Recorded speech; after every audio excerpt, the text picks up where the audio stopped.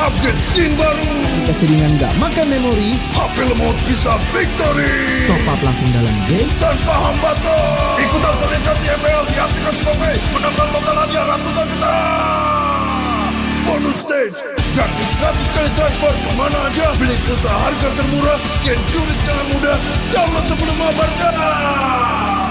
Dia tidak akan segan untuk menghadapi siapapun yang berani melawan. Dia mewarisi perjuangan karena di tubuhnya mengalir darah seorang pahlawan. Pedangnya mengukir takdir kemenangan, menghadapi segala tantangan. Penuh keberanian untuk terus berjalan menuju masa depan. Raihlah masa depan, nabung mulai dari hobi. Koleksi terbaru UBS Gold X Mobile Legends Bang Bang, edisi spesial MPL ID Season 13.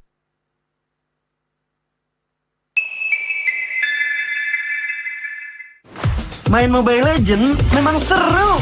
Mabar sama temen makin epic. Apalagi kalau double kill. Tropicana Double Crunch, es krim karamel dengan lapisan coklat yang tebal. Crunchy-nya double. Main bareng, makan bareng Tropicana Double Crunch. Double crunchy level dewa. Rasa ini Gatot kacau. Ih, tombe basah. Bro, move on ke Head and Shoulders. 100% pede, ketombe basah dan gatal Wiped out. dapetin edisi baru Gatot Kaca di minimarket terdekat. Head and Shoulders. Ini Gatot, ini kaca. Mas Gatot, benerin kaca.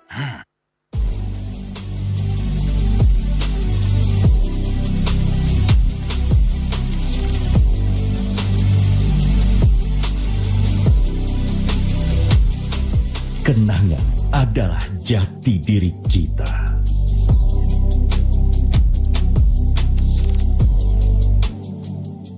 Kita adalah pejuang yang melangkah dengan penuh keyakinan, menghadapi dunia tanpa keraguan, karena hidup adalah arena pertarungan. Kita adalah pejuang yang tak akan gentar oleh segala tantangan, menghadapi lawan tanpa ketakutan, karena kita terlahir untuk meraih kemenangan. Raihlah kemenangan dengan koleksi terbaru UBS Gold X Mobile Legends Bang Bang, edisi spesial MPL ID Season 13. Saatnya nabung dari hobi bersama UBS Gold.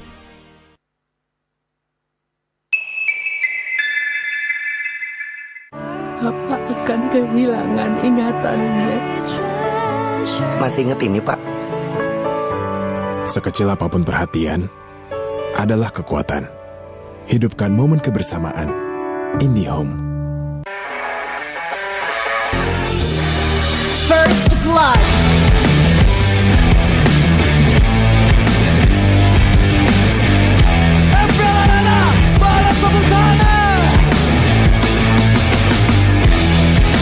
Mendapatkan 2 momen penturet yang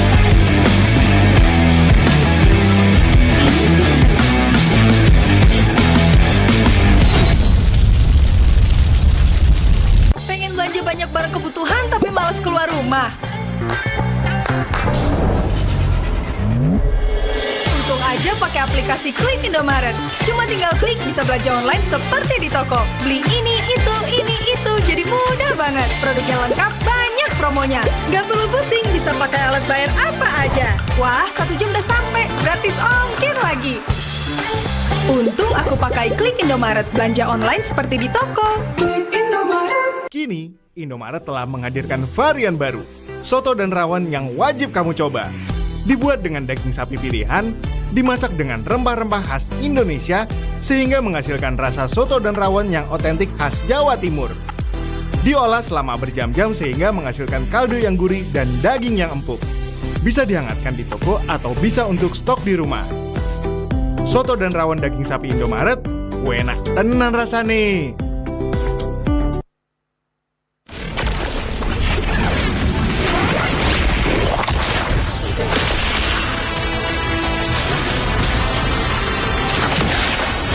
Strike first and without mercy.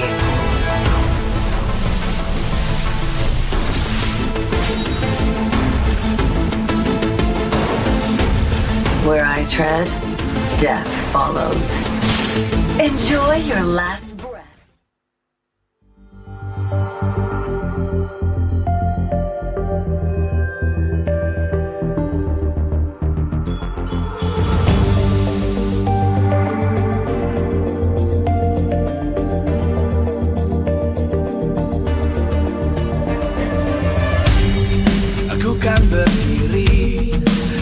terus berlari, terus ke arah puncak tertinggi.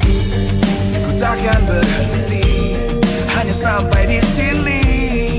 Kemenangan abadi menanti. You know we won't miss if we unite our focus. And if you haven't noticed, we all live. Nyalakan apimu, hadapi semua tantangan, hadang semua serangan, jatuh bukan halangan.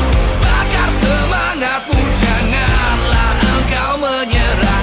Kita akan buat sejarah. We all this, we won't miss. We all this, we won't miss. Saatnya beraksi, jalani ambisi. Aku kan menyawakan hari ini. You know we won't miss if we unite our focus. And if you haven't noticed, we all live. Nyalakan apimu, hadapi semua tantangan, hadang semua serangan, jatuh bukan halangan. Bakar semangatmu, janganlah engkau menyerah. Kita akan buat sejarah. We all this, we won't miss. We all this, we won't miss. We all this.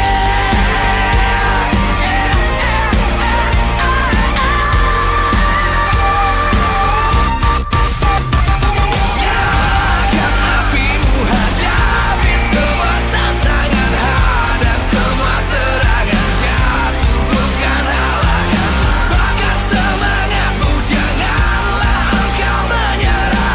Kita akan buat sejarah. We all this.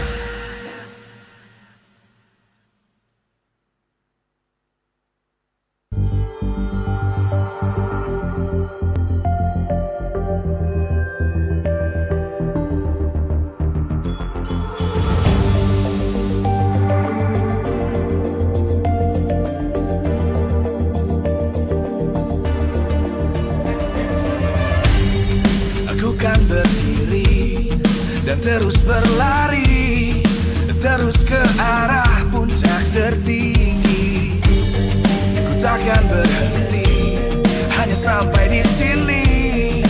Kemenangan abadi menanti. You know we won't miss if we unite our focus. And if you haven't noticed, we all live. Nyalakan apimu, hadapi semua tantangan, hadang semua serangan, jatuh bukan halangan.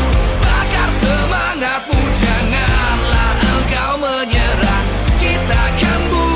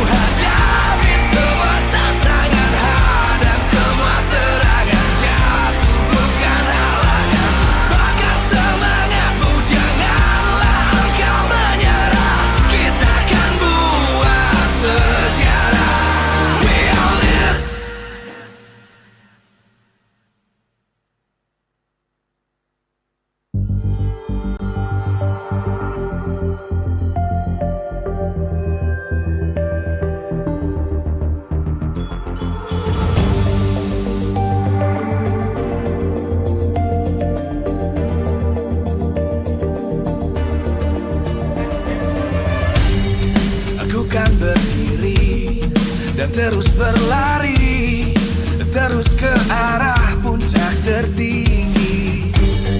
Ku takkan berhenti, hanya sampai di sini.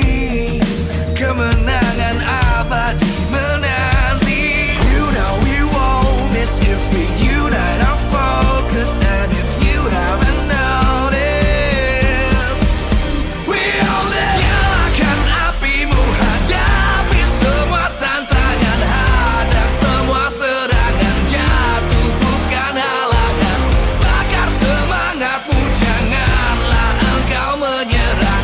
Kita akan buat sejarah. We all this, we won't miss. We all this, we won't miss. Saatnya beraksi, jalani ambisi.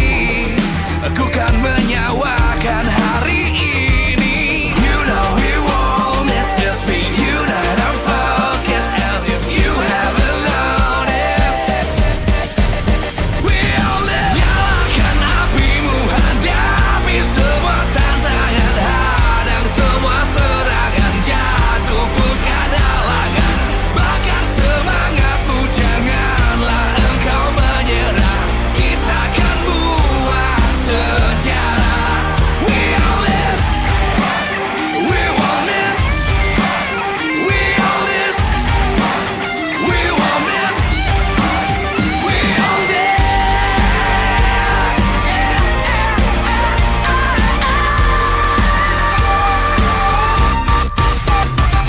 Nyalakan apimu, hadapi semua tantangan, hadang semua serangan, jatuh bukan halangan. Bakar semangatmu, janganlah engkau menyerah. Kita akan buat sejarah. We all this.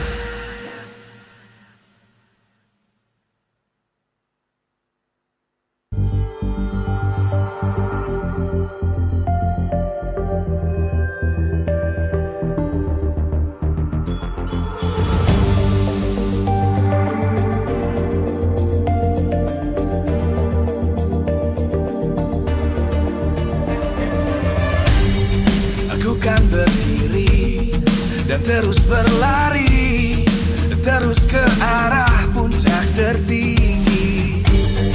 Ku takkan berhenti, hanya sampai di sini. Kemenangan abadi menanti. You know we won't miss if we unite our focus. And if you haven't noticed, we all live. Nyalakan apimu, hadapi semua tantangan, hadang semua serangan, jatuh bukan halangan. Bakar semangatmu, janganlah engkau menyerah. Kita akan buat sejarah. We all this, we won't miss. We all this, we won't miss. Saatnya beraksi, jalani ambisi, menyawakan hari ini. Dan bagaimana kamu melihat persaingan di Gold Lane bersama dengan Erosin kita tadi? Gue ngeliat dia kayak ada potensi lah mainnya. Mereka dari MDL belum ada kesempatan, baru kali ini kan mereka ada kesempatan buat naik. Jadi semangatnya buat tinggi lah.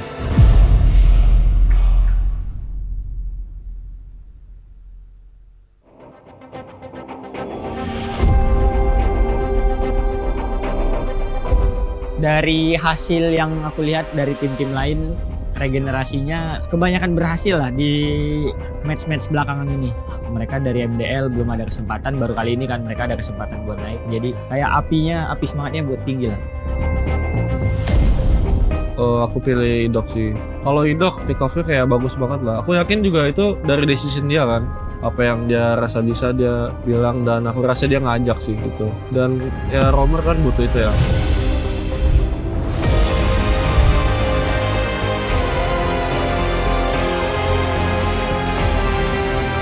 Gue clear mid dulu ya. Guys. Bruno. Mati Bruno. Nah, kat. Ratain. Mati. Fokus lagi.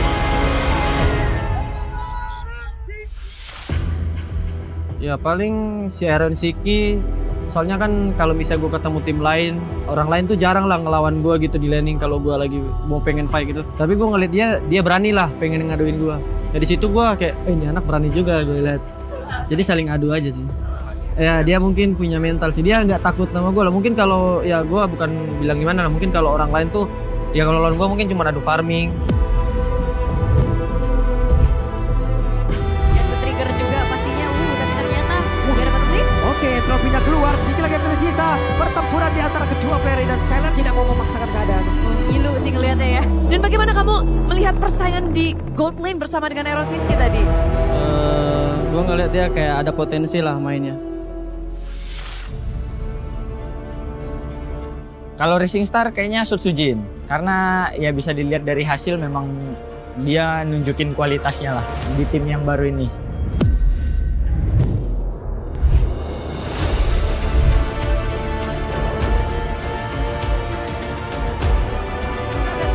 Dilakukan oleh Kiboy, tapi ternyata dominator langsung dikeluarkan pula oleh Rinja. Hidupnya berhasil dihancurkan, tapi Skylar menjadi korban pula. Sedikit lagi bisnis lalu, Pinya malah menjadi korban tambah, tapi Albert tidak tertunggal. Albert yang berhasil dihancurkan. Sutsujin sendirian mengejar Karasan dengan satu garukan dan juga tembakan yang begitu menyakitkan.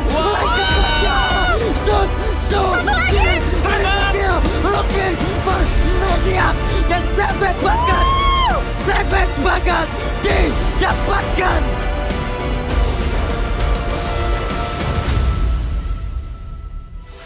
Sebenarnya Sutsujin mungkin kayak hampir semua orang kali ya kayak mempertanyakan kenapa gue harus Sutsujin. Cuman ya sepengalaman gue lihat Sutsujin sebenarnya gue bukan ngelihat dari dia di MPL sebelumnya gitu, tapi berdasarkan pengalaman gue ya dia salah satu partner scrim gue waktu di Bigetron. Jadi gue lihat dia ada potensi, gue suka lihat cara mainnya. Mungkin dia bukan tipikal player yang ya stand out saat itu, tapi gue tahu kayaknya dia orang objektifnya tinggi lah dan tahu job desk.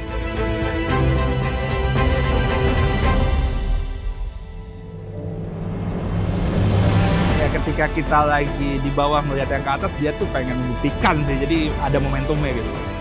Ya semoga di season selanjutnya ya regenerasinya juga makin banyak. Jadi MDL bukan hanya untuk pemain MPL yang turun loh. Ya semoga pemain muda bisa tetap jadi banyak goalsnya gitu loh, jelas.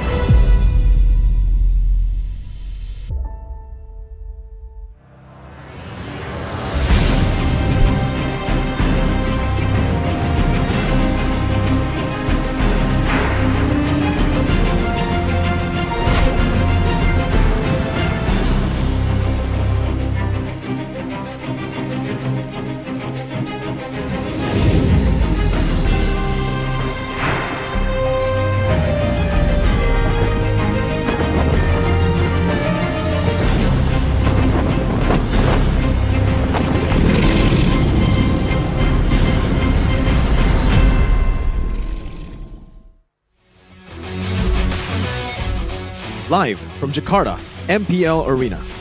MPL Season 14 is powered by Munta. Presented by our official tournament smartphone, Samsung Galaxy.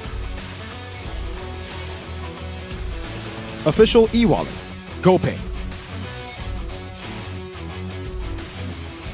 Official destination for gaming and esports, Hidea. Official gold partner, UBS Gold. We own this.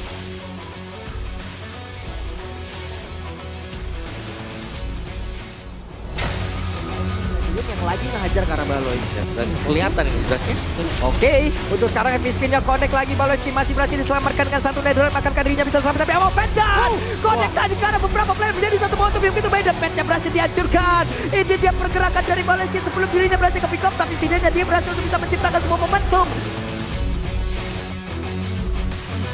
Permalan sekarang adalah satu lagi penalti dan udah dikeluarkan di mana sebelumnya. Aimo Pendan sudah langsung terlihat di depannya berbeda. Dirinya pun masih berhasil sama dan juga pergi ke tempat yang lain. Kickboynya langsung dikejar di bagian belakang tapi Anafel. Namun sekarang Albonnya akan join ke dalam pertempuran dengan ditembakin begitu saja. Menghilanglah sudah, Flavia menjadi korban, ditarik lagi ke belakang Dreams. Bahkan sekarang ejectornya melemparkan Albon ke area terdepan. Bisakah Nanko selamat? Tidak. Namun itu sekarang Anafel langsung menghilang.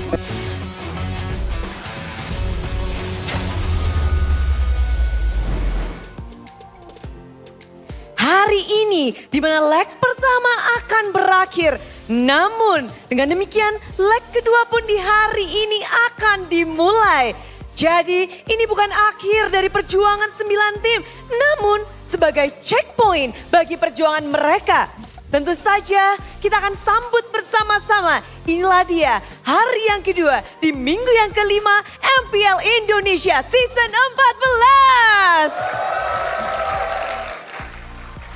Senang sekali di sini Bude Clara tentu melihat antusiasme di malam minggu, malam yang ditunggu-tunggu untuk menyaksikan 3 match beruntun yang akan dihadirkan.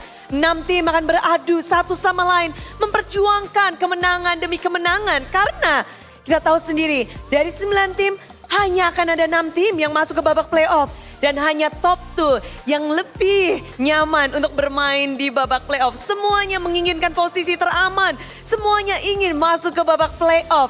Namun kalau di sini kita melihat tentu saja akan banyak sekali cerita yang bisa kita bahas bersama-sama. Namun sebelumnya izinkan Bude berterima kasih kepada semua yang telah mendukung acara ini. Yang ada di rumah, yang ada di MPL Arena, dan juga khususnya kepada para partner dan sponsor. Karena MPL Indonesia Season 14 powered by Moonton. Presented by Official Turnamen Smartphone, Samsung Galaxy, Official e-wallet GoPay, Official Destination for Gaming and Esports, Kidia. Official Gold Partner UBS Gold. Dan kita juga punya partner in esports. Ada Ora Imo, ada Head and Shoulder, Campina, Telkomsel, Dunia Games, dan IndiHome. Dan juga WeDrink. Beserta dengan suppliers Erigo, Indomaret, Yummy Choice, dan Saturday. Acara ini supported by PBSI. Dengan dukungan yang begitu luar biasa, 9 tim pun bisa bermain dengan sangat memukau. Namun kalau kita lihat dari klasemen sementara, benar-benar bisa bergoyang dari satu match kemenangan pun, itu benar-benar bisa mempengaruhi semuanya. Jadi kita akan bahas House Season Champion pula karena perjuangan mereka dari leg yang pertama patut diapresiasi. Banyak sekali perubahan, banyak sekali yang telah menempati posisi itu. Ada yang mendapatkan hasil baik, ada pula yang tidak. Mari kita cek bersama-sama. Seperti apa perjalanan dari season ke season, dari semua tim yang beradu sebelum kita memasuki match pertama. Jadi inilah dia, mari kita cek bersama-sama. Dan kalau kita ngebahas tentang leg yang pertama, tentu saja kita nggak lepas dari House Season Champion. Mengingat dari season 10, EVOS pernah memegang tahta itu. Namun, apa daya mereka tidak bisa untuk menahan posisi itu lebih lama, bahkan tidak berhasil sampai ke babak playoff. Namun di season 11 dan 12 konsistensi diperlihatkan oleh Onyx dengan mendapatkan House Season Champion ditambah sebagai juara pula dari 2 season ini. Namun season 13 ada perubahan terjadi. Bigetron sebagai robot merah yang mengamuk menjadi House Season Champion hasil. Namun hanya menjadi posisi 4. Top 4. Kalau season 14 ada 2 kemungkinan yang bisa ditentukan dari match pembukaan kita di minggu yang kelima di match pertama ini. Kalau RRQ bisa menang, pasti RRQ akan ada di atas. Namun, kalau RRQ gagal, Bigetron akan menjadi pemuncak House Season Champion. Jadi, akankah House Season Champion ini menjadi milik Bigetron kembali atau malah RRQ dengan kemenangan mereka di match ini? Kira-kira siapa yang akan menjadi House Season Champion? Tulis di kolom komentar karena Bude penasaran banget. Menurut kalian akan siapa? Dan di sini Bude akan langsung ngobrol-ngobrol, bertanya-tanya dengan yang lagi di pucuk, yang lagi kedinginan. Inilah dia para Kingdom. Kingdom sini dong, Bude kepengen ngobrol di atas panggung. Wah rame nih. Ini bapak-bapak proyek kita. Bapak proyek, halo. Halo. Halo, gimana? Ini selalu solid ya dari Kingdom. Alhamdulillah selalu solid kita, Pak. Selalu solid.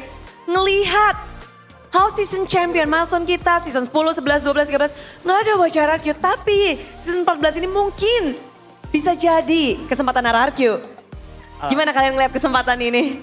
Semoga kita tetap konsisten aja sih dari sekarang untuk kedepannya lagi.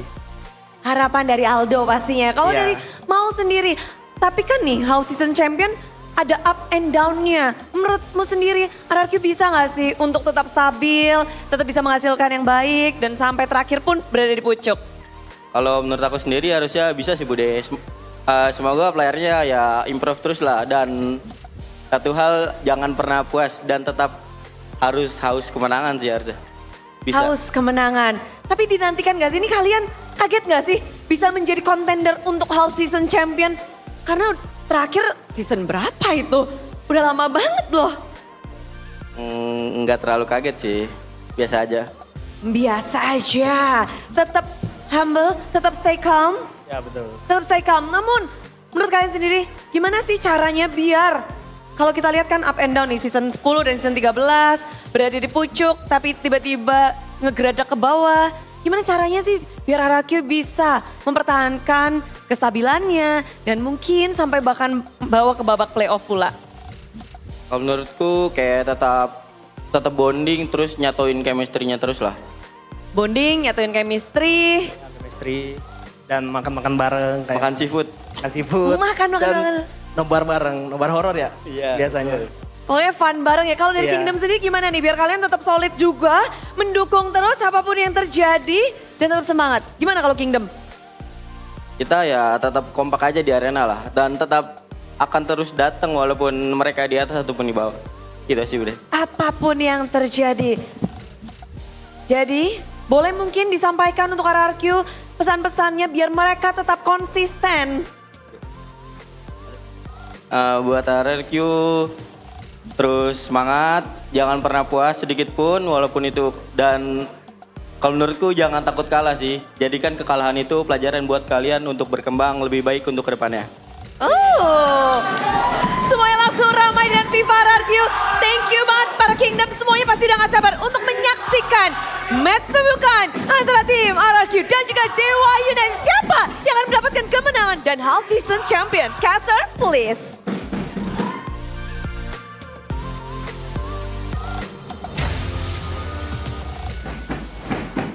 The half season is beckoning, ladies and gentlemen, as we are now entering the second day of the 5th week. Welcome to the English broadcast. Back with me, Eterna, alongside with Goni, as well as Mirko, as we are going to be bringing you the fun and the action for the next 3 matches of the day. But of course, we do want to remind you that today is the day that we will be crowning this season's half season champion. And our first match is going to tell us a little bit more as to who will be able to wear that crown, whether it be RRQ or Bigatron Alpha. A big question still up in the air, but RRQ, they have a game in hand. If they are able to beat Dewa in a 2-0 or even a 2-1 fashion, they will be officially the half-season champion. You know what's crazy? Even if they lose 2-1, they'll still be the half-season champion. So literally the condition for RRQ to become half-season champion will come down to 1 game win. If they get a single game win against Dewa, congratulations RRQ. So let's talk about how they're going to be able to achieve that, right? Because technically, Dewa, they've been on a very shaky journey, right? I mean, coming into week number 5, I was actually quite, surprised looking at the standings. Wow, RRQ has really found their groove, found their momentum, and maybe found their winning formula? Very different if you compare it to last season. But yeah, I mean, with the new members, the Rians, Edok, seems like this team is so mature with young players. It definitely seems that KezQ and NMM have been doing so much for the team. And even Skylar in a lot of interviews have been saying that KezQ is probably the best coach that he's worked with ever in his, RRQ career. And I have to agree with him, based on the lineups that he's deployed, it looks like a very average lineup for an MPL team. But with KezQ and NMM at the head, it just is so different. Meanwhile, though, on the other side, it's a bit of the opposite. They are kind of struggling. Yeah, that's it. That's exactly it, right? So when we're talking about the winning formula, what exactly is the winning formula for Dewa? Because technically RRQ, they found their rhythm, but Dewa has not. Which lineup do we think would fit best at the moment that would try and help them to, reach the top of the standings? I think easily we could all agree that it's Hijume with Watt or Azura. It doesn't really matter for me. Both of them are okay. Azura is better on the weak side, so I actually prefer Azura. Hijume, Azura, we've seen that their win rates are just a bit better, right? Meanwhile, for Kaze and Watt, when they've played together, this combo is actually sitting at a 0% win rate thus far. Very, very unfortunate. I have no idea why Hijume is actually not playing here, but this was the game up against Fnatic Onic where Watt was outplayed by Albarabab on the Hayabusa. Really solid stuff from Fnatic Onic. Dewa were able to push it all the way to the later stage of the game as well, which was very, very impressive. And I think maybe the main issue, other than the fact that Hijume is not playing, is synergy, right? Maybe they got used to playing with Hijume so much that now with Kaze, they have to re-synergize. They have to find that chemistry again. Technically, it can still work, but obviously you're going to have to put Ray on more of the enable picks too. He can't just be pure carry. Same with Mueza. Mueza has been looking to go for these massive pick-off heroes, massive initiation heroes, and usually it's always on the back of a play from Hijume. Now that Kaze is more of that long-range carry type of mid laner, you might want to just play for him more, you know? Just like in the previous season. So will we be seeing Kaze or will we be seeing Hijume today, right? That's going to be very interesting to find out. We're looking at the back room right now and we're going to see Watt here. All smiles, so we do feel the confidence. Maybe they do have what it takes to take it up against RRQ, but we have to talk about Watt, right? He was one of the shining stars of Dewa when Dewa first got into the league. I think it was 2 seasons ago, I believe. And what happened, right? People are saying that maybe he's fallen off. It's no longer his time anymore. What do you think here, Gani? You know what I think if we're talking about Watt, he has been around since season 1. Cut off short after Genflix fall out. But yeah, back again, Dewa. Quite surprising, but yeah, maybe it's not his... I think his prime is not his prime anymore. So let's see here. I expect Azura, but we are seeing more Watt.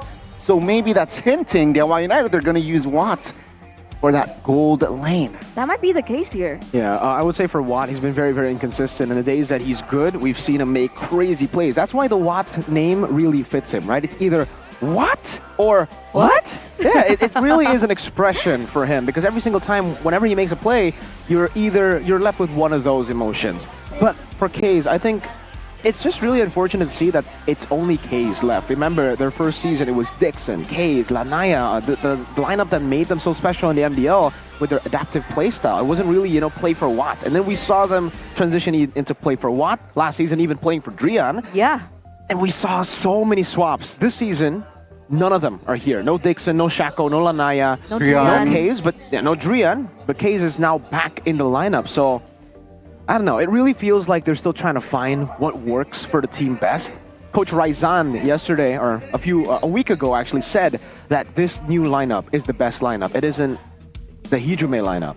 So I guess we'll see. So far, we haven't seen that just yet. Maybe in scrims, it's been different to what we've seen on stage. And like going back to what you mentioned, right? Still 0% win rate with this lineup. It's a big question. It's a big question, especially after 5 weeks. The question also is whether or not it's too late already.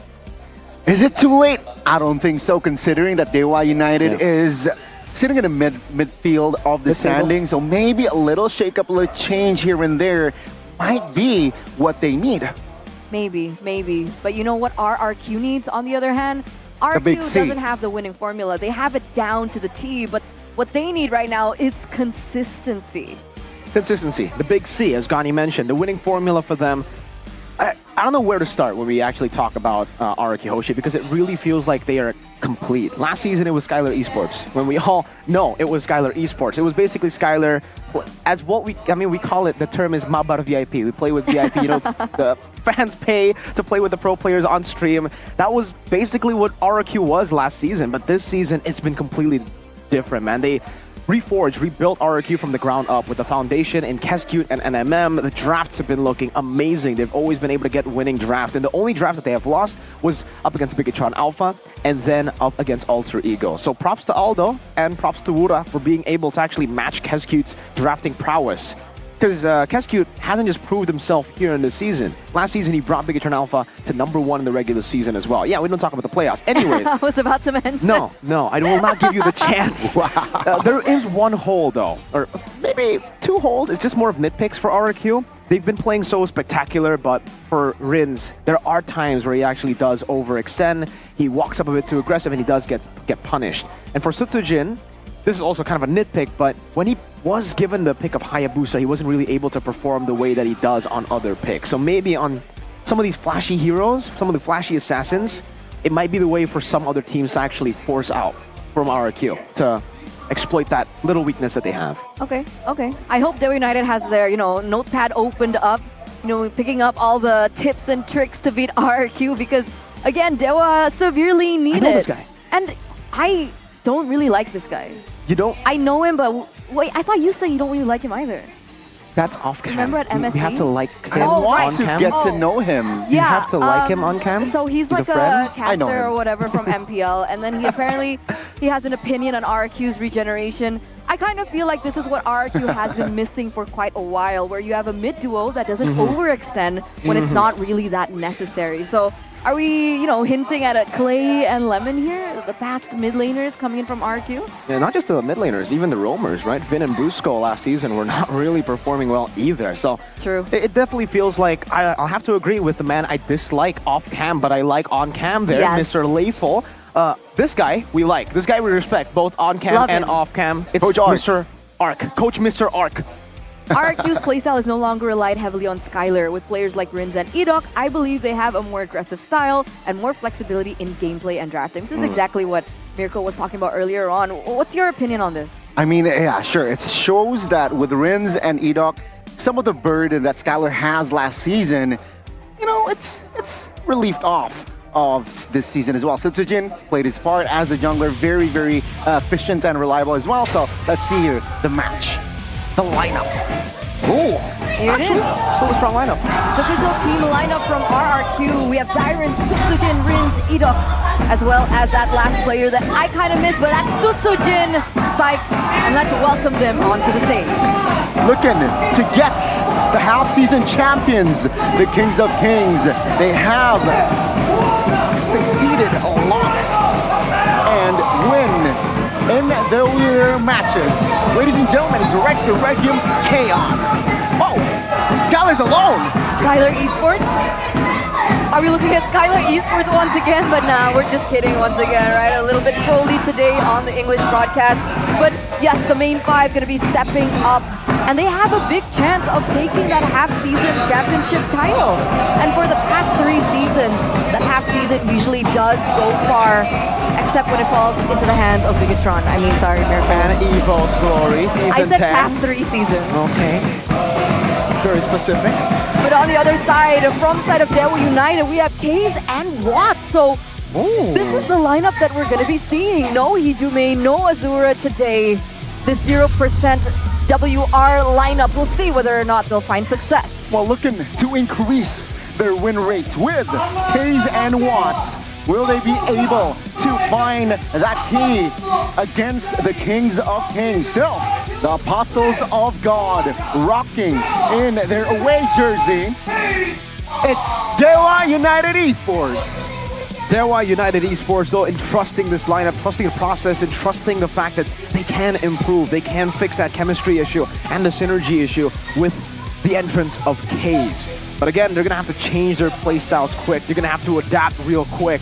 Terizo, Ray, Moeza, that playstyle that we saw in week 1 to week 3, they're going to have to pull a 180. And that's a tough job, but with the coaches and the analysts, Mr. Bellin and Coach Raizan, I think they should be able to do it.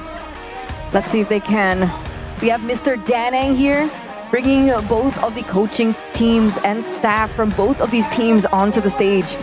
And let's talk about the drafts, right? I mean, you've been pointing out Kescute with his impeccable drafting style. Are there any loopholes to the drafts that, Dewa can actually utilize? Yeah, game number 2 up against Alter Ego, he was outdrafted. Let's take a look at that, right? Hylos, Loyi, Nolan, Phobius, Lunox, getting that combo down. It was just a pure fighting composition. So knowing that RRQ Hoshi they're probably the most consistent team in MPL Indonesia right now. They're probably the most dynamic as well.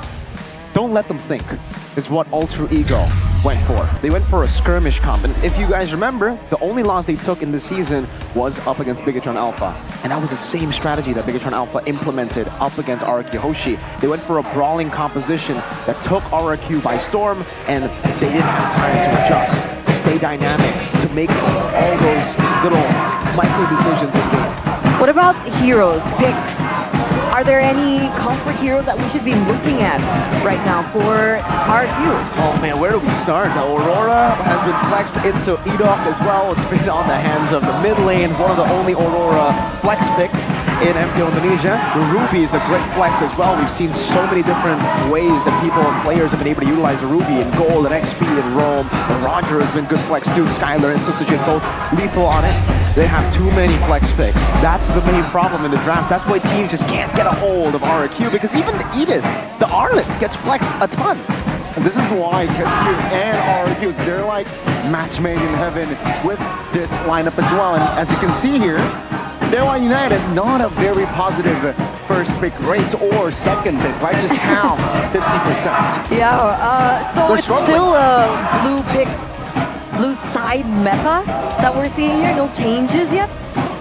Depends on the team. Yeah, it depends on the team, because like for Fnatic Onyx, they have a 40% win rate on blue, an 87% win rate on red, and it's quite similar to KSQ's style here with RQ Hoshi. First pick 67, second pick 81.82. Okay. It's a very, very positive win rate, very positive trend that RRQ, but again, they need consistency, and perhaps second half, you saw it within EVO's Glory, who won first half champions but did not make it to the playoffs. You saw Bigger Tom, who lost in the playoffs, so maybe they need that consistency to bring it home this season. I agree, you know, RQ, maybe that's the key, right? I feel like it comes down to mentality as well, because for that EVO's lineup, it was a very new lineup. For that Bigatron lineup as well, they weren't new, but it was their first time coming into the playoffs as actual favorites. They were never favorites back in the day, right? Season 7 even, barely making it, even though they went on to manage to get into the grand finals.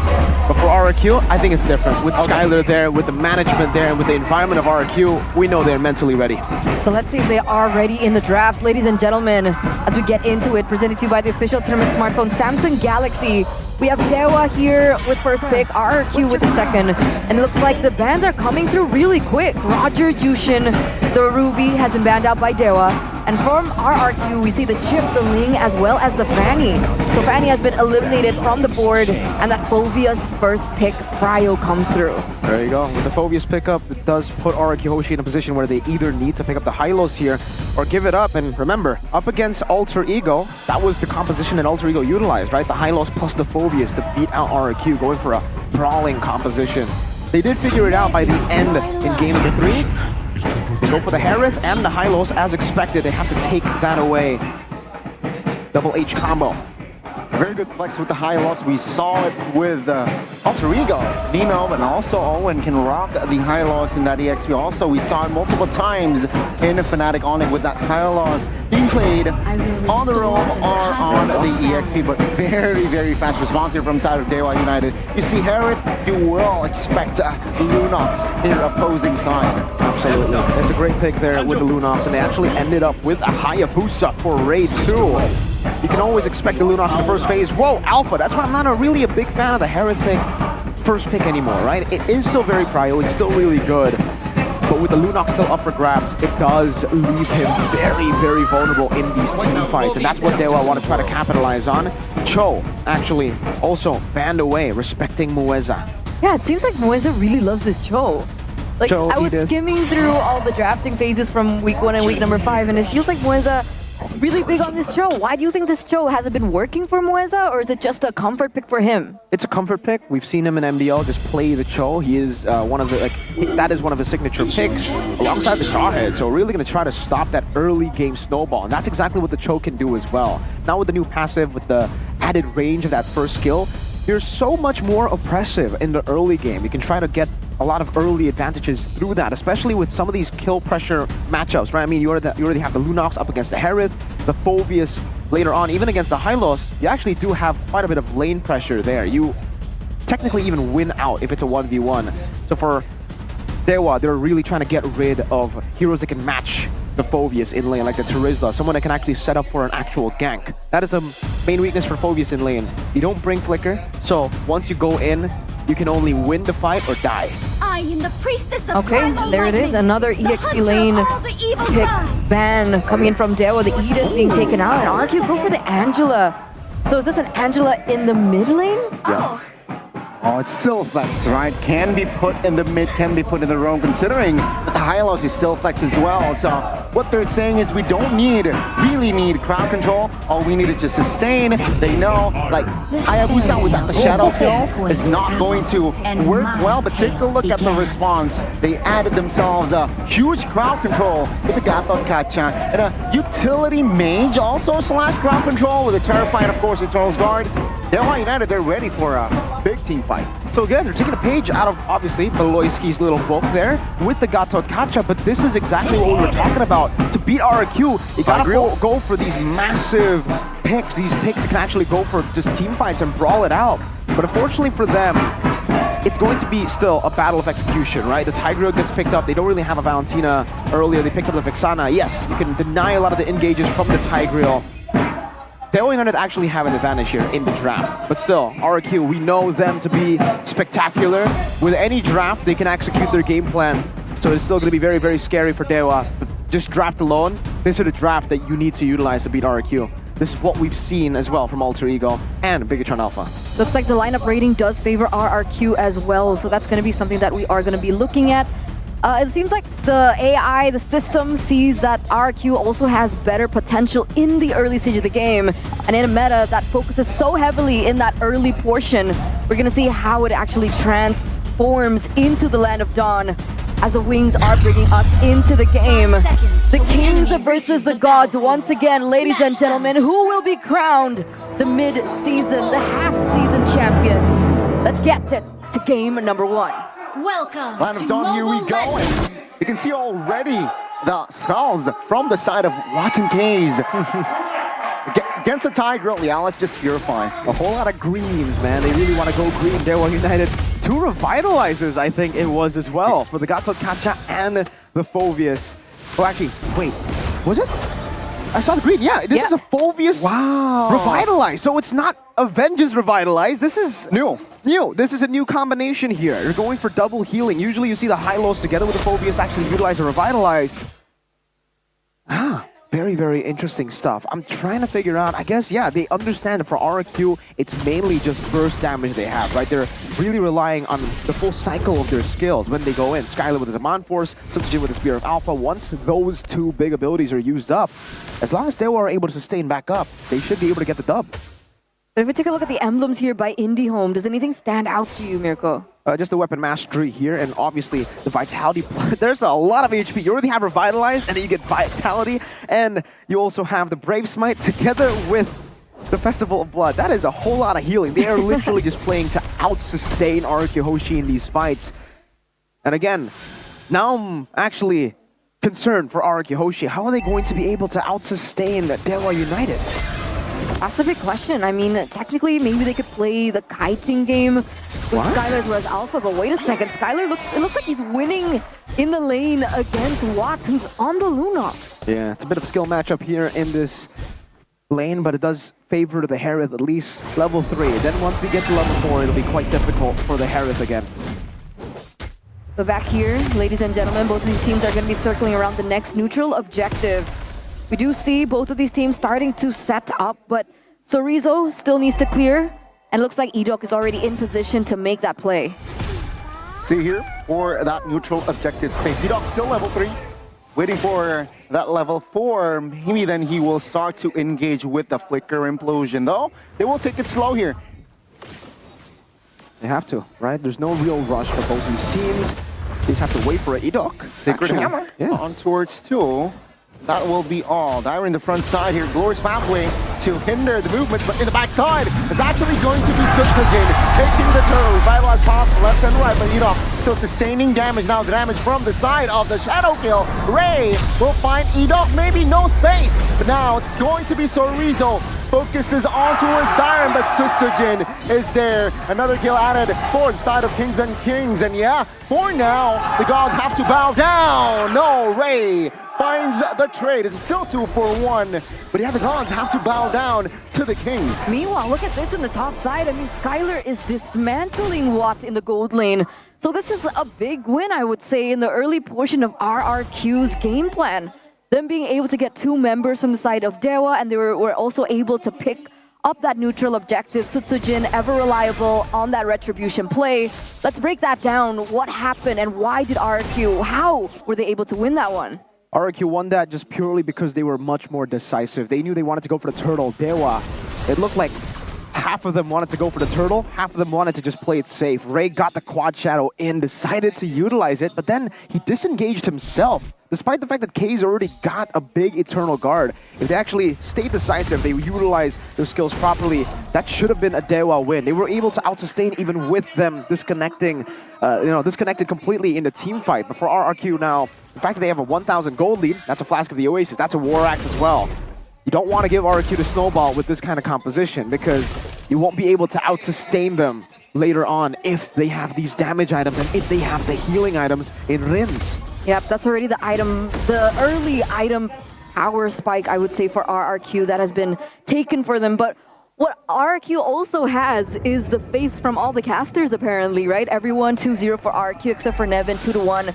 But still for RRQ, not one caster has voted for Dewa United here. So they really are up against the odds. Talking about the odds now, so Rizzo is actually getting chunked in by Sutsujin. Oh. Yes.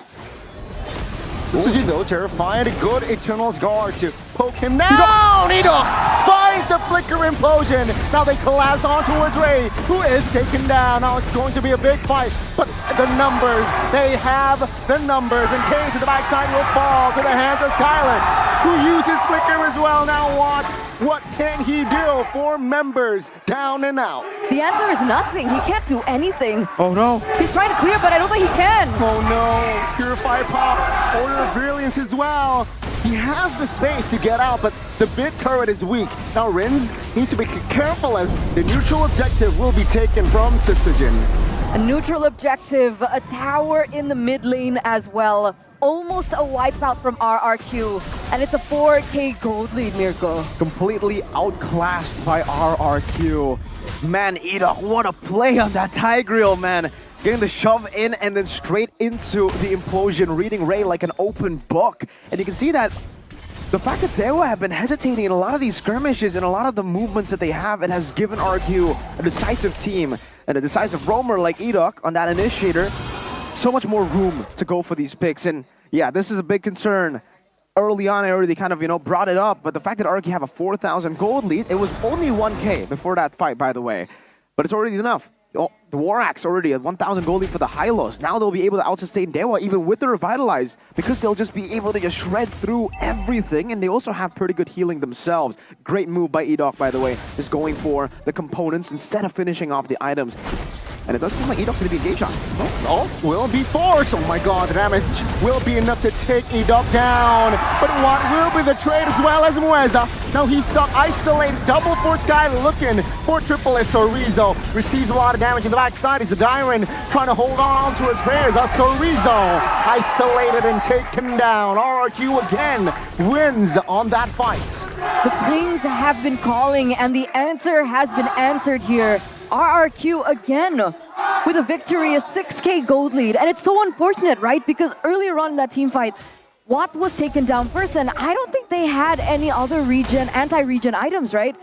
Case just now has the glowing wand, so hopefully that can help. But again, with them snowballing so out of control, what's the answer now for Dewa? What do they do? They wait for a mistake from RRQ. That's literally the only thing that they can do with this kind of composition. Either they go for engages again, just constantly gamble around these fights and maybe get a win against RRQ. But again, that's a 6,000 gold lead. They weren't able to beat them with a 4K gold lead, with a 1K gold lead. Yeah. And it comes down to the execution for Dewa United. It's very hesitant in a lot of these skirmishes. Except for the last one. The last one was more of a, why would you even walk up there, right? With RRQ having a 4,000 gold lead, there was no way they can actually beat anyone, especially with Watt being the one that gets taken down. Skylar has free reign around on the sidelines, and for Dewa, they can't send anyone to match Skylar. He is already at his item power spike at 8 minutes. He already has a Starlium, he already has a Feather of Heaven, and he's building towards that Holy Crystal. Fast timers. If he gets that Holy Crystal, it's going to be Hail Mary for Dewa United, man. How do they look to go in for the trades? I mean, I guess they do find a little bit of compensation, right? They were able to pick up that tower in the bottom lane. But even Sutsujin alone is able to take down this Lord. And RRQ are now setting it up for themselves. Let's take a look at the audience prediction now. 93% for RRQ, 7% for Dewa United. Even the fan base believes. Wow, another single digit. Yeah, I mean, RRQ now looking to engage on towards Mueza. Eternal's Guard might have to break the formation. Sutsujin taken out. Now Skylar finds the trade. No, he will fall down now. Seeking Hall. His system mistake that Dewa United needs, and they are heavily punishing RRQ. That's the mistake indeed. You overstep RRQ. Yes, you are 6,000 gold ahead, but you can't just be doing that. This composition is built to brawl still. They can still find advantages through these mistakes. The fact that Sutsujin went in is just so uncharacteristic as well. We know Sutsujin is a cold-blooded killer. When he sees, when he has a 6,000 gold lead, he almost never makes that kind of mistake. So definitely very, very interesting to say the least here. And everybody just try to follow up. Skylar gets melted down as well. Especially in these choke points. Respect Dewa United. Yes, they were very hesitant in the early game, but now that 6,000 gold lead is gone, and that actually plays out to Dewa United's key win conditions pretty well. Lunox is scaling. Yep, she is. Already has a Divine Glaive as well. We saw that Ray built in the Malefic Roar too. So if they go in one by one like that, if they make engages that way, Dewa United, they do have the answers to it. And they are catching up. A 6k gold lead initially from RRQ has now whittled down to only a 4k gold lead. So they're united, they're coming. But it looks like Jiren is as well. First halfway pops, Mueza soaking a lot of damage. Good taunt there, but on the backside, take a look at the Terrify. Sutsujin in trouble and gets taken out again. KY United, they're okay. Skylar now being the next target. Will he be able to duke this one out? Ray receives a lot of damage, but Mueza wasn't able to find the finish. 3 members now down and out. That was so close. That was so close. Skylar nearly gave up his life there. Still able to get out with the help of Rins. And yet another mistake. Was that a mistake? What was the engage faulty for RRQ earlier on? Absolutely. Jiren was already down to such low HP. He was kited away already by Dewa United. They should have really respected that right after getting the turret. They should have actually backed away. Again, Dewa, in these long team fights, they get the advantage. RRQ needs to win with a big combo. We have to remember what I said early on in the game, right? Sutsujin, Spear of Alpha, Skylar, Zaman Force. Once those 2 resources are used up, it's a big window of opportunity for Dewa. The fact that we haven't been able to see that mistake is because RRQ have been in the lead for so long. They got a 1,000 gold lead early on, and then it built up to 4k, therefore leaving Dewa in a tough spot. But because of that one mistake from Sutsujin, it has led to what? To get some of these big items. Like you said, Divine Glaive. That is a massive item against this kind of composition, and he's already built to beat the Harith and the Hylos. You can get shredded down. On top of that, it's Orizo jumping back and forth, and it's also some physical damage. RRQ need to play discipline. No more mistakes from now, because Dewa, if they get back to even footing, like I said, they're better in the brawls. Sutsujin right now is a level ahead of Ray, though, so that is still something that RRQ is holding on to. And the fact that they do have the Angela, they can look for the setup on the counter side, right on the far lane. The Angela is pushing there. But wait a second, is this an engage happening? Jiren, half HP, still looking to soak in damage. Also give out info. Bottom side is actually favoring RRQ, so they can take their time here, and that is what they're doing. In Dewa United, they are looking deprived from info. They need info on the whereabouts, like Edok, who hasn't really shown his presence now. Concealed play on towards the backside. He's looking to find space. Glorious halfway in the backside. Actually, Darren gets bursted down now. It's going to be all out fight, and Ray fires the Ray Tribution.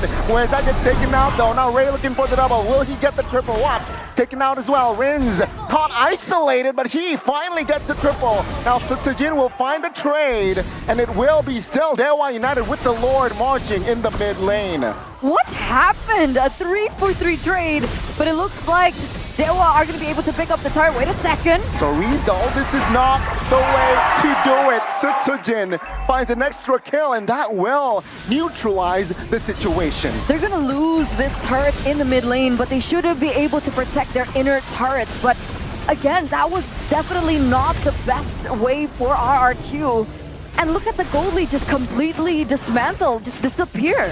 Yeah, now we're in a very tough spot for RQ Hoshi. That is a holy crystal for the Lunox. It is much more of a power spike for Watt than it is for Skylar. Despite the fact that Skylar is level 15, the fact that Lunox, someone, even Watt, you know, who's been behind the entire game, has now gotten these item power spikes, it is going to put RQ in a very, very troublesome spot because, again, even for Chorizo and Mueza, they're slowly but surely getting to those big, chunky items to deal with RQ's damage. You can see it earlier as well. Skylar, in comparison to Juan and even Ray, can't really withstand that damage. It looks like Skylar built in the wishing lantern for the Harith.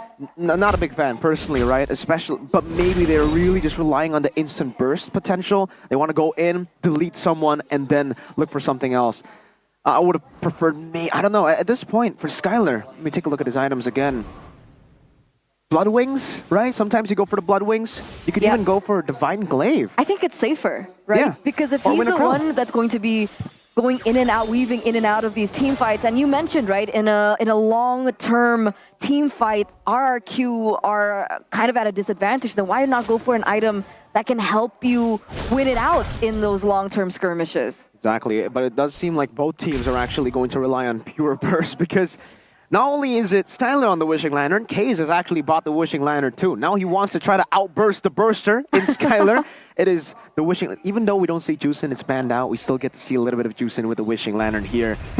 But yeah, again, for RRQ, now it gets tough because their composition is built to team fight. Their composition is built to look for moments. Dewa too, and Dewa does it a bit better in my opinion. They can utilize the side waves, but even then, Skylar... He was able to control the side lanes because he was so far ahead of Watt. Now that it's back to almost even, Watt should be able to deal with him 1v1 or even 1v2 with Rinz's Heart Guard. I agree. Watt now also has the Blood Wings to really help him in these team fights as well. And he's been doing really great, right? Being able to go... one of the main things that we saw that was a big problem for Watt was the fact that he always overcommits, but with the way that he's been weaving out and weaving in these team fights, it has been showing something completely different, but it looks like Skylar picked up the Blood Wings as well. There you go. So no Divine Glaive. That's a sacrifice he made, and you can see that damage piling up. Spirit of Alpha. Gacha finds the play in the backside. Now they will collapse. Oh, Edom! He will find the big implosion, though. He will be bursted down alongside with Dyron. Setsujin falls as well. Another win for Watts, and that will be Skylar. And Rinz just left alone. The Lord is all Dewa united again. They did it again. 3 members taken out for the price of 1. They're going to be able to pick up this Lord as well in the 16th minute of the game. And they did the exact same thing from RRQ, right? It looked like they all wanted to go back into the team fight. They were clumped up and they didn't respect how much Dewa had. That AoE damage is definitely there, and so they were picked off 1 by 1. You have to see the window, the timing as well. Now it's a 60 minute of the game. The window for RRQ to end the game was around 13 to 15, I would say. 15 being very, very generous too. The fact that they had 6,000 gold lead, they should have been able to end the game at 12, perhaps with the first enhanced Lord. But the fact that they threw earlier with Setsujin, that becomes the bane. Thrice maybe you could even say, because taking these fights in the Turtle, or the Lord Pit rather, is literally suicide up against Dewa United's comp. Is this the push that will decrease the chance of RRQ? Lord taken care of. Let's see. Will Dewa United be aggressive? Seems like they will take their time here. They didn't really manipulate their ways properly. Mueza has been finding amazing opportunities though for his team, right? Every time they get a successful team fight, it's on the back foot of Mueza's big play. And RQ constantly fall for it, right? They don't have any Purify, so it's very difficult for them to maneuver. Let's see if Mueza is going to be able to get another opportunity here. Looks like they don't, but that inhibitor turret in the mid lane will fall for Dewa United today. Yeah, I'm not a fan, by the way, of the item path here for Dyron, actually.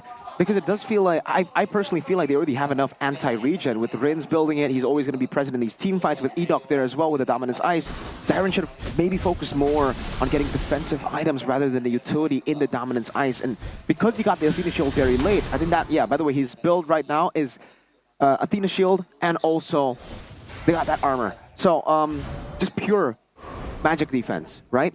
So with the magic defense, if he got that earlier, they would have actually been able to soak in much more of the damage coming in from Dewa. Remember, Chorizo, Watt, Case, they're all dealing magic damage, but because he had to stop himself from getting the Athena by just buying the Dominance Eyes first, it left him quite vulnerable to a lot of the magic damage.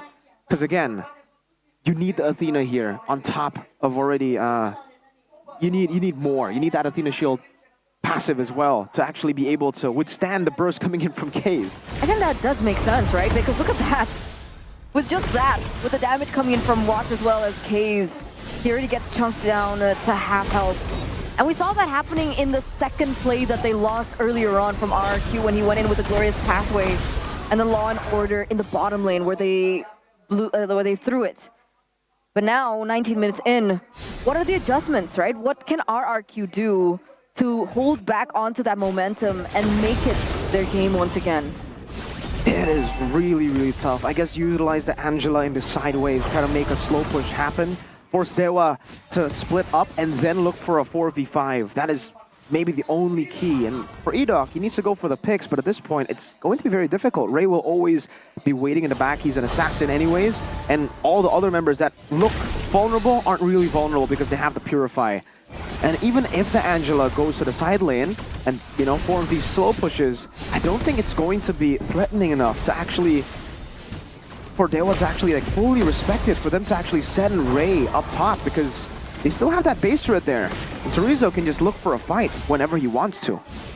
RQ, they need to bank on the mistake or mistakes of Dewa United here. In Dewa United, they need to stay composed while controlling the map. Top lane is slowly pushed, but now they want to commit on towards a fight!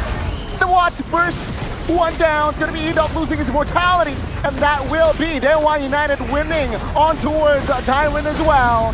He was terrified by Chorizo, stanking the damage. Skyler bursting him down with the flicker. It will not save him, and Rins and Edok, being the sole members, are still alive. Dewa United, they're still standing with 5. This is going to be the final push. Can Rins and Edok make it? The midwave crashing down. Edok, no implosion, no flicker. What can he do? Turret lock indeed, and the base will fall. If he challenged the gods, you will have to do more. The 0% win rate of this lineup has been broken. Today, Watt breaks it. Today, Keys breaks it. And they fight for another day. They are showing, they're putting RRQ, they're testing the limits of the Kings of Kings, and they're not gonna let them be crowned the half-season champion without a fight. They had the better draft from the start. You know, this is a draft that has worked against RRQ multiple times. It happened with Alter Ego, game number 2, up against RRQ. It happened Bigatron, game 1, game 3, up against RRQ. Brawling compositions just do so well against RRQ. Hoshi, who for some reason aren't really able to utilize the early lead in this game. They had a perfect start to the game. That was literally perfect. Yeah. Despite the fact that the Dewa had the winning draft, they were able to out-execute, outclass Dewa. But then, the intrusive thoughts got in, man. They had to go in for some reason, so you had to use that Spear of Alpha on a Gatot Gacha.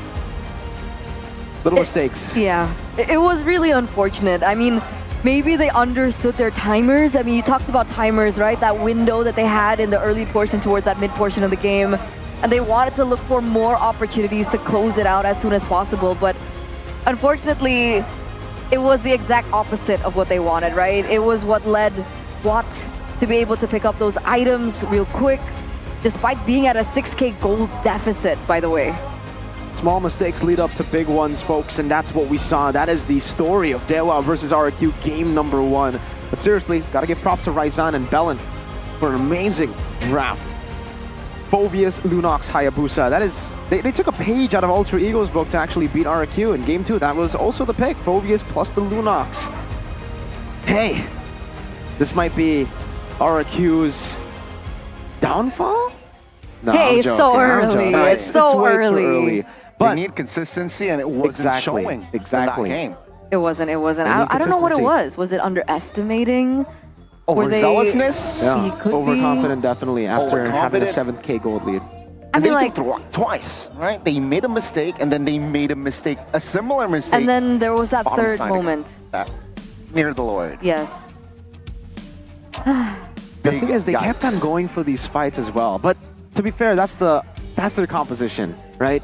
That's why they needed to win the early game. They get the early game, ended by 12 to 14 minutes. That's literally that's the prime time for RRQ. That's when all the mid-game power spikes hit, and that's when the Dewa United haven't gotten their power spikes yet. But I think hey, it's the way that they approach the fights, I think. what for RRQ? Yeah, that was kind of a little... Could have been better. Could have been done better. Which moment? Firstly, Sutsujin going in as That the one, yeah. alpha. Dairen going in with the Glorious Pathway and the Law and Order 2. I just don't think that the way that they approached the team fights was as good as it should have been, and that really just allowed Dewa to look for those opportunities, because Dewa had a composition that had so much CC. Yeah. They had so much what would you call it? Immune? Not immune, but the fact that they can counter-engage really well. That's a word, counter-engage. They had the Vexana. Yeah. They had a lot in their midst. Here's the big moment that we saw. That was a huge mistake. And then here Skylar gets taken out. And he nearly gets taken out. Yeah. But yeah. That moment was the back-to-back mistake. That was the second mistake. The first one was the Alpha diving in, giving Lunox a few kills and getting him those items. Shoutouts to our player of the match here. Sorry, player of the game, not match just yet. Mr. Super Awat Supriyadi on the Lunox. It's so funny because we were talking about this We player doubted him.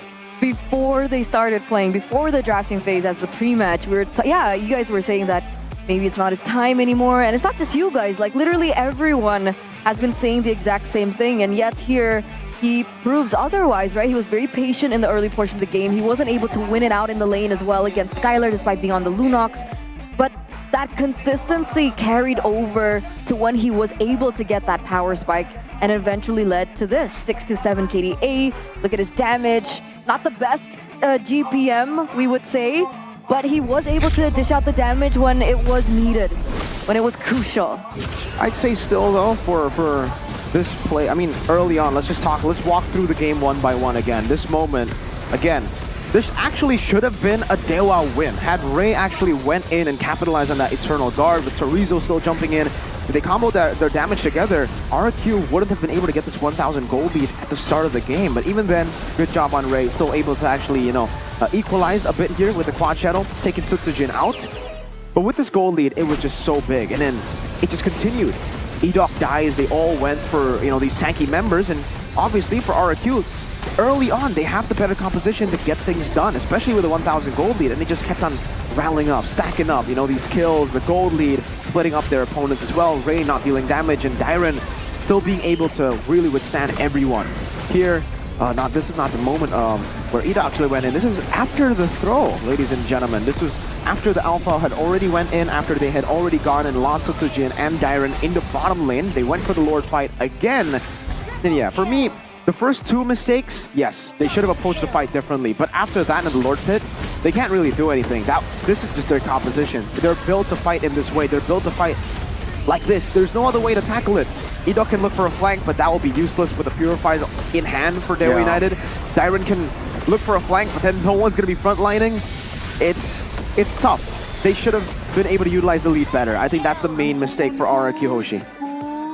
And remember, right, Dewa United, their win rate is more positive in that first pick, right, in that blue side. And it showed in this game that the draft, they were able to execute that as well. And this will actually decrease the percentage from RRQ in that red side. It will, actually. So, yeah, we saw Watt earlier on, putting his fingers in his ears. What? Being flashy. It was being flashy. That was flashy. Isn't it like we don't want to listen to the haters? Gosh. Yeah.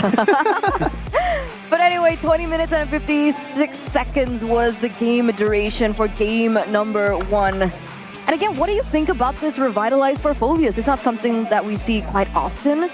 And essentially, they won on it. Yeah. Was it one of the reasons why they won on it? Is it something that we should be looking out for in the future, Phobius Revitalize? I still think Vengeance is the way to go for Phobius, but in specific conditions like the condition that you see here up against RRQ Hoshi, if you are going for these brawls and you already have someone else like a Gatot Kacha to help you, usually it could be a Hylos as well, right? But if you have 2 Revitalizers, it stacks up. You can get so much more healing, and the fact that you want to all in plus the Revitalize on 2, it has that synergy.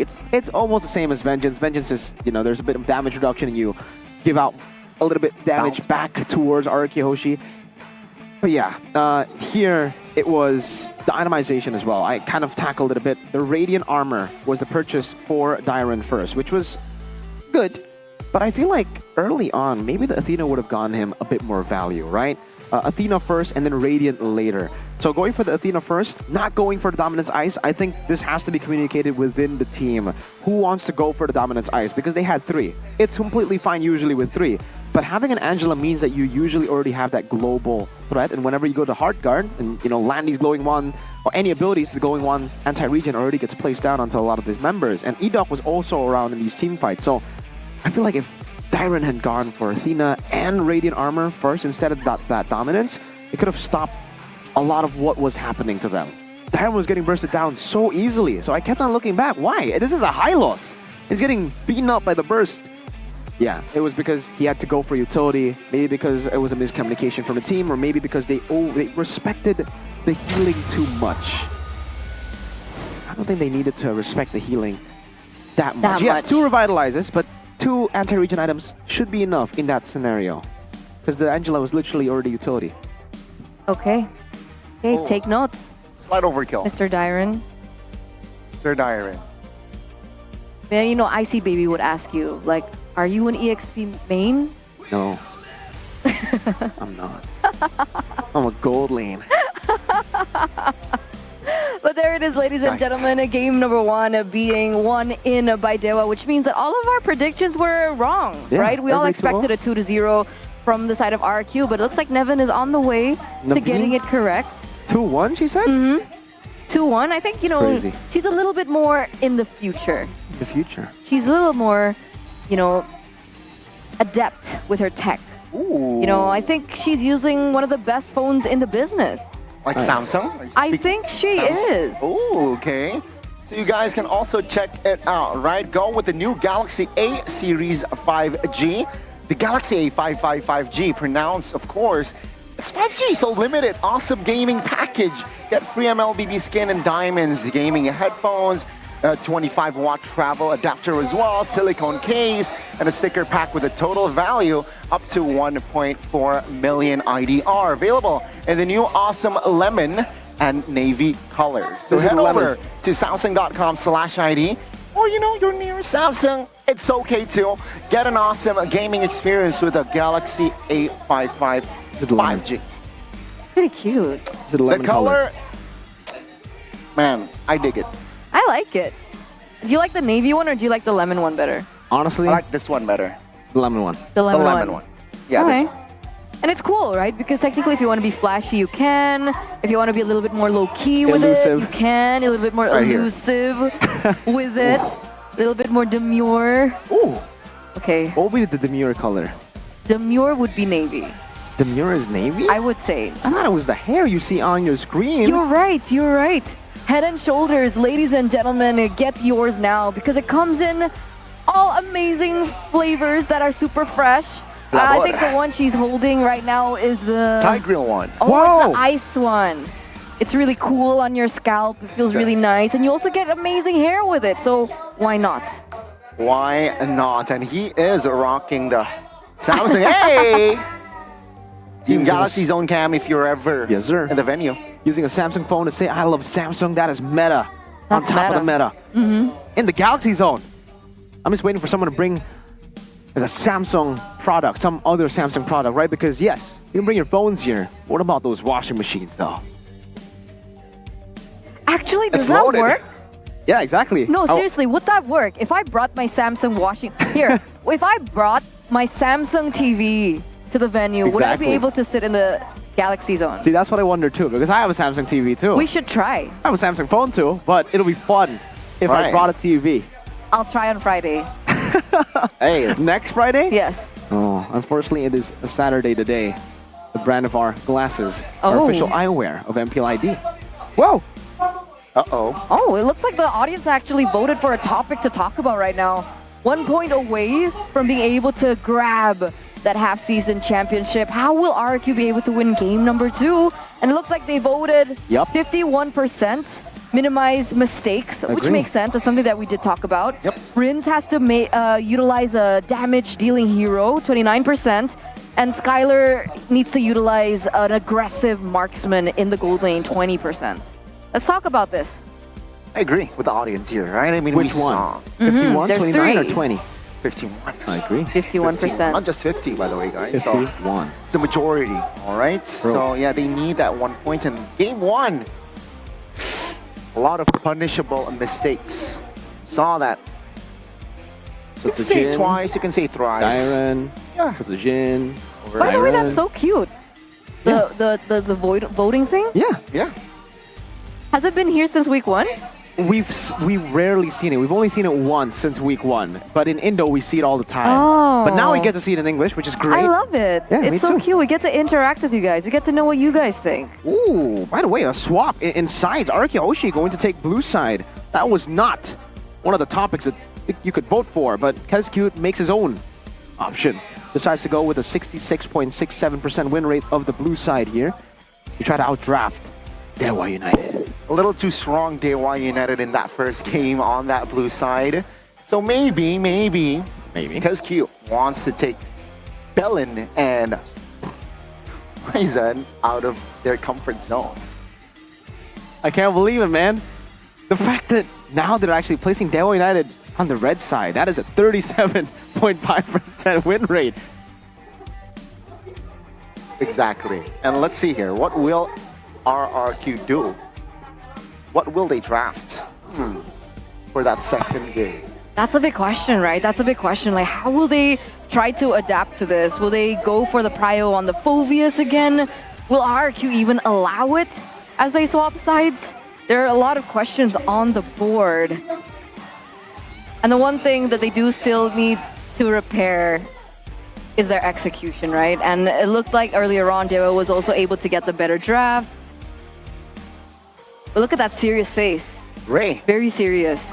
mean, No towards the- laughter, no nothing, No. super serious. Focused, right? They putting their game faces on. You saw the retribution from Ray. Very, very clutch, right? No, we expect that. Even though the turtle, a couple of misses on that retribution, but the Lord retribution, yeah, he's been very clutch in that game. So expect Sutsujin challenged again on those neutral objectives. We'd love to see it. We'd love to see it here. We'd love to see it go all the way to the third game between both of these teams, as, you know, both of them are being challenged. So, ladies and gentlemen, let's welcome you into the drafting phase for game number 2, presented to you by the official tournament smartphone Samsung Galaxy. RQ now with the first pick, Fanny, Hylos, and the Hayabusa banned out. Dewa go for the Chip and the Roger. So it does look like, for the most part, now Ling's still opened up for grabs. Yeah. The Jushin is still available. The Ruby is still available, as the Phoveus has now been banned. What will RRQ prioritize here? They have to go for Ling, right? They don't want to give it over to Ray. We know Ray is a scary player on the lane. They go for the Juicin instead. And by the way, when we were talking about how the nitpicks, remember the nitpicks? Rin's overextending. Him overextending usually is on a Juicin. Like, when he actually oversteps, it's on a Juicin. And Sutsujin might not be able to get his hero here. Might be forced to an alpha again. I would say maybe the Julian could work out here, but the Ling, giving the Ling over to Ray is definitely a scary decision to make here. And RQ, I guess they're confident in what they can do up against the Ling. But remember, in their loss against Bigatron Alpha, it was also up against the Ling. These Lings are scary, man. For Dewa, they can round it up here. I don't know. Whoa. They actually want to go for the Cho. Early Cho. Yeah. So Ruby's up for RQ. RQ could actually just go for the Ruby. That's what been one of the favorite picks for them. Was it worth it, prioritizing the Chill this early with so many, priorities on the board? Edith still available. There you go, Edith and the Julian is going to be picked up for Sutsujin. No Fanny. I mean, not the first time we saw Dewa United picking up the Cho early, right? This early, especially, not the first time. So maybe they're really comfortable here. And also, it forces out heroes, forces out spells, right? The Purify somehow force like the Zushin, the potential marksman later or the gold lane later on. But now with the Edith, with the Julian, what will they go for? Ruby is still on the board, but they will not. Well, they leave the flex open still with the Aurora picked up. Yeah, they go for the Aurora here, trying to go for the burst up against the Juicin, trying to stop the Julian as well. But yeah, for RQ, it was either the Julian Edith or the Julian Ruby. They opted to go for the Edith, still a flex pick, so it works in the same way. For both RQ and Dewa now, there's only the gold lane left, technically, right? Unless Dewa want to get rid of some more of the setups for the XP, maybe get rid of the Terizla and the Arlet, that could be an option too, because the Edith, actually we've seen a mix. We've seen it on Edith, we've seen it on Dyren, so it does definitely put Dewa in a tough spot right now. They have first pick on the second phase, so I think it would be safer to go for gold lane bans and play with that. Just play with Watt. Try to expect more heroes for Watt. Expect to have more unique heroes for Watt than from Skylar, but they actually ended up banning out the Ruby. Still scared of that flex potential. We know how good Edok can be on that Ruby. It's going to be very, very scary here for, I would say, Dewa United as well, right? Because Ling, yeah, I mean, he has split push potential, but he is somehow easily to be pressured. And I think RQ, they're going to draft themselves into a very, very aggressive composition, right? With the Edith, with the Julians, very invasive. So let's see here, what will they draft for that second phase? Harith, though, will be the ban here from the side of the Kings of Kings. But here's the thing, right? The Jushin is great in the mid lane, but again, her clear is not so great. Exactly. So what will they need to complement that, right? I think Grok would be great, one for the clear, and also if you're talking about invading onto the Ling, into his own jungle, I think the Grok also does a really good job at doing that. So that's definitely something that still could be utilized. Will Dewa ban it out, or do they see something else that is a better pick in for RQ? Oh, wow, they actually go for the Beatrix ban here, knowing that, again, for RQ, they still need that physical damage threat, right? It's all magic right now, and like you said, yeah, you need someone like a Grok, but the Edith could actually do well too in the mid lane. That's why for Dewa, they've actually picked up the Cho early up against the Juicin, getting more mid prio. But also, fun fact for Dewa, they have flexed the Cho before. So Rizzo has played the Cho once in the XP. Didn't really, work out too well. It was up against Biggest Alpha, I believe, but still, it's a possibility. Maybe that's why they decided to go for the Cho very early. They can still stay elusive with that pick. Is this the word of the day, elusive? Demure, elusive. Demure, elusive, okay. You're gonna throw Skibbity soon, I think. But now it looks like the Lolita is going to be banned out by Dewa. And, alright, here's the thing. Can Jushin pick up Purify? Definitely, right. I don't think she can. I mean, she can. She can, but like, she doesn't have an escape skill, so it's very difficult for her. Crimson Beacon, I guess. She has get that blink. I guess. Yeah, and you play with your PO usually, right? You have a frontliner that plays with you. So, I mean, for now, I would say for Dewa, they could honestly just go for a safe choice. It'll probably be the Moskov in the gold lane, or they could just go for the Terizla. I think Terizla is a safer choice. Get a strong XP lane they could set up for the Ling. Someone that can be very, very independent. If it's not the Terizla, what is it going to be? Arlet. Yeah, Terizla / Arlet, these playmakers in the XP. And technically, if you went for Terizla, you'll just guarantee a very good laner. But with the Arlet, this is still playing with the flex. Mueza can get the Arlet. Cho can go to Sorizo. Playing with the dimensions here. A lot of crowd control here already from both composition, I would say, right? The Arlet, Cho, Aurora. You got Edith as well on the other side, so expect a lot of 5v5s, 4v4s in this game as well. RQ, what are they going for here to lock in? Oh, they're gonna pick up the Franco and the carry Edith. We saw what Edith can do with the Franco, but is this the right composition to do so? I mean, technically, if they don't want to go in for team fight, they could go for the pickoffs, right? I think that's definitely an option that they can go for. I think maybe from game number 1, they were unable to go for the 5v5 team fights. Granted that the comp didn't really favor them, but maybe that's the next strategy that they're going for with Dewa already having, they have the Cho. I guess technically the Cho is single target, but it's a really good opener for a team fight. But we have the Aura with the AoE, CC and damage. We also have Arlet with the AoE CC. So maybe that's what they're going for. What's Dewa going to be picking up as an answer towards this, however? Old lane, Lunox. Yeah. I like it. I wrote it down too. Lunox, great pick. They just need someone to actually be able to survive in the lane. This is great by Dewa. I feel like game 2, they've actually gotten the winning draft again. Jusin is going to have a tough time. We were talking about how the Edith, the Grok, maybe the Cho could come in to actually, help the Jusin in clear. But now it's a Franco in the mid lane up against a Cho and an Aurora. They're going to be able to pin down Jusin in the early game, and they should be able to get that early game. And even if it goes to late, Araki Hoshi will be really dependent on the Franco pick, on the hooks connecting, on Dyron to be the initiator. So technically the initiation isn't even that guaranteed with the Edith. You could still miss out on that. And meanwhile for the Cho, you can catch a whole lot of these players.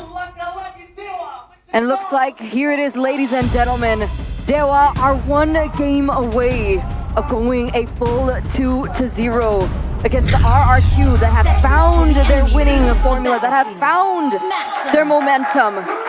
Can the gods once again reign supreme over the kings? We shall see as we enter game number 2. Will the gods help the robots win the half-season champion? Let's see again, little folks. Land of Dawn, here we go. Again, the start here, Ling versus Julian. Julian is actually a pretty good matchup against the Ling because when Ray pops into Tempest Blades, you can try to make a guess as to where he drops. You can put the chain down, you can also get the enhanced sword to escape, so a lot of different ways to tackle these fights. And this is why I also wanted the Lunox instead of any other marksman in the gold lane. Up against RRQ's Franco and Carry, Brilliance out, escape. And you can see with the Flicker, he can actually also join in these team fights. He wasn't able to do so last game, by the way. He was on a Purify, so he was kind of limited in the ways that he can actually enter a team fight. Now he can do the Ruby DD combo much easier. And Chorizo getting the Arlet here in the side lane. It is also, the fact that they decided to flex the Edith into XP against the Arlet is going to be tough. Chorizo's going to have a lot more kill pressure. And if we take a look at the emblems here, Skylar has actually opted to go for Master Assassin. Definitely not a fan of that here in this game up against Dewa because this is... It's not a horrible lane for the carry, but you're not going to be able to get those solo kills. Chorizo. Yep, now looking for Tempest to play. Dyron very low and will be taken down. First blood this time will fall to the gods. Zitsujin though will not be able to find the trade. Ray jumps in again. This might be a mistake as Zitsujin was able to find the outplay, but it will be Watt getting solo kill in the bottom side of the map. Ueza looking for the trade on towards Watson. Ueza will fall with the help of Ido. What is going on in the first 2 minutes of the game, ladies and gentlemen? Both of these teams are fighting it out left, right, and center. But it looks like it's RR2 that hold over that small gold lead. 700 to their name right now. As we can have a moment to talk about this, What happened in these side lanes? It's a caster curse. I said it's not probable that you'll get a solo kill. And Skylar says, nah, I'd solo kill. Sutsujin gets the turtle, and RQ are able to get the lead. That was 2 kills in the bottom. That was a 2v1. It was not a solo kill. It was a 1v2, and Skylar won it. I mean, here's the thing, right? I mean, pre-level 4, it is going to be difficult for Watt to hold control over that lane, especially with how much pressure Edok has been given. So maybe that's why Skylar went in for the Master Assassin. Just with that early portion of the game, understanding that there's going to be a lot of highlight from Edok in the gold lane as well to look for the advantage against the Lunox. Yeah, but again, for Lunox, for Watt, right, there's really no reason to go for a fight. All he needs to do is scale up and survive, because as long as he gets to some of the items in the mid-game, that's it. Dewa will have an overwhelming lead around the neutral objectives, but now again, it's the same story. It's deja vu to game 1. It's RQ with the lead. It's 1K because of a mistake, and then they should be able to control the game with the turtle, the first turtle. It is literally the exact same way that it's playing out. I really hope for RQ, though, that they fix those mistakes from game 1. Let's see if they do. It looks like that turtle should be spawning in around 50 seconds. Skylar gets the corrosion scythe, so that does give him a little bit of a lead. Wait a second. Trigger Wave Dragon, the damage will not be enough to take him down just yet. The surprise, it comes through clutch. Every king needs a hand. It seems like Edok fits that role. Watts gets taken out as well. Keys airborne. Good night, Dewa United. It seems like RRQ, they will be able to find the double for Skylar. Skylar is at 401 on a carry in 4 minutes. I'm wondering what the items are going to be looking at in just a few moments, as he's going to get a little bit more gold as well from that gold shield. This is a big win for RRQ if they can bring Skylar forward from that early portion of the game. They're just getting out-executed here. Dewa United going for these picks when, again, for what? It's all about just staying alive in this lane, yet they're trying to utilize the kill pressure that unfortunately isn't there. Not after getting killed by Skylar like that early on. A 2v1, Skylar getting 2-0 at the start of the game, and they still try to play around their gold lane. Now it's a loss everywhere on the map, and Dewa, similarly to game number 1, actually exactly the same. They're gonna have to rely on RRQ to make a mistake, and I don't know if RRQ are gonna make the same mistake twice. Things are not looking good here for the side of Dewa United. Another engage. Cancelled with the Purify. Now Keys with the Flicker, very aggressive. But now the damage will not come through just yet. Tempest Blade pop will find Rinse. But what? Receives a lot of damage from the Prince, the King, Skylar, who has Golden Staff as well. 2v1 top lane, so Riza, will he be able to find the clear? Yes, he will. And that will be RRQ disengaging. What is that damage already from Skylar? Let's take a look at his items. Corrosion and the Golden Staff at 5 minutes. This is ridiculous. Oh my lord, he's going to get, I think, the DHS by, what, 7:30? That might be the fastest we've ever seen the 3-item power spike for a carry in MPL Indonesia Season 14 if he's actually able to get it at 7:30. Unreal timers for Skylar, the king in the gold lane. And for Dewa United, they are just so far behind, right? Even in the jungle where you would expect Ray to be able to outfarm Sutsujin, because he's actually died twice, it has given Sutsujin much more room to go for Mueza. Not commit the flicker. Dewa United, they're looking for that big 5v5. They will try to recreate what they did in that first game. Oh, look at this, Skylar, Munchie again. I think the main difference here in game number 2 is RQ have kind of pivoted back. Oh, wait a second! Oh, styling Mueza's her presence. Skylar will pick up the monster. The final slash on towards Dyron. Flickers out Primal Wrath. That will save his life. Ray with the Tempest of Blade will not be able to find one. Oh, being such a nuisance in the jungles of Dewa United. That was horrifying. That was horrifying for Dewa. You could even see Ray just really trying to get out of that situation as fast as he could. The RQ were chasing him down like rabid dogs. They're holding on to the snowball now, and they want to be able to translate it over, close this as fast as they can. Not wanting to repeat that same mistake they did in game number 1. It's a 5k gold lead, so it's, again, very similar. So Tsujin should be able to get this neutral objective down. And Skylar, there you go. You say 7:30? Make it 7 minutes, DHS. 7 minutes, DHS is ridiculous. Again! Oh my goodness, Sorizo, final slash on towards E-Dog at the backside! Rinse with the flank! Wow. Immune pops, godlike for Skylar, but what will be the trade? And also Rinse, so it's a 2-for-1 for RRQ, so. 7 minutes, you get the DHS on top of just having a massive goalie. You can see the mechanics of this man, that spacing against the final slash, and then maneuvering out of the Frigid Glacier. Skylar, don't even go for Purify. What is that spell for? You don't even get hit by anything. Has he even used it? Maybe in the bottom lane, but yeah, no, we haven't seen it. Not just yet, not just yet. He's gonna be taking down yet another turret. Oh my.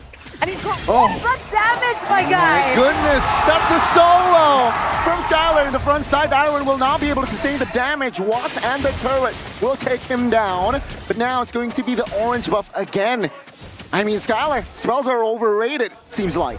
Yeah, but he's been able to find so much success coming in from Jiren as well, right? It seems like every time Skylar goes in and tries to go for a commitment on the damage that he goes for, Jiren jumps in as well, is able to sustain some of that damage and usually is able to ult out. In that second time he did it, unfortunately, he wasn't able to repeat that same success. But Dewa, looking for the concealed play, looking for that moment, doesn't quite get it, and it's now an 8k gold lead. It's a bigger lead than what we saw from game number 1. And you can still see the respect. Skylar, oh my... That's the hunt. Sorizo flickers off with the damage from the shurikens. Will not be enough to take him down. K's untargetable, but he will fall regardless. Alongside Watt, that's the 2 damage dealers from Dewa United going to bed. I mean, what can they do? They can't do anything. No damage. RRQ are just steamrolling through. They're taking candy away from a toddler, from a baby. Dewa can't do anything. The mid-face mid-turn will fall as well without the Lord. Now it's going to be more as a pull, but Chorizo taken down. Time to play the backside, and as well as Watts will find a trade.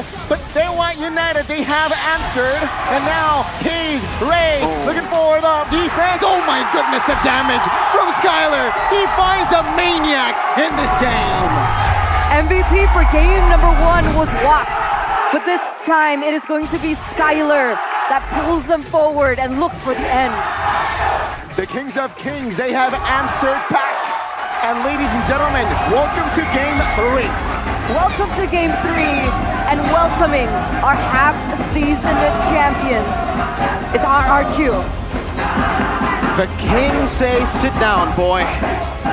This is not your turf. This is home court for RRQ. Every match in Indo is home court for RRQ. You can hear every single kill Skylar got. The crowd just goes wild. The crowd goes crazy. You can hear it every single time. Even when he gets a farm, it almost seems, right? He gets the cannon minion. Crowd goes, wah! And then it just continues. That's why when the king moves, the crowd follows, the people follow, and man, crazy support. RRQ, half-season champ, just like that. One game was all they needed. And my goodness, Dewa United, after game 1's mistake from them in the early game, they decided, you know what? Let's do that again in game 2. Battered, man. Second game, battered. Very fast as well. Under 11, I believe. It was under 11. Surely. He got DHS at 7 minutes, 12, maybe. That is ridiculous. Edoc as well, always reading out every single member. This guy's hooks. Am I watching Prime Vin? Am I watching Prime Edoc? Season 14 Edoc. Is he better than Vin Season 9? For some reason, RQ always get roamers who are godly on the Franco. It was Vin, and then it was Naomi, and then now it's Edoc. God damn, Edoc. That Franco was ridiculous. It was definitely an issue, especially for Watt in the gold lane, right? I mean, technically he didn't really have to land his hooks, but the fact that he was there alone gave Watt a little bit of a hard time. The fact that they were able to help Skylar get those early 4 kills as well was just the cherry on top of what we saw, a snowball coming out from the Kings of Kings again. Wow. 1-1 now, ladies and gentlemen, between both of these teams as we're venturing into game number 3. Is this how you expected things would come out? After seeing how RQ did in game 1, yeah, I believe they will adapt and adjust, and that is what they did. Not just from the draft, but from the execution. It's more sharper, it's more decisive. You know, it's more clinical, more textbook. Every word in the dictionary. Good ones, RQ did it. So what is interesting, right? Because these are one of the moments, one of the scenarios that we see a team win despite them losing the mid lane prio, right? They completely just put all their bags onto Skylar, right? It looked like Edoc was a little bit more focused onto the gold lane. So even with Edoc there, Jushin would have had a hard time, but they just, it's fine. We lose the mid lane prio, that's okay. We're just gonna try and win it over from the gold lane, and it worked. Yeah, I honestly feel like it's more of a Dewa United problem, though, seriously. Okay. The fact that Watt went for fights, and again, I really want to see the replay. How did Skylar get the solo kill in a 2v1 in the bottom lane? That's crazy, right? I mean, we don't get to see it here, but how? How does that happen? Oh, Skylar did use a Purify. I think this is the only time he actually used a Purify there. Mr. Bald Man. CW went bald, Skylar went bald. It's You should go bald, era man. Go to of your gold laner. lanes We all going bald. If Eman goes bald, and if they win M6, I'll go bald. 1304 by the best gold lane in Indo. 1,160 GPM. Skylar, as Ranger Moss would call him. Wow. That's wow, bro. 1,000. I guess it does make sense. 1,000 GPM, 1,100 GPM. I guess that makes sense, right? 7 minutes DHS already. Had the Holy Trinity in 7 minutes. The amount of farm that he was able to get, and the fact that he was able to get like 4 kills in the start. I think at some point he was already 501 as well. Yeah. And then to top that off, he got a Maniac as well towards the end. Added more money to the wallet. Damn, the king. he's rich. He's like the opposite of Robin Hood. He's stealing from the poor to give it into himself. Are you calling Dewa United poor? Game 2, yeah. Do you I not guess see the you're score? right. They need resources, man. Okay, this is the problem, right? For Dewa United, all right, they went for the fight up top. This is okay. They get the kill, and then they decide to dive Bottom Sutsujin, which even then you could say, sure. But in the bottom lane, what happened? Was it a miscommunication? I'm just looking at the map at this point. Yes, it was. What had Flicker? He's saving it for later. Okay, here we get the full replay. Ah, the classic wait for Christmas to flicker. Oh. He was saving it for the next game. Perhaps, Gotti. And then after losing that, getting, Skylar 2 kills, they decide to go down and target Edok. The lack of understanding of who to target really cost them so many moments here. And again, remember that they are supposed to win out in the mid prio, but they played around the side lanes. Oh, Edok. Stop. That's illegal. At this point, it was just RQ really just styling on Dewa, right? There was not much Dewa could do at this point. When Skylar gets the Holy Trinity in 7 minutes, you can just watch. Just watch the King play. That's it.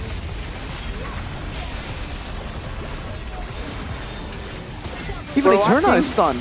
We're watching. You said watch. Yeah, we have to just watch. Everybody's just stunned. We just need to watch because seriously, I think even the players of Dewa were like, what are we supposed to do? This guy has 4 items. He has full items. And then he went at Windtalker. 9 minutes. And then he went Windtalker at the end. 9 minutes. 9:44. They Does didn't he still even have need it? Oh my goodness. Gracious. Okay, we're gonna look at the emblems first. But yeah, you're right. 9 minutes. It was below 11 minutes. It was below 10. I want to see the items. Me too. Anyway. Oh man, the caster curse too, man. You should not. This is not a lane. They can actually go for solo kills. And then Watt's like, nah. I'm gonna go for solo kill. It's unfortunate. It's very unfortunate for Dewa. And there you go. Just look at those items. You look at it and you're like, what? Miracle? It's just normal carry at it. And then you look at the timing and you're like, whoa. Who fed Skylar? And it's official. It's the highest GPM this season. 1,160. Yeah, the second was 1142. And that was? Eman. We're gonna assume it's Eman? It is Eman. It was Not for Eman. long. Yeah, I mean, Skylar took it away, right? 13-0-4, taking Why are those you stats. talking about it like you're flexing? Where's Onyx on the charts? Oh. Hey. Okay. Oh, man. Like, I didn't say that, Gani. It was not me. We got 4 trophies, all right? Back to back to back to back. oh, you got an M series, right? Oh, wait, sorry. Oh, Never mind. Oh my goodness. Where's your trophy, Team Liquid? We have Gala President. All right, guys, Okay. guys, calm down. I also have Gala President, but I also have an MDL trophy. I get that. Anyways, right? Let's talk about the carry here. Oh, you know what's funny, Gani? Because you can talk about trophies here, but not in football. Anyways, though, the carry, damage dealt, goal per minute as well. 1,160. Yeah. At 9 minutes. 9 minutes, bro. Nah. The thing is, Dewa didn't have a bad draft. That's what makes it really impressive. Dewa kept on fighting. They need discipline, man. They need to know what their composition does because seriously, imagine if they play with their strengths, right? Play with the mid lane, having so much more prio, rotating faster and punishing Rins. Play into the goal. Don't play into the goal lane. That's a weak side. The Lunox was picked just so that you don't get killed. And he got killed. He forgot he had Flicker, I guess. I don't... Maybe that's why he went for Purify game 1. Maybe. Because he doesn't like Flicker. There you go. We broke the mystery. Maybe it was a miscommunication, right? Because he knows that Mueza is in that area. Maybe he was like baiting. But Mueza wasn't really, there just yet. It's a miscomm. It was definitely a miscomm. I remember like a few times me and Gani actually miscomm in our ranked games as well, Like he's like, I'm onto a bot, I go in, and then I die, and then where are you? And he's still mid. So stuff like that. It happens to the best of us, even to Dewa United. It's unfortunate, miscalculations, miscommunications. It's okay. I like how we crowned him MVP for game number 1. Let's stop talking about Watt. It's okay. Listen, It's fine. We already said this. It's either what? Or what? And we got what and what in both games. Sure, we sure. got, now flip So the he's coin. a little similar to Brands then. Yes, he is a coin flip player as well. Could be Mr. Fantastic, could be Mr. Bombastic. Only Mr. Bombastic has been to international events. So what I really do want to ask though, before we get into like the break of game number 3 or even straight to game number 3 is, so usually if you had mid-prio like you did with Dewa, you should have won the early game. It wasn't just about mid-prio, right? It was about having the XP lane winning side as as well. well. Early level 1 to 3, getting the kill there. And you could play around the turtle so much in the early game. Right. But they decided gold lane's where it's at. Unfortunate, man. Unfortunate for Dewa United indeed. And I want to see from both teams, actually. Maybe now RQ or maybe Dewa, they want the first pick back. Blue side back later on for game 3. I think it's a comfortable place to be in. Comfortable destination, maybe? Comfortable destination too, and that reminds Magnificent. me Fantastic. about Kadia, the official destination for gaming as well as esports. So, ladies and gentlemen, don't forget to drop into the Kadia Discord for all things gaming at fandx.io/Kadia, because now we play at the Kadia Gaming, and you guys can check it out over there. Check it You can out. even, scan the QR code as well if you want something a little bit easier. If you want it easier, if you want it harder, then you can type it in. Yeah, but Depends, just- like what kind of person you are. We respect the way you are. Respect you. We respect you. Who's you? Everyone at home, Mr. John. Mr. We have John. Lexi. Lexi. Lexi in the chat. Myers. Myers. All right, so all Yeah. names there. Go ahead and scan the QR code down below. Smith. Jonathan. Liandi. Jessler. Emperor. Gushen. 3156. 3156. Dude, that was so funny. It's a golden moment. It is a golden moment. And, talking about golden moments, you guys can actually make the golden moment for your own in your life by getting that free skin that UBS Gold has to offer. Epic Collaboration Limited Series UBS Gold X MPL Season 14. Available at ubslifestyle.com and UBS Lifestyle e-commerce. And again, you guys can get a free skin with that. So with every purchase of the limited edition, you guys get a free skin. So it's just, the best of both worlds. You get a skin, you get gold. So it's like you're rich in the game and you're also rich in real life. I'm gonna rock this necklace so hard, man. Yes. This one. The necklace or the ring? The necklace. Ooh, Tana. I'm gonna wear it every day. You should go get it, because, there's going to be another collaboration available at ubslifestyle.com for later for Season 14. It's going to be real cool. And you get free skins when you get any one of the UBS Gold X MPLID purchases. I wonder if they can make golden contact lenses. I don't know how that would work. I mean, the sky's the limit. Skylar. Skylar's limit is very, very high. He did break the limit, right? 1160. He did. The sky's the limit. You gotta go for your dreams. Chase your dreams. Chase your Anything dreams, is possible. ladies and gentlemen. Make a beeline Dreams Evos? to your dreams. What? Is your dreams Evos glory? Dreams? Ah. Huh? Oh. Yeah. Took you a while, huh? Oh. Oh, Gotti, the dreams pun. Man, Arashi must be so happy though right now, yeah. right? I mean, RQ. Oh, yeah. They beat your team No, they as didn't. half-season champs. Oh, they did. Yes. They did. They didn't beat. No, they didn't beat Megatron. I don't see you being crowned the half-season champ. Oh.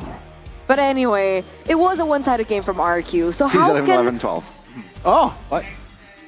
We got some banter here on the desk. It's gonna continue like this for you a guys while. Okay, never mind. We'll just wait for my time. It'll come soon. When can I be, sitting with the big boys on the big boy table? I mean, you can. Team Liquid Yeah. PH are doing great. Yeah, TLPH. LPH. Stanford. Guys, okay, can we go back to this? Yes. How can Dewa win the third game?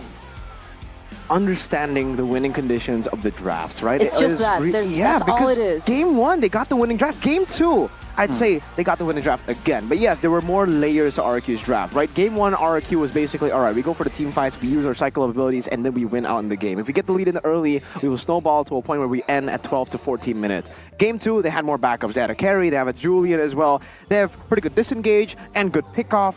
But still, for Dewa United, they had so much more than that. They had a good lane for the top lane, around in the XP. In the gold lane as well, that's a great weak side that shouldn't really be punished fully. You can always clear the wave. You can stop the Franco from even threatening to kill you with the Brilliance, with the Flicker. So many ways to evade. You have an Aurora, a Cho in the mid lane to basically just dominate up against the Juicin. So all the setup for the jungle, which is a Ling versus Julian, where Ling should be able to outfarm the Julian, should be able to outmaneuver the Julian, and get a lead. So it's execution again. Oh yeah, it's execution. They were steered, in a way. The tempo that was RRQ looked for a very fast tempo, but they weren't able to control their own tempo, and they were just, they got Skylered. They got scattered. Skylered. 1304. 1304, man. It's like a ranked KDA. For Skyler, 1304. MPL ID is ranked because that's how good he is. They're 10, 944. I think Dewa United has to put an alarm at 9:44 every morning. 9:44 a.m. just so that never happens again. Exactly. And then they sleep at 11:60. That is the GPM of Skyler. Oh my. Oh no. Oh. 11:60. There's no such thing, but yeah, that's 12 basically. Oh right. Yeah, because it's 59. I bet you guys didn't get it either. I just needed to explain it to you guys. I understood. I just wanted you guys to make sure. I wanted to make sure that you guys understood. Because I did. Wow. I mean, Gani. Yo. What do you think Dewa should do? I think, Dewa United, I don't think they were able to be confident in executing. Maybe in Game 3. Maybe we should ask Bude Clara Mongstar up on the stage right now. Di sini Bude Clara juga menantikan pertarungan yang menentukan siapa yang akan mendapatkan kemenangan di match kali ini. Pertarungan saling balas-membalas dari Dewa United dan juga RRQC. Namun masih akan ada satu game penentuan. Dan Bude lihat Kingdom dari tadi kayaknya deg-degan juga. Ada yang dari Palembang, ada yang dari mana aja nih, pada rame banget. Dan juga anak Dewa pun benar-benar mereka berusaha memberikan dukungan terus-menerus untuk Dewa United yang lagi membutuhkan poin supaya mendapatkan posisi yang lebih aman. Ngomong tentang Dewa United, kita tahu banget kalau mereka tuh suka membuat gebrakan yang benar-benar baru, yang benar-benar anyar dan fresh. Kira-kira gebrakan apa nih yang akan diberikan oleh Dewa United? Penasaran gak sih di sini anak Dewa? Udah pada tahu belum nih anak Dewa ada apa? Yang ada di Surabaya, gimana kalian tahu gak sih gebrakan apa yang Dewa United berikan? Nah, langsung aja kita cek bersama-sama. Inilah dia gebrakan dari Dewa United.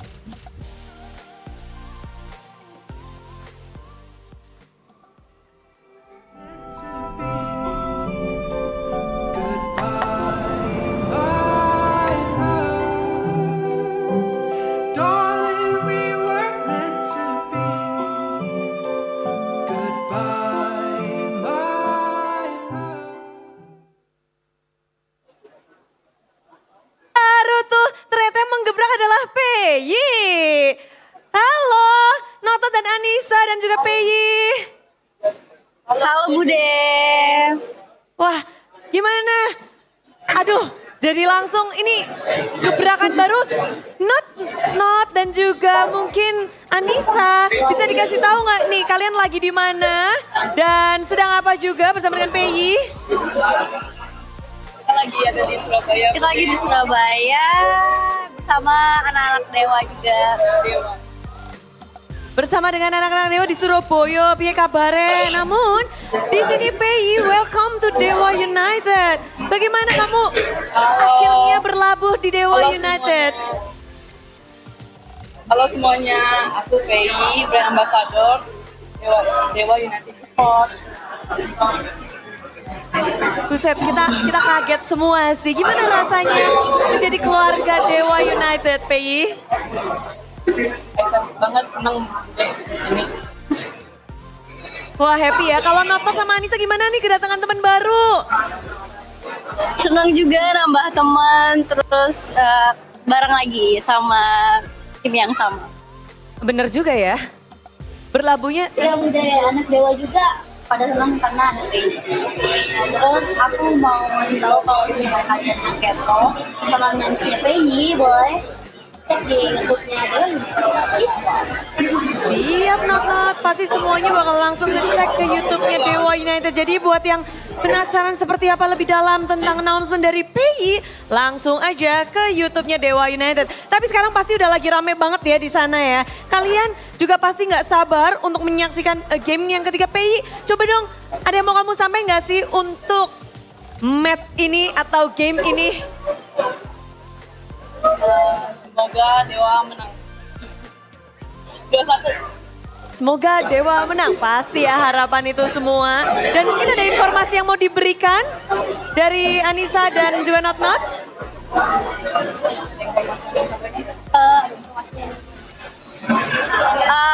Udah semua sih Bude, kita udah siap untuk game yang ketiga.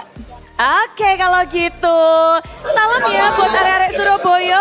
Wah, seneng banget sekarang kita ngeliat BA ada 3 dari Dewa United sebenarnya. Thank you. Goodbye girls. Dan itulah dia, ternyata selama ini PI yang lagi ditis-tis, yang tipis-tipis, ternyata itu adalah PI. Dan tentunya kita juga sama nggak sabarnya seperti mereka bagaimana menyaksikan pertarungan kelanjutan game yang ketiga, game penentuan antara Dewa United dan juga RRQ Hoshi. Siapa yang akan mendapatkan kemenangannya? Siapa nih kira-kira? Apakah Dewa United? Ataukah RRQ Hoshi? Caster, siapa yang akan dapetin game ketiga? Langsung silahkan.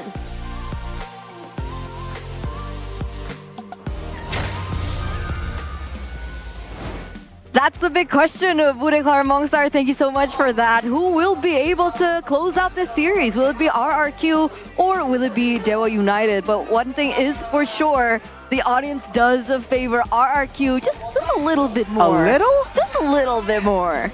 Bude literally asked if Dewa was gonna win, and we heard nothing. I heard RRQ. a woo. The whole crowd went crazy. There was a woo for Dewa. That was you. But the fans with the brand ambassadors, they went crazy. For Exactly. sure. They did. They Home did. turf in MPL Arena is RRQ. Always. It always is. But, you know, talking about home turf, I feel right at home when I put the Campina ice cream into my mouth, ladies and gentlemen. Tropicana Double Crunch, the ice cream for gamers. Double your energy to God level. Who doesn't want to be God level? Caramel ice cream with double chocolate, making it twice as crunchy. And you guys can experience the excitement of mabar or eating together with Tropicana Double Crunch. So hurry up, what are you waiting for? Get it at the Campina booth. Double crunchy, God level. G-O-D level. Check it out. G-O-D. Check it out. Dewa level. Tropicana. Dewa level. Oh, Yeah. Dewa level. Hopefully first game level though. The second game, Exactly. they need some Campinas, all right? Hopefully. Have you put a Campina in your mouth? It's really good. Yeah, I eat Campina. I don't phrase it that way, but yes, I do. Why? You see, something is wrong with our anchors here in MPL ID, right? Just eat Campina. Just say eat. What Because Sheffin says he drinks Campina. Me and Arashi have been very vocal about What did him being- Realize say? Realize, I don't know. I guess he also says drinks. No He's idea. like, he's confused. Realize is confused. Realize is He's still confused. realizing life. Wow. It's in the name. Hopefully you will And you find wanna- answer soon. Yeah. So he's not confused. Dewa United, are they confused? That's a big question. Approaching game 3? Let's hope they're not. I don't Let's think hope they they're should not. be. Looking at their faces, they're in high spirits. Exactly. Right? They don't look as confused. But again, right, the coaching staff has done super great at winning it out in the drafts, and it comes back down to these players. How will they be able to execute that game plan coming in from the coach? I guess they are walking in with a new lineup, right? I mean, Kaze and Watt hasn't been finding as much success. So it's still a process here, even in week number 5. Absolutely, and really for the drafts, Raizan has been doing a good job. Game 1, I feel like Dewa United won the draft. Game 2, I felt like Dewa United won the draft again. And in Game 2, the draft index actually also favored Dewa United, right? So, yeah, the fact is Dewa's drafts have been actually pretty solid. It's just been a problem with the execution. It's been on and off. And even in Game 1, right? Even though they won in Game 1, it came off a mistake from Sutsujin. If Sutsujin didn't make that mistake, I honestly felt like that should have been RQ's game to take all the way. Now they're going to take first pick again away from RQ. This will maybe, allow them to go for some of those other picks like the Phobius again. It is a 55.56% win rate. So, yeah, on red side, it does feel like Dewa United just aren't too comfortable. Now going back into that first pick, they can leave a lot of the different heroes open. Maybe get a Hylos, a Roger, a Phobius, or maybe a Ling again. But the Ling was also exposed in Game 2. Wasn't really the threat that we've seen him to be in Season 14. Next question as well, will Dewa United can continue the trend of, you win on, you pick blue, you win, right? So it's maybe for these two teams, blue pick is the side that will be more valuable. I mean, technically for RQ, if you take a look at the stats, they have a better win rate on red side. Yeah. So, like, you guys are arguing that point for Dewa, but on the other hand, it seems like RQ is a lot more comfortable on being on red side. They're very comfortable, right? On the red side, on the blue side, they're very balanced. Still 71% win rate on blue as well. It was 80% earlier on, was it not? Yeah, but they lost in Game 1, so it dipped a bit, but they should be able to climb back here with a win up against Dewa in Game number 3. So, drafting-wise, I feel like don't go for Herod first pick, especially now that we know Watt can even pick up the Lunox against Marksman, not just against the Herod. That's one of his comforts, it seems. And I was also wondering, with Watt being so versatile with his hero pool, wouldn't this meta favor him a lot more? Wouldn't this be like the best proving grounds for Watt? But so far, it's again that coin flip, the Watt or the what? For him. Let's see how it goes for him in this drafting phase, ladies and gentlemen. Game number 3, presented to you by the official tournament smartphone Samsung Galaxy. Very quick, Dewa pick up that Phobius, and RQ responds with this Vexana being picked up as well. Yeah, Vexana is a good way to actually go up against the Phobius because you have that CC you can kite away and technically force the Phobius back.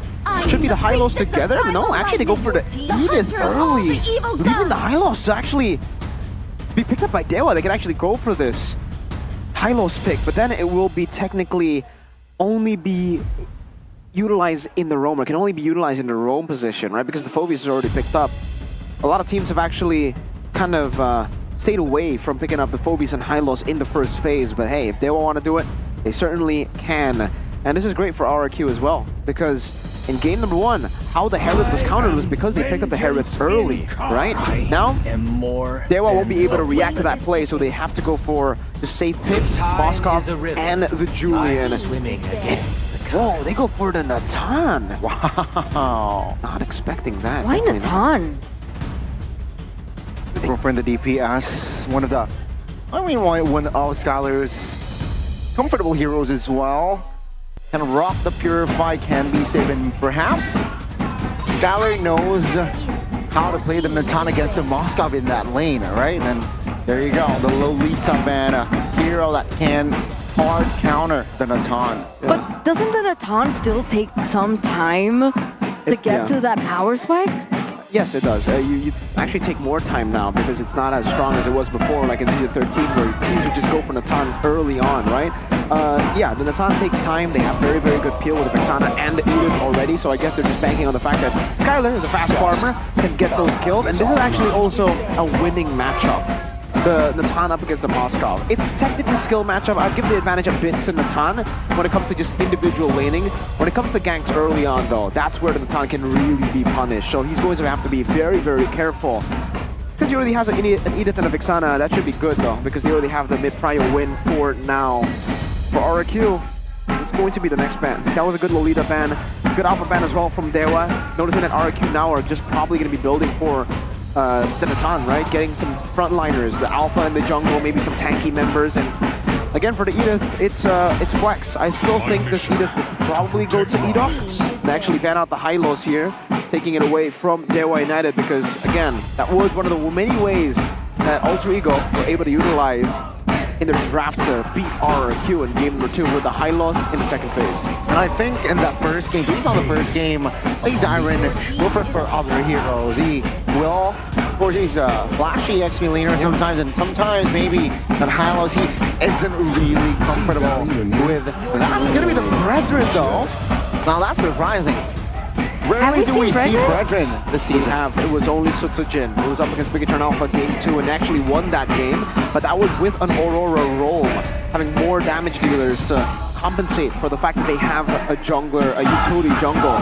It seems like they are going to be hovering over the Aurora for the last pick, the Rome. What's it going to be up against this composition? It has to be something with instant initiation, right? A Grok would be pretty solid to go for. But they're hovering over Gatot Hatcha, and they will lock it in. They're going to try to do what they did to RRQ in game number 1. But it's a different draft this time, remember? RRQ don't have that Harith. They can kite back. They have a Vexana. They have so many ways to fight. And it is going to be the Yuzong. Wow. To end things off. So going for damage in the sides, Rome, Edith, and then in the Tan. How does the Yuzong fare against the Phoveus in lane though? That's Who pretty good. wins it?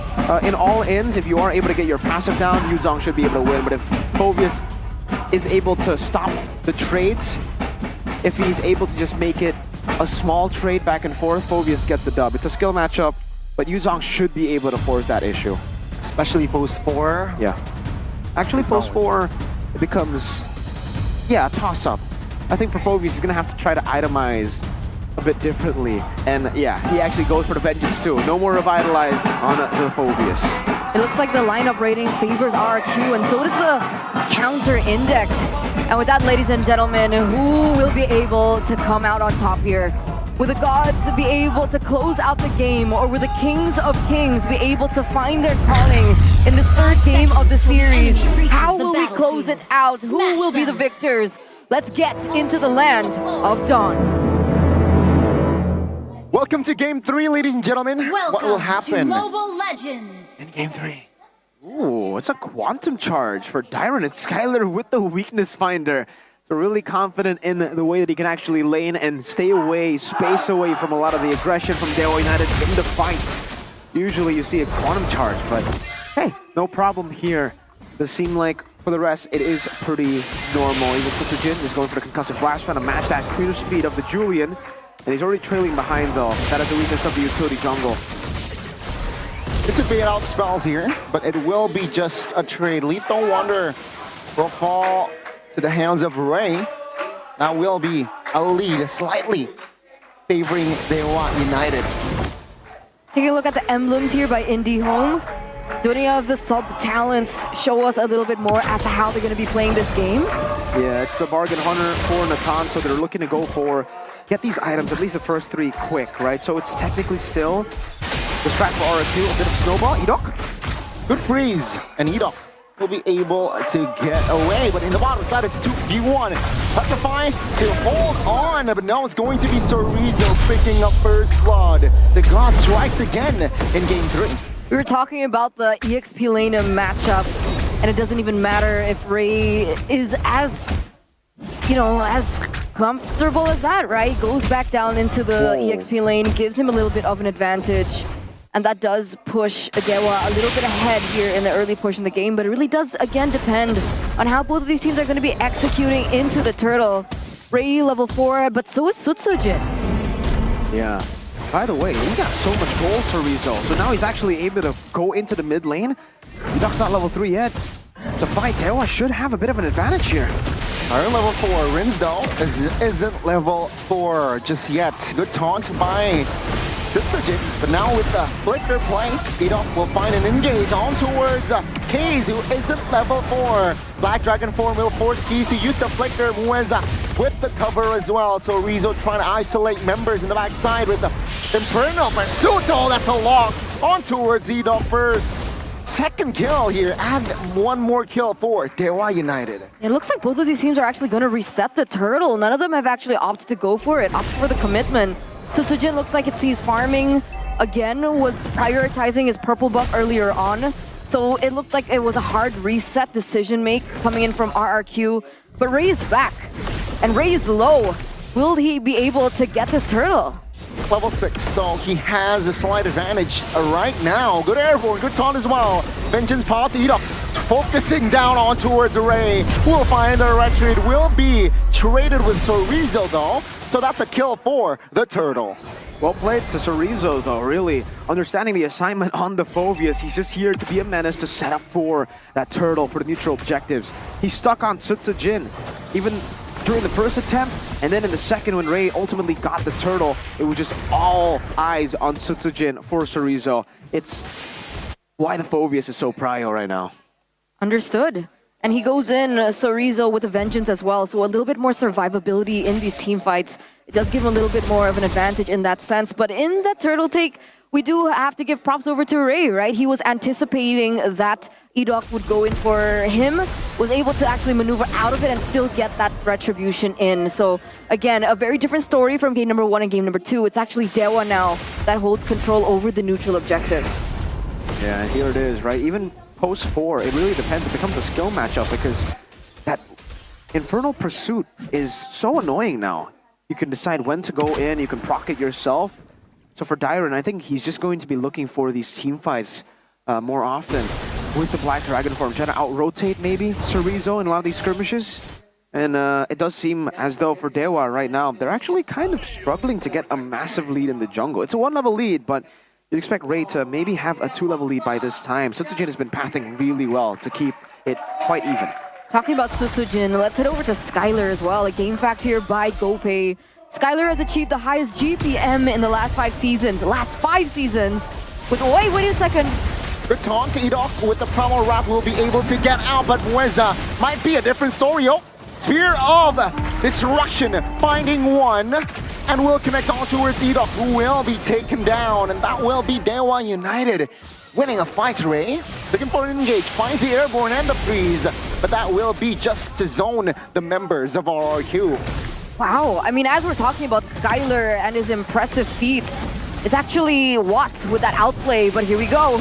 Black Dragon looking for the zone. Ray still comfortable with a retribution, but Mueza this time will have to be the trade. Vengeance popped, and that will be a deja vu, a turtle for a kill. And the kill is on Skylar, so he's still building up to be a threat, a lingering threat. But Dewa, they've really learned from game 1 and game 2, at least here in game number 3, sticking to the discipline route. They could have gone to chase Tsutsujin earlier, but they said, nah, you know, the turtle spawning up in just a few seconds. We're just going to set up for the turtle and utilize the lead that we already got through the poke on Tsutsujin. And they were able to get it. Unfortunately, though, they still haven't shut down Skylar, and that will be top priority for Dewa United as we enter the mid-game. But Skylar is falling behind of Watt at the moment, right? I think Watt was, he should have 4K. the gold. Oh, wait, no. He's not. What? Exactly. How does Skylar have the gold lead? Watt was 8th first. It's the farm there, the winning farm. I think Watt got more XP. Oh wait, there's a fight. And Trippy pops now with a free hit on towards Mueza. Untargetable, but now with the immobilization, Mueza falls. He's looking to free hit Tsutsujin, and Watt finding the extra gold as well. Dewa United, they are looking for another fight with Sorizo jumping in, but RRQ, they do not want business just yet. Yeah, to answer your question, Eterna, Watt got more levels because of the turtles. Oh, see here with the Untrappy popped as well. That's a good airborne on towards Sorizo. Infernal Pursuit under the turret. That will deal a lot of damage, and Rins secures that kill. Watt finding the killing spree, but the Iron at the backside will be able to find the shutdown. Now Ray looking for the trade, but Iron is still too sustainable under the turret. Edok with the flicker onwards as well. Keys falls. Oh, the passive trade good, but he will fall regardless. Looking at Tsutsujin in prime position, finding and securing that kill. 2-for-3 trade? Was that a 2-for-3 trade in favor of RQ? Yeah, it was pretty good for RQ, but the fact that Dewa keep on making it messy, stopping Skylar to farm, it does halt Skylar a bit, but remember now he always, this is really good by Skylar. This is how you should play it in the town always, especially in the early game. Just trying to mirror the movements of the strong side of your opponents. Try to go for the weak side. And like I said, this is a winning matchup. The attack speed, man. Ridiculous. Absolutely no chance for Watt to go in for the clear. What? Even the turret that fell down like a fly. It looks like, again, RRQ, however, Skylar is rotating towards his mid lane. I think he might want to, commit onto this next team fight. Tsujin is level 10 at the moment. Ray is level 12, so he's a bit behind. Let's see how this goes. Retribution battle. Oh, good airborne. That will secure the turtle. Now they will collapse. They will look for the fight as Mueza and Iron will be the first one to fall. Mueza isolated. Surely Skylar will pick up that extra gold. It's an EXP for a roamer, but the turtle fall for the Kings of Kings. It looks like Watt is looking for a trade, however, in the top lane. They're getting a turret for themselves. But it looks like Skylar also... Wait, what? And that's a Blizzard graph. It's a long time that I've said that ult, but it's going to be Skylar and Edok again going for Cerezo, but Cerezo knows his limit. He will fall back. That will be it. Okay. I thought maybe Edok wanted to go in for the Earth Shatter there. Don't know if he still had it. But yeah, walk us through what happened in the past few seconds. Well, for RRQ, all these chaotic skirmishes have played well for them because, again, for Skylar, that was also the fastest game of the season. 9 minutes and 44 seconds, ladies and gentlemen. RRQ versus Dewa United. Last time it was Bigatron versus Rebellion, 10 minutes. But again, to talk about these moments, for Dewa, it looked like, okay, they get the chaos, they get time to actually try to stop Skylar, but in the end, they still played towards the neutral objectives, and RQ were able to match them in that department while also simultaneously getting Skylar farm. He has not fallen a single time. That is a holy crystal at the 9-minute mark for Natan. The Natan that should scale up pretty slowly. It isn't slow at all in the hands of Skylar. He's already reached his item power spike, and now this is downhill for Dewa. Unless they can somehow get a combo on Skylar, they're all going to be melted down. So whose task is that going to be, right? Is Mueza sustainable enough to dive into the back line the whole team and look for an opening onto Skylar? The problem is Skylar has the Purify, right? Exactly. So even then, it's not as straightforward as we'd like it to be. It's the whole team. It's a whole team effort, really, because they got to make it sporadic, these team fights, right? Mueza needs to look for an opening. Cerezo needs to keep on jumping with the Infernal Pursuit. Ray needs to flank, and Watt can do the same with the Spear of Destruction. They got to find an angle to get Skylar. But even then, it's going to be difficult. That's why RRQ's comp works so well here. They're actually just a full peel comp.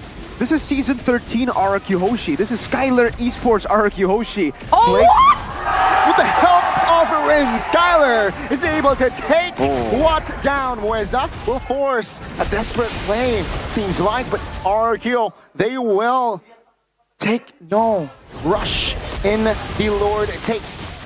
5v4, Mueza poking a lot of damage in the backside. It's actually Ray, still clutch with the retribution. Edok will fall, but Skylar now jumps in looking for a potential target. So Rizzo now still able to buy time as well, but the damage is actually more than enough to take Rizzo down. That's Dyron finding the Petrify, looking for the double play, but no, it will be RRQ backing off too.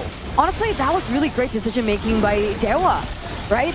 I mean, RQ, they understood, okay, Sutsujin is 2 levels below of Ray right now. If we go for 5v5, go for a full front-out battle, we're not going to be able to win out in this neutral objective take. And RQ were able to get that down, right? They took Watt down, but they weren't decisive with it. They didn't commit to it. It seems like in their hesitancy, Dewa were still able to pick up that Lord, dish out that damage onto Dyron now. And they're going to have a little bit more of an advantage. Oh no, 3v1 Mueza, not looking good. Yeah, nothing that Mueza can do top lane. That is a divine glaive already for Skylar. That Lord, not actually very low here. That will perhaps force him to recall. Yeah, it almost seems like that Lord was just to delay the inevitable. The fact that Skylar was not shut down at all in the early game, and the fact now that at 12 minutes he already has a Divine Glaive. What is he building towards right now? Maybe, no, he's not even going for a Winter Crown. Is that Blood Wings? Blood Wings? Does seem like he might be going for the Blood Wings.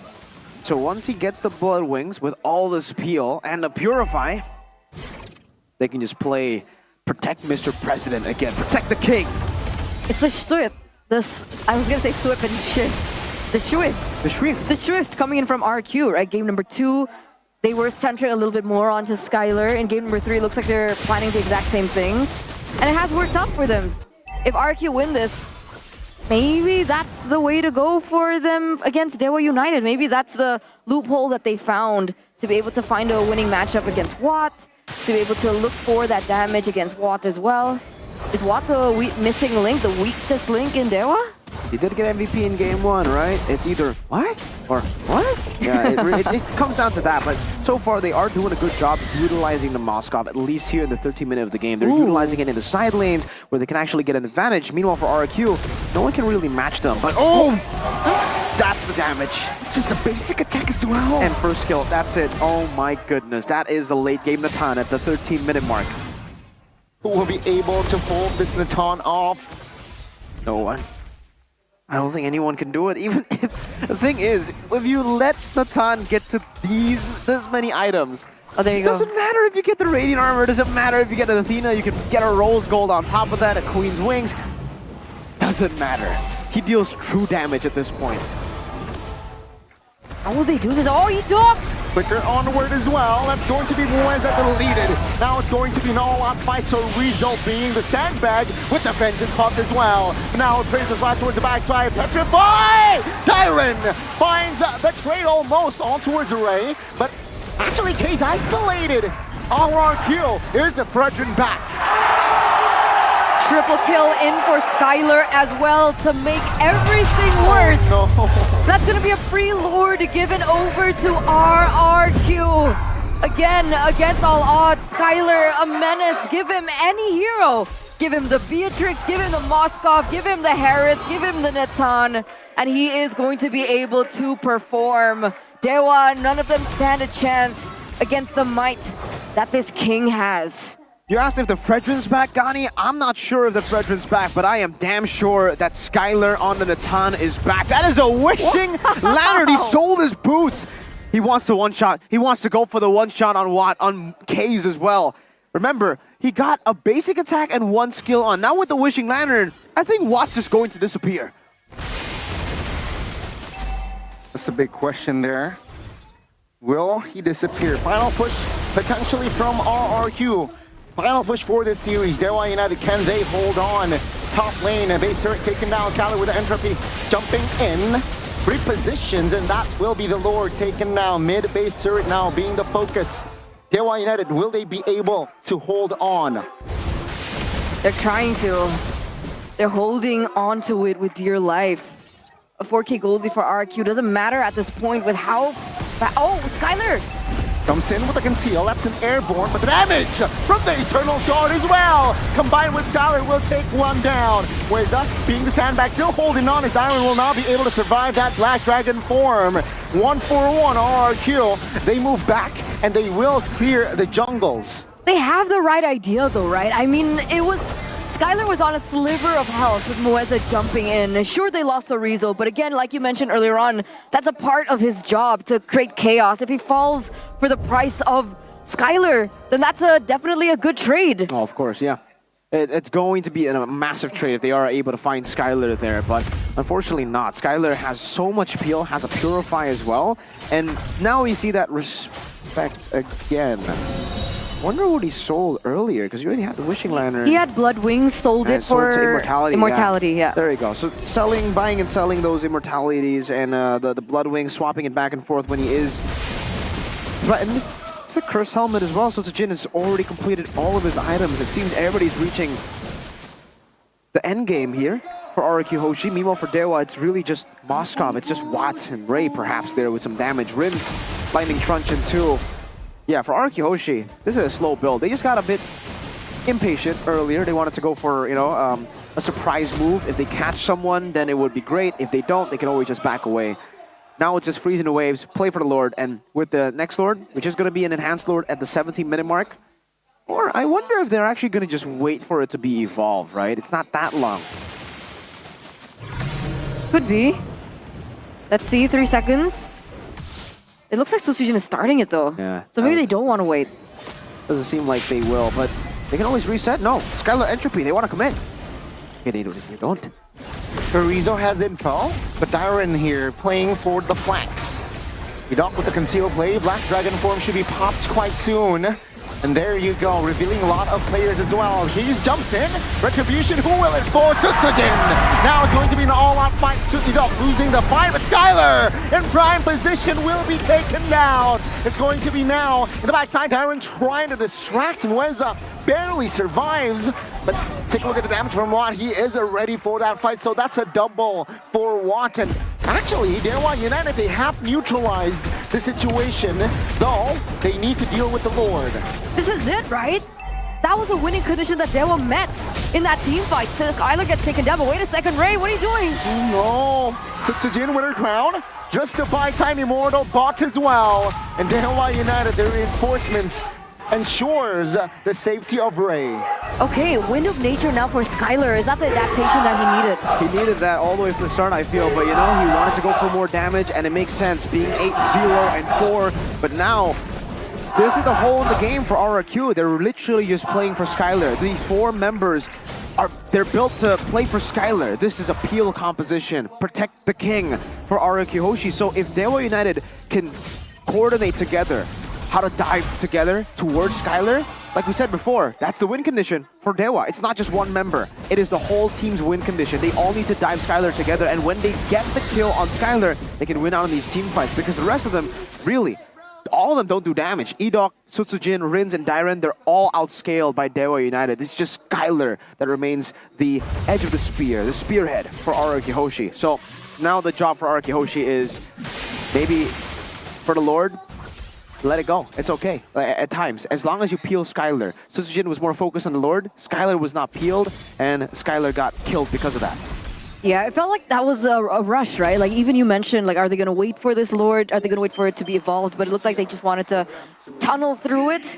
And with that, I think the setup was a little bit too hasty from the side of RRQ that Dewa were able to capitalize over as well. But again, props to the adjustments coming in from Dewa United here mid-game, right? The fact that they were problem-solving in the team fight before this one, where Skylar was nearly taken down, and then they kind of readjusted to that until they were able to take Skylar down. It was very impressive. Last-minute changes coming through. Is there anything we should be noting? Well, he's actually sold Skylar the Wishing Lantern and the Blood Wings, went for Boots again, notices that he actually needs that mobility, and replaced one of the, either like the Blood Wings or the Boots, or sorry, or the Wishing Lantern with the Wind of Nature, so he has more defenses. So at least up against Watt, he won't be as vulnerable, but still, Kaze and Ray can burst him down. He actually went for the Blood Wings again. I wonder... What did he sell? He sold his boots again for the Blood Wings. So it's just constant swaps all around for RRQ Hoshi, for Skylar mainly. And that's a winner crown for Rins. So that will actually help him out in a lot of these skirmishes. Once he uses a cycle of abilities, he'll still be able to stay in the fight with the winner crown. Delay a bit. Chorizo already walking up. RRQ have the far lane this time though, so it is going to be much more difficult for Dewa to actually force the issue and to dive on RRQ. Will RRQ pull the trigger? That's the question here. All spells are up here, including the Retribution, so they're ready for a fight. 5v5 hard, but what? Once he shows top lane, RRQ will pop the conceal here, looking for that trigger play, but that's a good delay from Dewa United. Oh, SOD connects. Will actually commit on towards still safety though. 5v5 now. It's going to be a fight on towards the mid lane. Nweza looking for that solo. Wind of Nature popped and Ray off camera kill. That will be 2 members down and not 4. Dewa United with 1. 3 hitting it up. He finds a kill as well as Rins. Punished as well. Tsutsujin finds the Lord, but he will lose the immortality and the winner crown. Watt finds the shutdown. Skylar, the lone survivor, still stands. That was so messy, honestly, for both of the teams. But Watt was able to get more of an advantage without Skylar present. Will they be able to end it here? Albert did the defense. Can Skylar find the defense? He will! No way! No! Watt finds it! And this will be Dewa United. They have no minions. No minions. They can't go for the end. It's canceled. Skylar saved the game. The king finds the defense. And this will be Dewa United defending the Lord. Man, a messy team fight, but it was brilliant by Dewa because again, for Dewa United, they need these team fights to be messy. As long as they isolate the King, Skylar, Natan away from the team, and man, Mueza, what was that damage, my guy? That's a full tank Gatot Kacha going head-to-head against Skylar and actually winning the 1v1. He had to bring in Rin to save him, to save Skylar then that skirmish. So because of that, because Mueza was able to zone Skylar away, the rest of the team, like we've been mentioning, will be able to outdamage the rest of RRQ. Rins, Dyron, Sutujin, and Edok, they have no damage compared to Dewa United with Ray, Watt, Chorizo, and Kaze. They'll be able to win out a 4v4 like it's nothing. As long as Skylar is isolated, now there's another win condition, right? Either you target Skylar in these fights, or you isolate Skylar from the rest of the team. Once you do that, it is an easy win. I have to talk about this though. If we can get a replay, RRQ's way of holding the Lord is so pre-patch. They were not resetting the Lords. Sutujin just took all that damage. And remember, once you hold the Lord for a while, that damage starts scaling up. That damage starts to stack up. And Sutujin lost all of his HP almost just by the Lord. Luckily, though, the timing was enough for him to put in the retribution before he got taken down, because otherwise that would have been GG for RQ. But just reset it, right? There's he was holding it for so long and they wanted to go for the engage. If the call was to commit, then yes, it makes sense. Okay, you want to hold on to it, you want to just commit, you want to use the Skylar entropy to burst it down, but Skylar wasn't even there. Exactly. Sutujin's got to be more clinical with, you know, how he approaches these Lord resets, man, because 18-minute pass evolve Lord mark, that is not a joke of a Lord. It is no longer the enhanced version that you can actually still maybe tank up on a Fredrin. It doesn't matter. He starts dealing true damage to you. It doesn't matter how many defensive items you have once we get into these moments in the game. And now the tides have shifted, right? Earlier on, it was a little bit more difficult for Dewa with the Lord position, but now it's going to be a little bit more tougher for RRQ, right? They don't have someone like the Moskov that can go in for the far lane and clear. And it looks like we're going to see how both of these teams pan it out. Let's see if RRQ learn from their previous 2 mistakes. Let's see, it's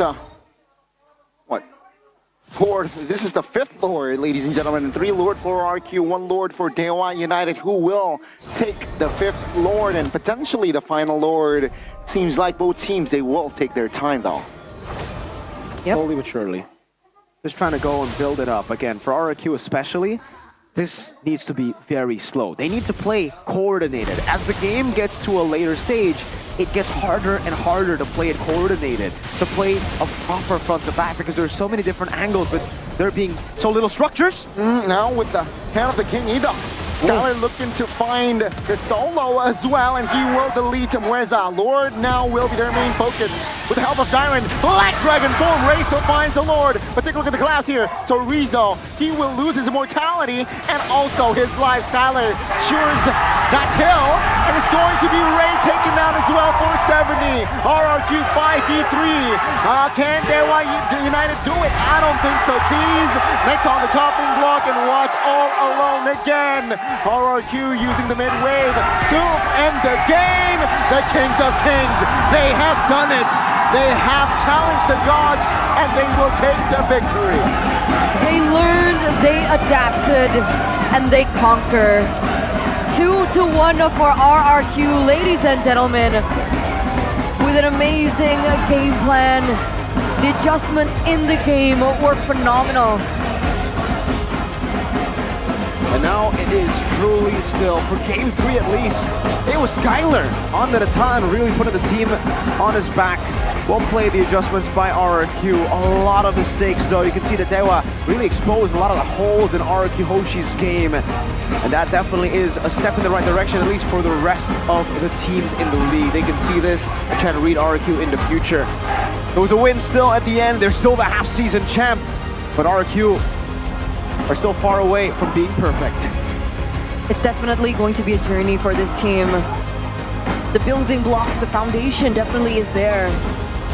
But if we want to take a look at it from a different perspective, Dewa United, they were able to force RQ all the way full best of 3 series against the team that's #1 on the standings, mind you. I mean, first game it was over 20 minutes. Second game it was a one-sided game, but third game it was over 20 minutes. So it's again pushing RRQ to its most limit. But again, with the king RRQ, they're staying consistent. At the top, The still. big C. The big C. Numero uno. Solidifying their spot up top with 7 wins and 1 loss at the first half mark.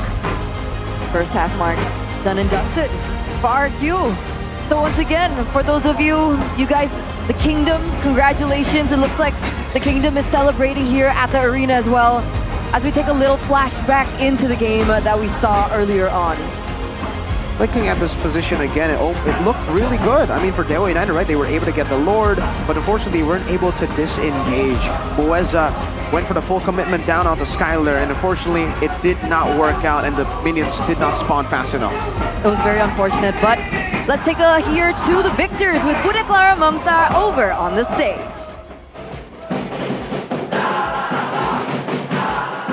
RRQ menutup leg pertama dengan senyuman. Dan pastinya kemenangan ini juga begitu spesial khususnya untuk Idok. Dok, Bude lihat tadi semangat banget tuh pas kelar. Wah. Emang selalu semangat Bude. Oh, selalu semangat ya. Namun kan kali ini lawanmu adalah tentunya ada histori spesial pastinya. Ada Mueza di sisi Dewa United.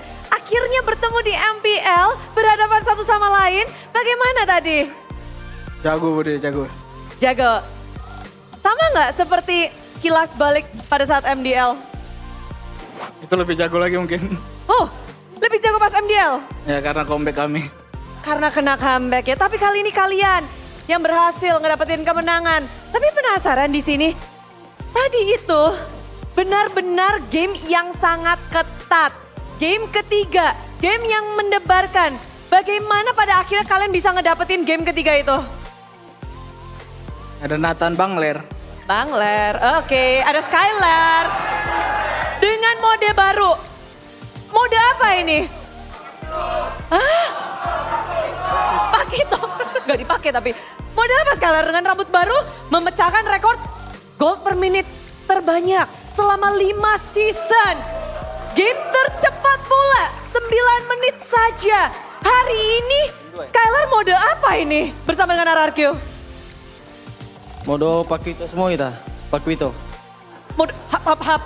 Ya, uppercut-nya semua. Uppercut aja semua. Tapi menarik dengan adanya pertikaianmu dengan Watt tadi. Kita tahu kamu adalah seorang yang bisa dibilang cukup jam terbangnya tinggi. Namun lebih tinggi lagi itu ada Awat. Dari season 1 hingga sekarang dia masih ada di MPL dan masih terus berlaga. Bagaimana kamu melihat Awat? Keren sih, gua ngelihat orang main dari MPL season 1 sampai sekarang tuh menurut gua keren. Kalau orang lain kan dari mungkin season 1 main, season berapa rehat atau nggak pensi gitu. Tapi gua ngelihat Awat sih terinspirasi lah. Semoga gua dari ini bisa kayak dia lah di season 7 gua main MPL sampai seterusnya lah. Sampai seterusnya, no rehat-rehat. Kalau tangan udah patah baru rehat. Jangan ya, hati-hati ya Dek ya. Oke, tapi menjadi hal yang tadi penentuan juga battlemu bersama dengan Watt. Seseru apa tadi di game yang ketiga? Tahu mana sih game yang paling seru buat kamu Skylar? 1, 2, 3. Game 1 bener udah menang ya, nggak disiplin aja kita. Terlalu barbar gara-gara Diren. Oh. Mana bisikan setan Diren, gas aja. Oh, gas aja. Ya, ada Lord, kan kami ada Lord. Bohong Bude, bohong. Lu yang bilang tadi. Berdua ini sepertinya. Dua-duanya kepengen ngegas terus ya. Ya. Oke, ngelihat tapi congratulations untuk 1 juta subscriber dari Skylar. Terima kasih Bude. Mode Pakitonya ternyata membawa dampak positif juga di Land of Dawn di MPL. Tapi Diren sendiri, ini pertarunganmu bersama dengan Sorizo di tim lain. Kali ini Sorizo, akhirnya bagaimana tadi 3 game? Menurut gua kayaknya bagus sih Bude.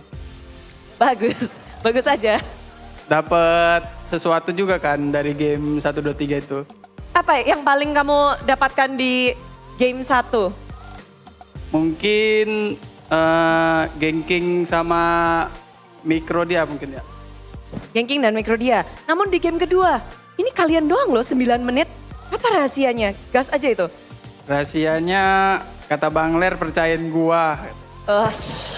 Percaya, kita langsung percaya. Namun ada yang percaya gak sih tadi kita melihat Angela dari Rins? Wih, munculnya Angela dari Rins. Kayaknya Budi baru lihat deh di MPL, baru sekali ini ya Rins ya? Ya, itu tadi strat dari Bang Kecut, pakai aja Angela. Oke, lalu? Lalu kalah. Nextnya bagaimana hubunganmu dengan Angela? Kayaknya masih bisa dicoba. Masih bisa dicoba. Dan kamu juga akhirnya bertemu dengan Mueza, bertemu dengan hari ini Dewa. Bagaimana? Ada sesuatu yang kamu siapkan untuk bertemu dengan Mueza kah? Gak ada sih. Kayak biasa aja kita mau lawan siapapun kita ngasih yang terbaik aja. Ngasih yang terbaik dan tadi ngasih Angela. Spesial dong. Spesial. Nextnya mau kasih apa lagi nih? Florin mid mungkin. Waduh. Florin mid mungkin ya, mungkinnya di garis bawah, di caps lock. Tapi ada yang spesial. Buset, dia ini nggak bisa diganggu gugat. Kingdom, semua super fans, inilah dia. Half season champion jatuh kepada RRQ Hosi. Dan pasti ini menjadi sebuah hal yang harus kalian perhatikan ya. Karena kali ini semua mata tertuju pada RRQ Hosi, berada di pucuk atas. Tolong dong kata-kata dari half season champion.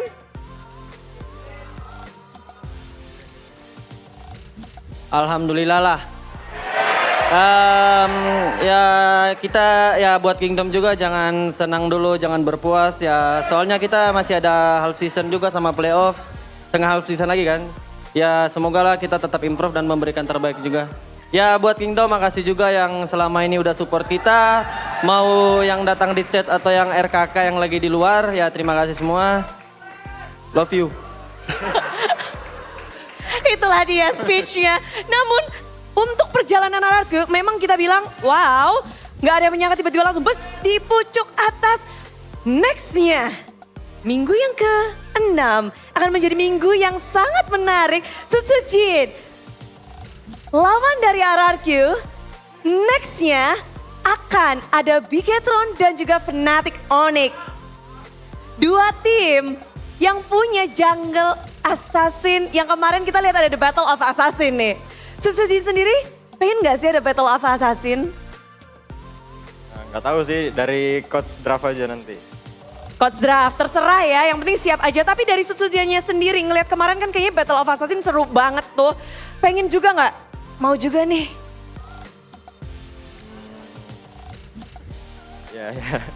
Ya, kalau dikasih ya iya, kalau enggak ya nggak apa-apa gitu. Ya. Pasrah saja, namun melawan dua tim yang tepat berada.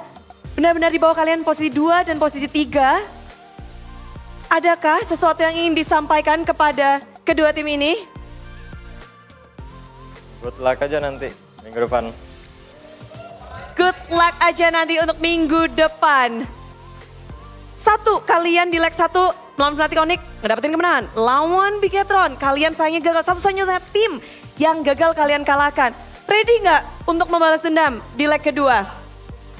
Bismillah aja kalau kata Diren. Kalau kata Diren, bismillah. Semuanya tentu mengharapkan yang terbaik. Dan inilah dia, mari kita sambut bersama-sama. Beri tepuk tangan untuk The Whole Season Champion, RRQ Hosi. Caster, game ketiga begitu ramai, silahkan.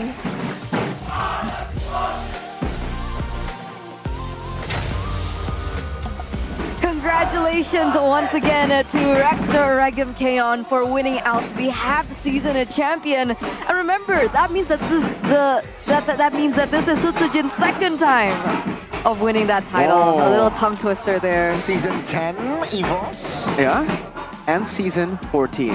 Hopefully, it's not the same trend. I really hope not. I As really season hope 10. not, man, because for some reason, this is like a curse for EVOS with Sutsujin. Whenever Sutsujin plays with EVOS, they don't make it to the playoffs. I just really hope that curse doesn't go through with Let's RRQ. hope. So far, they're looking amazing. This game, this match wasn't as amazing as expected, right, for them. There were a lot of holes in their game, but I think it's good that it happened here. Because if they went flawless all the way to the playoffs, then these mistakes could have been exploited in the playoffs. But now they have time, like Pascal mentioned, still another half of the season where they could actually learn. L for learn. L for learn. L for learn. We're also going to take a little bit sneak peek into the highlights of, again, that previous game. And I think Skylar was the one that said, right? I mean, Watt is still doing a great job. He says that he looks up to Watt. He hopes that he can stay in the league as long as Watt has. And of course, the MVP, our POTM of this series goes to Mr. Skylar, the prince, the king. Can we call him the king now? Yes. Of RRQ. He is the king of RRQ, right? He's the oldest one standing. 1226 KDA, 932 GPM, 120,000. 519 damage dealt. What in the world, Mr. Skylar? He was juggling items left, right, and center as well. Just really quick with it when it comes down to that gold lane presence.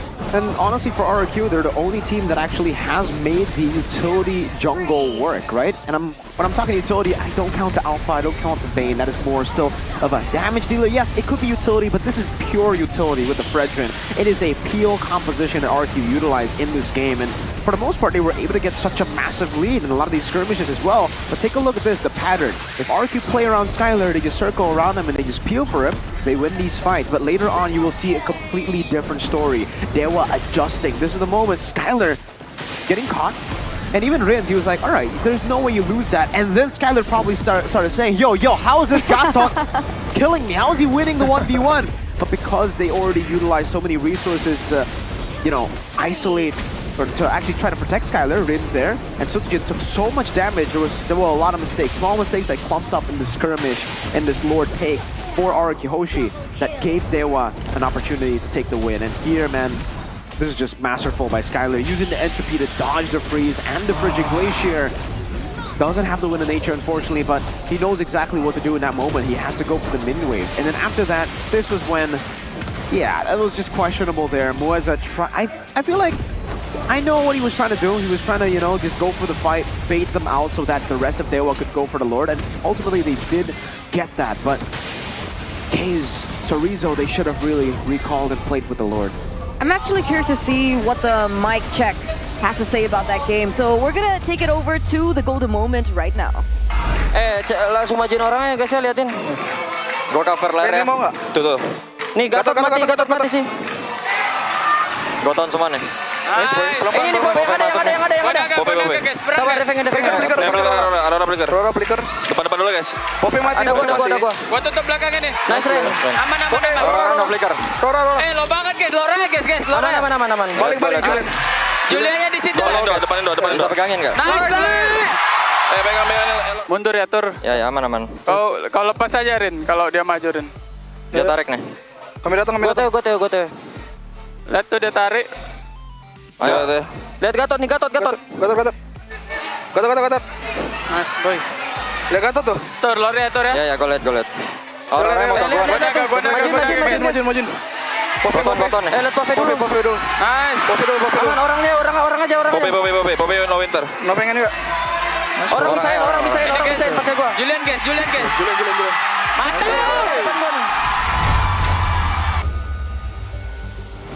Wait, so who was IGL? It almost seems like everybody was making Right? calls together. Yeah. Because it feels like Dyrene was the most vocal one. But then everyone else was also, Chipped in. shot calling too, honestly. I don't know. Depending on situations, Dyrene seems like being the vocal in that. He's the vocalist replay. in this band. Vocalist. Exactly. Skylar being the bassist support. He's more of the tune. guitar man, He's more of the solo bolo, my dude. Just rocking it out with the Natan. Not the vocalist? Oh no, vocalist is Dyrene, sorry. Exactly. Anyways. Audience highlight. Don't focus too much on chasing the enemy MM and avoid being overzealous. Pay attention to drafts and spells to adapt to the enemy's draft, said Bagasava Maheswara. There you go. Thank I you. agree. Bagasava Maheswara. Thank you. I think the drafts were pretty good, honestly, for Dewa United. They've really improved their drafts from week 1 to week 3 when the drafts were still a bit more shaky, in my opinion. Shout out to Ryzon and Belen for actually improving so much in the drafts itself. But the execution, I think, the execution definitely needs a lot of work. Game 1, Game 2, those should have been early wins as well. But hey, I see you smiling, Eterna, after seeing the upcoming matches. What do you see? Nothing. Hey. It doesn't matter to me anymore. That's tomorrow. Doesn't matter to me anymore. TLID will take on Dewa United. Is Yaoi playing yet? Maybe today. Maybe tomorrow. We I don't know. think so. Unfortunately, I don't think so. It's okay. I still love TLID. I love my children. See, your children? Yeah, they're my kids. ID. Who's the... No, there's no... It's not like that. Okay. Let's take a look at the upcoming match for RQ. Oh, no. It's fine. I think they can do their first match. The second match will be a little bit more tricky. Wait. Whoa. I didn't know you are a Bigatron fan. No? What was that? We got the Royal Derby next week. What do we call this derby? The bunny experiment thing? I guess we'll fix it later, right? We'll improve on that in the future here, Gani. You know, we have the STM Derby that started in season 7. Do we have even a derby between RQ and Bigatron? The bunny derby. I like that. The bunny derby. The bunny derby. I don't think Bigatron are bunnies anymore, though. You know. Last time I remember it was Onek who lost against RQ, not Bigatron. The Royal Derby, of course. You win some, you lose some, you know? You guys want to watch this feud in real life? You actually can. How? Super easy. You guys can check it out on the MPL Indonesia website because the regular season is going to be from August 9th to October 6th. So still a long time as we're approaching the second half of the season. You guys can actually get a 10% discount if you use the GoPay app. So don't forget to check that out. Pay with the GoPay app, get the 10% discount, and tickets start from 85K. So it's super affordable. You guys get maximum amount of entertainment as well. You guys can take pictures with Mr. Arashi. Everyone wants pictures with Mr. Arashi. He's actually... You gotta be... No, you have to find him, though. It's very hard to find him in the arena because he's elusive. Where is... Arashi? Oh, there he is. All right. He's running away! Let's go get him! We're gonna go on a short break, ladies and gentlemen. We'll see you for match numero 2.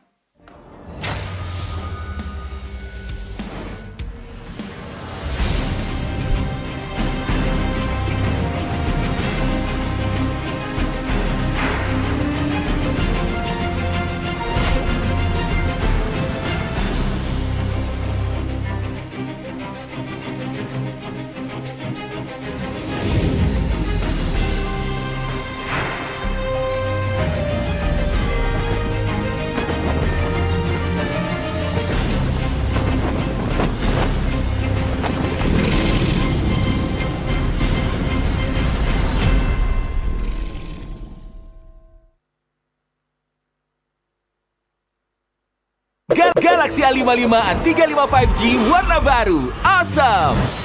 Kayak circle kita. Diajakin mabar di mana tuh? Circlein aja pakai circle to search. Wah, langsung ketemu tempatnya.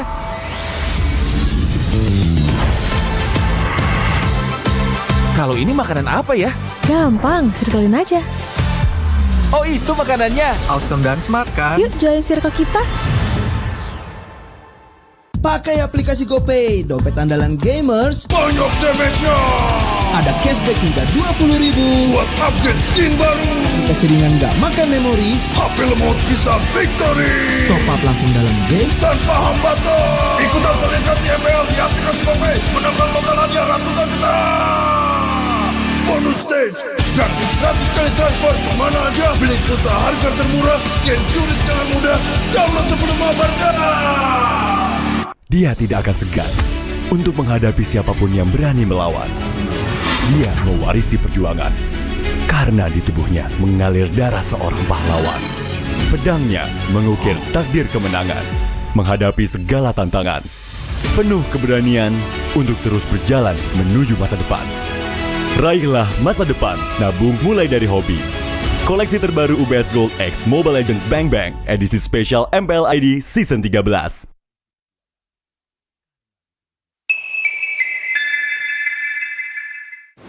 Main Mobile Legend memang seru. Mabar sama temen makin epic. Apalagi kalau double kill.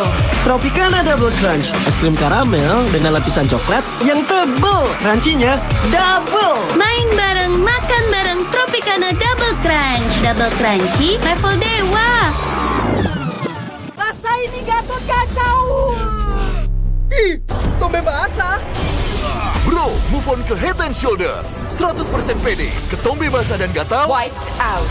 Dapetin edisi baru Gatot Kaca di minimarket terdekat. Head and Shoulders. Ini Gatot, ini kaca. Mas Gatot, benerin kaca.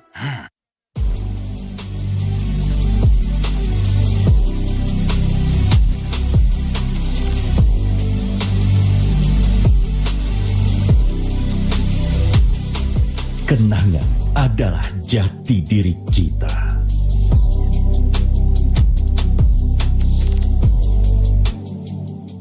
Kita adalah pejuang yang melangkah dengan penuh keyakinan, menghadapi dunia tanpa keraguan, karena hidup adalah arena pertarungan. Kita adalah pejuang yang tak akan gentar oleh segala tantangan, menghadapi lawan tanpa ketakutan, karena kita terlahir untuk meraih kemenangan. Raihlah kemenangan dengan koleksi terbaru UBS Gold X Mobile Legends Bang Bang, edisi spesial MPL ID Season 13. Saatnya nabung dari hobi bersama UBS Gold.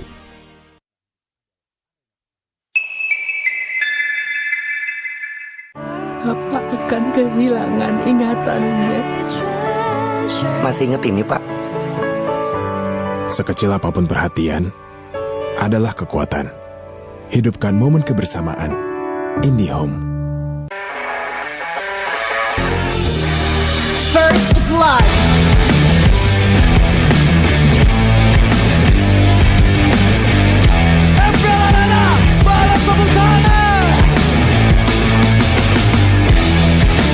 Mendapatkan 2 momen penturen.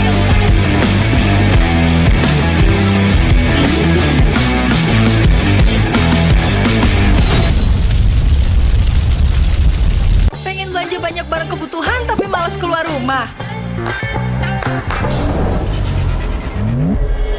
Untung aja pakai aplikasi Klik Indomaret. Cuma tinggal klik bisa belanja online seperti di toko. Beli ini, itu, jadi mudah banget. Produknya lengkap, banyak promonya. Gak perlu pusing, bisa pakai alat bayar apa aja. Wah, 1 jam udah sampai, gratis ongkir lagi. Untung aku pakai Klik Indomaret, belanja online seperti di toko. Kini, Indomaret telah menghadirkan varian baru, soto dan rawon yang wajib kamu coba.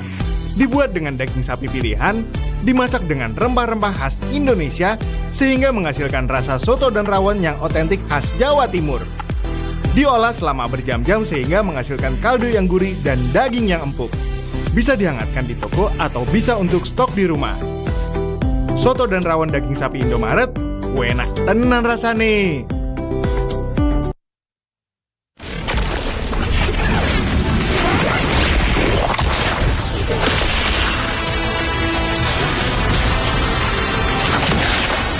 Strike first and without mercy.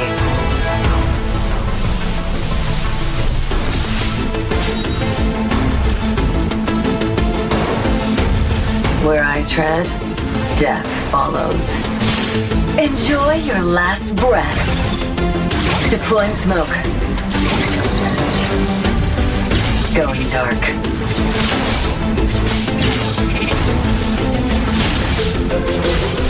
War is my trade.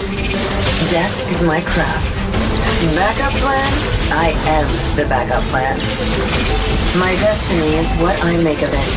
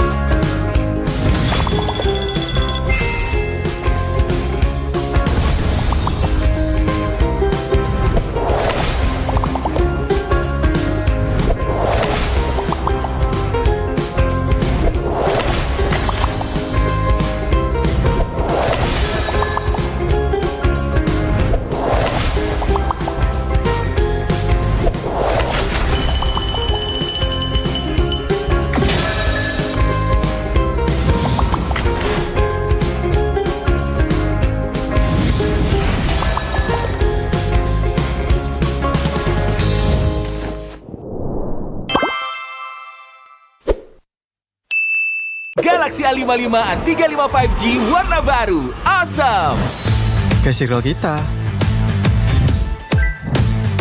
Diajakin mabar di mana tuh? Circlein aja pakai circle to search. Wah, langsung ketemu tempatnya.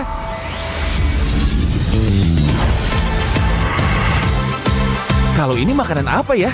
Gampang, circlein aja. Oh, itu makanannya. Awesome dan smart kan? Yuk join circle kita. Pakai aplikasi GoPay, dompet andalan gamers. Banyak damage-nya. Ada cashback hingga 20.000 buat upgrade skin baru. Aplikasi ringan gak makan memori. HP lemot bisa victory. Top up langsung dalam game tanpa hambatan. Ikutan selebrasi MPL di aplikasi GoPay. Menambah total hadiah ratusan juta. Bonus stage, gratis 100 kali transfer kemana aja. Beli pulsa harga termurah, scan QRIS dengan mudah. Download sebelum mabarkan. Dia tidak akan segan untuk menghadapi siapapun yang berani melawan. Dia mewarisi perjuangan karena di tubuhnya mengalir darah seorang pahlawan. Pedangnya mengukir takdir kemenangan, menghadapi segala tantangan. Penuh keberanian untuk terus berjalan menuju masa depan. Raihlah masa depan, nabung mulai dari hobi. Koleksi terbaru UBS Gold X Mobile Legends Bang Bang, edisi spesial MPL ID Season 13.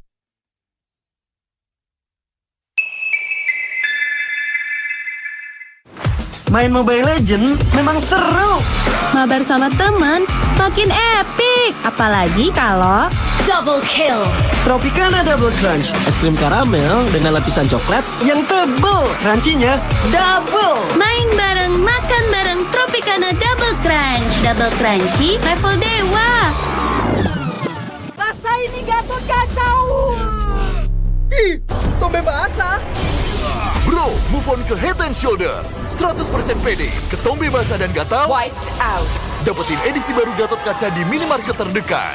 Head and Shoulders. Ini Gatot, ini kaca. Mas Gatot, benerin kaca.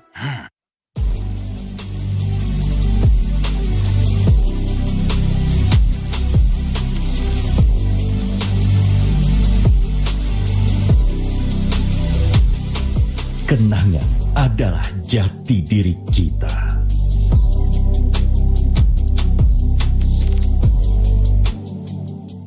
Kita adalah pejuang yang melangkah dengan penuh keyakinan, menghadapi dunia tanpa keraguan, karena hidup adalah arena pertarungan.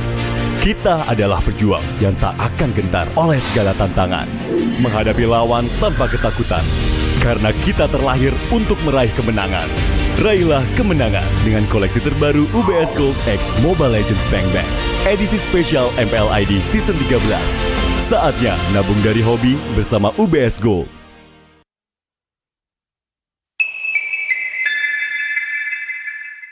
Papa akan kehilangan ingatannya. Masih inget ini, Pak? Sekecil apapun perhatian adalah kekuatan. Hidupkan momen kebersamaan. IndiHome. First blood.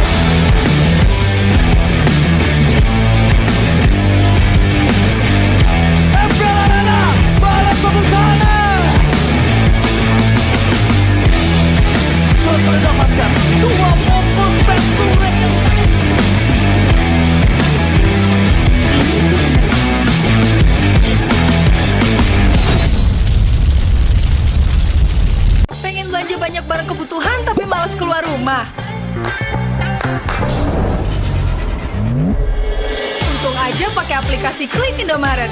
Cuma tinggal klik bisa belanja online seperti di toko. Beli ini, itu, jadi mudah banget. Produknya lengkap, banyak promonya.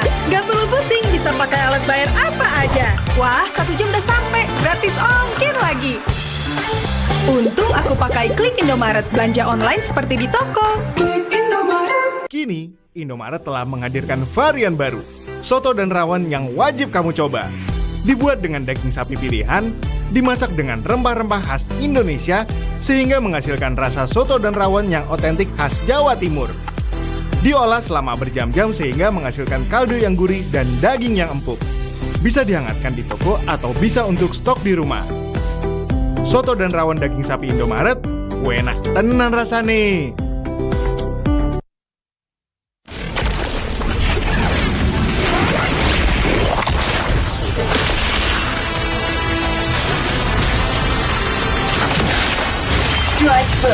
and without mercy.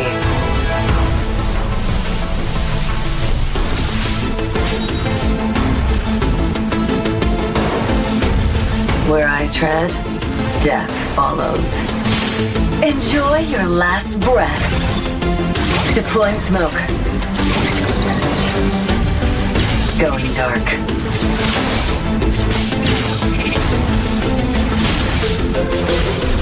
War is my trade. Death is my craft. Backup plan?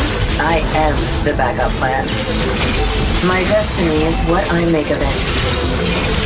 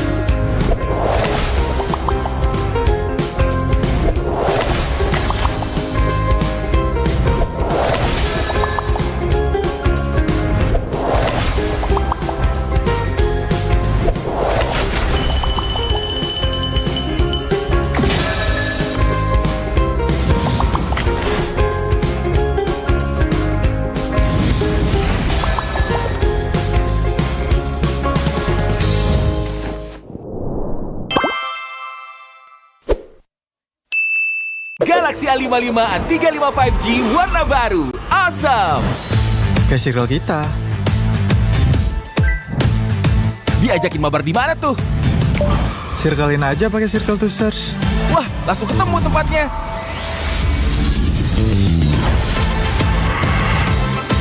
Kalau ini makanan apa ya? Gampang, circlein aja. Oh, itu makanannya. Awesome dan smart kan? Yuk join circle kita. Pakai aplikasi GoPay, dompet andalan gamers. Banyak damage-nya. Ada cashback hingga 20.000 buat upgrade skin baru. Aplikasi ringan gak makan memori. HP lemot bisa victory. Top up langsung dalam game tanpa hambatan. Ikutan selebrasi MPL di aplikasi GoPay. Menambah total hadiah ratusan juta. Bonus stage. Gratis 100 kali transfer kemana aja. Beli pulsa harga termurah. Scan juris dengan mudah. Download sebelum mabarkan. Dia tidak akan segan untuk menghadapi siapapun yang berani melawan. Dia mewarisi perjuangan karena di tubuhnya mengalir darah seorang pahlawan. Pedangnya mengukir takdir kemenangan, menghadapi segala tantangan. Penuh keberanian untuk terus berjalan menuju masa depan. Raihlah masa depan, nabung mulai dari hobi. Koleksi terbaru UBS Gold X Mobile Legends Bang Bang edisi spesial MPL ID Season 13.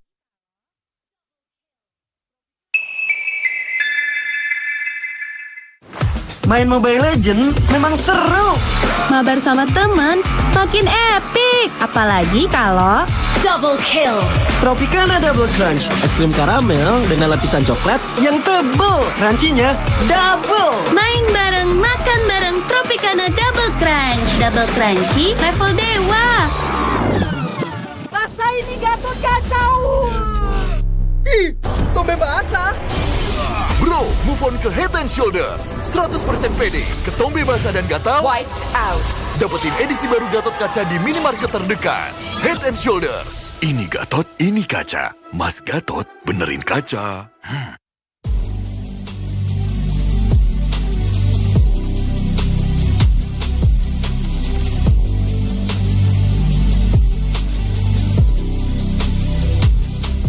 Kenangan adalah jati diri kita.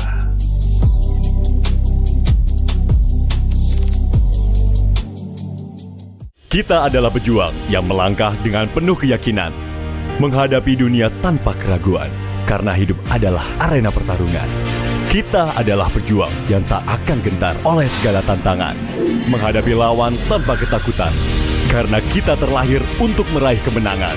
Raihlah kemenangan dengan koleksi terbaru UBS Gold X Mobile Legends Bang Bang, edisi spesial MPL ID Season 13. Saatnya nabung dari hobi bersama UBS Gold.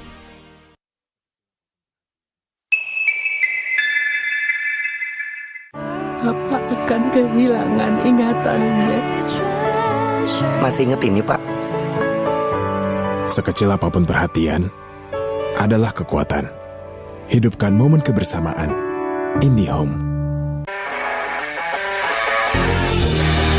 First Blood.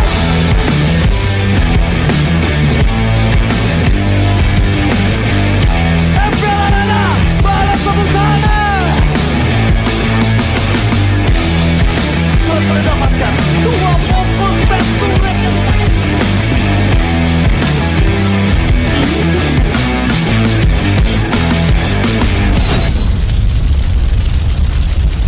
Pengen belanja banyak barang kebutuhan tapi malas keluar rumah. Untung aja pakai aplikasi Klik Indomaret. Cuma tinggal klik bisa belanja online seperti di toko. Beli ini, itu, jadi mudah banget. Produknya lengkap, banyak promonya. Gak perlu pusing, bisa pakai alat bayar apa aja. Wah, 1 jam udah sampai, gratis ongkir lagi. Untung aku pakai Klik Indomaret, belanja online seperti di toko. Kini, Indomaret telah menghadirkan varian baru, soto dan rawon yang wajib kamu coba. Dibuat dengan daging sapi pilihan, dimasak dengan rempah-rempah khas Indonesia, sehingga menghasilkan rasa soto dan rawon yang otentik khas Jawa Timur. Diolah selama berjam-jam sehingga menghasilkan kaldu yang gurih dan daging yang empuk. Bisa dihangatkan di toko atau bisa untuk stok di rumah. Soto dan rawon daging sapi Indomaret, enak tenan rasane.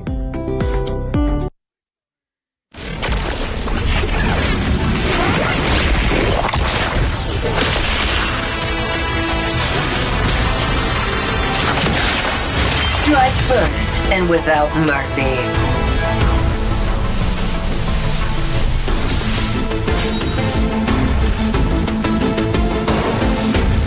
Where I tread, death follows. Enjoy your last breath. Deploying smoke. Going dark.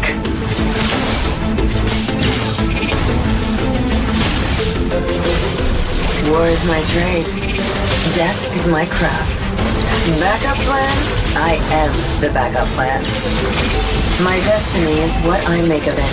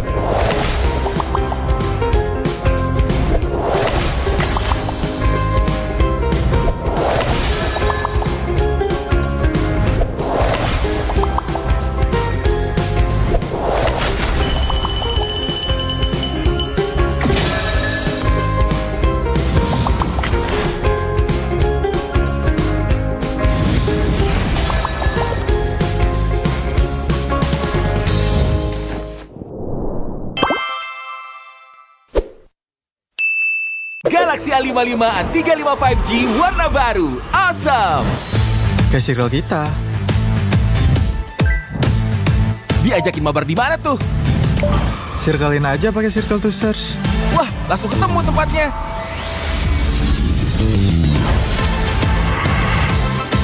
Kalau ini makanan apa ya? Gampang, circlein aja. Oh, itu makanannya. Awesome dan smart kan? Yuk join circle kita. Pakai aplikasi GoPay, dompet andalan gamers. Banyak damage-nya.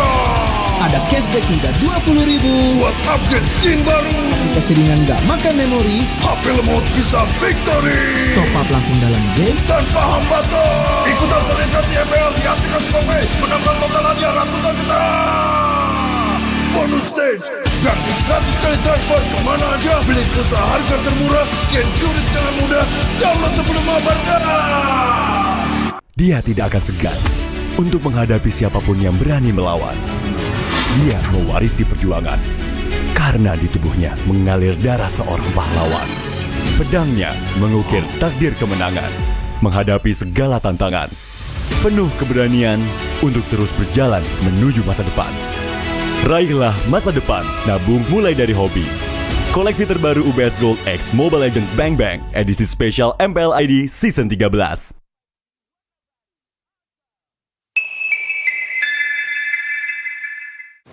Main Mobile Legends memang seru. Mabar sama temen makin epic. Apalagi kalau double kill. Tropicana Double Crunch, es krim karamel dengan lapisan coklat yang tebal. Crunchy-nya double. Main bareng, makan bareng Tropicana Double Crunch. Double crunchy level dewa. Rasa ini Gatot kacau. Ih, tombe basah. Bro, move on ke Head and Shoulders. 100% pede, ketombe basah dan gatal Wiped out. dapetin edisi baru Gatot kaca di minimarket terdekat. Head and Shoulders. Ini Gatot, ini kaca. Mas Gatot, benerin kaca.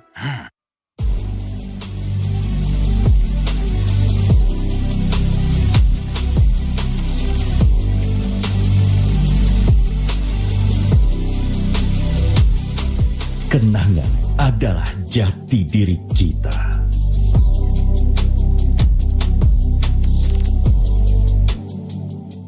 Kita adalah pejuang yang melangkah dengan penuh keyakinan, menghadapi dunia tanpa keraguan, karena hidup adalah arena pertarungan. Kita adalah pejuang yang tak akan gentar oleh segala tantangan, menghadapi lawan tanpa ketakutan, karena kita terlahir untuk meraih kemenangan. Raihlah kemenangan dengan koleksi terbaru UBS Gold X Mobile Legends Bang Bang, edisi spesial MPL ID Season 13. Saatnya nabung dari hobi bersama UBS Gold.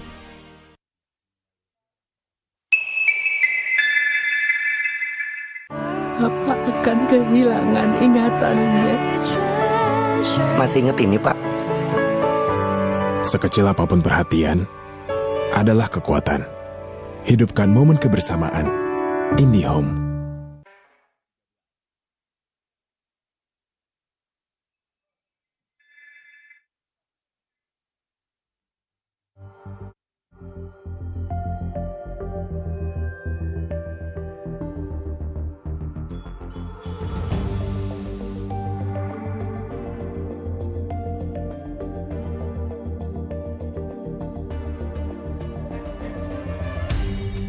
Aku kan berdiri dan terus berlari, terus ke arah puncak tertinggi. Ku takkan berhenti, hanya sampai di sini. Kemenangan abadi menanti. You know we won't miss if we unite our focus. And if you haven't noticed, we'll nyalakan apimu, hadapi semua tantangan, hadang semua serangan, jatuh bukan halangan, bakar semangatmu, janganlah engkau menyerah, kita kan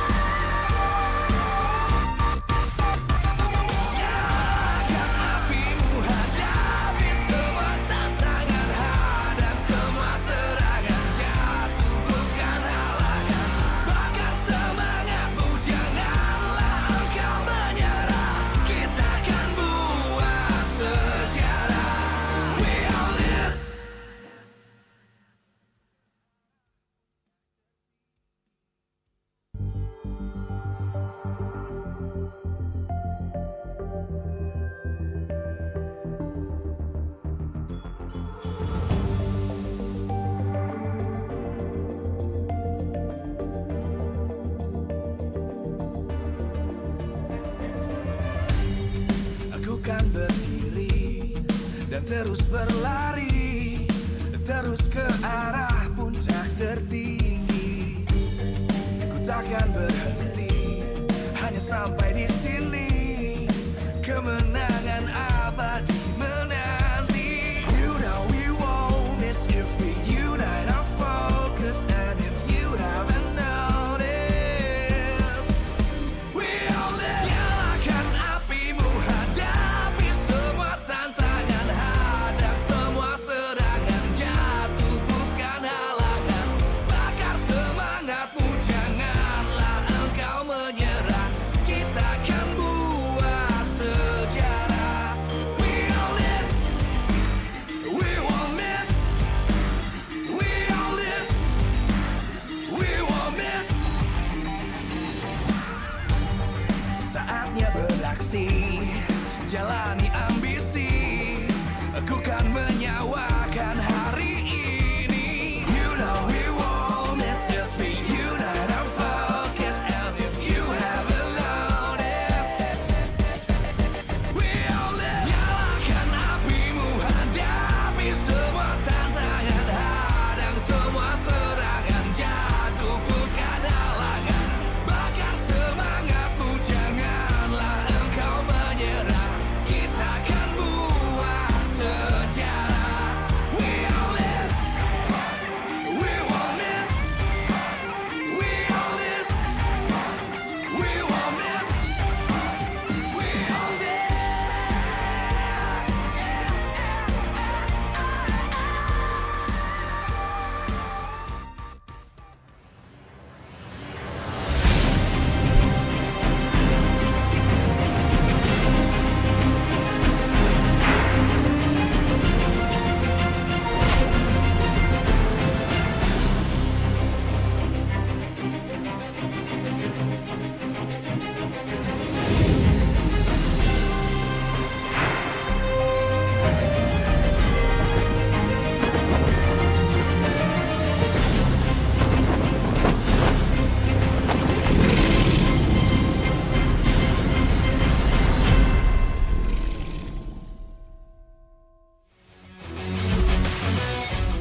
Live from Jakarta, MPL Arena. MPL Season 14 is powered by Munta. Presented by our official tournament smartphone, Samsung Galaxy. Official e-wallet, GoPay. Official destination for gaming and esports, Hidea.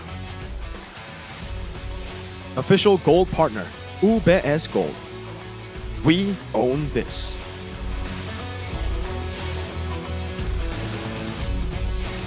Match kedua sesaat lagi. Match penuh mekanik akan segera kita saksikan antara Alter Ego melawan tim Liquid ID. Nile, amunisi baru Alpha Milia dengan permainan assassinnya melahirkan banyak momentum kemenangan untuk Alter Ego. Ada lagi Nino sang veteran yang kini sudah mulai bisa membawa Alter Ego yang baru bermain lebih disiplin. Dua mid dari AE, ada Owen dan juga Rondel juga membawakan agresivitas yang baik saat menang melawan Dewa. Dengan Hais sebagai gold laner yang menjadi carry Alter Ego yang performanya makin membaik. Inilah dia kedatangan dari tim Alter Ego. Mereka bersiap untuk melawan penantang mereka. Dan berbicara adu mekanik, maka tim Liquid ID bisa dibilang lawan terberat. Favian dengan assassin-assassinnya telah memperlihatkan mekanik dan kepercayaan diri yang tinggi. Belum lagi gold laner mereka, Aaron Siki, yang selalu tampil berani di dalam adu laning phase.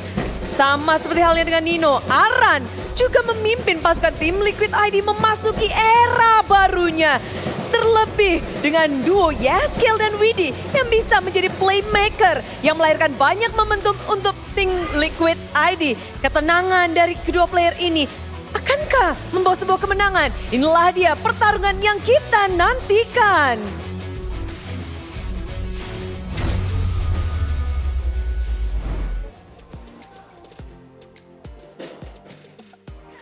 Sesaat lagi, match penutupan untuk leg yang pertama di MPL Indonesia Season 14 akan berlangsung. Tim Liquid ID dan juga Alter Ego akan menutup leg yang pertama.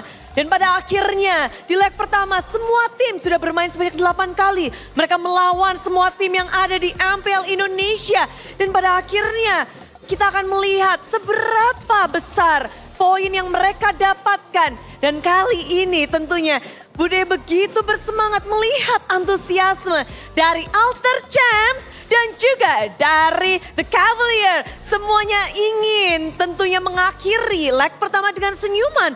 Tren positif terakhir mereka bawakan dengan match mereka sebelum ini. Namun kali ini tentu siapa yang bisa membawa senyuman lebih lebar. Dan Bude tentunya berterima kasih dan tersenyum lebar kepada kalian semua yang terus memberikan dukungan positif bersama dengan para support dan partner MPL Indonesia Season 14. Powered by Moonton, presented by Official Tournament Smartphone, Samsung Galaxy, Official e-wallet, GoPay, Official Destination for Gaming and Esports, Kidia, Official Gold Partner UBS Gold. Dan tak lupa juga dengan partner ini sports ada Campina, Head and Shoulder, Telkomsel, Ora Imo, Dunia Games dan IndiHome. Dan juga Witring, beserta dengan supplier Erico, lalu Indomaret, Yummy Choice dan Saturday. Acara ini supported by PBSI. Mengingat posisi keduanya sama-sama sedang berada di tengah-tengah. Semuanya menginginkan poin yang lebih aman, mendapatkan posisi yang terbaik. Kita melihat bahwa ada tren positif dari tim Liquid tadi yang terus-menerus dengan membawa regenerasi baru. Namun regenerasi pun terjadi di Alter Ego. Seperti apa? Dan gameplay seperti apa yang akan dibawa oleh kedua tim ini? Jadi Alter Champs, berikan semangat kalian untuk Alter Ego! Match penutupan Alter Ego, El Familia. Dukungan sudah diberikan. The Cavalier, jangan mau kalah, beri dukungan untuk tim Liquid ID. Woo! Pasukan kuda benar-benar akan terbakar. Mereka ingin ngedapetin kemenangan pula. Apalagi ini adalah match penutupan bagi keduanya. Dan kalau kita boleh bahas lagi, benar-benar gameplay akan diasah. Adu mekanik pun tak bisa dielakkan. Mari bersama-sama kita sambut, inilah dia. Match penutupan untuk leg pertama. Tim Liquid ID dan Alter Ego.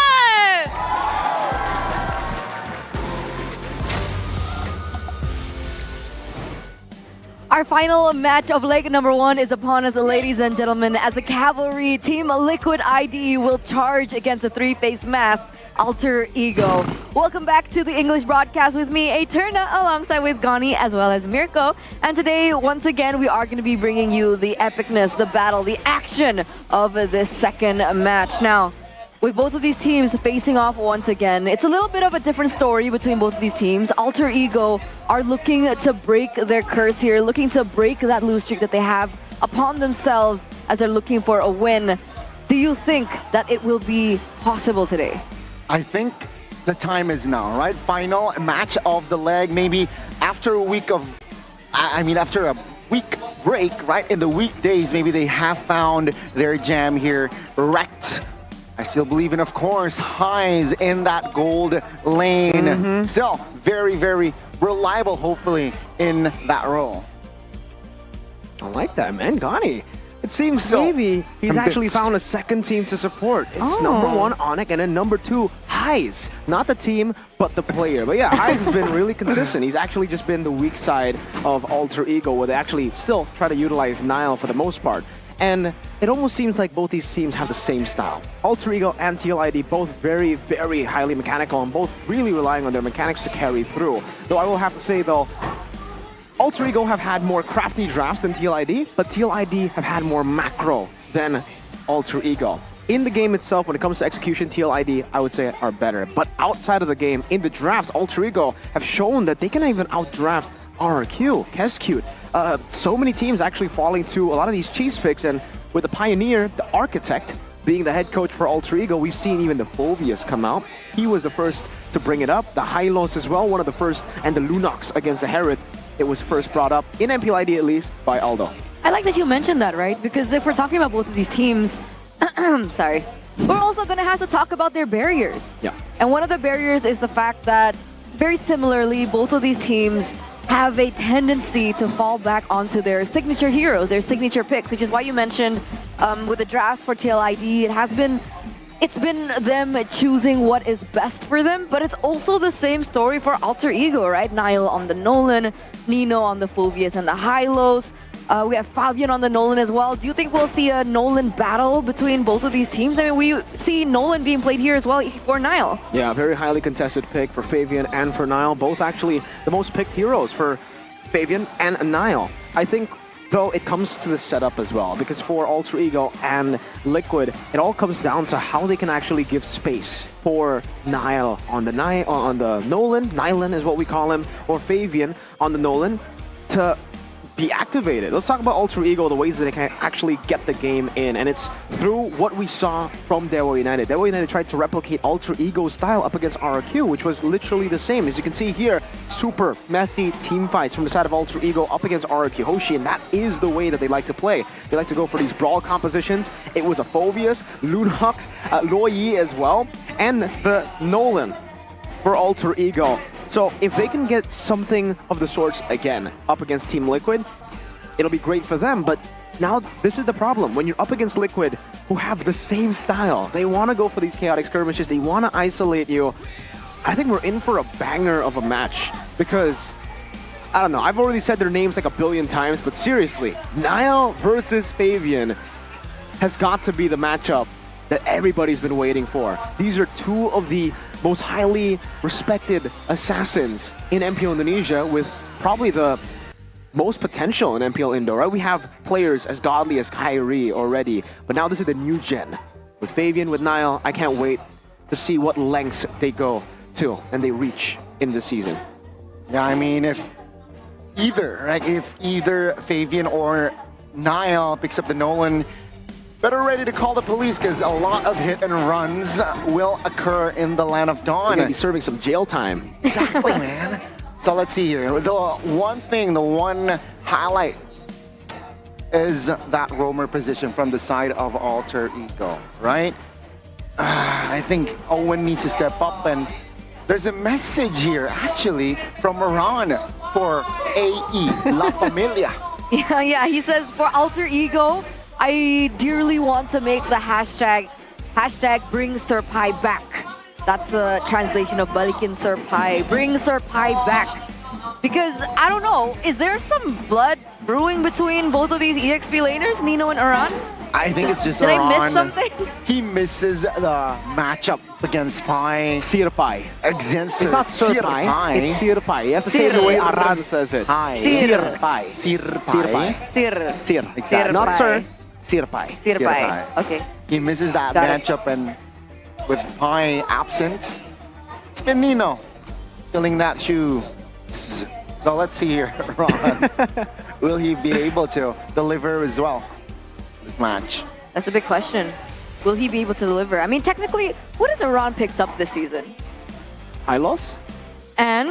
Terizla, And? Arlet. He's been an enabler. He's been very different to what we've known. Like, we've known Aran and honestly Nino as well to beat carries, right? Even in the XP lane, Nino was most known, especially in Season 7 when he made his debut to play the Esmeralda, the Alice as well. El Sabar! El Sabar. What does Sabar mean? Patience. Patience.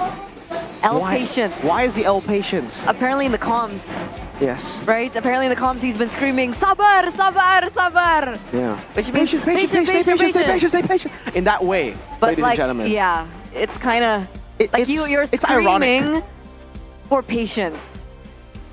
Sometimes you gotta be aggressive. You gotta be impatient for patience, right? But that's been Nino since way back when. No. Right? Even when when he was a gold laner in the comms, he was also like that. He gets super panicky. He was L1, 2, 3. Now he's El Sabar. It was different. Before that. Yeah, that's true. Even before I just wanted to make that joke. Nino has been known to be the loudest. Not just the loudest, but the most panicky. Emotive. Panicky in comms. That usually disrupts the communication, honestly. Right? And talking about Nino, we're going to talk about the winning formula once again here. between, again, like both of these heroes, both of these teams, they always fall back to their comfort heroes. Can Phoveus or Hylos, let's say both of these heroes are banned out, can Nino still perform? That's a good question, right? We haven't really seen Nino do too well on other heroes. We've seen on the Ruby, on the Edith as well, but he plays it in a way. Yeah, the safest choice has got to be the Terizla, right? Because if it isn't Terizla, usually he is actually forced on picks like the Ruby. We didn't really see, too good of a Ruby performance from him, but let's take a look at TLID here. I gotta highlight the fact that they're really impressive, the way that they actually tackle these games. They know exactly when their power spikes hit, when's the window to attack, when's the window to just go for farm. I've been really impressed with TLID, knowing that this is a new team. This is literally just MDL Aura, right? This is MDL Liquid. And the fact that they are able to play the way that they are playing on stage, they beat Geek Fam. The same Geek Fam that beat Fnatic Onyx. The same Geek Fam that beat Bigatron Alpha. TLID dismantled them through just out-macroing, out-clashing, and outclassing entirely Geek Fam. In this matchup, it was 2-1 because game 1 they weren't ready for the Gatot Kacha technology. The Gatot Kacha technology does surprise a lot of teams, or maybe a couple of teams. We saw it from Weza too. Yeah, I mean Weza, and yeah, I mean the guy here, Fabian, the usurper. Yep. The usurper. The usurper. I like that we're circling back to him, right? Because we've been highlighting both of these junglers, Niall as well as Fabian. But what are the glaring differences between both of these players? Is the fact that Fabian is a little bit more flavorful. Flavor Fave. In his hero pool, right? He can pick up the X-Borg, he can pick up the Joy as well in the jungle. So it's still a toss-up. It's not as direct as to what he will be playing. He can still accentuate with what the mindset of the coach is for the drafts. I keep saying this too, but for Fabian, man, he keeps on smiling. He's got that Riz, bro. This guy smiling equals Riz. No, you haven't. You clearly don't know his game here, Aetherna. Okay. He doesn't just smile. Okay. He sometimes looks max. He sometimes does the Sigma face. He sometimes... But he doesn't dab. That's Fluffy's thing. But everything else... There's a limit still for Fabian. There's a limit. Brain Rot is fine. Dabbing in 2024, that's a Fluffy. That's a Fluffy move. And man, it just... I love to see rookies like this who come into MPL, who participate in MPL in their first season and already have that much confidence. I really hope that we can see more from Mr. Flavor Fave. I guess we will be seeing as we taking a look at the official team lineup here for TLID. We have the main 5 still, no changes, no Yaoi, as we welcome them onto the stage. Still with the MDL quote-unquote lineup. Let's go Liquid. Will they chant this after the match again? Still with Flavor Fave in the helms. Ladies and gentlemen, let's welcome Team Liquid.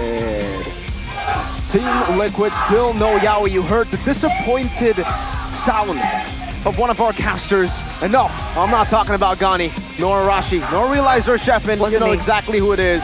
And it's not Mirko either. Team Liquid ID still though. This team has been phenomenal. Despite not having Yaoi, a world champion, despite not having Gugun, someone who was able to become a pillar for the team, they have looked even stronger with the main 5 that they have now. Number 4 on the standings as of now, but for Alter Ego, we have Nino, Niall, Roundel, Owen, as well as Highs, desperately looking for some victories here, desperately looking for some wins here to stay in the safe zone. Let's welcome them onto the stage. Will it be Alter Ego, go, go, go, or will it be Alter Ego, no, no, no? This time, still struggling, Season 14. Seems like Team Liquid. That's going to be their next challenge. Let's welcome Alter Ego. It's been up and down for them for seasons after seasons after seasons. But the support is definitely there for this team. And like you mentioned, if not now, when? This might be the perfect moment for them to open up, set a new tempo for themselves, set new momentum as we bring it into Lake Numero Dos? Yeah, Dos. Dos. That is Spanish for two, ladies and gentlemen. But also, maybe for Alter Ego, they can reach new highs. Oh. With Aldo and with his analyst, a world champion, a man who only follows back, Rekt. Mr. Rekt. One of the veterans from way back when. So much respect for this human being. So much respect for this player. Why do you say it like that? Why? I mean, he is a human being, is he not? Okay. Are players not human? Are they aliens? Oh my lord. Lemon is an alien. And Albert. He's a baby alien. Still an alien though. That's true. And this is still a match, ladies and gentlemen, that we still need to focus on. The rival showdown. The team of veterans between Nino as well as Aran. Who will come out on top? Let's take a look at the stats though. Whoa. All right, Aran and the XP and Nino, they've been carries for the longest time, and this is what's shocking to me. Aran has just joined this team 2 seasons ago. Nino joined in season 7. He was the junior. He was the kid in the group with Sully Boy, with those legends, Pai, Udil. And now he's the veteran. He's the oldest member in Alter Ego. Same goes for Aran here, who's actually stayed in Liquid. You can make a case for Yehezkiel, but he dropped to MDL. Still though, they've actually matured in their gameplay as well, utilizing carries before in their younger days, now in their older days. Not saying they're old, they're still very, very young, but in their playstyle, it's been matured. Now they're enablers. They played the Terizlas, the Hylos. And we can see that first pick for Alter Ego, Aldo. Wow. Really loving the first pick. Horrendous red side win rate there, unfortunately. But hey, stick to what you're comfortable with. And it's blue side mainly. 62.5%, Goni. That's high, right? Especially for Alter Ego. No, that's highs. That's highs, right? Yeah. And let's see here, right? The man on your screen, Nino, the veteran. Will be able to lead this team against the veteran on the other side. Oh, I see what you did there. Veteran. Oh, but they have a 75% win rate. Okay. 75% win rate on the red side, Team Liquid. So this is a trade-off. Yeah, they're both playing with their strengths, which is great. I really hope that both of them stick to these strengths, right? Liquid stay on red side the entire series. Alter Ego stay on blue side, and both of them let the Assassins go. We saw Super Ken versus Kyrie, Ling versus Fanny.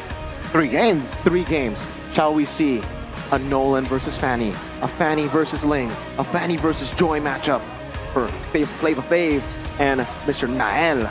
I mean, I hope so. That will be very entertaining to watch. I think a lot of people have been anticipating this matchup as well. Even you mentioned it earlier on. All eyes are on both of these players, as it is on Nino. I'm wondering how he's feeling under this type of pressure, right? Because you're right, he's been the baby for so long, and now he has to step up into the shoes of that big brother role. And the fact that he's been like that in the comms. I mean, patience is key. Maybe he needs to be more patient verbally and as well as in game. Mentally too. Mentally. But let's see the mental showdown between both of these teams, ladies and gentlemen, as we get into the drafting phase of game number 1, presented to you by the official tournament smartphone Samsung Galaxy. Dushin, Edith, Chip, and Ling. So no Ling this time around. I'm wondering whether or not we'll see more Assassins being banned out in the first phase. Yeah. Let's see. I think for Alter Ego, they can definitely still just try to, as much as possible, leave the Hylos and the Phobias up for grabs for them to first pick. I think mainly the Phobia should be the first pick for Alter Ego, just like it has been for the last few matches that we have seen for Alter Ego. Meanwhile, for Team Liquid, this is the game that they need to play right now. Are they going to ban out the Fanny? Are they going to let it go? Because technically, if they do also let go of the Fanny, the Phobias, and the Hylos, they can go for 2 of those picks.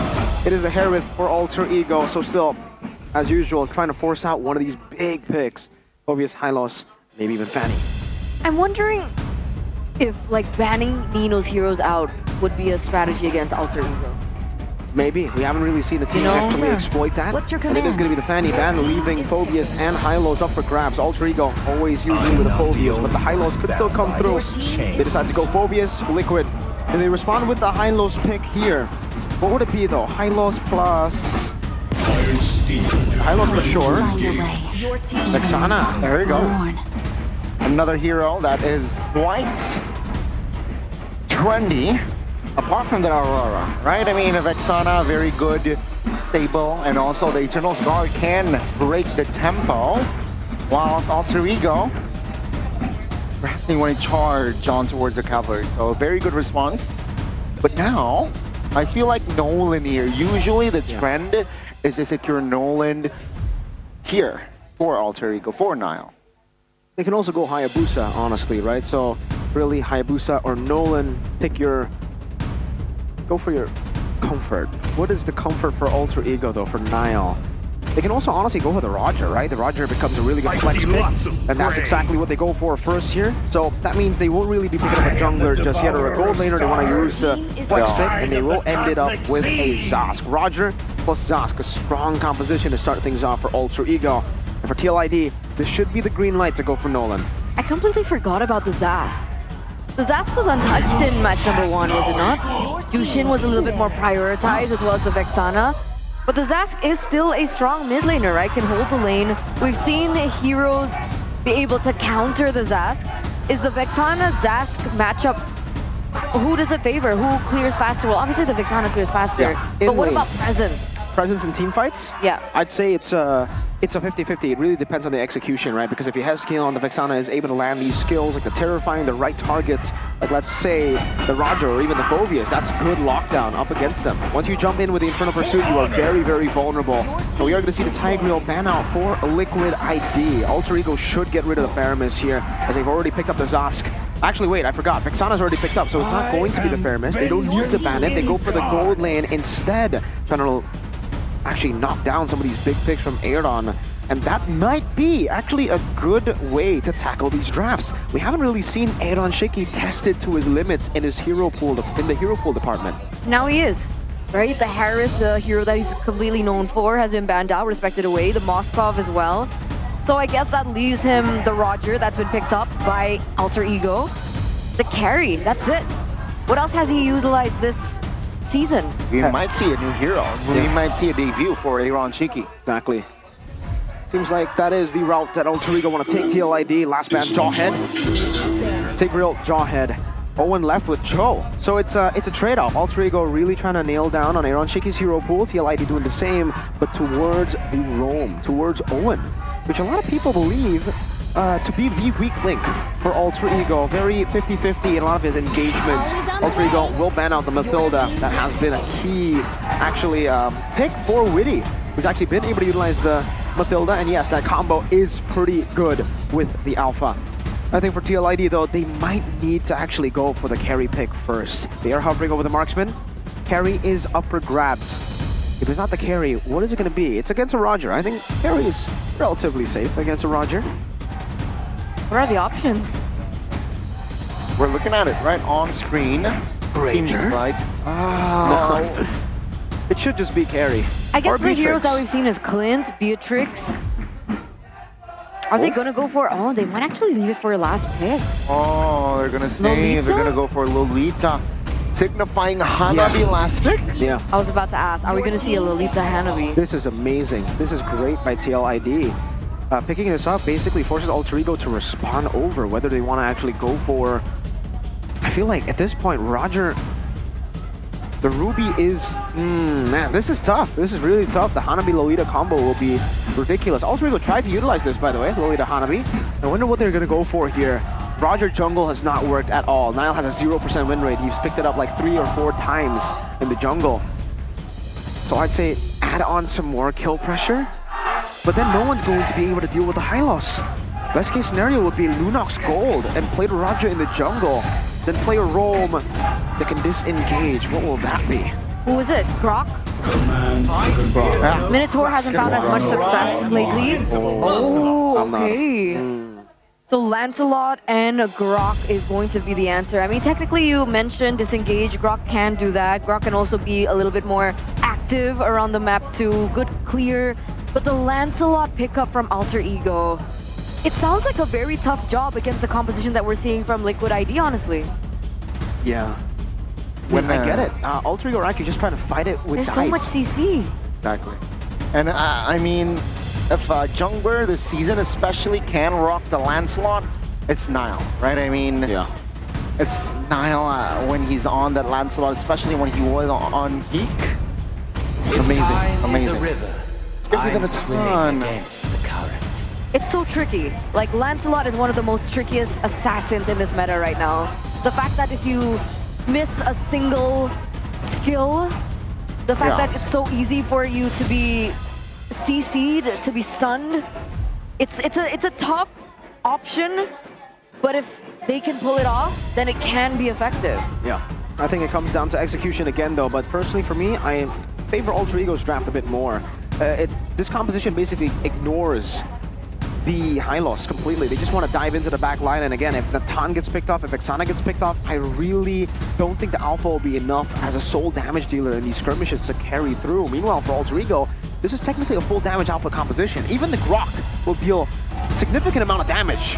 So who's it going to be? Ladies and gentlemen, as the counter index favors Alter Ego just a little bit more there in the stats, in the data, in the statistics. And with that, let's go into the Land of Dawn for game number 1. As a Cavalry look to pick up a game, a series over the 3-face masks. Welcome to Mobile Legends.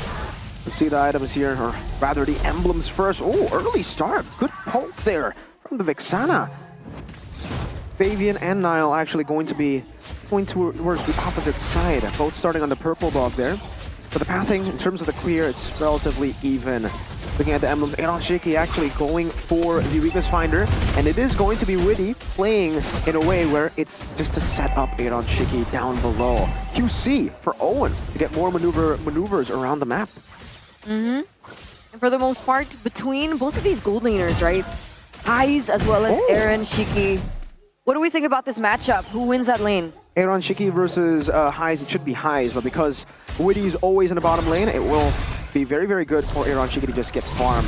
One thing actually caught my eye is Aran on a Vengeance instead of a Revitalize. This is, I think, the first time we've seen the Hylos actually go for the Vengeance over the Revitalize, at least in Season 14 MPL ID. In Ranked, it's pretty popular, Vengeance Hylos. Is he looking for a more sustain maybe in the team fights? Does he understand that he's going to be receiving most of that damage? More survivability, I guess, yeah. But I would actually think that the Revitalize would work better here to actually, just act as utility for the rest of the team, knowing that Alter Ego would want to ignore him. But we'll see how it plays out. So far, so good. And it's a flicker from Owen, used up. Big engage tool. Yeah, I mean, now with that resource spent, TLID might put extra pressure in the top lane, stunned up with the Law and Order. That will be all. Lolita now in and neglecting the gold lane, now looking for the setup. Owen quite poked here. No time to recall as Leva Fave looks to find the first neutral objective. Now, TLID seems like it will not be contested. The first neutral objective falls for the Cavalry. What do you think about that? It looked like Alter Ego had no intention of going for the contest whatsoever. Lyle was still doing his purple buff. Was he falling behind in rotation, or was this intentional? Oh, I think it's expected, and I think Alter Ego read it well. Alter Ego known to always just contest for neutral objectives. I like the fact that this time they didn't. They stayed disciplined. But before that, we got our talent prediction by our new app, GoPay. It looks like everyone believes in TLID this time around, except for Omwawa. Alter Ego 2-1. We'll see if it reigns true. I mean, from match number 1, the outlier has won. Let's see if Omwawa is going to be able to take the cake here for game number 2. But back in this, Niall opening up the map. But look at Weedy charging. Oh, Yunum last got 2. But that will be all. No follow-up damage by the side of TLID. The Spear of Alpha was used as well, so we're not going to be seeing it for the next few seconds. And again, very passive from both of these teams, right? It looks like they're playing to their strengths a lot better, more disciplined. I thought that this would be a very clash-centered game that we have on our hands, but that's not what we're seeing. 3 minutes in, still 0-0 on the kill board. Yep. That's what Alter Ego definitely want to get out of their composition. They want it to be a brawl. TLID has actually went the opposite route. And yeah, with the first turtle, like we said in the draft, yeah, Hezkill is going to win out in this mid lane matchup. In the top lane in XP, Aran, even though I wouldn't say it's technically a skill matchup, but if Aran just decides to keep on clearing, it does put him in a better spot to get into the turtle. So having an Alpha, a Vexana, and that Hylos basically gives them an upper edge when it comes to the first neutral objective. So TLID, they're actually going to be playing the objective game, playing around neutral objectives. Meanwhile, for Alter Ego, they're going to be the ones more likely to look for these skirmishes. And it's honestly going to be tough to look for the engagements if Owen doesn't have the flicker. Now he does, so TLID will have more respect towards Alter Ego. That's why you can already see that Alter Ego are the ones who are holding the turtle. Davian's a level ahead though, so let's see the setup. See, Owen now seems to be the target. Slight overextension perhaps. Punished and will actually trigger the flicker. Now Aran with a glorious pathway. Fabian gets the dominant descent. First blood actually falls to the roamer.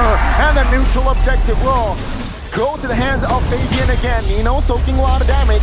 Aran is just a menace, holding him down, putting Nino on his pockets. But Nino will not be able to survive. Weedy secures it. That was a big win for TLID, and in even considering the composition that they have, Aaron Shiki still untouched as well on the Natan in the gold lane, still farming. That was 2 kills given over to TLID, 2 turtles given over to TLID, and a 2.6k gold lead. What went wrong for Alter Ego? Oh, I honestly feel like nothing went wrong. It was more of just TLID outplaying them. Owen was trying to open up the map, but again, TLID. So again, for Alter Ego, it's more of a, I want to ignore the high-lows, I want to dive into the backline. But the thing is, the frontliners of TLID are poking him down. Well, that's a good combination there. Owen again punished. Mispositions himself, and they know that Owen does not have flicker, and another kill on the board for TLID. This is why I've been saying, man, TLID have been impressive, very impressive. And the way that they play the Assassins, you can already see that they're very disciplined with the brawl style.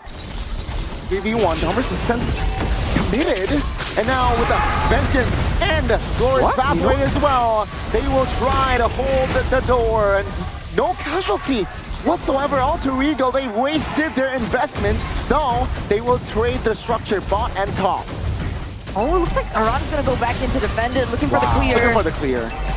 And they are gonna be able to defend that turret in the top side. So Aaron Shiki all the while is also dealing that damage into the mid lane turret. So TLID just, you know, wreaking havoc all over the map. It looks like they're gonna be setting up for the next neutral objective. Can it be a perfect turtle for them here in game number 1? It honestly should be. This is phenomenal stuff from TLID again. You can see that discipline and the macro advantage that they have. On the Assassins, they've been relying on their mechanics, and now you can see, even with this kind of composition, they are making it work. See Aran here, trying, oh, that's a big Nunon Blast, finding Till. The follow-up damage, though, will not be committed just yet. Weedy soaking a lot of damage, stunned up as well. He will not fall. It's actually Nino, will be taken down first round. There will be the trade as well. It's going to be Highs, looking for the back lines, but doesn't really find it. So, Roundel and Nino for Weedy. Yep, 2-for-1 trade. They get the tower as well. And they're going to be picking up that neutral objective. 3-0 in terms of those newts. And TLID now hold on to the 5,000 gold lead. Initially, with Alter Ego working out so passively, they were looking for brawls, they couldn't find it. And now the clock is ticking, right? 7 minutes in. I'm wondering how Aaron Shiki is faring in terms of those items. If I'm not mistaken, he has 2. Is he on his way to his 3rd, or...? He's already on the way to the Holy Crystal. This is a scary Natan. So the fact that Alter Ego have not been able to successfully get an early game snowball means that TLID have all their win conditions set up. They have the objective game on point with these heroes, the Hylos, Alpha, and the Vexana. They have a Lolita that is always guarding the gold lane. Aaron Shiki Highs in the bottom lane. Very vulnerable target though. The backup plays there. Raw charge committed as well. On towards Fabian, who is there. Whoa. But the revitals, no revitalized. Fabian is trying to hold on, trying to delay, finds the trade as well with Aran finding Nino. But now the re-engage, the Nunon Blast on 1, Highs gets taken out! Aaron Shiki finds the double in the backside. Meanwhile, Highs isolated, looking for air, and he will fall. That was a 4-for-1 trade! TLID, they were able to get the advantage, the benefit out of everything that they did. Even with the team fights getting separated like that, even with the sandwich play coming in from TLID, it was Alter Ego that was unable to catch Aaron Shiki off guard. Aaron Shiki now 2-0-3 on this Natan. This is so well played by Liquid. I am super impressed, man.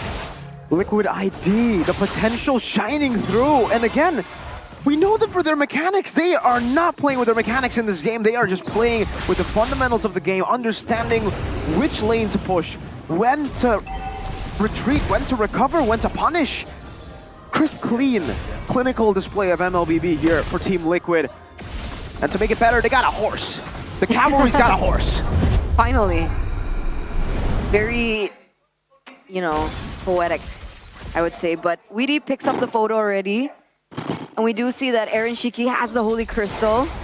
How do Alter Ego catch up? They can't. This composition is not meant to catch up. It's not built to catch up. It's built to get a snowball early. Oh, Aaron Shiki again just melts Owen down. Does Owen have... And he's supposed to be a roamer. Does he have magic defense items? No, he doesn't. No, and that's Grok, right? Forced to go for the dominance ice, unfortunately. They need anti-regen. They need a whole lot more than anti-regen now, though, and that's exactly why I said they can't scale up. This composition is not built to. Oh no, Glorious Pathway looking for Nino with the entropy as well. Vengeance pops. Nino, where are you going? Going to bed, he answers. Now with the Purify actually not be able to, not on the backside. Exploded. TLID still with the Lord. 3v5 now, plus the 6th man. Let's see what will Alter Ego do to defend this. Base turret, Numenon Blast.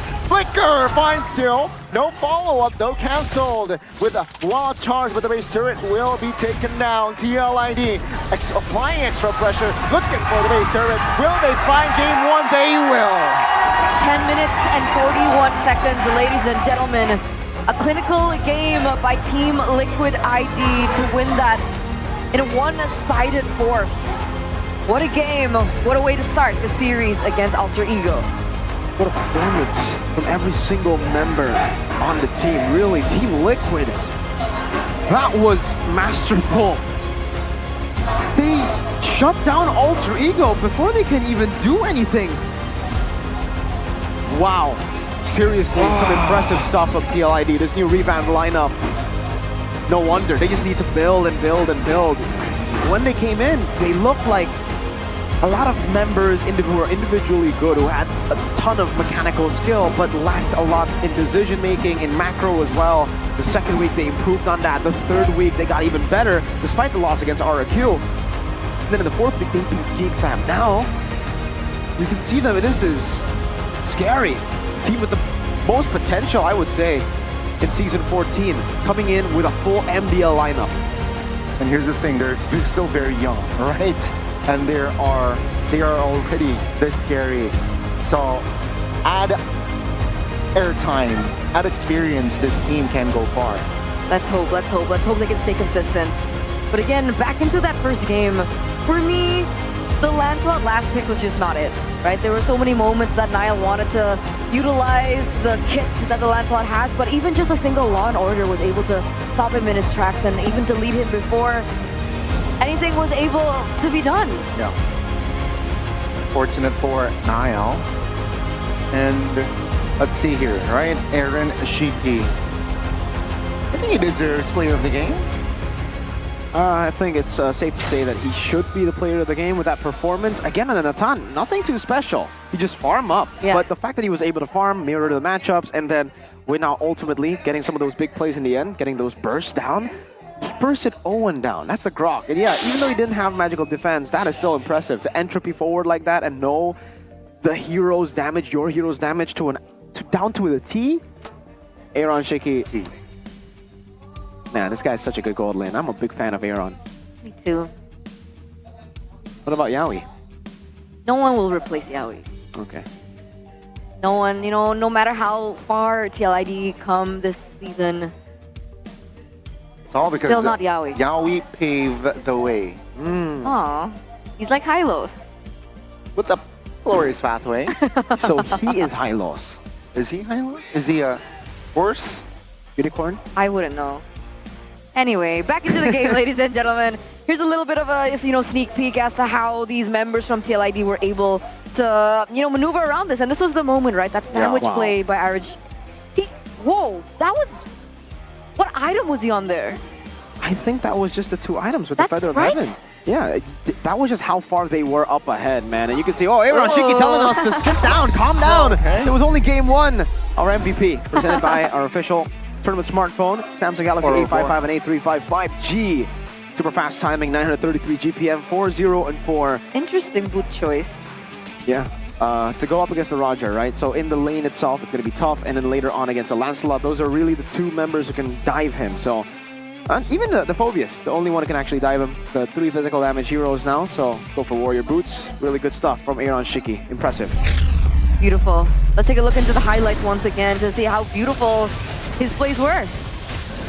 Well, I mean, it's quite textbook, right? You have more control in that neutral objective, and again, it's quite same trend. You get the first turtle, usually you will snowball, and yeah, they did that. After the first turtle, they stayed with their lead.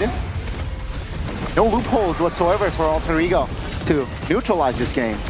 See, the thing is, you were talking about them naturally wanting to give up that first turtle, but what about the next neutral objectives? I think after that, I gotta put the pressure on Owen here. There were a lot of moments, there were so many more times that he can actually engage. I think for Alter Ego, again, right, they want to try to ignore high loss, but the fact that, I mean, what we see here is completely the opposite. Alter Ego were always front to back. That's not the win condition of this composition. Alter Ego needed to dive back, and they never wanted to. Owen was gun-shy after falling twice in the first 2 turtles. I think he lost a lot of confidence because of that, and after that, he never used the wild charge ever again. This guy was... his mental went boom. Liquid made his mental go boom.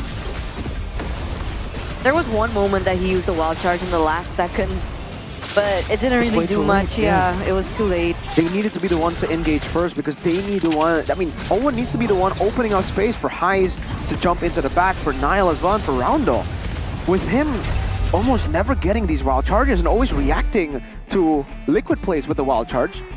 And this Grok might as well be a Minotaur. We get it. Yeah, there's no initiation. It's Yeah, more of we like, catch your okay, drift. you go in, I go in. Very counter-engaged. Very counter-engaged. So 10 minutes and 40 seconds, not 41 seconds, was all it took there for Team Liquid ID. And again, what did you think about Vengeance Hylos? Again, I feel like there's not much that it actually brought to the game here. Okay.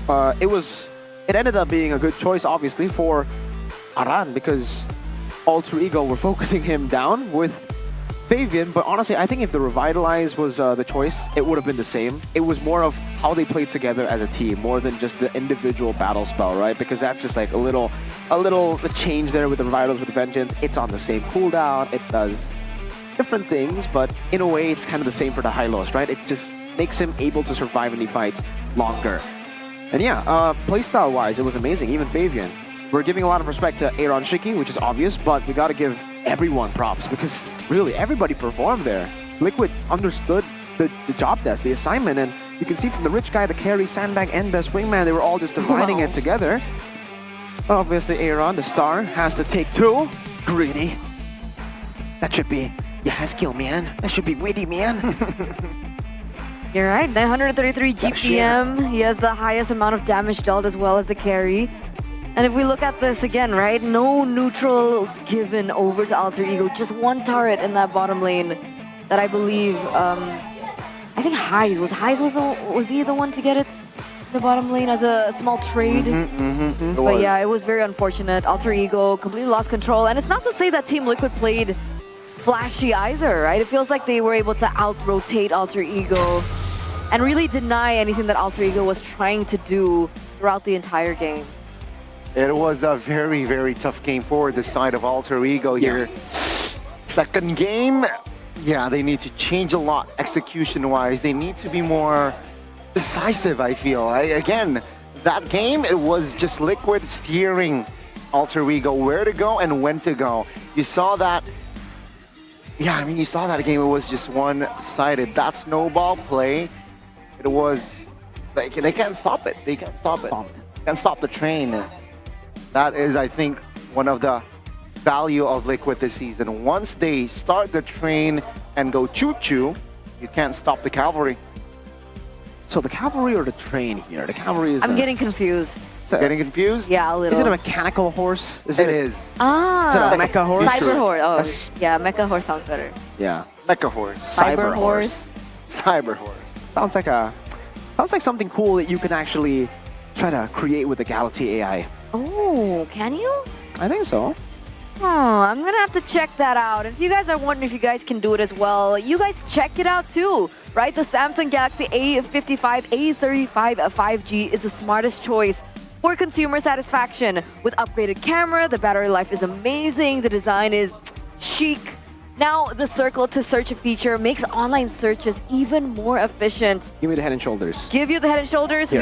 We can give you the Head and Shoulders. So, let's take a picture of Head and Shoulders, all right? Let's take a picture of this. Okay. Then all I need to do is circle on the Head and Shoulders like this.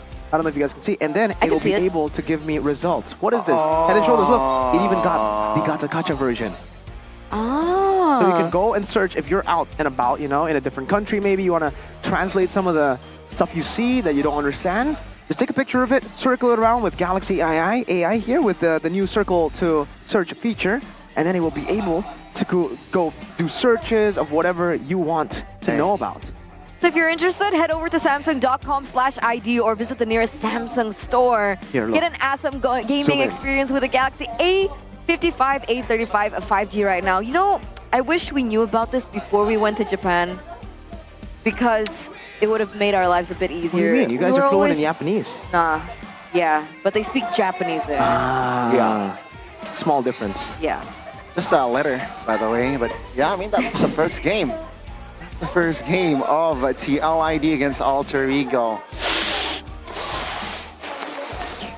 Big yikes. Big yikes indeed for Alter Ego, because we were talking about how in the drafts is usually their strong suit. I would say the draft could still work, honestly. But Liquid ID drafted properly too. So their drafts worked in a way where they basically are saying, no, you won't be able to brawl it out if we play it in this way. So it was a good draft for this team, for Liquid, especially with that playstyle. It was really good. I'm really impressed. Liquid. Tre fantastic. Fantastic. Go kill. What does go kill mean, Gani? Fantastic. Fantastic. Does in Indo. it? Okay, Does it mean? It depends on Low-key? the contest. It depends on context, but yeah, very gila-like performance, you know? Ooh, that we know. Gila-sans. Gila. Oh, he hasn't been gila for a while though. Oh, good. Oh my lord. Eterna's feeling spicy I'm today. sorry, I don't know. I think I woke up and chose violence. I don't see Team Liquid in the top 3. Oh, my God. Well, you don't need to see the top 3 when you're all up and above with good hair. Woo!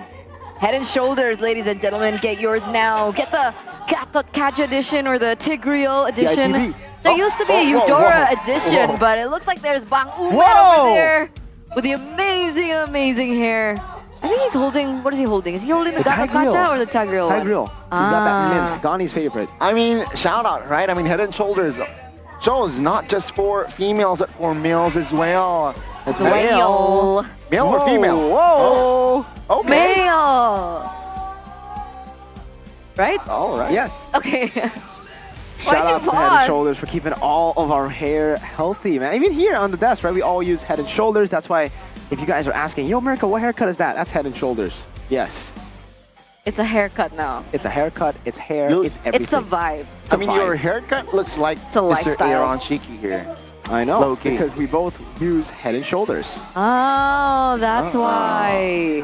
So, fluffy. Exactly. His name is Aaron Shiki. My name is Mirko. Mercatron. Small difference. All right. I'm not saving it this time. After losing a ahead. game, a one-sided game, how can Alter Ego win a game 2? That's a big question here. Niall, look at I him. don't like Lancelot again. Deep in thought. I'm still. Say it to his face then. Look. Niall, Mr. Niall, I know you're a pro player and all.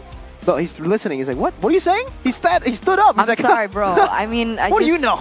Not Lancelot, maybe. Look at that. Even High is walking and start talking to you saying, what do you know? Look, he's laughing. He's like pointing to you. Ah, come on. Eterna, trying to say Lancelot's not good. Come on. High doesn't agree with you. It doesn't Yeah, seem I'm like sorry. He's like the best goalie in the world. Have you seen He my smiled Roger? because of He that. said He that. said he's the best goalie leader. Look at him. He's smiling. I wonder if he's gonna follow me too after I said that. You need to say it to his face. Oh. But we are, Gani. Look. Yeah, I He's mean, happy highs. I don't know, man. I mean, yeah, I mean, seeing Roger, we instantly knew that the Roger will go to the gold lane. Oh, Does will really it? come to fruition. It will. Oh, well, 0% Alter win Ego. rate for Niall. Oh. He's picked it up 4 times in the jungle. 0% win rate. Yeah, I think it's better on the... Oh, whoa, whoa, whoa. Swap sides for TLID. They're not going to stay on red. It's the 25%, the abysmal win rate for Liquid. They want to make things interesting. They want to increase. They their want win to rate. shake things up. Well, Yeah, like like that Taylor that. Swift song. It's... Shake it off. Oh! Didn't know we had a Taylor Swift fan Are you? on the desk. I'll listen to her songs. Time to time. It's There you okay. Yeah. She has good songs. He? She. Anyway, 55% win rate and a 30% win rate for for red side for Alter Ego.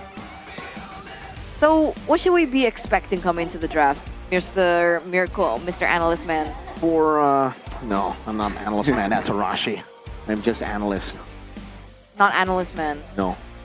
Analyst Boy? No. No, just Analyst. Analyst Okay. boy's Wolf. I miss Wolf. Me too. Anyways, what should Alter Ego do on red side? I think get a bit more reactive, right? In the draft on the red side, that was what Liquid was able to do with the Hylos and the Vexana. Good way, Vexana, to counter the Phobia. So they were really just reacting to the picks of Alter Ego. Then when they picked up the Roger and the Zas, they ended it off with an Alpha. Something they can dive in towards this kind of composition like a Zask as well, and really just tear the backline. And then later on as well, picking up the Lolita, making Alter Ego kind of overthink. They thought, okay, this is surely going to be a Hanabi. We need to get some dive heroes. Brock, Lancelot, something. And then Natan comes in. Psych, that's a blink. You can't really dive me like you can dive a Hanabi.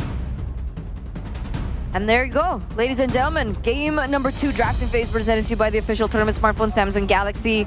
Roger this time around is going to be banned out alongside the Zask and the Phobias for TLID. Alter Ego will not be able to pick those up, as well as the Jushin and the Chip. Last ban. Will they leave open the Ling? Will they choose to ban out the Fanny? Will they leave both of them open and ban out Harith?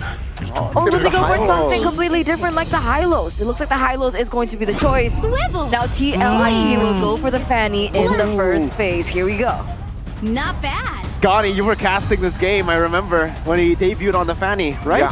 Yeah. Together with Realize and Arashi, and I was watching that game. This guy on the Fanny, oh, the Usurper, Flavor Fave, that was when he got that nickname. Because, yes, in a way, he's flavorful. He's good on the Fanny, but maybe sometimes a bit too much flavor. Yeah. Dashing here and there, unnecessary maneuvers. I really hope he's learned from that because his Fanny is really, really good. Those cables are one of the cleanest I've ever seen, but Alter Ego, I don't think they need to pick up the Ling here. They can just go for...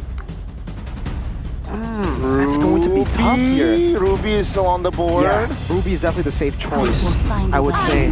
Now they go for Vexana, Edith. Okay, so if it's not Ruby, it's the Edith as usual. But the Vexana from Alter Ego. Now, I think for TLID, yeah, the Harith will be picked up for sure, and that's going to be the Phobia, so it's literally just set up here. So that's why I was thinking maybe they could go for the... Everything is within my Sorry, I was thinking about the Moskov for Alter Ego there instead of the Vexana, but if they go for Moskov, it'll leave them open to Harith. They could have actually gone for the Lunox as well to go up against the Harith, but they decided to go for the Ling, and maybe that's why they should have actually went for the Ling early with the Edith and then try to react to the Harith pick, because now this is a win for TLID so far. Yeah, they should be able to ban out the Lunox in the second phase if they do want to secure that lane for the Harith. And for Alter Ego, what do you think they're going to start respecting here? Seeing this right now, I think Roamer, right, just makes sense here. They will try to limit Weedy, and potentially another Matilda man could come through here from the side of Alter Ego. And it's going to be Lolita first. After that first game performance, yeah, Weedy, a lot of initiation was from this guy. And the Kufra. Somehow counter towards that Fanny. Are we not thinking that this Charizla could be flexed? Is it for sure going for Aran? It should be. It should be 90% to Aran. Yes, there is a possibility of it being flexed to the Roam, but we've only ever seen it on Beloy, as a Roam. So it'll be kind of strange to see Woody on this Charizla, but you definitely can't count it out just yet. Good ban on the Kufra. They should ban the Lunox next. For Alter Ego, I think the Valentina ban should be the choice that they go for. They actually ended up going for the Paramis ban here, which is good too, but you are giving that Valentina away to Yehezkiel. I don't know if you guys remember, but this used to be his signature pick, and oh, they go, whoa, they leave the Lunox open. Are they baiting? Is this a bait? Do they want Alter Ego to pick up the Lunox? It seems like they're not too concerned. Like, right? I mean, they just want this Fanny to be...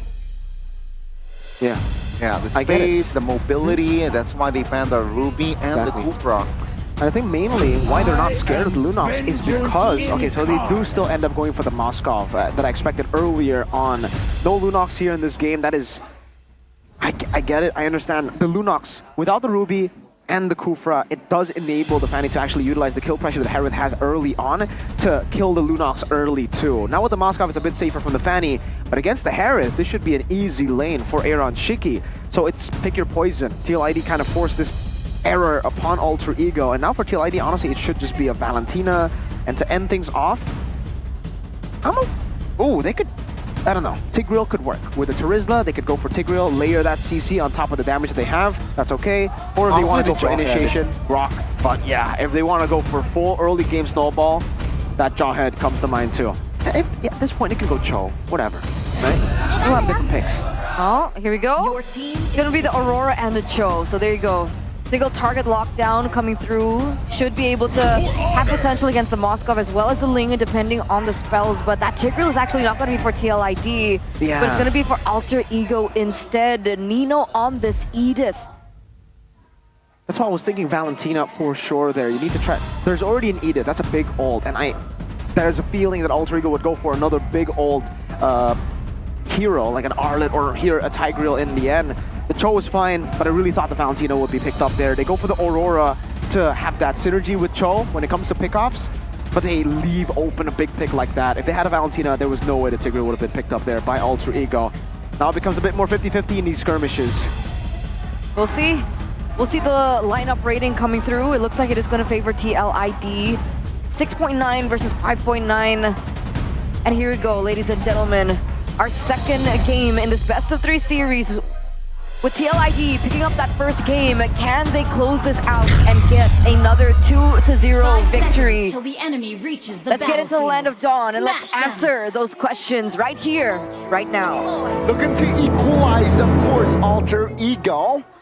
And will you guys, TLID fans, bring out your brooms because they are looking for the clean sweep. Whoa, man, instantly as we get into the game, I'm noticing a cool build, a cool path that he has taken. So, Yehezkiel, Mr. Man on the Aurora, has actually opted to go for lethal ignition, opting to go for more burst. Usually on the Aurora, we see Impure Rage more often than the lethal ignition. So yeah, they're really relying on that pickup potential from the Cho to try to go for some damage, and they're relying heavily on Aran to be the sole initiator for the team. Rupture is this option though for Aran. They're really just going for aggression, it seems. They don't really care about tankiness. Yeah, they're going all in for the damage output, right? So it does make sense. We'll see if it does pay off or whether or not it's really a little bit too risky against Alter Ego, a team that does like to brawl as well and can brawl as well. But for the most part, Aaron Shiki is still having a good time in the lane against the Moskov. It looks like the Tigreal hasn't really roamed to that area as well. And the focus still seems to be here in the mid lane. Both teams are looking to clear as fast as they can. Yeah, both teams are really just trying to utilize this. There should be an advantage for TLID to clear the wave because they have the Cho. And the way that they've been taking the lane has actually been quite interesting as well. They've actually just been zoning Rondo from these waves, and now they decide to push to get more pressure around the map. Little wins like this for TLID, and will be able to get them an advantage as the turtle spawns. Few more seconds though for the turtle to spawn.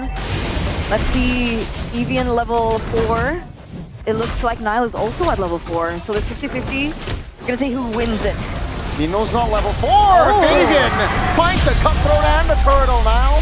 Looking for an escape route, but Nino will not be able to survive alongside Owen.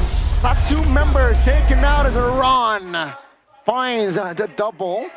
And that is the snowball that TLID did in that first game. They even came out of nowhere. You were talking about the cables and we get to see it firsthand. Without purple buff, by the way. Both jungles didn't have purple buff. Alter Ego trying to replicate what RQ did to them. But RQ did it. They rushed a turtle there without hitting level 3 and ignoring the waves with an alpha, not a Ling. Alter Ego trying to replicate the same thing with different tools. Did not work out, and now TLID. This is a scary comp to give a lead like this to. This is a snowballing comp. 1,600 gold lead for the most part in the first 3 minutes of the game.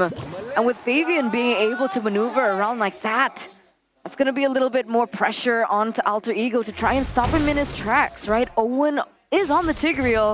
If he finds that proper moment, he should still be able to look for an opening. But now Aaron Shiki in a 1v2 situation. We still have Weedy though in the midst of it all. Still unable to look for a pick, however, onto Heis. I'll chill right now, but you guys can chill in the Discord of Kadia. Drop into it right now, fandx.io/Kadia at Kadia Gaming. Fabian a level ahead of Niall because of that turtle and a better path so far. Nino is really struggling up against the Terizla, getting pinned down there.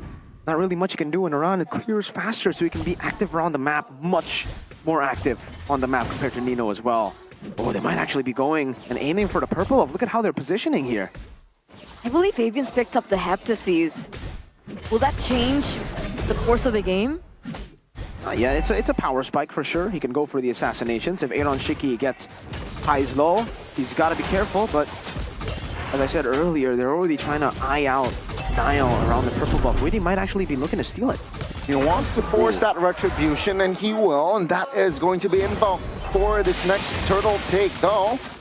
TLID, they will take it slow. The map is quite bright, actually, for TLID. Alter Ego giving out a lot of information. They will start and initiate the turtle. Alter Ego, though, they will try to delay it and wait for the retribution from Niall to activate again. Where's Fabian going? They're playing around with Alter Ego right now. Yeah, TLID, they know that they don't need to go for it. Owen gets kicked. That's an investment. Oh my goodness, the first damage is there. Nino, though, will find Fabian. Fabian will be able to get away with the stable. Now it's going to be Niall looking for the kill. Doesn't find it. Aaron Shiki in the backside doing work as well. But he will fall, and that will be Aaron Shiki taken out. That's a 2-4-1 trade. Aaron Shiki does go down, so it doesn't look like TLD want to go for the contest at the moment. Man. A complete reset for both of these teams, as Fabian was caught a little bit there. Still going to be able to get another trade on the board, however, being able to pick up this turret in the bottom lane. So intelligent. Again, TLID really understanding how to punish their opponents. Yezkiel with the first item, Blood Wings, by the way. It was rushed by him. He didn't even finish his boots. He actually went for the Blood Wings before he completed his boots. He's trying to survive in these skirmishes, knowing that he's there to burst, to follow up. And you saw exactly why they went for the Aurora Cho instead of the Valentina Cho. It's because Aurora capitalizes on these pickoffs so much better. Once you get kicked, you get frozen, bursted down, and that's why he also went for Lethal Ignition instead of Impure Rage. Oh, Niall delays the purple buff because of Witty, who is just screaming. And yeah, I mean, Niall no space whatsoever now. Fabian looking for the poke on towards the turret, as well as that purple buff is still untouched from the side of Alter Ego, though. Take a look at the turtle. Wow. They actually initiated, and that will be a very neutral objective. Very intelligent from TLID. What is that? What is that? It's like they hung like a carrot, a piece of meat in front of the members of Alter Ego, and Alter Ego took the bait. They chased after the piece of meat. You can see a team, you can really judge a team, how good a team is by the amount of forced errors that they are able to produce, and you can see that from TLID. Owen? He will face check the bush, trying to secure that orange buff. Now at the end of the day finds the purple, but that will be 3,000 gold already established for TLID. Yeah, back to the point, when you have an advantage like this and the mobility advantage as well, you can just constantly threaten a lot of different things. In the bottom lane, you can see the second turtle when it was started by Alter Ego. TLID responded by rotating the Hereth over. Moskov went there. Fabian recalled to go into the bottom lane to pick up a turret. TLID got the 2 kills to deny that turtle take. And now Nino onward. On towards Iran. See here, Tempest Blade popped as well, as now we'll jump back away. Almost there. Well, yeah, there will be no casualties, but it's still TLID just holding the map. Yeah, but the tower in the top lane for TLID was the casualty, right? Alter Ego utilized that as an opportunity for them to figure out a little bit of a trade, and they were able to get it. This time TLID was also unable to open up an opportunity to go for a pick-off either. But Fabian is going to be doubling down on his damage right now. It looks like that Malefic Roar has been picked up too. Yeah, Hepta sees into the Malefic Roar, really trying to go for penetration here because there's a Dreadnought armor ready, a steel leg plates, and most of them, actually no, not most of them, no warrior boots from the Moscow. Flicker Implosion on towards Weedy, and they will collapse on towards Weedy. Flicker out, particularly at the backside. It's actually a Ron delaying. Iron Chicky finds one. Iron Chicky will be traded, but Nino will not survive that fight. It's going to be a 2-for-1 as TLID, they were able to reset and find their win. Weedy was able to get out of that? That's quick feet, man. Like, what? This is the second time that they went in for trades like this, and if this continues, who would it favor? I would say in that fight, even though it was 2-for-1, it actually favors Alter Ego because Heist was able to survive. That was Aaron Shiki traded, and Heist got the kill. The two members that got picked off was Nino and Owen, and so far those are the only two members who have deaths. Trade-wise, Alter Ego are doing a good job. Here, will they go for the contact, or will they take their time? I think they will take their time here, considering that the far lane is still somehow even, so I bet TLID will try to go and adjust that lane first, and then perhaps pull the trigger. Fabian is also a level ahead right now, so if Alter Ego want to go for that full engage, that full 50-50, I'm actually curious to see how that turns out, right? Will Owen find that big implosion onto Fabian to cause him to get picked off, or will Nino find that opportunity with the Earth Shatter? Let's see. Oh, there you go. Yep, Implosion on towards you, and the Eternal Guard actually combined with very, very good Aaron Shiki though. Free hitting, and we'll find Owen. Weedy will be the trade. Both rovers going down, but Fabian finds the shutdown. There's a big Tempest of Blade, finding Aaron Shiki and Ron. That's Niall saying, hey, you got two, I got two as well. That was a 3-for-3 miracle. And just like that, we're down to a jungle and a mid lane. For both these teams, it is equal now in the 10th-minute mark. Yes, 1,000 gold leads still for TLID. Yes, they still have the structure advantage, but both teams are able to actually just skirmish it out, fight it out, and it's really just 50-50. It's a battle of skill at this point. This is what we expected in game one. The mechanical duel, both teams relying on their mechanics so far. Fabian has gotten the better of Alter Ego, but Niall and Heis are creeping around the corner. They are. How far is Heis in items, right? 3-1-2 already. Wasn't shut down. The only shutdown was in the early portion of the game. What? Oh my goodness! He just cut the throats of Niall in the jungles of Alter Ego, and that will set the tone for TLID. That was a huge statement by Fabian. The match, the 1v1, the assassin matchup that everyone was anticipating. A solo kill onto Niall. And that's going to be a Lord given over to Team Liquid Indonesia. No chance for Niall there. He couldn't even react. And it's due to that burst of Fabian already having the Hunter Strike. He's already building to a BOD. Alright. Chain crowd control will not be able to find the sustainer Ron. A slight mistake there, a good setup by Owen. Fabian jumps in though, looking for the cutthroat, and that will be Owen. Half HP, Lord is still marching bottom side, but there are a man down. Okay, so now Heis has the win in nature. That's the bot I was talking about. That is insane. 4 items in 11 minutes for Fabian. That's the usurper right there. Niall gets a bot as well. Wants to go for Harith, wants to go for Aaron Shiki, but when it comes to the item power spike, Aaron has hit his item power spike as well. He's already gotten the Holy Crystal. Looking at the... Oh, look at that. Aran actually with the Blade Armor to get away from a little bit of that crit damage from Niall, obviously. Berserker's Fury and the Haas Claws, but also up against Heis, so I can bounce some of the damage back towards Heis. Good item for TLID. He actually didn't go for Queen's Wings, though, which is the standard item that we usually expect. He went for the robe. He's on the way to an Athena shield, it seems. How will that affect? How will that change the course of these team fights? Is there something that we should be noting or expecting later on? Yeah, if Iran can survive longer in these skirmishes, it'll be great for the team because it will force Alter Ego to deal with the front line first. Eyes and Aroundo, for the most part, will most likely be targeting the front line. It'll be Niall's job to really dive into the back.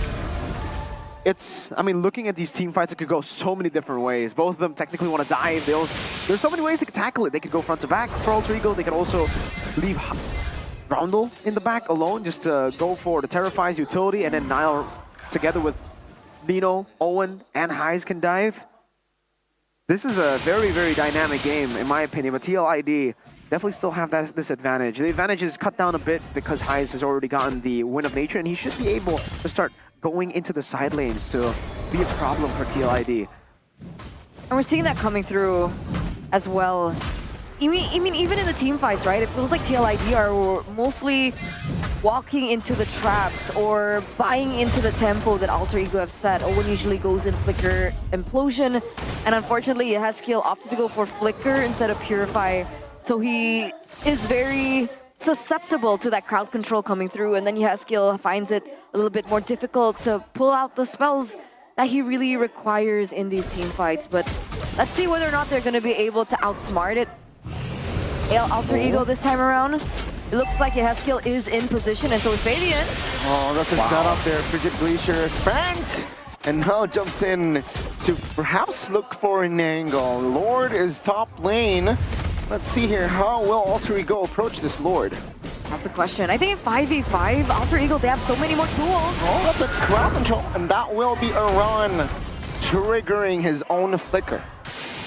Defensive Flicker backwards, that means there's no penalty zone initiation. There's still going to be a penalty zone initiation, but not the crazy long-range one with the Flicker.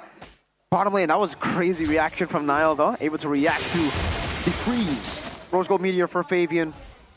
Getting a bit of sustain in his kit. Going up against Nino. Even Heiss just getting that shielding down. In the bottom lane, it is an assassin duel. Who's going to be able to force these issues?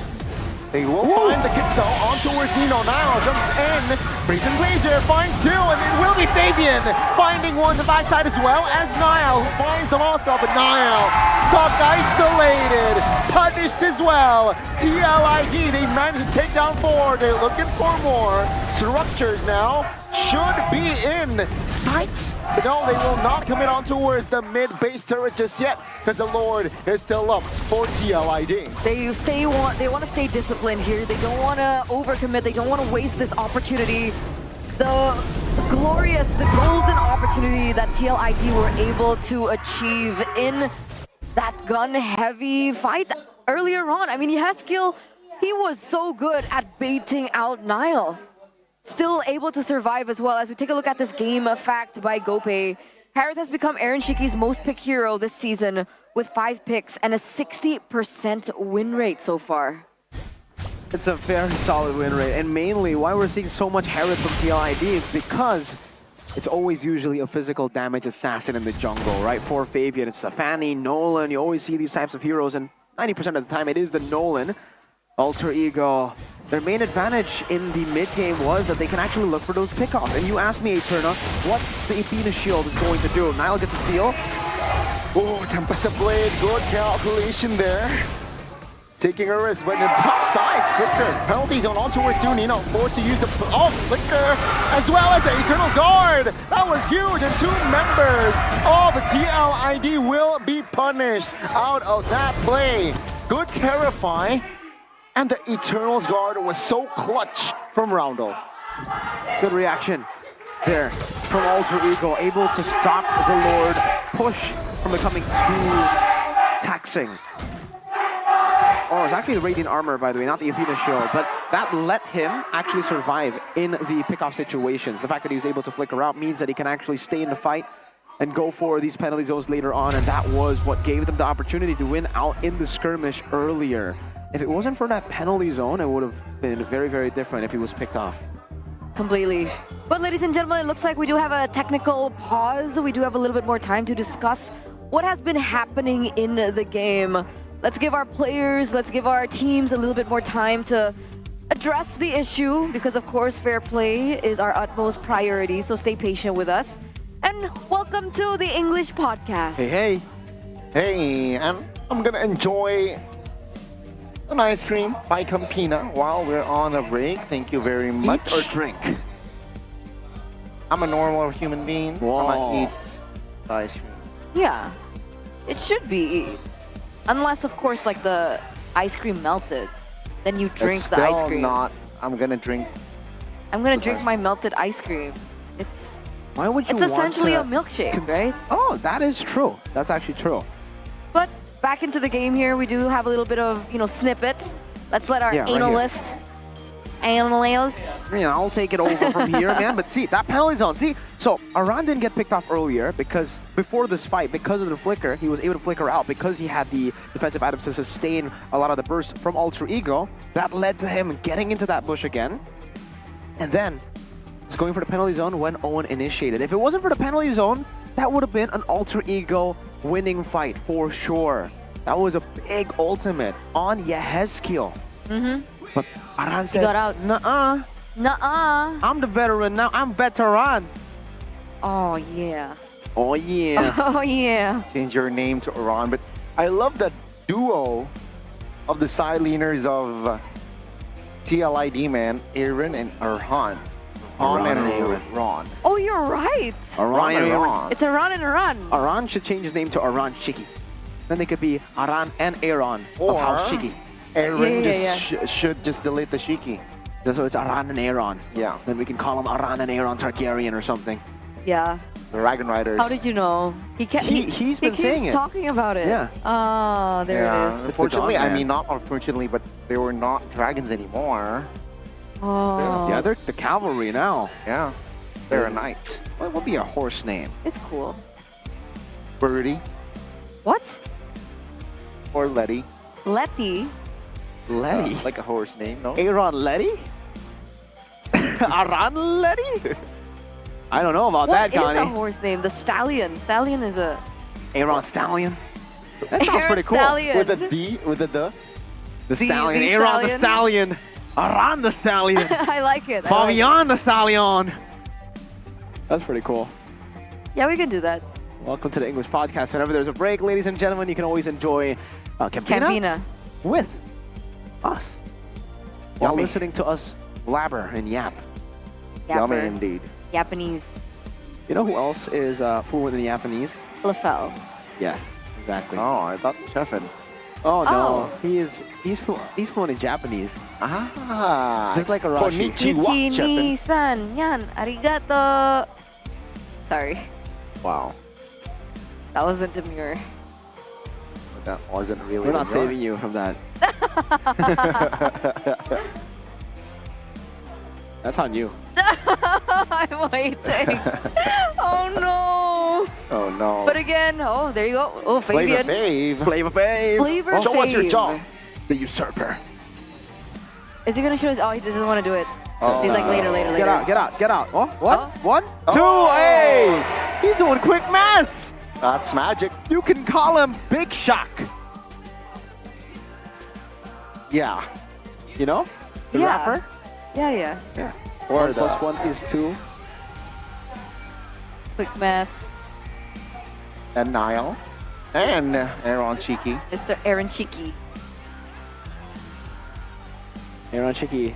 What is what is he asking the cameraman right there? Oh, there you go. You were talking about. Oh. I don't see TLID in top 4, top 3. There you go.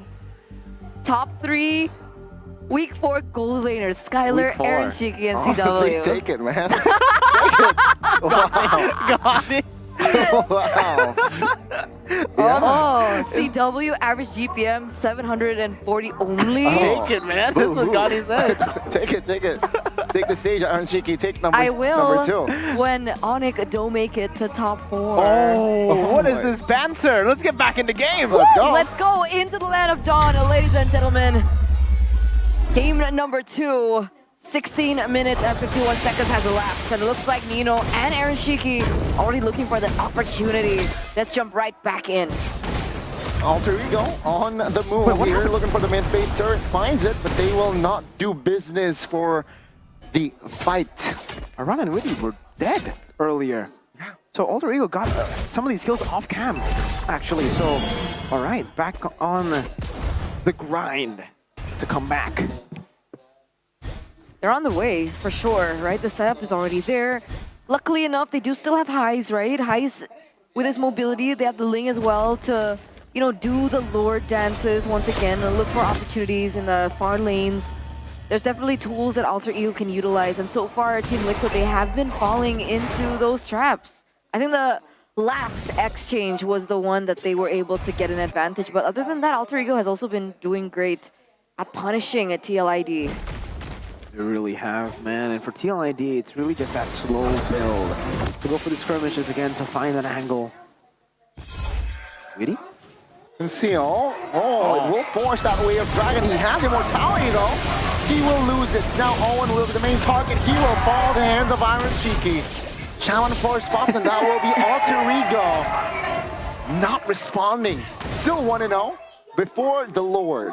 That should be all they need, right? I mean, 10 seconds left for the Lord to spawn. Owen will come back into the game, revive in 20, 30 seconds. So they should be able to go for this. Alter Ego, all they can do right now is look for a sneaky opportunity. But it looks like he has skill and a run already there. There we go, here we go. Oh, this is not good. This is not good. They were down 1 man. They were down 2 now. So that will be Alter Ego conceding another neutral objective, unless now says otherwise. Now Tempest the Blade looking for 1. Aaron Cheeky claims the Lord. It's going to be now punished as well. And that will be TLID punishing that desperate play. 2 red trees, and it's Aaron Shaky who steals it. Man, Alter Ego just, again, piled up those forced errors. TLID are always able to do that. Now it's a wishing lantern for both Mr. Aaron and Mr. Yehezkiel. They're doubling down on that damage. They're doubling down on the burst, and they're doubling down on that opportunity to end this game here and now. They don't want to leave this any longer. They understand that Alter Ego do still have the tools to turn this around. Let's see if Owen can make a groundbreaking play. That's a good stun. But now with the flicker penalty zone by Ran, that will be the death. The Owen will be deleted. Now it's going to be Dragon on towards 1. Nino falls.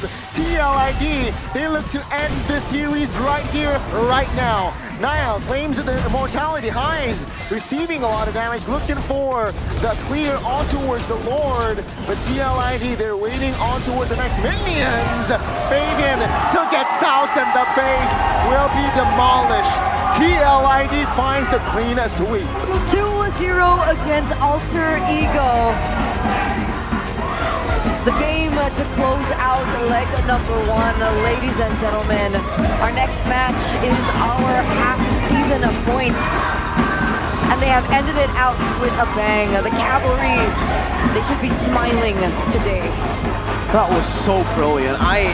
That was good MLBB. Wolf and MSC, I remember him watching some of the matches and saying, this is real MLBB. And I have to say, that's the case for TLID. That was spectacular. I love seeing this team play. They are so entertaining. They are so brilliant. And the sky's the limit, literally, for this TLID squad. This is a young squad. This is an MPL team, a roster in the MPL that has stepped up majorly in MPL. With Fabian, with Aaron, you can finally see it here. There's some new emotes for them. And I can't wait to hear their interviews as well. TLID, they have really taken MPLID by storm. I mean, the start of a new leg, new emotes, right? So, the jaw, that was so last week. Set Flavor Flav. Yeah, it's good to see these new faces finding this much success, right? Because for the longest part, I feel like MPLID, they've given so much attention to mostly the veterans. So I feel like this season, it's a lot more different. There's a lot more highlight and showcase on the young blood, the new blood coming through. And a team like TLID, like you mentioned, with only a run that isn't technically the most veteran of veterans, right? I mean, he came in, I think, how many seasons ago? 4 seasons ago, 3 seasons ago, 2 seasons ago, rather. So let's hear from them. Let's see what they have to say. It's always a great time with Team Liquid ID. Hey, inilah dia. Benar-benar the race team, tim Liquid ID. Menutup leg 1 dengan 2-0. Performa yang begitu memukau dan a man with his word. Yeskiel yang sempat bilang, kami akan mengalahkan tim Alter Ego dan sesuai dengan ucapanmu. 2-0, Don yes? Don. Bagaimana dengan 2-0 ini? Penutupan leg 1 untuk Yeskiel. Sesuai ekspektasi aja sih, bisa bantai mereka. Nggak ada kendala kayaknya ya? Nggak ada sih. Nggak ada sih, lancar aja tadi. Lancar Bude. Ada momen yang sekiranya membuat Yeskiel harus mikir otak atau harus bekerja ekstra tadi? Dari siapa tadi? Dari Nino sih tadi, nyusahin kita ya. Dari Ninonya? Iya Bude. Oke, kalau dari Nino berarti sebenarnya paling pusing bukan Yeskiel tapi Aran harusnya ya? Iya, tapi Nino nyusahin buat kita berlima sebenarnya. Wow, gimana tuh nyusahinnya? Dia bisa megangin kaki kita. Wow, memegangi kaki semuanya. Aran, akhirnya kamu bisa bertemu langsung dengan alter ego yang baru. Ya udah. Bagaimana performanya? Aku fokusnya bertemu El Sabar aja sih Bude. El Sabar. Kalau bertemu dengan El Sabar, apa yang kamu lakukan? Senang sih Bude, bisa ngalahin 5 orang Nino yang berisik itu Bude. 5 orang Nino, rame ya mereka? Ya rame banget, aku duduk di ujungnya masih dengar mereka ngomong ada yang sabar-sabar, ada yang 1, 2, 3 retri. Memecah konsentrasimu nggak itu? Enggak sih, tapi ganggu dikit lah, tapi aman. Aman. Ya, aman. Mengalahkan tim seperti itu, apa yang kamu lakukan? Bagaimana cara untuk fokus atau bisa ngedapetin 2-0 nih dari kalian? Lebih kita fokus ke tim aja sih, jadi kayak main kayak biasa aja Bude. Ya. Oke, kan kamu juga menantikan ini regenerasinya sobatmu Serpai. Ya. Dan pada akhirnya kamu sudah bertemu dia. Kayaknya emang hashtag balikin Serpai harus dikomandangkan sih Bude. Waduh. Harus balikin Serpai sih. Memang sejauh itu? Enggak dong. Kalau yang aku lawan sih kurang sih. Gue jagoan Serpai sih masih. Oke, karena EXP Lane baru sih sebenarnya. Namun kalau dari 1 sampai 10 untuk debutnya di season ini, untuk Nino berapa dari Aran? 1, 2, 3 lah paling. 123? Enggak, 8 lah, oke lah. Berubah pikiran nih. Ya berubah. Oke, menutup leg 1 dengan memukau. Ini Iron Ziki, sedap. Apa? Sedap sudah closing dengan 2-0 leg 1. Alhamdulillah. Alhamdulillah. Ngelihat perjalananmu sampai hari ini, bagian mana yang paling kamu berkesan? Ini sekarang. Iya, hari ini. Kenapa hari ini? Nggak tahu nih lagi gemetaran Bude, deg-degan lawan King Maharaja AE Brand. Menjadi puncak ya di sini. Ya. Lalu tapi kamu berhasil mengalahkan King Maharaja loh. Oh kalau itu sih, maaf ya kayak ngomongnya sambil gemetaran. Kalau itu kita mainnya lebih fokus, lebih kalem, tenang, fokus intinya, sabar. Gus, sabar. Sabar. Ya. Favian emang bisa sabar? Bisa karena lawannya Maharaja AE Brand. Wah, waduh. Oke, setelah menang di leg 1 2-0, Sang Maharaja, ada yang mau kamu sampaikan gak sih untuk Sang Maharaja nih? Leg kedua bakal ketemu mereka lagi loh. Mereka bisa panas nih. Oh kalau panas mah biarin aja, paling dimarahin sama coachnya. Makin panas lagi nanti. Jadi leg apa? Aku ada pesan Bude. Oke, boleh. Buat AE. AE mau gak lolos sendiri apa gue bikin gak lolos lagi?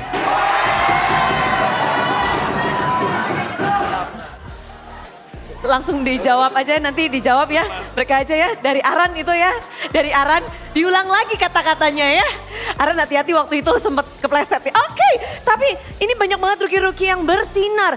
Kalau dari Favian, kita ngelihat kan sekarang banyak banget rookie-rookie yang bersinar. Kamu pun bersinar. Apa sih kunci Favian menjadi rookie yang bersinar? Apalagi tadi dengan Fanny-nya. Kuncinya paling ya gitu aja, sabar. Sabar. Sabarnya 3 kali. Nah, 3 kali, harus 3 kali. Harus. Kalau nggak bisa lebih juga. Sabar. Waduh. Tadi kan lawanmu adalah Nile, satu player yang memang jam terbangnya sudah tinggi. Dan player assassin yang memberikan juga. Gimana tuh? Nggak gimana-gimana, dia ganteng doang. Kalau gua kan jelek.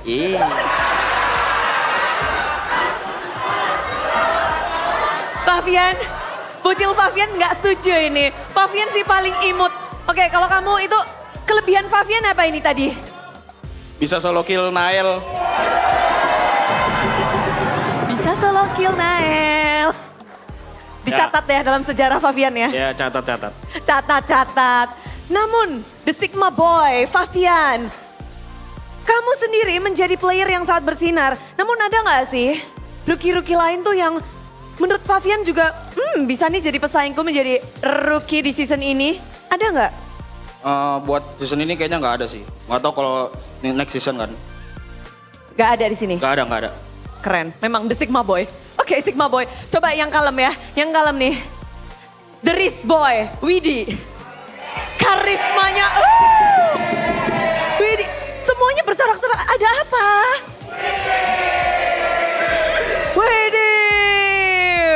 Widi. Ya. Kamu rookie yang kalem banget. Kamu membawa pesona yang berbeda sepertinya. Gimana caramu biar tetap tenang di kala teman-temanmu ini? Wah.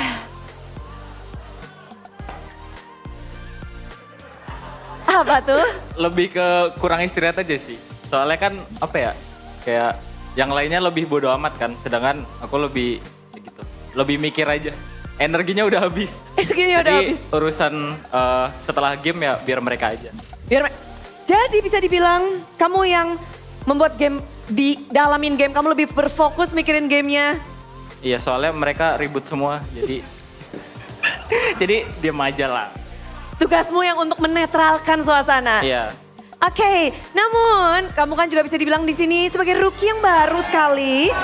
Dan gimana sih kamu melihat persaingan rookie-rookie di season 14? Di timmu dan tim-tim lain khususnya ini banyak banget.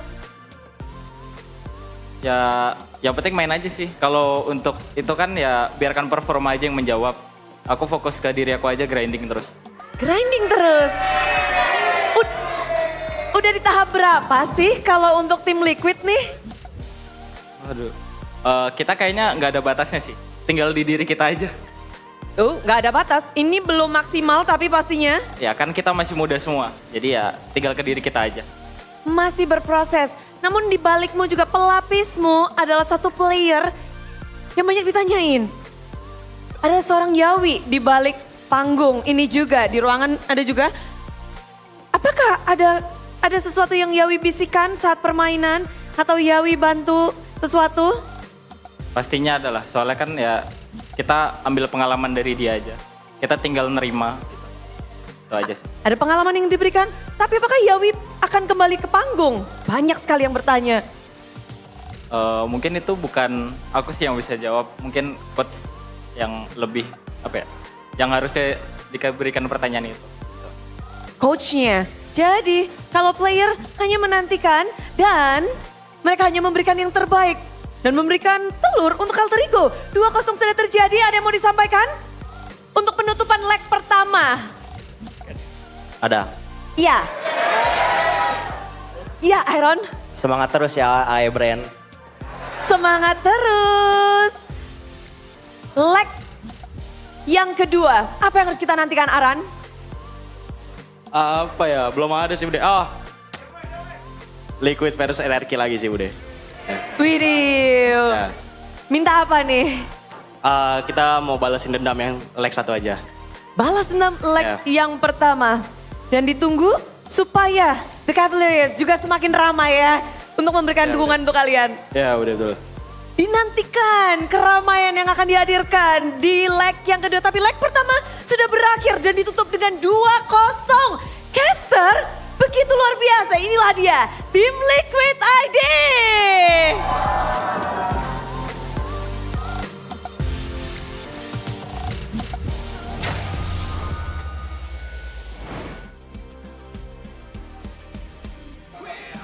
What is that?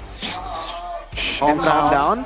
Patience, patience, patience. Sabar, sabar, exactly. Sabar, sabar, sabar. Patience, patience. Calm down. Oh man, I haven't watched them like directly doing their interviews, but I understand what the hype is all about, right? That was so enjoyable. They're very vocal, very spicy as well. And yeah, I guess I understand why people are saying that their stage presence is like the new alter ego, especially without Udil, without Pai. It's a different presence, and again, they're all rookies, but they have that presence. It's amazing. So 2-0, TLID. Wow. Right? I mean, what a performance here. And just a calculation. Wow. It really, on point. Same. I'm gobsmacked by their performance. Even Witty on the Cho, right? We always just, it almost seems like with Yaoi there, all of them become Cho gods. I can't wait to see what heights they actually reach in MPL Indonesia Season 14. You heard it from Witty himself there in the interview when asked, what about the potential of this team? What do you think is the potential of this team? He said, the sky's the limit, just like we said before we got into the interview. But we know who the player of the match is. Yo. Calm down. Sabar. BOTM. Presented by the official tournament smartphone Samsung Galaxy goes to Aaron Shiki. Game number 1, he was a beast. Game number 2, he was also a beast. And this time he was on his signature hero, the Harith. Earlier on, it was a 60% win rate, I think. From the 7 times he was able to pick it up, if I'm not mistaken. Was it 7 times? But now, after this win, it should have increased again. His maneuverability, the way that he addresses these team fights was insane. It really was. It was a shaky start too, by the way, right? It wasn't a perfect game, just like in game number 1, where the Natan was able to free farm, but it all comes down to these fights that were just so good. Again, Alter Ego trying to replicate what RRQ did to them with the first turtle, trying to go and rush the turtle, but RRQ, they were able to do it because they had an alpha, not a Ling with no purple buff here. Alter Ego ultimately failed there because Aran was able to react to it. Aaron Shiki, you can see in a lot of these skirmishes, yes, he was able to get the job done, like here getting Nino, but then he got traded. TLID winning the neutral objective battle, but in some of these trades actually losing out. This is the play. Look at that flicker as well. And then Aran with the penalty zone to cancel the implosion. Yehezkiel still having the passive, Nile being left for dead. And then TLID just capitalizing so many forced errors at the start of the game to get them to this point. But what was really impressive, because in all of these skirmishes, it feels like, okay, yeah, they're better in the fights. They're just better. But if you look before the fights, like there, when Nino got picked off, they already dealt with Owen. Witty was able to pick him off in the bottom side of the map, and it forced Alter Ego to go for these desperate skirmishes almost every single time. Even after, like, the second turtle, if you guys remember, they were just hovering over the second turtle. They went into the mid lane, and then they went for a trade. Fabian, with a sliver of HP, recalled and went for the bottom lane instead of going straight to the turtle. These little wins build up to become a massive win. I am so impressed by this team. For sure, and also thank you, Aaron, for sealing that Lord, right, in the later portion of the game. Also a huge factor as to how they were able to gain momentum, but let's take a look at the best golden Jangan ke show ya tapi. Mau nggak? Boleh, aman. Ini aja nih, ini aja. Sini Cil. Jangan Iya, gua kejar. Dari depan aja ya, pelan-pelan aja, aman. Dari depan aja, Ini situ nih. Rame. Menang kita. OTW. Gas kita bisa 5. Lancenya harus mid dulu. Lo banget. OTW. Ada gua boy. Semua. Kita join boy. Gunting. Potong. No purif kan Roger? No purif. Gue cece lagi. Langsung. Hais. Ada lanceng. Si Hais. Ngapain si Hais? Fokus lagi mid. Gua ke atas. Harusnya dia takut main bola. B1 ada. Mau gua kick yang di B1? Boleh, tunggu boleh nih. Ada bumper. Enggak apa-apa, bisa.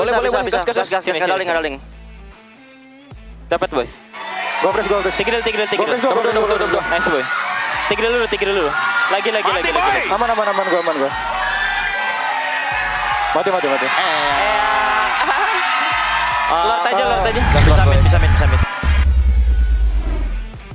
Okay, it seems like Weedy is their IGL. He's the one giving the direction, and looks like everyone else also collapses, follows, trusts in Weedy. Very calm, very contained as well. And it seems like he has a good read on Alter Ego too, right? Because there was a moment where he made a decision and he's like, Lancelot will go mid. And the landslide does go clear, so Nile did go clear mid, and then they were able to make that sandwich play down bottom when we saw Aaron Shiki get that 2-kill sandwich play. Impressive stuff from Weedy. Good read, right? It's like Weedy is able to hypnotize the members of Alter Ego, and that is just stellar performance from the side of Team Liquid ID. He's very vocal in game, not so much out game. Good compensation. Because the thing is, a good pro player knows what to do in the game. They have that macro sense and they have that game sense running around. But what makes a great pro player is if they're already able to read the habits of their enemies, right? And if you have that knocked down to a T, then it will be much easier for you to find an advantage in these team fights. And we saw that Weedy actually has that character. I'm interested and very excited to see what he has to offer as well in the future. Yeah, contrast to the rest of the team, 4 members who just like to shout and trash talk. Weedy in the interview is the silent one. He says he's the guy who keeps it neutral, right? When we have 4 loud boys, you gotta have one guy that says, guys, calm down. We still need to win. We still need to perform. And it's great, like Gani mentioned, it's good to have someone like this in the team. I'm so impressed, really. Even from Aranda, the builds, they have all leveled up. Damage taken there, and mainly because of the Blade Armor Rush. He went for the War Axe, so he has sustain, but then the Blade Armor Rush there, and then obviously the Radiant Armor that we spoke of. Once he got that Radiant Armor, the burst really wasn't... Whoa. I think a bit of an error there. 111% KP for Roundel and Highs.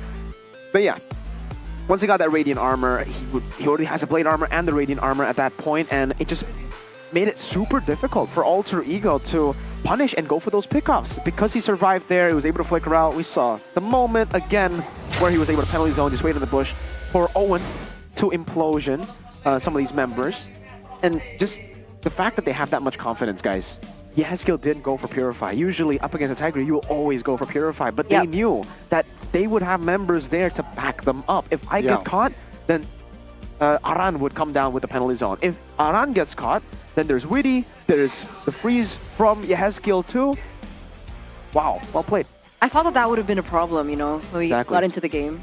And then I even mentioned it in the game as well. It's like, you know, with Tigreal, you have the Earth Shatter as well coming from the Edith, and you're not even going for the Purify. What are you doing? And it turns out he barely even needed it, right? He was able to actually utilize the Flicker to get out of these engages that Alter Ego were doing. But we do have an audience highlight here for Zain Mahiru. Personal opinion from EXP, maybe they should be braver to open bushes. Tigreal is a pickoff type, but can't always be the frontliner. Also, Alter Ego often makes mistakes and has issues with finishing the game, is what I'm assuming that he meant. So that's how he thinks that Alter Ego can rebound in like numero dos.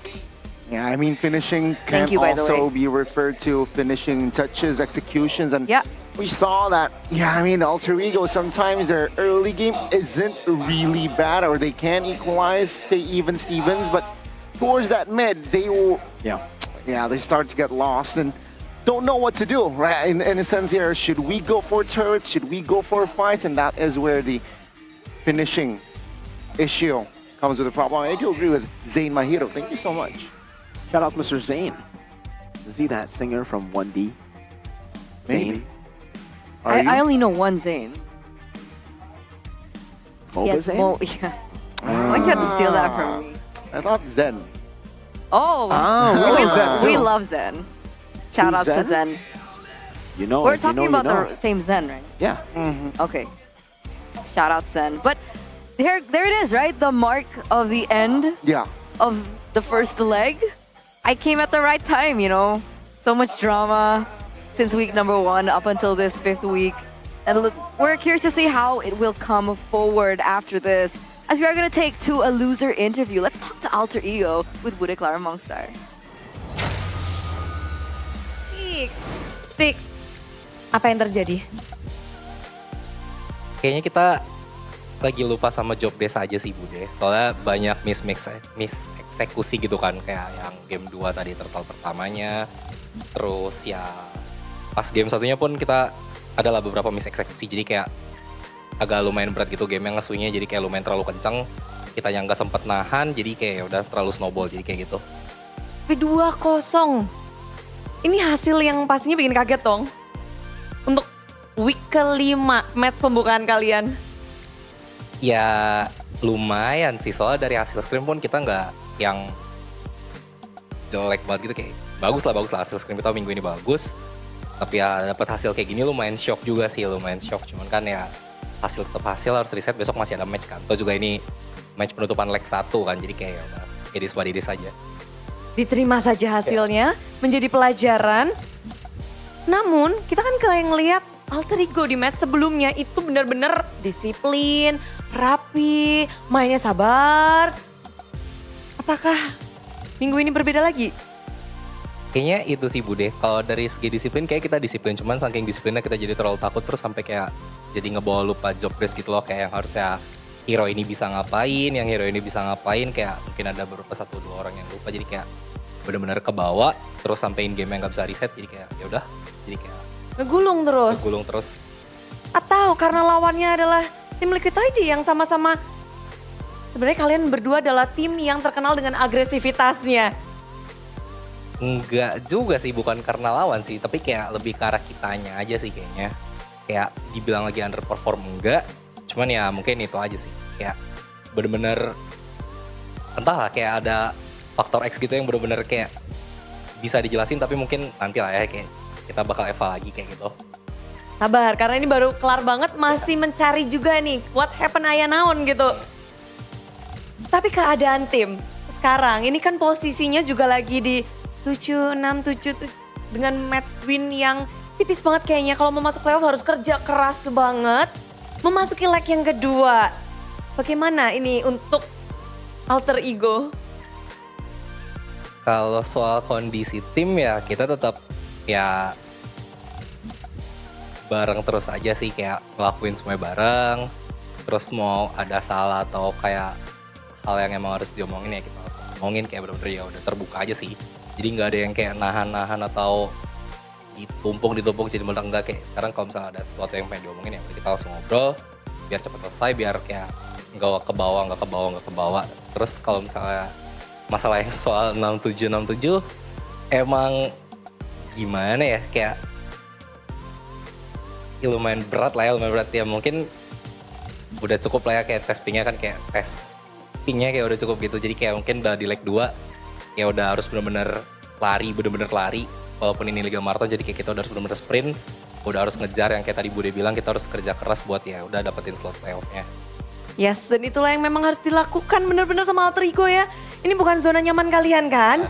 Bukan. Nggak cukup kan di posisi ini? Enggak. Dan sesuai yang tadi udah disampaikan, pengen lebih bonding lagi berarti in game-nya? Kayaknya lebih detailingnya sih dibanding soal bondingnya, karena menurut aku bondingnya udah cukup, jadi kayak mungkin kita lebih kayak in terms game-nya gitu, kayak kita harus benar-benar paham soal power ini, power itu, jadi kayak kita benar-benar tahu gitu, jadi kayak nggak lupa soal job desk ya, kayak gitu sih. Job desk, lebih mengetahui tentang job desk, mempersiapkan untuk leg kedua pastinya ini? Iya. Oke, kita akan saksikan dan kita akan terus memberi semangat juga untuk Alter Ego yang posisinya lagi di kembang gembis. Good luck untuk leg keduanya. Thank you Bude. Terima kasih, dan itulah dia dari analis Alter Ego. Silahkan caster.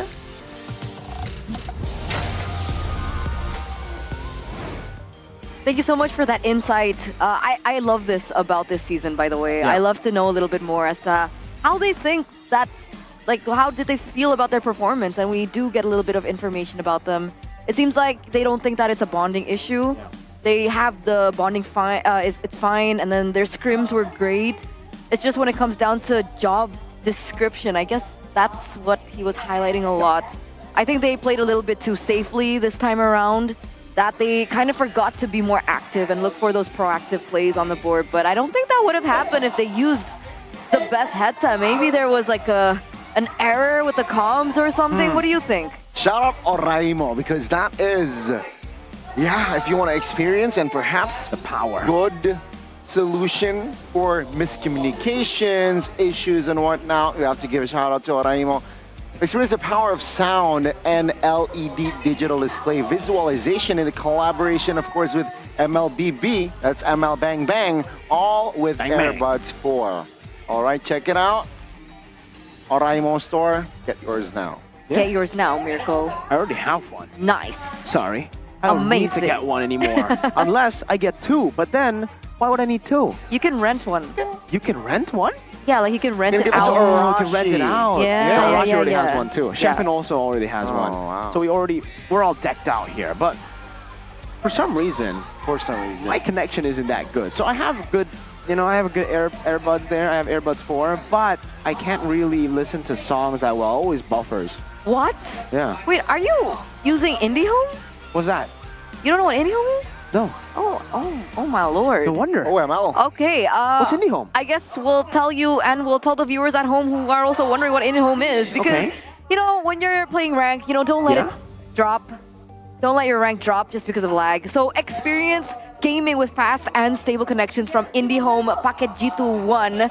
For only 375,000 rupiah, you guys can get internet with speeds up to 100 Mbps. Subscribe now on MyTelkomsel or tcell.id/national to get a little bit more information on it. So super affordable, very effective. You can actually check it out. I'm pretty sure they have it in your apartment. Oh yeah, I'll definitely check it out now because I definitely don't want to be, listening to songs and then having it buffer all the time. But even though I have a problem with that can be covered now, I've never had a problem when it comes down to just getting refreshments because I always drink with We Drink, especially now with a collaboration with MPL Indonesia Season 14. Lord has been taken and now it's full cup. Yes. Was it half cup before? It was maybe. It's a legendary collaboration and you guys can go and get We Drink, our partners in esports. You can see, look, that's the grape flavor. Oh my god. Okay. Yeah, it's full cup. It's full cup. Yeah, it's a full cup. You're not lying. And you know what I love the most about this? What? It's not you drink. It's not I drink. It's we drink. It's inclusive. It's inclusive. Yeah. Come, join. Let's drink. Together. We drink. Me and you. Drink. You guys. Right. Yes. Everybody back at home. When I drink, we John drink. out there, Melissa, Oh Fatima, Yeah. Alexandra, we drink. We drink. Shout out Johanna. Shout out Albert Serafin out there. Hey. I don't think he's in the chat. He's not in the chat? Usually Mirko's in the chat. Ooh. Even though he's working, which is actually a big question mark. Maybe it's not me. Have Do you you- ever thought about that? That's true. There was no tick on it. Mirko's twin I don't brother. have as many subscribers as you. I don't get a tick yet. Not yet, Eterna. I gotta wait for a while. It's okay. Okay. Because It's I can okay. always just join the open qualifiers to become a pro, right? Exactly, Hey. right? Snapdragon Shout Pro out. Series, ladies and gentlemen, you guys can actually sign up now for the open qualifiers. Shout out Ryan. All you need to do is head Oli. over to the website down below, esl.gg/SPSMLBB, and, register. Believe. Believe. Why not? Believe that you can make it. Believe, conceive, achieve. Don't be an average bloke. Be a samurai. Exactly. Don't just survive, man. Thrive. Aspire to inspire before you expire. I like that. Exactly. I like that. But it looks like we're going to take a look at Alter Ego's upcoming schedule for leg numero dos. It starts tomorrow, actually. Alter Ooh, big Ego match. versus Rebellion. And then we have the next week, Alter Ego versus Geek. And then we have their next match on the next day against Evo's Legends. Glory. Dude, Legends is so catchy. I Like, agree. I agree. The last time we saw Evo's Legends was season 11. yeah, I missed that. No, 12. 12. And then after that, Exactly. we got Glory. And now we still have Glory. Well, it was like Holy Glory. Yeah. Yeah. We got Holy, and then the roster moved Well, up. exactly. Yeah. So it became Glory. But they were Holy. They were. The Holy Glory. And then some of the players were icons. Also, now it's Glory Icon. Icons of Glory. Holy, Icon. That's Let's the take a look rosters. at TLID's upcoming schedule, though. They have Day1X, Rebellion, and FNOC. It's fine. It's no fine. problem. Okay, Next which week. out of these 3 matches is the hardest matchup for TLID? None. Oh. Okay. Okay. I mean, I'm gonna echo what the player said. We're just waiting for RQ. Last So- season, Mirko was the yapper, and where did he end up in playoffs? Nowhere near the top 3. So that's all I can say. What's your regular season trophy look like? Oh my What's your God. MPL trophy look like, Gani? That's the only flex we got for now. Don't worry though, this season it changes. I have Piala Amen. President. Me too. whatever. What? Anyway, if you guys want to witness the action live, right? You Check guys it can out. still buy some Right tickets. now. So Go buy it. ahead. Now. Buy it now. Only on MPL Indonesia No. website, regular season. This is what happens when Mirko does. Okay. Yeah, okay, let's ignore what happened just now. But you guys can get a 10% discount if you guys use a GoPay. So check that out. Pay with Check it out. GoPay. Grab your ticket so you can take a picture with, all your idols. We do see And even Arash. we have Bude Clara Arash. over there, preparing for her segment. And Arash. Who's your idol? My idol? Yes. Don't say Hani. Who's gonna say honey? What the heck? No. You wanna know my idol? Okay, yeah. Lewis. Lewis. Oh. Okay. Fair. Who's your idol? Eterna. Whoa. Who's your idol? It looks like we are going to take to the host, ladies and gentlemen. Let's see what Bude Clara Mongstar is doing over on the stage. Yes, Bude Clara di sini namun gak sendirian karena ya ada siapa nih orang keren di sini? Ya Opal. Iya. Hazelnut atau Opal nih? Opal aja Bude. Opal? Iya. Kemarin kita ketemu Benar, Bude. 2-0. Sekarang 2-0 lagi ya. Ya tapi tim musuh yang menang kali ini Bude. Tapi kan tetap 2-0 seneng dong. Astagfirullahaladzim. Dibilang seneng nggak mungkin dong Bude. Nggak Karena mungkin. alter ego kita nih lagi sedih saya Bude. Kenapa sedih dengan match ini? Dengan match hari ini tuh sedih banget Bude. Kalau misal ada kalimat satu kata ya untuk alter ego nih, astagfirullahaladzim. Gitu Bude. Nyebut? Ya nyebut lah Bude. Ini kalau Alter Sam gitu juga tadi? Kalau alter Sam udah pada capek, Bang Opal, gini Bang Opal, kalah mulu, bla bla bla. Terus tadi ada bawa banner, mau nggak tulisannya apaan? Apa? Kalau pusing dukungnya alter ego aja makin pusing tulisan bawahnya. Nyari penyakit berarti ya? Dari penyakit. Tapi nggak apa-apa dong, Hai. pasti tetap semangat dong Opal. Iya benar, harus tetap semangat lah. Kita, gue percaya juga sih orang anak-anak di dalam ya, di backstage. Ya nggak ada yang mau kalah lah pasti. Ya nggak ada yang mau kalah, udah pasti maksimal mungkin. Cuman emang perlu adaptasi lagi lah kali sama yang lainnya kan. Betul, tapi ini baru leg pertama, kalian tuh baru Iya, menutup leg pertama. Masih ada leg yang kedua. Bener Bude. Di leg kedua insya Allah kalau misalnya kita menang gue akan balasin sih apa-apa yang disampaikan oleh Aran dan juga si Iron. Siapa tadi tuh namanya? Iron Siki. Nah Iron Siki itu katanya. Ya, ntar kalau misalnya Ayah menang. Tunggu aja Bude. Semoga Tunggu gue ya. interview kalau misalnya Ayah menang. Berarti harus menang dulu dong? Harus menang dulu. Karena kalau kalah nggak bisa ngomong gue. Tapi nggak apa-apa, nggak bisa menang hari ini. Kita bisa kebutnya Alter Bener Ada Bude. apa tuh? Jadi buat alter ego selalu ada macam-macam permainan yang bagus-bagus ya. Cuman hari ini kita Altermers lagi nggak bawa mini gamesnya. Nah jadi besok akan ada mini games yang seru banget Bude pas AE lawan RBL. Besok? Nah kalian penasaran kan apaan? Pokoknya besok datang ke MPL Arena. Akan main, gua kasih clue deh. Boleh. Gitu. Nah di set dapat hadiah. Mancing. Salah Bude. Bahaya nih. Apa lagi?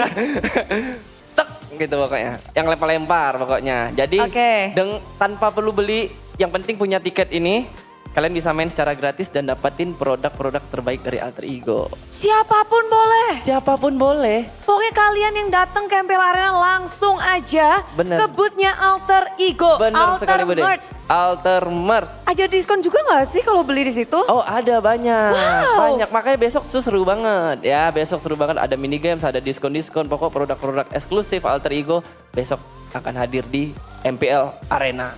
Ada Opal juga nggak?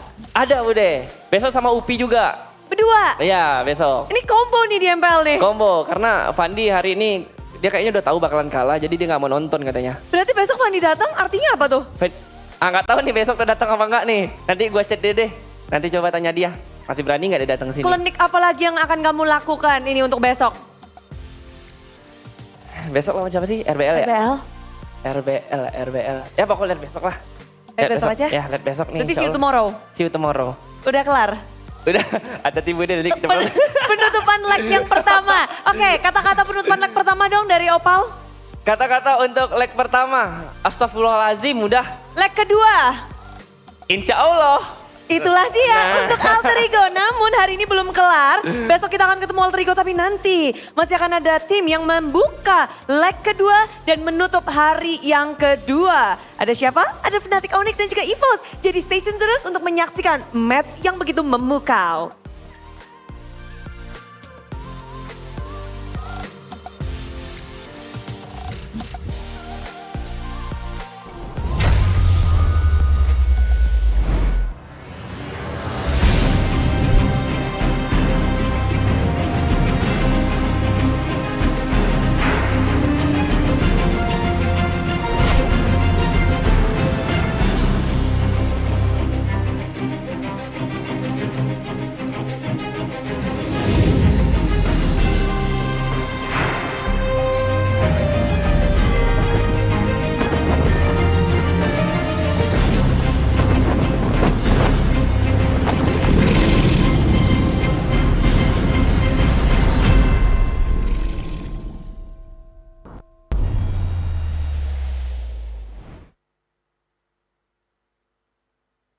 Galaxy A55 A35 5G warna baru. Awesome!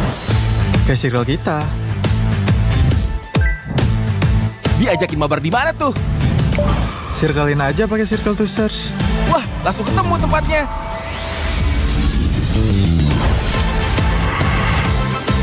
Kalau ini makanan apa ya? Gampang, circlein aja. Oh, itu makanannya. Awesome dan smart kan? Yuk join circle kita. Pakai aplikasi GoPay, dompet andalan gamers. Banyak damage-nya. Ada cashback hingga 20.000 buat upgrade skin baru. Aplikasi ringan gak makan memori. HP lemot bisa victory. Top up langsung dalam game tanpa hambatan. Ikutan selebrasi MPL di aplikasi GoPay. Menambah total hadiah ratusan juta. Bonus stage. Gratis 100 kali transfer kemana aja. Beli pulsa harga termurah. Scan curi dengan mudah. Download sebelum mabarkan. Dia tidak akan segan untuk menghadapi siapapun yang berani melawan. Dia mewarisi perjuangan karena di tubuhnya mengalir darah seorang pahlawan. Pedangnya mengukir takdir kemenangan, menghadapi segala tantangan. Penuh keberanian untuk terus berjalan menuju masa depan. Raihlah masa depan, nabung mulai dari hobi. Koleksi terbaru UBS Gold X Mobile Legends Bang Bang, edisi spesial MPL ID Season 13.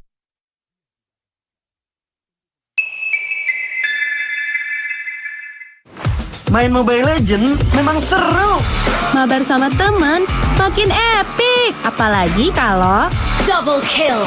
Tropicana Double Crunch, es krim karamel dengan lapisan coklat yang tebal. Crunchy-nya double. main bareng, makan bareng Tropicana Double Crunch. Double crunchy level dewa. Rasa ini Gatot kacau. Ih, tombe basah. Bro, move on ke Head and Shoulders. 100% pede, ketombe basah dan gatal Wiped out. dapetin edisi baru Gatot kaca di minimarket terdekat. Head and Shoulders. Ini Gatot, ini kaca. Mas Gatot, benerin kaca.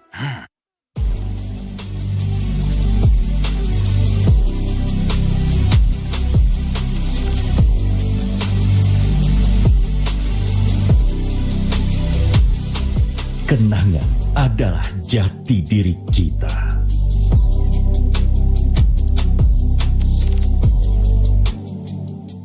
Kita adalah pejuang yang melangkah dengan penuh keyakinan, menghadapi dunia tanpa keraguan, karena hidup adalah arena pertarungan. Kita adalah pejuang yang tak akan gentar oleh segala tantangan, menghadapi lawan tanpa ketakutan, karena kita terlahir untuk meraih kemenangan. Raihlah kemenangan dengan koleksi terbaru UBS Gold X Mobile Legends Bang Bang, edisi spesial MPL ID Season 13. Saatnya nabung dari hobi bersama UBS Gold.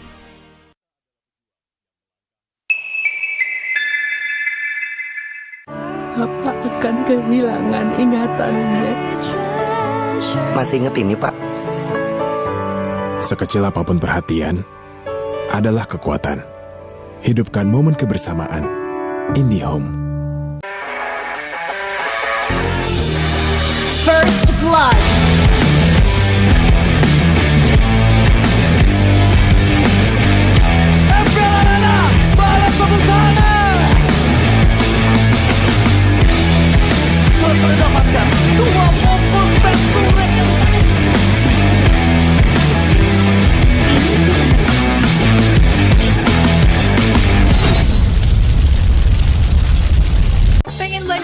barang kebutuhan tapi malas keluar rumah. Untung aja pakai aplikasi Klik Indomaret.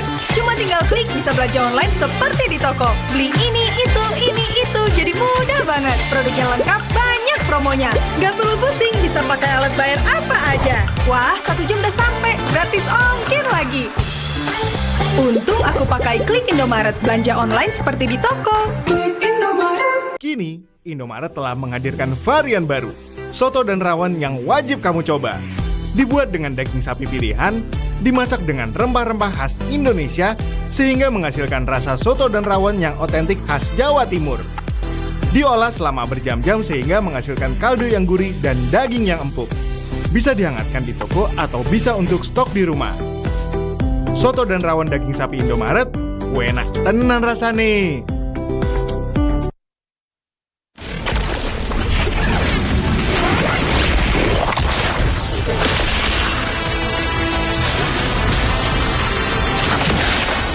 Strike first and without mercy.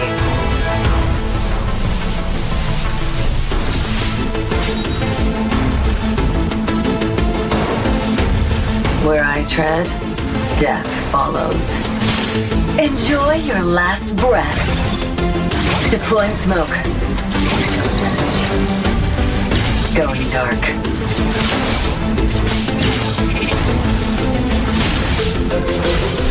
War is my trade.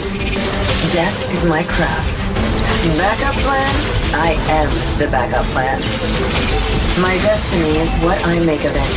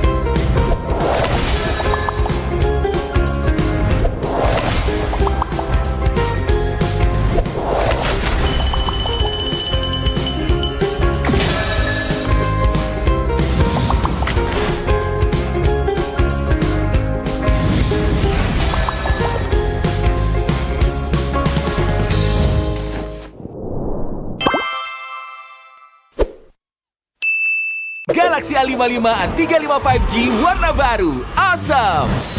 Kayak circle kita. Diajakin mabar di mana tuh? Circlein aja pakai circle to search. Wah, langsung ketemu tempatnya.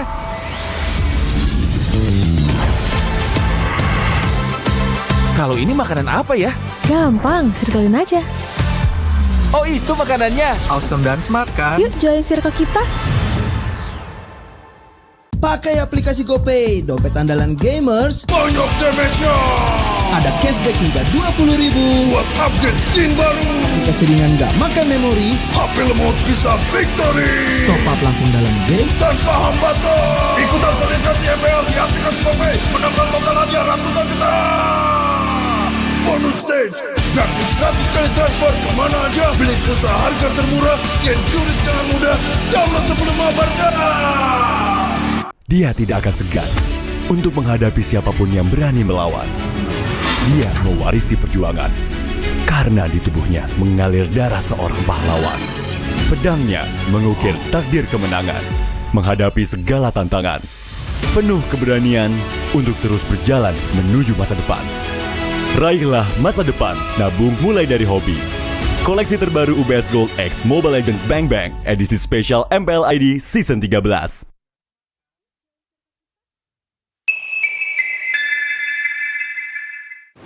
Main Mobile Legends memang seru.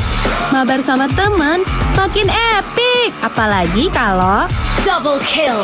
Tropicana Double Crunch, es krim karamel dengan lapisan coklat yang tebal. Crunchy-nya double. main bareng, makan bareng Tropicana Double Crunch. Double crunchy level dewa. Rasa ini Gatot kacau. Ih, tobe basah. Bro, move on ke Head and Shoulders. 100% pede, ketombe basah dan gatal. Wiped out. Dapetin edisi baru Gatot Kaca di minimarket terdekat. Head and Shoulders. Ini Gatot, ini kaca. Mas Gatot, benerin kaca.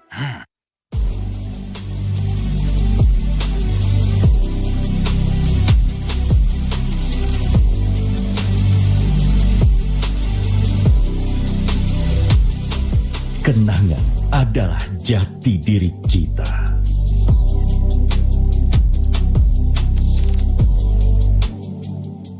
Kita adalah pejuang yang melangkah dengan penuh keyakinan, menghadapi dunia tanpa keraguan, karena hidup adalah arena pertarungan. Kita adalah pejuang yang tak akan gentar oleh segala tantangan, menghadapi lawan tanpa ketakutan, karena kita terlahir untuk meraih kemenangan.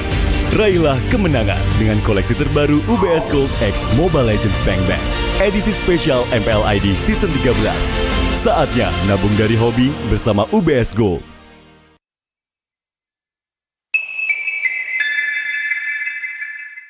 Apa akan kehilangan ingatannya? Masih inget ini, Pak? Sekecil apapun perhatian adalah kekuatan. Hidupkan momen kebersamaan. IndiHome. First blood.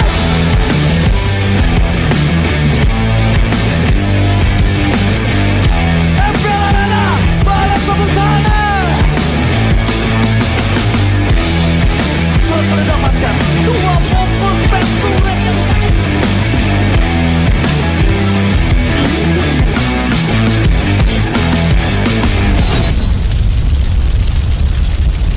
Pengen belanja banyak barang kebutuhan tapi malas keluar rumah. Untung aja pakai aplikasi Klik Indomaret. Cuma tinggal klik bisa belanja online seperti di toko. Beli ini, itu, jadi mudah banget. Produknya lengkap, banyak promonya. Gak perlu pusing, bisa pakai alat bayar apa aja. Wah, 1 jam udah sampai, gratis ongkir lagi. Untung aku pakai Klik Indomaret, belanja online seperti di toko. Kini, Indomaret telah menghadirkan varian baru, soto dan rawon yang wajib kamu coba. Dibuat dengan daging sapi pilihan, dimasak dengan rempah-rempah khas Indonesia, sehingga menghasilkan rasa soto dan rawon yang otentik khas Jawa Timur. Diolah selama berjam-jam sehingga menghasilkan kaldu yang gurih dan daging yang empuk. Bisa dihangatkan di toko atau bisa untuk stok di rumah. Soto dan rawon daging sapi Indomaret, enak tenan rasane.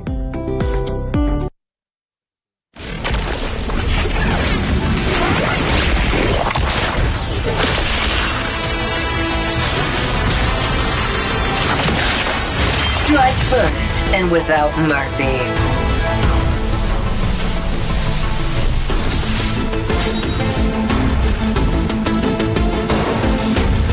Where I tread, death follows. Enjoy your last breath. Deploying smoke. Going dark.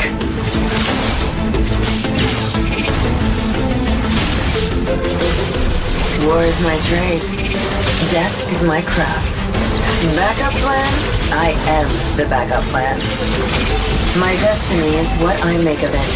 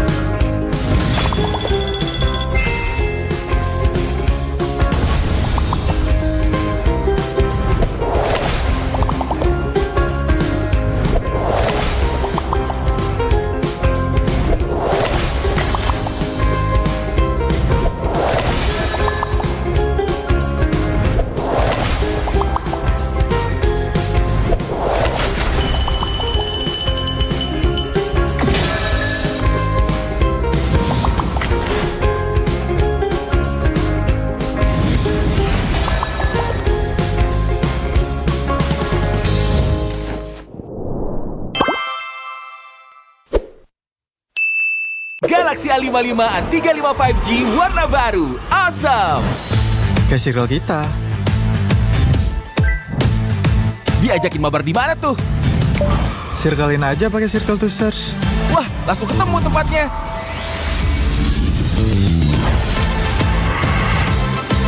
Kalau ini makanan apa ya? Gampang, circlein aja. Oh, itu makanannya. Awesome dan smart kan? Yuk join circle kita. Pakai aplikasi GoPay, dompet andalan gamers. Banyak damage-nya. Ada cashback hingga 20.000 buat upgrade skin baru. Jika seringan nggak makan memori, HP lemot bisa victory. Top up langsung dalam game tanpa hambatan. Ikutan selebrasi MPL di aplikasi GoPay. Menambah total hadiah ratusan juta. Bonus stage, gratis 100 kali transfer kemana aja. Beli pulsa harga termurah, scan turis dengan mudah. Download sebelum mabarkan. Dia tidak akan segan untuk menghadapi siapapun yang berani melawan. Dia mewarisi perjuangan karena di tubuhnya mengalir darah seorang pahlawan.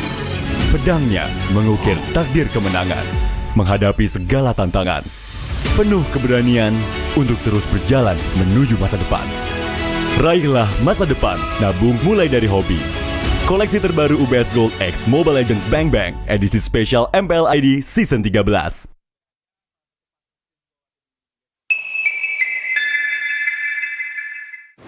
Main Mobile Legends memang seru. Mabar sama temen makin epic. Apalagi kalau double kill. Tropicana Double Crunch, es krim karamel dengan lapisan coklat yang tebal. Crunchy-nya double. main bareng, makan bareng Tropicana Double Crunch. Double crunchy level dewa. rasa ini Gatot kacau. Ih, tombe basah. Bro, move on ke Head and Shoulders. 100% pede, ketombe basah dan gatal Wiped out. dapetin edisi baru Gatot kaca di minimarket terdekat. Head and Shoulders. Ini Gatot, ini kaca. Mas Gatot, benerin kaca.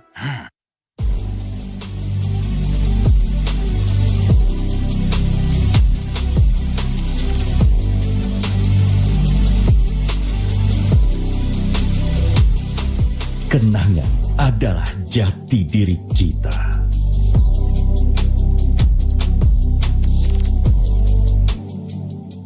Kita adalah pejuang yang melangkah dengan penuh keyakinan, menghadapi dunia tanpa keraguan, karena hidup adalah arena pertarungan. Kita adalah pejuang yang tak akan gentar oleh segala tantangan, menghadapi lawan tanpa ketakutan, karena kita terlahir untuk meraih kemenangan. Raihlah kemenangan dengan koleksi terbaru UBS Gold X Mobile Legends Bang Bang, edisi spesial MPL ID Season 13. Saatnya nabung dari hobi bersama UBS Gold.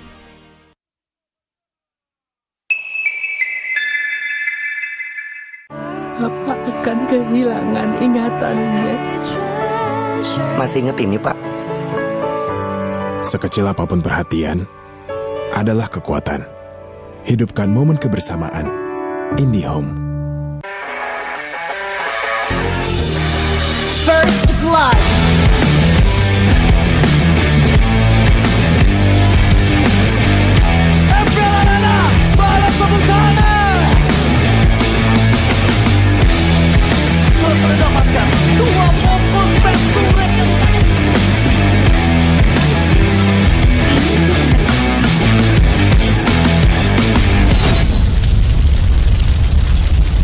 Pengen belanja banyak barang kebutuhan tapi malas keluar rumah.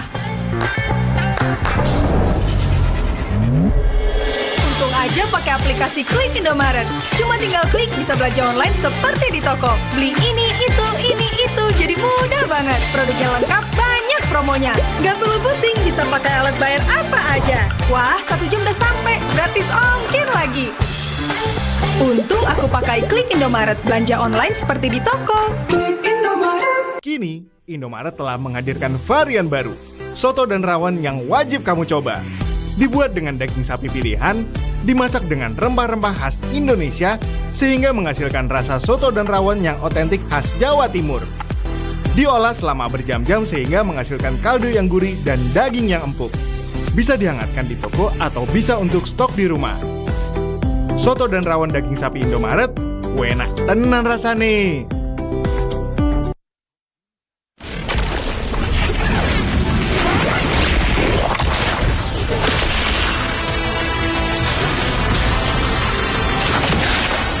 Strike first and without mercy.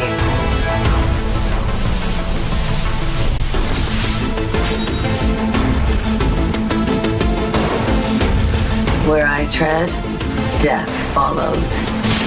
Enjoy your last breath. Deploying smoke. Going dark.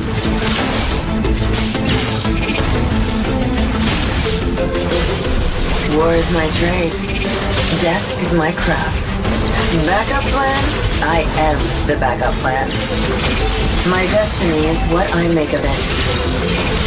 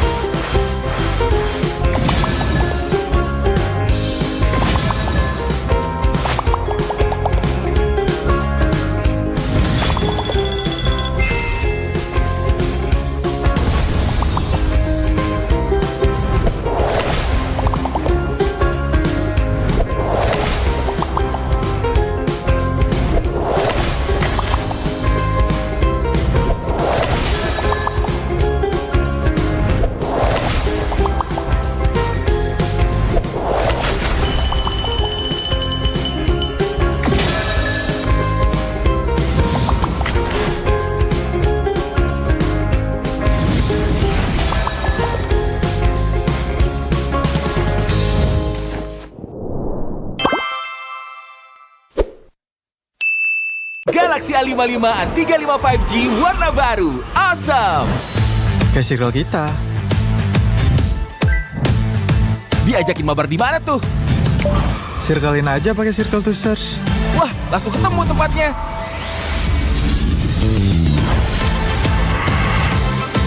Kalau ini makanan apa ya? Gampang, circlein aja. Oh, itu makanannya. Awesome dan smart kan? Yuk join circle kita.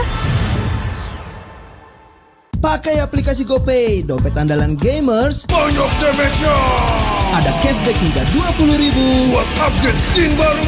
Dikasih ringan gak makan memori. HP lemot bisa victory. Top up langsung dalam game tanpa hambatan. Ikutan selebrasi MPL di aplikasi GoPay. Menambah total hadiah ratusan juta. Bonus stage. Gratis 100 kali transfer kemana aja. Beli pulsa harga termurah. Scan juris dengan mudah. Download sebelum mabarkan. Dia tidak akan segan untuk menghadapi siapapun yang berani melawan. Dia mewarisi perjuangan karena di tubuhnya mengalir darah seorang pahlawan. Pedangnya mengukir takdir kemenangan, menghadapi segala tantangan. Penuh keberanian untuk terus berjalan menuju masa depan. Raihlah masa depan, nabung mulai dari hobi. Koleksi terbaru UBS Gold X Mobile Legends Bang Bang edisi spesial MPL ID Season 13.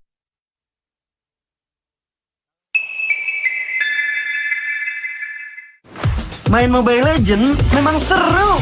Mabar sama temen makin epic. Apalagi kalau double kill.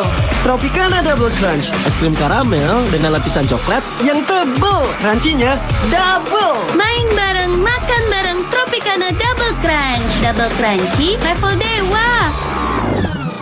Rasa ini Gatot kacau.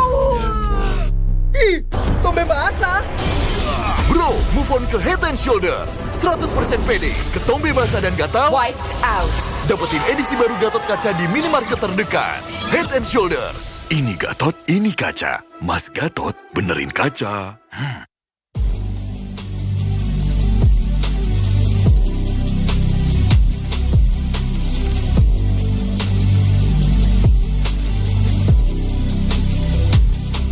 kenangan adalah jati diri kita.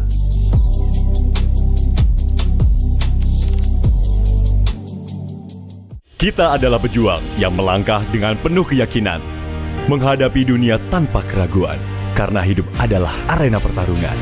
Kita adalah pejuang yang tak akan gentar oleh segala tantangan, menghadapi lawan tanpa ketakutan, karena kita terlahir untuk meraih kemenangan. Raihlah kemenangan dengan koleksi terbaru UBS Gold X Mobile Legends Bang Bang, edisi spesial MPL ID Season 13. Saatnya nabung dari hobi bersama UBS Gold.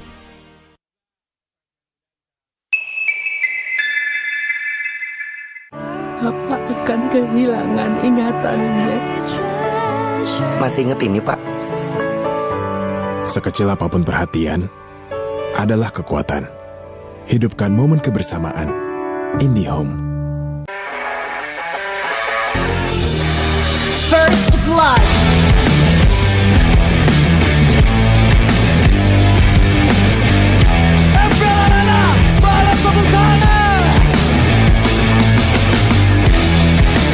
Mendapatkan 2 momen best race.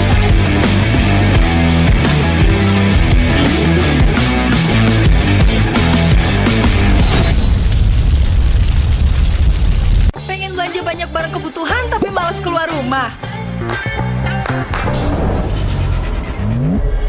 Untung aja pakai aplikasi Klik Indomaret. Cuma tinggal klik bisa belanja online seperti di toko. Beli ini, itu, jadi mudah banget. Produknya lengkap, banyak promonya. Gak perlu pusing, bisa pakai alat bayar apa aja. Wah, 1 jam udah sampai, gratis ongkir lagi. Untung aku pakai Klik Indomaret, belanja online seperti di toko. Kini, Indomaret telah menghadirkan varian baru, soto dan rawon yang wajib kamu coba.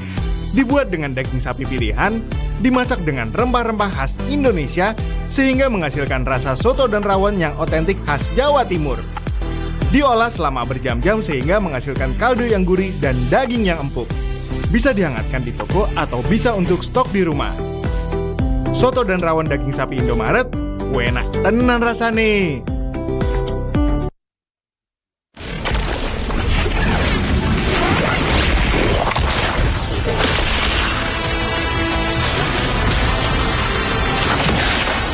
Strike first and without mercy.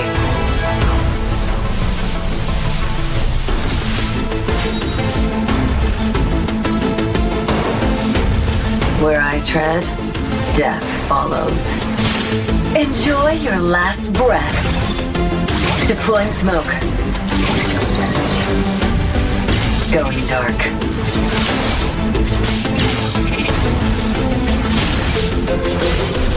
War is my trade. Death is my craft. Backup plan? I am the backup plan. My destiny is what I make of it.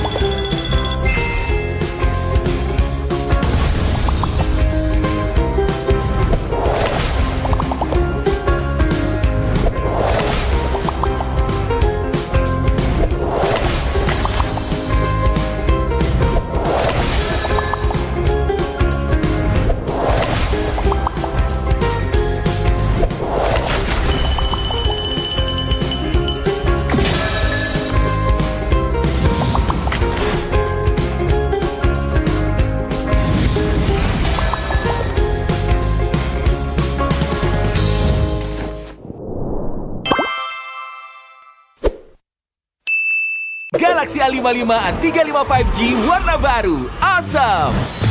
Kayak circle kita. Diajakin mabar di mana tuh? Circlein aja pakai circle to search. Wah, langsung ketemu tempatnya.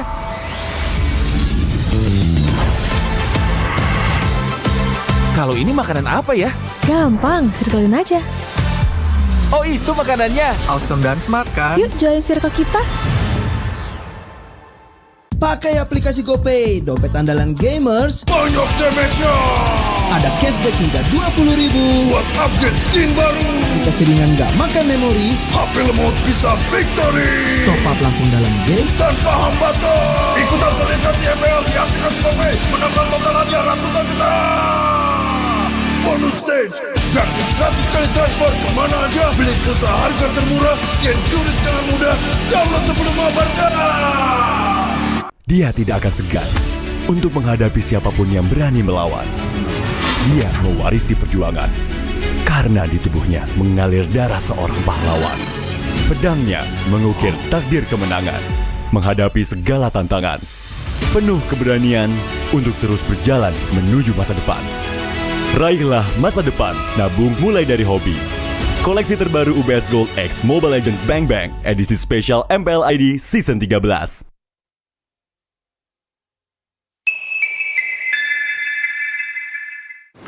Main Mobile Legends memang seru. Mabar sama temen makin epic. Apalagi kalau Double kill. Tropicana Double Crunch, es krim karamel dengan lapisan coklat yang tebal. Crunchy-nya double. main bareng, makan bareng Tropicana Double Crunch. Double crunchy level dewa. Rasa ini Gatot kacau. Ih, tombe basah. Bro, move on ke Head and Shoulders. 100% pede, ketombe basah dan gatal. Wiped out. Dapetin edisi baru Gatot kaca di minimarket terdekat. Head and Shoulders. Ini Gatot, ini kaca. Mas Gatot, benerin kaca.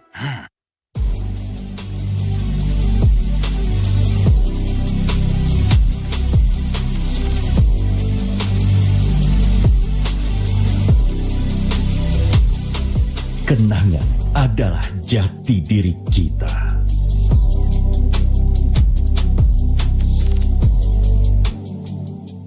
Kita adalah pejuang yang melangkah dengan penuh keyakinan, menghadapi dunia tanpa keraguan, karena hidup adalah arena pertarungan. Kita adalah pejuang yang tak akan gentar oleh segala tantangan, menghadapi lawan tanpa ketakutan, karena kita terlahir untuk meraih kemenangan. Raihlah kemenangan dengan koleksi terbaru UBS Gold X Mobile Legends Bang Bang, edisi spesial MPL ID Season 13. Saatnya nabung dari hobi bersama UBS Gold.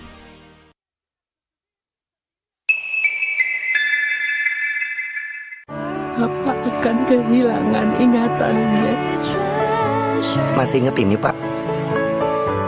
Sekecil apapun perhatian adalah kekuatan. Hidupkan momen kebersamaan. IndiHome.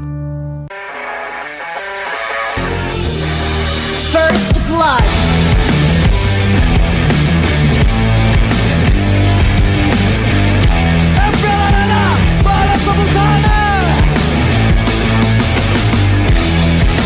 Mendapatkan 2 pompon pembunuh.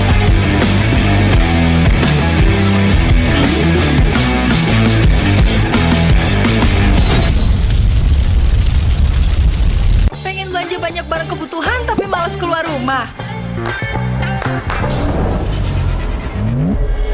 Untung aja pakai aplikasi Klik Indomaret. Cuma tinggal klik bisa belanja online seperti di toko. Beli ini, itu, jadi mudah banget. Produknya lengkap, banyak promonya. Gak perlu pusing, bisa pakai alat bayar apa aja. Wah, 1 jam udah sampai, gratis ongkir lagi. Untung aku pakai Klik Indomaret, belanja online seperti di toko. Kini, Indomaret telah menghadirkan varian baru, soto dan rawon yang wajib kamu coba. Dibuat dengan daging sapi pilihan, dimasak dengan rempah-rempah khas Indonesia, sehingga menghasilkan rasa soto dan rawon yang otentik khas Jawa Timur. Diolah selama berjam-jam sehingga menghasilkan kaldu yang gurih dan daging yang empuk. Bisa dihangatkan di toko atau bisa untuk stok di rumah. Soto dan rawon daging sapi Indomaret, enak tenan rasane.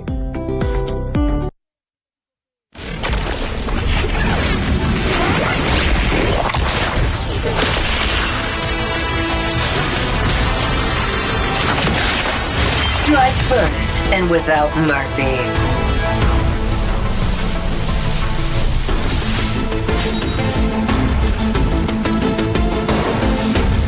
Where I tread, death follows. Enjoy your last breath. Deploying smoke. Going dark.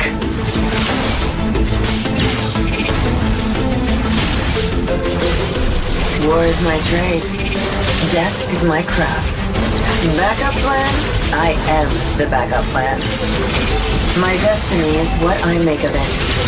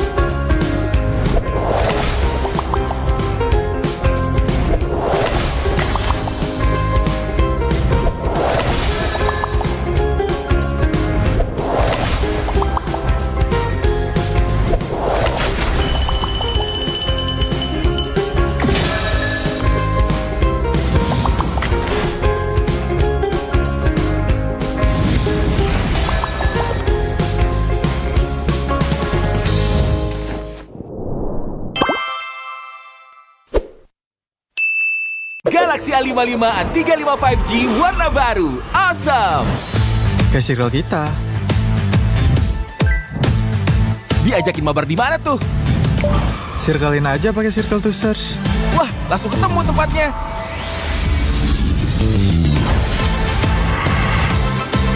Kalau ini makanan apa ya? Gampang, circlein aja. Oh, itu makanannya. Awesome dan smart kan? Yuk join circle kita. Pakai aplikasi GoPay, dompet andalan gamers. Banyak damage-nya. Ada cashback hingga 20.000 buat upgrade skin baru. Aplikasi ringan gak makan memori. HP lemot bisa victory. Top up langsung dalam game tanpa hambatan. Ikutan selebrasi MPL di aplikasi GoPay. Menambah total hadiah ratusan juta. Bonus stage. Gratis 100 kali transfer kemana aja. Beli pulsa harga termurah. Scan QRIS dengan mudah. Download sebelum mabarkan. Dia tidak akan segan untuk menghadapi siapapun yang berani melawan. Dia mewarisi perjuangan karena di tubuhnya mengalir darah seorang pahlawan. Pedangnya mengukir takdir kemenangan, menghadapi segala tantangan. Penuh keberanian untuk terus berjalan menuju masa depan. Raihlah masa depan, nabung mulai dari hobi. Koleksi terbaru UBS Gold X Mobile Legends Bang Bang, edisi spesial MPL ID Season 13.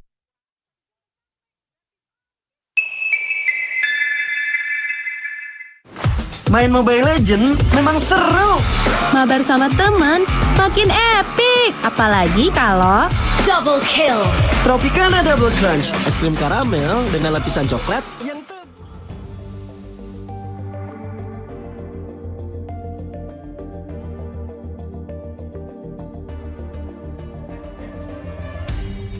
Aku kan berdiri dan terus berlari, terus ke arah puncak tertinggi.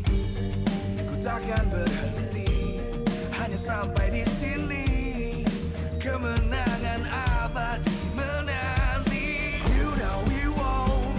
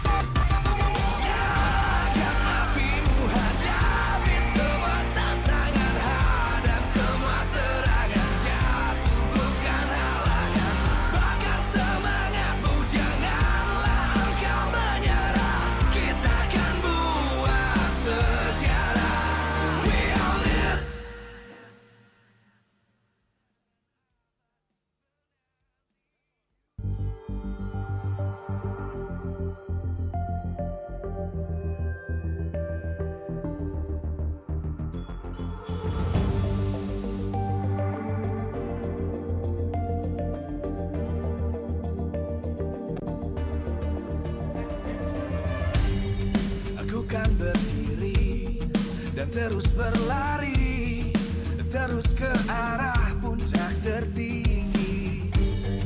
Ku takkan berhenti, hanya sampai di sini. Kemenangan abadi menanti. You know we won't miss if we unite our focus. And if you haven't noticed, we all live. Nyalakan apimu, hadapi semua tantangan, hadang semua serangan, jatuh bukan halangan. Bakar semangatmu, janganlah engkau menyerah. Kita akan buat sejarah. We all this, we won't miss. We all this, we won't miss. Saatnya beraksi, jalani ambisi. Aku kan menyawakan hari ini. You know we won't miss if we unite our focus. And if you haven't noticed, we all live. Nyalakan apimu, hadapi semua tantangan, hadang semua serangan, jatuh bukan halangan. Bakar semangatmu, janganlah engkau menyerah. Kita akan buat sejarah. We all this, we won't miss. We all this, we won't miss. We all this.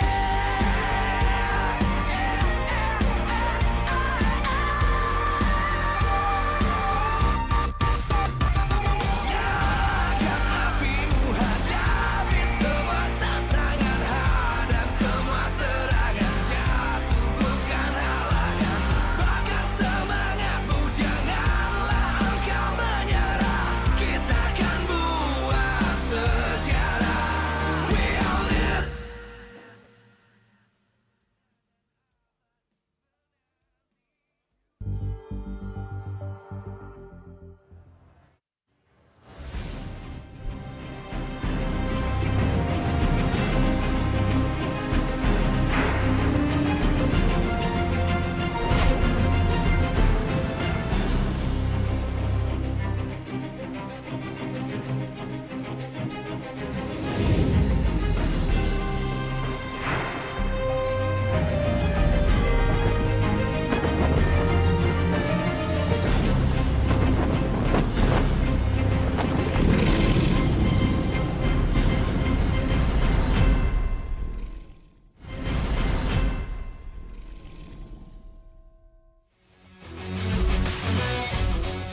Live from Jakarta, MPL Arena. MPL Season 14 is powered by Moonton. Presented by our official tournament smartphone, Samsung Galaxy.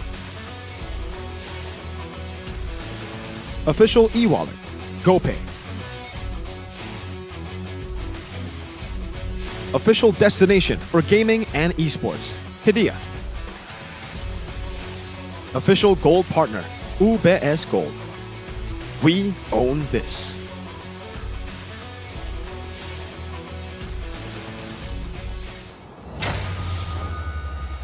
Selamat datang di leg yang kedua di MPL Indonesia Season 14. Leg pertama telah berakhir, namun perjalanan dari 9 tim akan dimulai. Mereka membuka lembaran baru, mereka akan berjuang dan tentunya akan membalas. Karena ini adalah ajang untuk pembalasan, ajang untuk membuktikan diri. Leg kedua, match yang dinantikan karena mereka pada akhirnya bertemu untuk kedua kalinya. Budi Clara mengucapkan terima kasih sebesar-besarnya kepada semua super fans yang terus memberikan dukungan positif. Dan juga tentunya kepada semua pihak yang telah mendukung MPL Indonesia. Karena MPL Indonesia Season 14 powered by Moonton. Presented by Official Tournament Smartphone, Samsung Galaxy. Official e-wallet, GoPay. Official Destination for Gaming and Esports, Hidea. Official Gold Partner UBS Gold. Dan kita juga punya partner in esports, ada Campina, Head and Shoulder, Ora Imo, Telkomsel, Dunia Games, IndiHome, dan We Drink. Beserta dengan suppliers, Erigo, Klik Indomaret, Yummy Choice, dan Saturday. Acara ini supported by PBSI. Dukungan terus mengalir dari seluruh penjuru dunia karena Bude yakin banget nih yang lagi nobar ada banyak sekali dan berkumpul di berbagai macam tempat dimanapun kalian berada. Bude minta dukungan kalian dan tulis di kolom komentar match pembukaan kita di leg kedua. Siapa yang akan mendapatkan kemenangan karena ini adalah match yang begitu menentukan, match yang begitu dinantikan. Kedua tim akan berhadapan satu sama lain dan pastinya kita akan mencari tahu seperti apa pertemuan dari tim yang punya histori berbeda, punya hasil yang berbeda. Dari leg yang pertama akan ada EVO's Glory dan juga Bigetron Alpha. Mereka membuka leg yang kedua dengan posisi yang tentunya ingin dipertahankan oleh Bigetron Alpha dan mereka bahkan ingin naik ke puncak. Namun EVO's Glory mereka benar-benar berada di zona merah.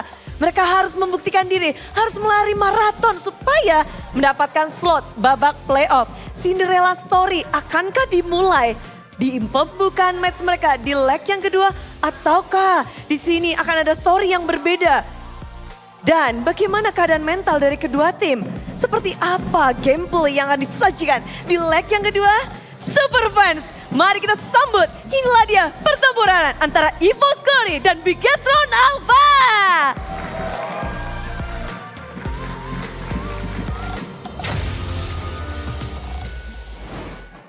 And we're here for the most anticipated match of the day, the highlighted match of the day, our final match of the day. Bigetron Alpha takes on EVO's Glory. And ladies and gentlemen, let's welcome you to the English broadcast. Back with me, Eterna, alongside with Gani as well as Mirko.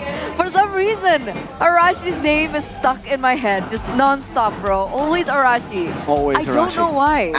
Happens to me every day. Yeah? Even when I'm out casting. Maybe when you're asleep too, sometimes? Sometimes. And yeah, this match also marks the start of leg 2. Ladies and gentlemen, so let's begin.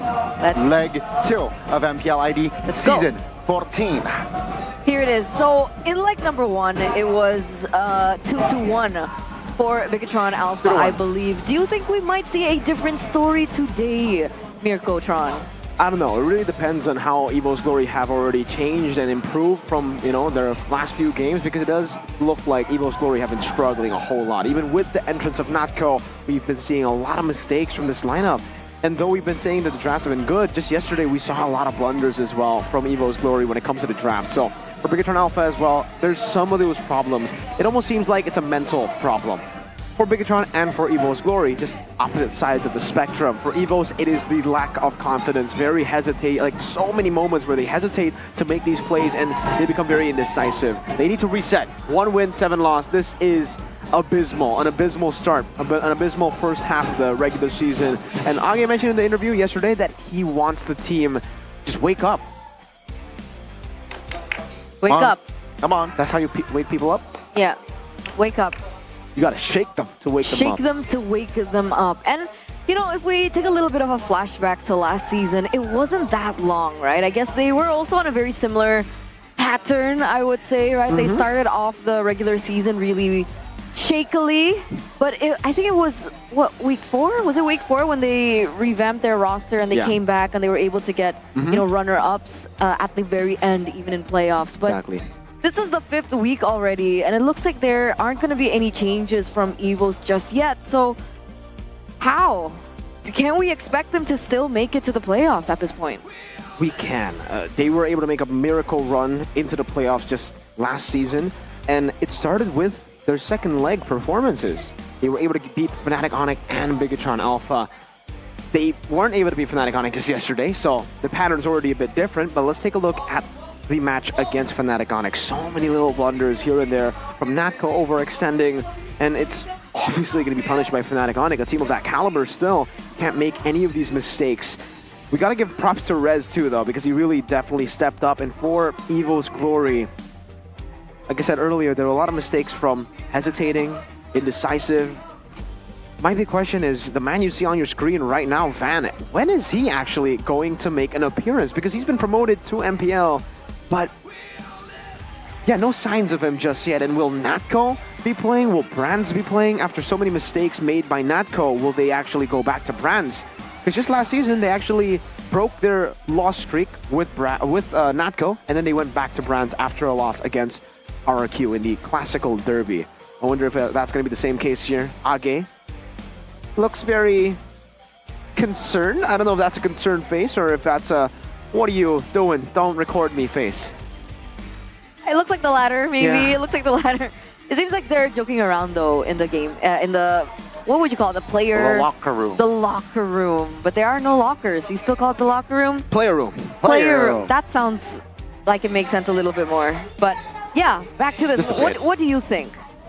Yeah, I mean, seeing their performance yesterday, we are still seeing the highlights here, and there is a lot of departments that they need to adjust here. And this is the POV of Age. They have a bad mentality here, it seems like, their players, and also they want to change. They need to change, and they will change.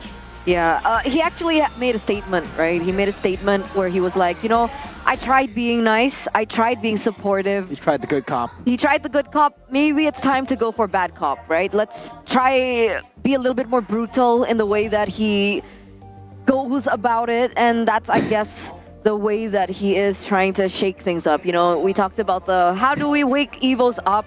Maybe it is to shake them violently. Shake them, shake them. Maybe not violently. Wait, Fan! Fan is in, we're highlighting Fan. Is he going to be making his debut in Season 14? We've seen him many times before. He was an Aura player back in the day. Van the Man. First place Piala Presiden 2023. That's how you say 2023 in Indo. Because Piala Presiden is an Indonesian tournament. Oh, very smart. That's Indo for you. Yep, it is. But yeah, it's a good question, right? Because Van did perform really well in Aura. He was the highlighted rookie of that season. Yep. He was able to get a lot of good retributions going. He was very highlighted on his utility junglers back in the day. I think he had one good assassin hero. Lance. Was it? There you go, the Lancelot. Granted, the Lancelot didn't do too well earlier on in the hands of Niall. I mean, it could change if Van does step up in, you know, favor of Annabelle.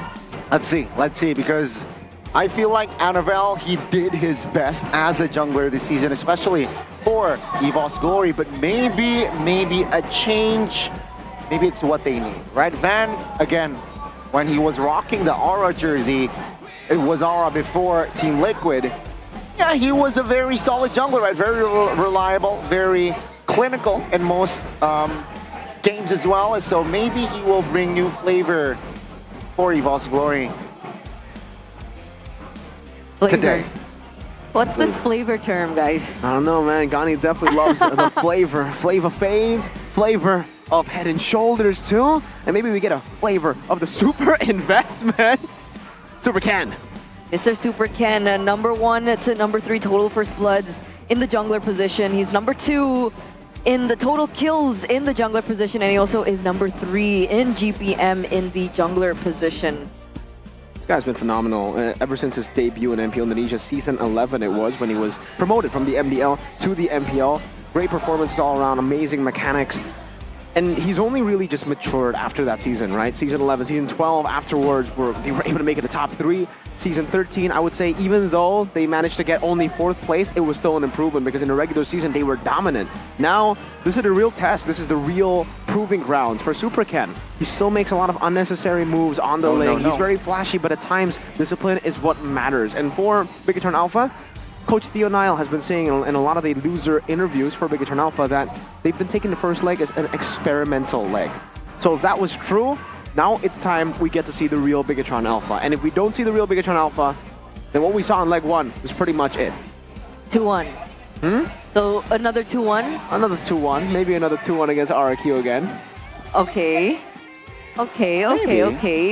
Or maybe it's a 2-0 for Evos. Ooh. You know, let's, believe. That would be drama. I like that. Exactly. That would be a plot twist, right? Because on paper, Bigatron is the stronger team, and EVOS Glory, they're still the team to beat, right, Gani? They are not, apparently, since we crowned RRQ the house season champions, though. RRQ, they're the team to beat. It's so heated on the caster desk, ladies and gentlemen. But the official team lineup for Bigatron, Super Luke, Super Ken, Moreno, Key, as well as Aman. The main five here finding so much success once again here in the regular season. Despite them not being crowned the half-season champions, they surely are the red targets this time around. And let's welcome them over to the stage. Here they are. Programmed to win. Still with their main five here, with Key in the lineup instead of Finan. The investment, Ken and Aman. Will they be able to defeat the White Tigers? Ladies and gentlemen, it is Bigatron Alpha! It's all about the adjustments for Bigatron Alpha. How have they improved from leg number one? Have they improved or have they stayed stagnant? For the side of Evo's Glory, however, we're gonna say, oh, there it is! Van stepping in the jungle. No Annabelle today. We also have a Natco in that gold lane. No Brands with Dreams, Clockton, as well as Fluffy. So already a shakeup here from Evo's Glory. And the last time they shook things up, that's when things turned around for their team. A dragon no more, but he is still looking for glory in this new drip in blue. Ladies and gentlemen, it's Evo's Glory! Van back at it again. Was able to actually start for Evo's Glory just last season. That was the 0-4 lineup together with a lot of members that you probably know that are not in MPL anymore. They've been swapped entirely by the Evo's Holy lineup, and now it's technically the opposite. It was Annabelle swapping it in for Van, now Van coming back. And I have been saying this too, based on the draft you've seen from Age with more Alphas, more Banes, it does make more sense to utilize Van over Annabelle. Get him on these utility picks like the Alpha, like the Banes, and try to utilize that kind of strategy. But that's curious, right? Because Annabelle last season was known for the Alpha, right? He was the one to bring the Alpha into the meta. Yeah, maybe it's a different playstyle now. Maybe he has really gotten comfortable with a lot of these assassins, a lot of these carries. We've seen him play the Lings most often, the Nolan as well. So Van can also pretty much play those assassins, the Ling, the Nolans, the Lancelots. So even if they want to give him these assassins, no problem. But having the option open and ready for them to go for those utility junglers may be the necessary maneuvers that they need to make. Keys to Victory, presented to you by Samsung Galaxy A55, A355G for Evo's Glory. Number one, exploit Bigatron's lack of respect in their drafts. We've been seeing this a whole lot in Season 14, leg number one. Bigatron Alpha let go a whole lot of different picks against Fnatic Onyx, letting go to Fanny, against Geek Fam, letting go to Roger. And in the end, it came back to haunt them. Punish Bigatron's extra movements. We mentioned it earlier, not just for Super Ken, actually a lot of the members, even Moreno, getting a little bit overconfident, walking up, recalling when he doesn't need to, and ending up biting the dust. Optimize Van's objective gameplay is also something that is very, very important. The objective power from Van, he was the turtle killer. He was the lord killer in his heyday. For Bigatron, take advantage of Evos' uncertain plays. They are very hesitant nowadays, and they tend to be very indecisive. Bigatron, on the other hand, are very decisive, even with their extra maneuvers. If they're able to capitalize on that, that should be a W.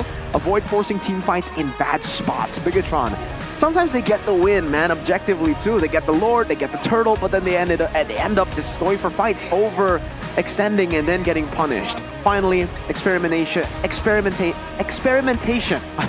is over. It's over. Leg one is over. You must stop. Now, you must show that you are championship material. You are a champion.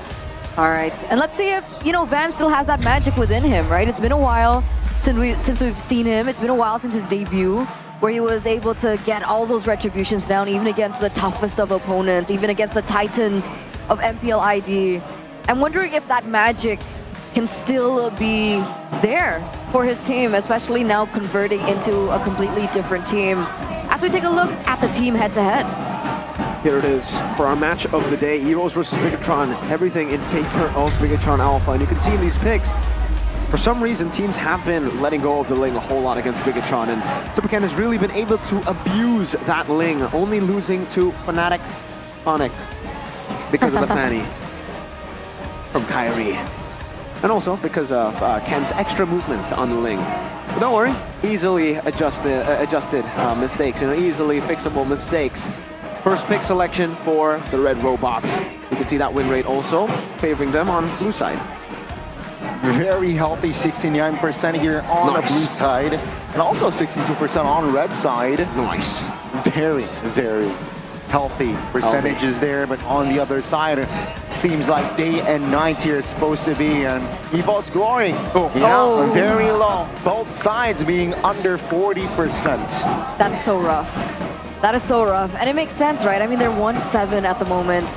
So it does look like they find a little bit more success on blue side. Yeah, if you compare it to red, sure.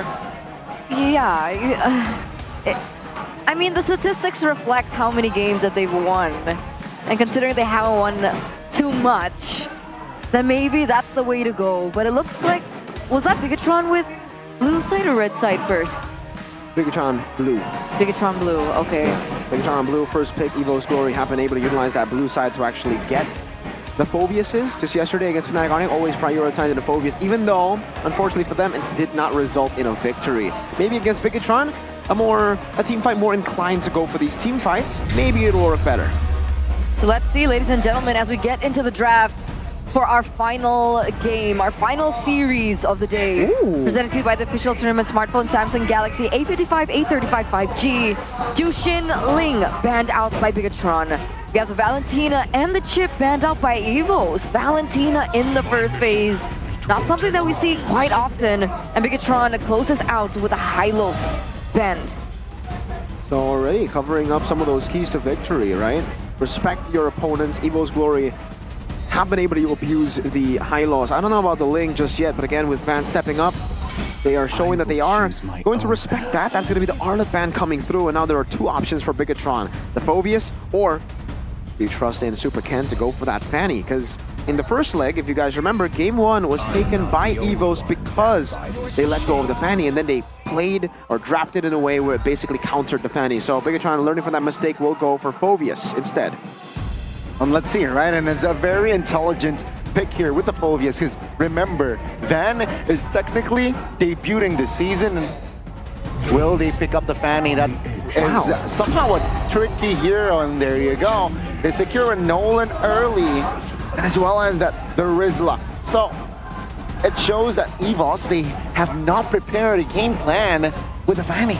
I don't think they're comfortable with it, right? We have seen Van on the Fanny, but it wasn't an exceptional performance. It wasn't a flashy performance. Still reliable, but maybe Van's not comfortable on it, right? Maybe Van's a little bit more comfortable on the Nolan, and that does make sense. They also top it up with a Terizla, very good laner in the EXP lane. However, Bigatron, they still have options here, right? The Edith is still left open. They can go for the Fanny now if they want to, and also the Ruby. Yeah, the Ruby becomes a pretty solid choice, but because they already have a Phobius, they might actually not want to go for the Ruby. It becomes less of a flex, but still, if they actually still want to flex it over to the gold lane, it could work. They decide against it. They will go for the Roger, however, and that good old Zask for Moreno. So utilizing the Roger as flex into the second phase as EVO's Glory will just go straight for the Faramis. The best pick into the Zask that we've seen in MPL. Very good. Intelligent as well, because there's no Valentina, right? So the Nether Realm, yeah, it's all EVOS' side, and maybe that will supplement them into ring team fights. Remember, they have the Terizla that can open up with a huge AoE with that penalty zone. So that is one of the keys, perhaps, for EVO's Glory, and very fast bans here in the second phase. Seems like they know that let's ban the Edith out, considering on the hands, potentially on key, it will be a nuisance for the formation of EVO's Glory. For sure, and EVOs now are giving us a really good composition in terms of team fights so far, right? They have the Faramis for a little bit more sustain in these team fights. They have the Terizla for the setup, and they also, looks like Bigatron want to go for the elimination from Jawhead. So Jawhead is also respected away. Will definitely enhance the strength of that early game for EVO's Glory with the Nolan and Terizla already in their composition. Yeah. This is a good comp to actually go for neutral objective. So maybe that shows that Bigatron Alpha want to get a hold of the early game as well, right? I don't know if the final ban will be the Tigreal, knowing that now the Valentina has been already banned away. That would be a pretty good option if you want to leave the Tigreal open. But EVOs, they will get rid of the Ruby. They know that this Ruby could still be utilized for the last two positions, Roam or Gold, right? With the Roger going jungle, that was a possibility before, and that was actually the pick that Fnatic Onyx went for to beat EVOS in Game 2. Very good pick, a very good pick indeed. And Bigatron, will they ban the Tigreal out? Considering that Dreams, he really likes the Tigreal this season, right? Especially against Fnatic Onyx. Yesterday, he rocked that Tigreal twice as well, and doesn't really come to fruition. So maybe Bigatron, they're saying, yeah, go ahead and pick the Tig. We're not afraid.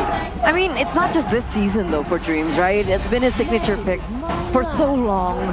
But it looks like they're not going to respect that away. Actually, Bigatron go for the Harith takeaway instead. Really just respecting Natco and that possibility. So if EVOs want, they can still go for that, right? Take it away from Bigatron, as technically Bigatron has yet to pick up a roamer as well. Yeah. For EVOs, it's a very honest draft so far, right? The first 3 picks, there are no flexes to be made. Bigatron, on the other hand, with just a Roger, EVOs, they can pick up the Tigreal right here. That would be a pretty good option to go for. Or they could honestly just go for, they go for the Lunox. Huh. Or, Natco. Trying to win out on the lane. Just have a good weak side, I guess, right now. Oh, no way. It's a Masha that they're hovering over. I don't know if they're playing around here. Will it be what? The Masha? Wait. Ken? No. Let's see, Tig is... The Tig makes shadow sense. picked. The Alucard on the other hand. The Alucard on the other hand? Could be Alpha, no. Okay. Bane? We're playing a guessing game now. We really are playing the guessing game. So the Tigreal is going to be taken away from EVOs. They didn't eliminate it, and I guess that's why they want to go for the takeaway, Bane as well as Tigreal. So when earlier we said that EVOs has a really good teamfight composition, it looks like Bigatron, they're equipped against it, right? They have the Tigreal and they also have the Bane, just in case they need a little bit more disengage. So they don't get the Tigreal, but they get the Franco, which is still a signature hero for Dreams. And we have seen the new tech on Dreams on the Franco. Remember, Winter Crown. So now there's an interaction where if you Bloody Hunt, you can Winter Crown, and the Bloody Hunt will still suppress your enemies. That has been one of the ways that they've tried to utilize this Franco. It was also up against Bigatron Alpha. Let's see if they can get it done right now, because counter index and lineup rating does favor Bigatron Alpha, with the Phoveus, Tigreal, and even the Bane here to disengage from a lot of the engage that EVO's Glory have. A lot of the pickoffs that they have could be cancelled out by that Bane. No Purifies on board for BTR. Full confidence and full speed ahead, ladies and gentlemen, as we get into the first game in this best-of-3 series. The Red Robots, the Terminators, head-to-head against the White Tigers. EVO's Glory. Let's see who picks up this first game in the series. Land of Dawn, here we go, and let's see. You're right, and from the composition. Welcome to Mobile Legends. Man. The Franco, man, the Franco. It's always a hit or miss. It really is. The gamble of a pick, Johnny. It's usually what you hear from the Roger, too. Aside from the reaction to the drafts here from Gani. 3 lethal ignitions, though, by the way, for the side of EVO's Glory, and 2 Purifies. Much more respect towards the CC of BTR, but really, the damage from EVOs, they're trying to overwhelm BTR, mainly their frontliners, with this ridiculous burst damage. 3 lethal ignitions. I don't think we've ever seen that in Season 14 just yet, and we can see from the emblems, whoa, Agility and Wilderness Blessing, actually, for Clockhood on the Faramis. It is a focusing mark as well, and for the rest, it's pretty much standard. Master Assassin on the Roger, so Eman actually wants to win out of this lane solo. I mean, you did mention that EVOs want to take control over that early portion of the game, right? And so maybe they're utilizing the lethal ignition, the little bit of additional damage that they have from the start to be able to find that opening that they want. Especially with the Wilderness Blessings coming in as well from Faramis, right? He wants to be able to roam around a lot quicker, maybe help into those side lanes, because as you mentioned, right, Natco on the Lunox, weak side. Definitely. But you can already see actually EVOs play towards the gold lane instead of playing towards the bottom side of the map. But so this looked like maybe in the early game they might be looking to utilize Natco's level 1 to 3 spike. Bigatron on the other hand, playing with the other side of the map, mirroring EVOs' movements. For the most part, it does look like both of these teams are waiting in for that level 4 power spike, but it looks like Evos are the ones to set up for this neutral objective first. Let's see how this goes down. No, retribution for Van, quite comfortable as Fluffy was able to trigger that deadly catch as well from Super Ken. So that's already a huge green light for Evos for taking that neutral objective. There wasn't a counter play coming in from Bigatron either, right? It felt like they were very passive around that first turtle. They let that go. But you know what? We're not letting go of apparently Nevin's love for Evos, right? 2-1 for Evos, the only one who voted in for Evos this time around, with all the rest of the casters going in for Bigatron Alpha. But circling back to that point, Super Ken letting go of that first turtle. Why? Well, it definitely feels like, you know, for Evos, they have their composition running, especially the roam, before level 4, no problem. Meanwhile, for the Tigreal, you really need to wait for level 4. And he wasn't level 4 just yet, doesn't have the implosion. Instead of forcing it, they just backed away. Even for setup, Fluffy definitely has the advantage over the Phoveus when it comes to pure setup for these team fights. Luke in the bottom lane might actually be picked off. Penalty zone committed as well. Super Luke pops the vengeance now. The suppression though will not be able to be hindered or to deny, and that will be first blood for the White Tigers. 3 minutes in, that's when the first blood hits. Looks like in the top side, however. Well calculated here by Natco, but damage here by Iman is actually quite great. That will force Natco to back away. 30 seconds to the second newt. You can also see that it's another gank, this time up top. Simon still has the flicker. Okay, just baits out the flicker there. Key actually dodging from the hook. The crowd going crazy for that. But Evos have been utilizing the agility in their composition really, really well. If you remember, 2 of them went for agility, and also there was a wilderness blessing for Clockun. So maneuverability advantage, but Bigatron, this time they have the implosion. They are in position for the turtle. See, good. Sacred Hammer on towards Fluffy. Airborne, deadly catch, everything. NetherRealm will try to buy time for Fluffy to get out. Now the hook misses. Dominus Ascent already committed as well. And that will zone the formation out. Turtle though still untouched here as the Bigatron, they finally look for the commitment, but the implosion does not hit anybody. Fluffy with a penalty zone on the other side will find 3, and that will be Evos Glory looking for the collapse though. They will have to pay the price as Fluffy and Natco will get out, as well as Clockun. Thankfully, he still has the passive. This is a 3-4-2 trade at the moment, but it looks like still Bigatron, they're not gonna overcommit here. They don't want to overextend here. Evos Legends, despite them having that man advantage, also go for the reset. So there's respect all over, and that neutral objective does get reset. Yeah, a big whiff from Key there on the Tigreal. Trying to go for the implosion on Natco, but luckily Natco was able to get out with the brilliance. But Bigatron now part 2 on the second turtle. Let's see here, Dreams. This is the hook. The Sacred Hammer seems like the resets will happen. Super Luke distracting Clockun. Half HP here. Pops the heal, but now they will commit on towards the Lord. The deadly catch is still available. Good stun there on towards Fluffy. It's going to be Super Ken finding the retribution, and Fluffy slide. Getting another round pop with the implosion actually locks Van down, and that will be Clockun going down as well. Amon joins in, looking for Natco, but now with the Order of Brilliance, looking for space. Dreams and Natco, they're the ones left standing. Ooh, that's a big win for Bigatron, right? They only lost Super Luke there in that exchange, and they were able to get the neutral objective take as well. I think this Bane pick for Super Ken was brilliant at the end of their drafting phase. The fact that they understood that Van usually has an advantage in the neutral objectives, with the deadly catch coming from Super Ken, it really rendered that useless. It really rendered that power useless. Not just that, but also it actually acts as a proper disengage tool up against Fluffy on the Terizla. He wasn't able to get the full initiation because the deadly catch actually knocked him back a bit. And you can see from the items now, Bigatron Alpha getting those item power spikes down. There was a Wind Talker all the way to the Endless Battle, very close to it. Eman, meanwhile, going one rush coming down. Whoa, a dive from Luke down below, putting the pressure on Van. He might be able to do it. Let's see here without the minions though. It's a full disengage, but the hook and the hunt actually connects on towards Super Ken! Key finds a flicker implosion to blind cover, but Natco finds the angle to take the charge down. Now it's going to be Natco in the middle of the fight, but able to get out with Order of Brilliance. Yeah, I don't think that's how they expected things to unfold, especially for Evo's Glory.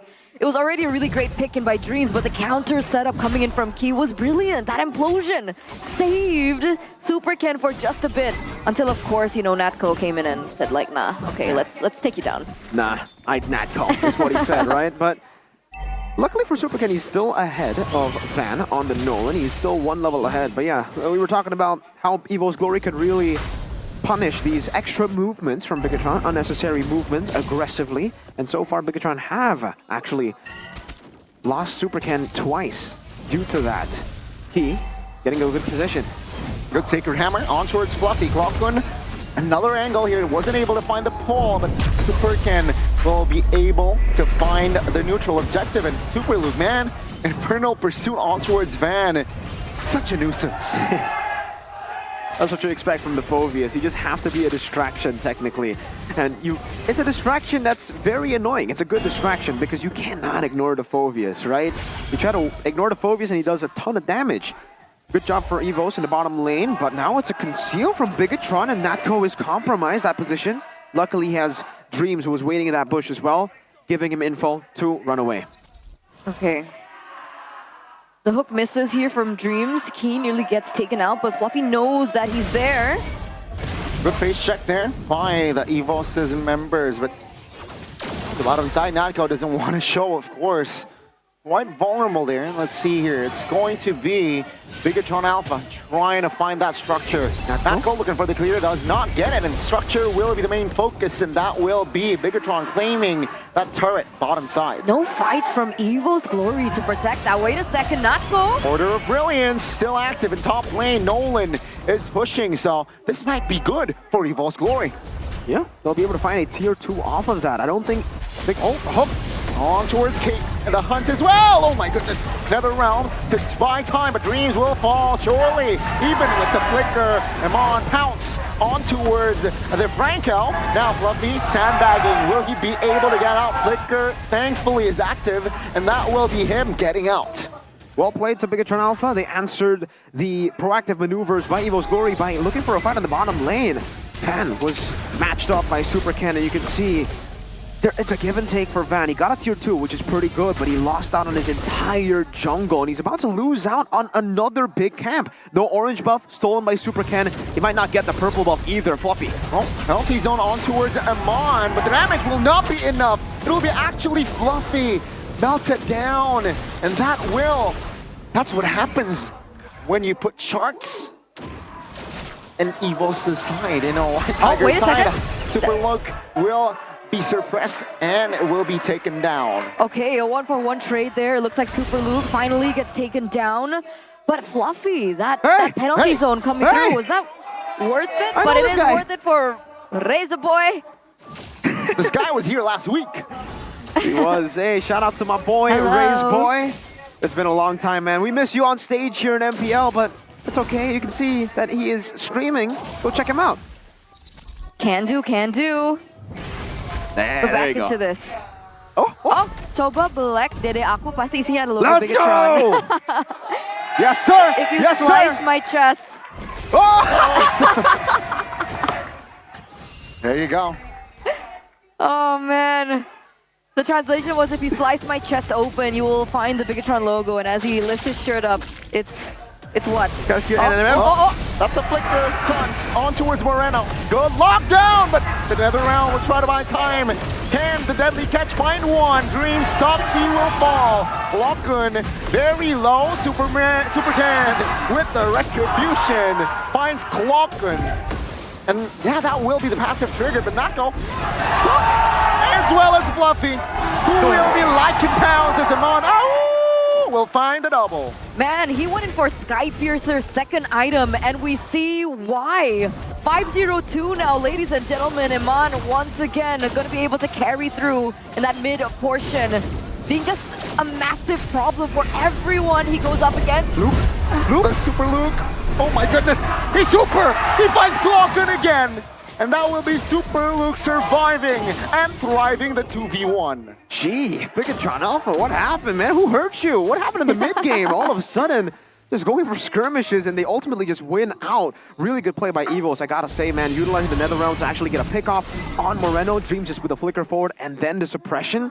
Moreno got taken down before he knew he was taken down. But the retaliation from Key, this is why he's called El Momento. He knows exactly when to go for those moments. He got a 4-man, I believe, implosion. Again, luckily for Evos, they had another realm. Oh, Key, look at this bush. This is the bush. That is a very, very scary. Oh, yeah, he walks up, shoves Fluffy. Sacred Hammer with the help of the implosion. That's a key to success for Bigatron. Super Cannon Amon will share that kill, and that get structure.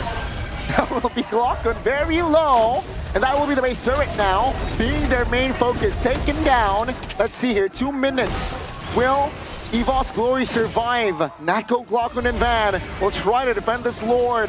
Bigatron conceal with 5. Standing! Oh my goodness! It is all over. Game 1 falls to the hands of the red robots. As the bionic sharks crash onto the turret, ladies and gentlemen, it was like there was a switch and somebody pressed on suddenly for Bigatron, right? To win. What in the world was that performance? Was that 12 minutes? 12 minutes. 12 minutes against Evo's Glory. El Momento. El Momento. And Super Luke. And it's interesting, right? Because people would usually say like implosion to frontliners, not the best way to start things off, but the damage that was already brought in with the items that were already stacking in for Bigatron, frontliners, it felt like they were the squishies, man. They instantly disappeared, and that was the start to the end of Evos. And really, I think for Bigatron Alpha, the reason they still, it doesn't matter who they go for, is the fact that they have so many layers of damage, right? And as long as you are able to bait out the nether realms, AoE damage will connect, whether it comes from Iman, Super Ken, or even Key with the implosion. And in the end, it did come from Key. Getting a 2-man implosion, forcing the nether realm, and then all of them just losing out on the nether realm HP, giving Luke so much more free reign. We get to see that once again. Key, look at this. The only reason he is comfortable going for this is because he knows the nether realm will come through, and once the nether realm comes through, it is over. That is literally the only thing keeping Evos alive. So once they get that done, they can do whatever they want. You can see here as well. Look at how they dive. They don't care. Luke just fed them to the sharks. Luke literally went back, pushed them, shoved them, said, hey, ever watch that movie Jaws? Last time I recall, white tigers, they cannot swim. That is true. They can. They can Wait, swim. really? Deep blue sea? Well, I've never seen it, but they can swim. They like water. With waves? Maybe not waves, and maybe not with like sharks in it. Exactly. You know? And those are bionic sharks. Those are mecha sharks. Mecha sharks. With the skin, those are... I don't know. That's like the sound of the robot. You can see a fan earlier. He did the Moreno. You know the Moreno? Yeah. Yeah. Yeah, we got that. We got this. And also that. No, you have to... Okay. The Moreno does it in a way where it's like kind of annoying, you know? You have to make the face. There you go. For some reason, that reminds me of Leo. Leo? Yeah, I don't know why. It's like a Leo vibe. Same energy. Right? Moreno probably says grr whenever the Roger goes into. Shout out. Whenever Matilda is online. Mr. Matilda Dan. Airlines. Mr. Dan. But there it is. Zoning out from Super Luke was the one that led Bigatron to victory in game numero uno. Wow. Told you to predict XP. That's true. That's true. You want to give them context? They don't know what you're talking about. So, in the morning, when we were all predicting, she asked me, who should I put for the role of my prediction, for MVP prediction? And I said, Super Luke, bro. And she thought I was trolling, and I'm like, Super Luke, bro. Super Luke, bro, it is. I think. Should be. We'll see, I guess. But here's a little bit of a snippet as to what we saw earlier from game number 1. Really good usage of the Demonic Force procs, right, to get the Infernal Pursuits. Also, for Luke, he's very notorious for getting these big moment heroes like the Ruby, the Arlet as well. You can even say the Export comes into the play, these playmaking heroes, right? So when you see him on a carry, you're like, wait, does he do good on the carries? But we've seen in MPL Indonesia Season 13 even, when he gets the Masha, when he gets the Export, he does really, really well. And I think this is the best of both worlds. You're a playmaker that can deal damage, and you're almost unkillable with the Vengeance. He has a way of landing that second skill on Phoveus. The art of Phoveus now is how many members can you catch with that second skill, because if you can get many members, then the resets just come. You spam that ultimate. It is so nice to see, and it is a very satisfying game for Super Luke on this Phoveus. He was able to find many members on the resets constantly. 2, 3, 15. The damage taken is 100% team fight participation, a signature Luke performance. He doesn't care about his own lane. He cares about his team's success. That's why he stayed and he sacrificed, what, 2 whole waves in the bottom lane for that second turtle, if you guys saw earlier. Good build. This is standard build, though. Thunderbelt, Athena Shield, and the QW. That is the Queen's Wings. QW, indeed, for the dub. QW for the dub. Exactly, and a special shout out as well for Key, man. Finding the right timing for that implosions, finding the right play to try to provide security for Ken as well. Earlier, unlucky, Natco was around, but yeah, I mean, special shout out for the XP and the roam, which allows the other members of Bigatron to really roam around the map. Let's see the highlights though. Let's take a look at it again. Early on, they were actually able to pick Luke off, and then around the second turtle, this is it. Just take a look at Bigatron, right? And Luke especially. This is the whip. Okay, so this was the turtle fight, second turtle fight where they... I keep on getting distracted by these plays, but Luke there, he got 3 members with the Demonic Force proc, so he was able to jump around. He kind of saved this fight. If it wasn't for Luke, that would have been a pretty bad fight for Bigatron Alpha. And in the end, he did not reposition. He didn't go back to the lane. He just stayed there. He lost so many waves, but he knows that, hey, this hero is built to fight, not to lane. I might as well just stay here and die before I go back to my lane. And that was ultimately what gave Bigatron Alpha such an advantage. And then obviously, all the time, Luke was just able to find a lot of these moments. Shout out to Key for that massive 3-man. Or actually 4. That was 4 members that got caught there. And then just Luke jumping back and forth, setting up for Emma here too, as he continues forward. Really well played, man, for Bigatron Alpha. This composition just wants to fight, and for Evo's Glory, I think I get it in a way. Their composition is also built to fight, but unfortunately the power spikes hit a bit differently. Bigatron hits their power spike much earlier in the mid game. Meanwhile, for Evo's Glory, they're still gonna have to wait for Natco to scale, right? Van was also behind, so his power spike didn't hit up until Bigatron already got like 4 items, and by that point, Bigatron have already technically outscaled the power spike of Van. In the end, it really did not work out for Evo's Glory and their composition. I am not a fan of that Lunox pick. They tried this against Onyx too, by the way, Fnatic Onyx. They picked up the Lunox, tried to predict the Harith. This time they picked the Lunox just to put him into a weak side that won't lose. But in the end, not losing lane isn't enough to get them a win. 12 minutes and 58 seconds, again, was all it took for Bigatron Alpha to clean, what is it called? Clean room, clean... Sweep? No. Not clean sweep. Clean house. That's the word. Clean house, yo. Clean house, man. Clean house. Yeah, again, right, when it came down to the drafting phase, I think, again, it was brilliant. That Bane pick was beautiful, right? Because essentially, Evo's Glory, they really wanted to go for team fight. So let's say that Evo's Glory go in for Fluffy with a penalty zone, or even they look for a pick with Franco. The fact that you have such beautiful disengage coming in from the Bane was just a cherry on top. So every time Evo's Glory wanted to make a proactive play, it was very difficult. And let's say Faramis, right? Let's say Clocken wanted to open up his ult, right? Let's say he wanted to open up the Netherrealm with everyone clumping up, that the Deadly Catch just has a lot more value on top of everything else going on in these team fights. So it was a little bit more difficult for Evo's Glory. It was not as clear-cut as Bigatron Alpha in terms of execution in the later portions of the game, when both of these teams are going to be fighting over the objectives. And Bane is just really good up against clumped-up compositions, exactly. Right? When you use the Crab Claw Cannon, the bounce itself does like an insane amount of damage. So Evo's Glory, when they're forced to clump up because of the Netherrealm, it only gives Bigatron Alpha more value. It's already a Phoveus and a Zas to begin with. The fact that they ended the draft with the Bane and the Tigreal, it just... they double down. They double down on the fact that the AoE damage is going to be crazy, the AoE CC is going to be crazy, and obviously they already have an assassin. That's not really an assassin. He's a marksman slash fighter, and he bought Sky Piercer, so we can technically call him an assassin. It's the Red Raider, Mr. Eman. I like how when Goni was doing his play-by-play, I think you kind of stumbled on Superman. Is that what you did? It was like Superman. Superman. I mean, you could call him Superman. Superkin? Or Eman? I mean... Super Eman. Yeah. It's like Big E-tron could be Big Tron, but they added an E. So Superman with an E is Super E-Man. There you go. That's vocabulary. Match made in heaven. Bigatron. Big It's like he was born to be in Bigatron. Eman. And you realize, Miracle, why you first fell in love No, with he's Bigatron? Miracle, not realize. Okay. Do you realize, Miracle, that why you love Bigatron? Why? One of the factors. One of the factors? Mr.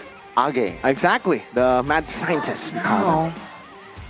Was Glory struggling against your team. Yeah. Sad. It's pretty sad. I mean, when he left, I was already pretty sad. And then Brands and Dreams left too. Same team. But it is okay. I support them even though they're in different teams. So let's see what Budak Clara Mongstar is doing over on the stage before we get into game number 2. Dos. Alpha. Namun sebaliknya, hasil yang tidak baik didapatkan di game pertama oleh EVOS Glory. Perjalanan EVOS terlihat begitu tertatih-tatih dan mereka benar-benar sulit di season 14. Banyak sekali kata-kata yang mungkin terucap, banyak sekali hal-hal yang tak disangka terjadi di EVOS Glory. Dan kita melihat bahwa posisi mereka berada di dasar klasemen membuat banyak sekali pertanyaan. Apa yang terjadi dengan EVOS Glory? Satu tim yang punya nama besar, namun kita melihat bahwa hasil di season 14 bukan hasil yang baik. Hasil yang tidak diharapkan dan tak diinginkan oleh semua super fans, oleh semua dari EVOS fans.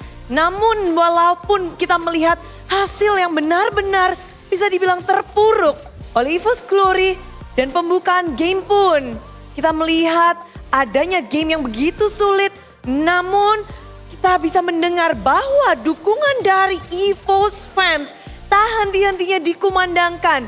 EVOS fans tak lelah-lelah hadir untuk mendukung EVOS Glory di MPL Arena. Dan Bude yakin yang ada di seluruh kota, yang ada dimanapun lagi berkumpul dan menginginkan hal yang baik. Dan di sini Bude ingin langsung berbincang-bincang dengan support system sejati EVOS fans yang tak kenal lelah. Inilah dia, mari kita sambut bersama. Bude akan mengobrol bersama dengan dua EVOS fans, tidak lain tidak bukan Emak dan juga Dandi.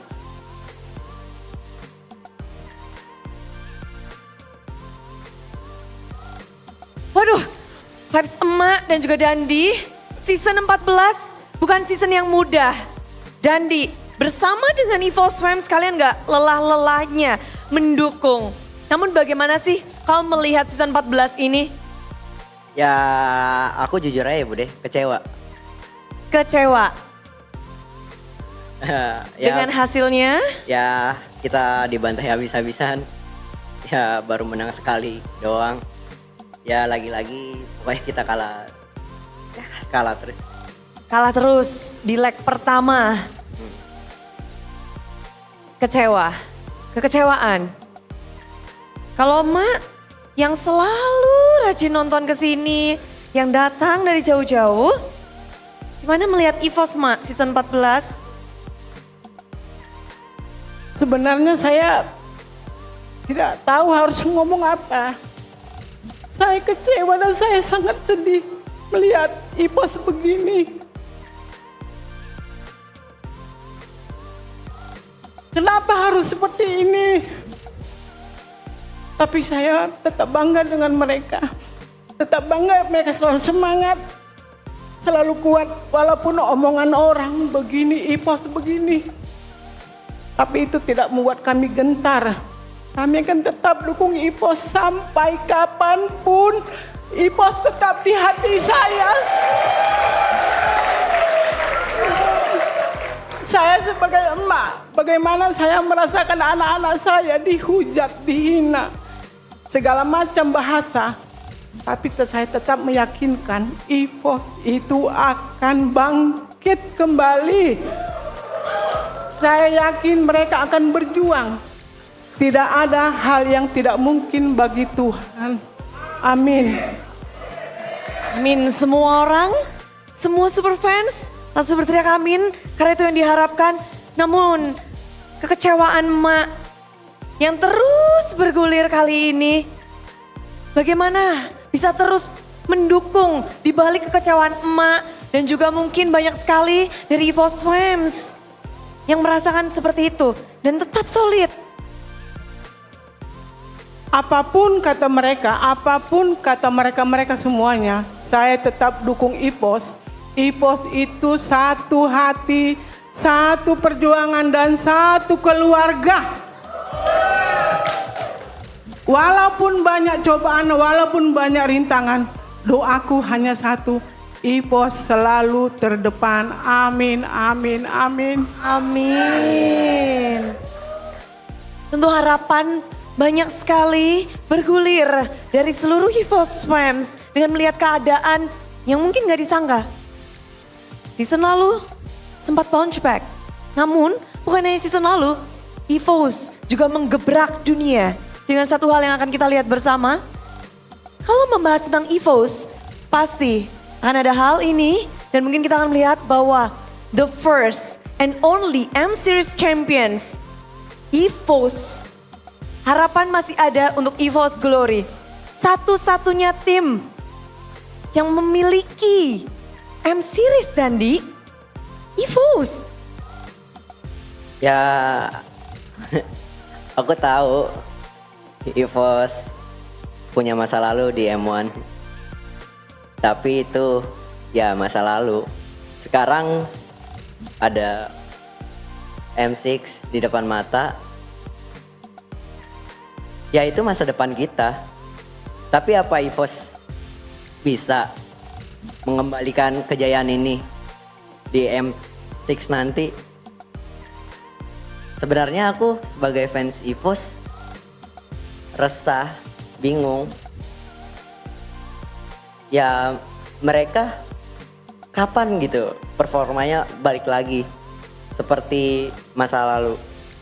Ya meskipun kita harus membahas masa depan, semoga air mata EVOS fans bisa menjadi cambuk untuk EVOS bangkit lagi.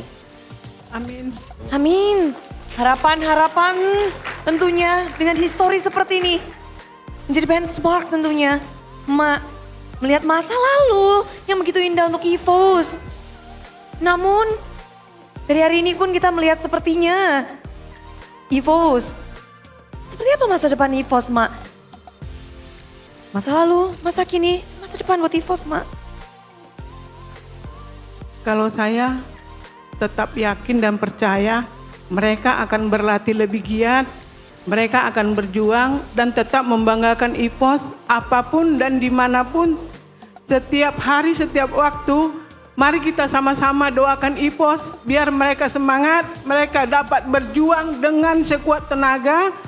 Apapun itu, mari kita dukung EVOS dimanapun dan kapanpun, sampai kapanpun. Amin. Dan itulah dia dukungan terus mengalir tentunya, Mak. Gak hanya di MPL Arena, namun Bude yakin di semua tempat, di seluruh tempat. Karena nama EVOS bukan nama yang tiba-tiba muncul. Mereka pernah membawa nama Indonesia ke kancah internasional. Dan kali ini pun harapan masih akan ada. Dan mari kita lihat, akankah ada harapan di match kali ini? Jadi kita langsung lanjutkan untuk pembukaan leg yang kedua antara EVOS Glory dan juga Bigetron Alpha. Silahkan caster.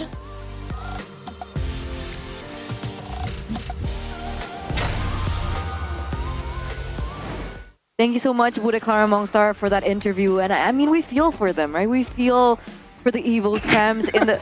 Why are you laughing? No. Why are you laughing? Okay.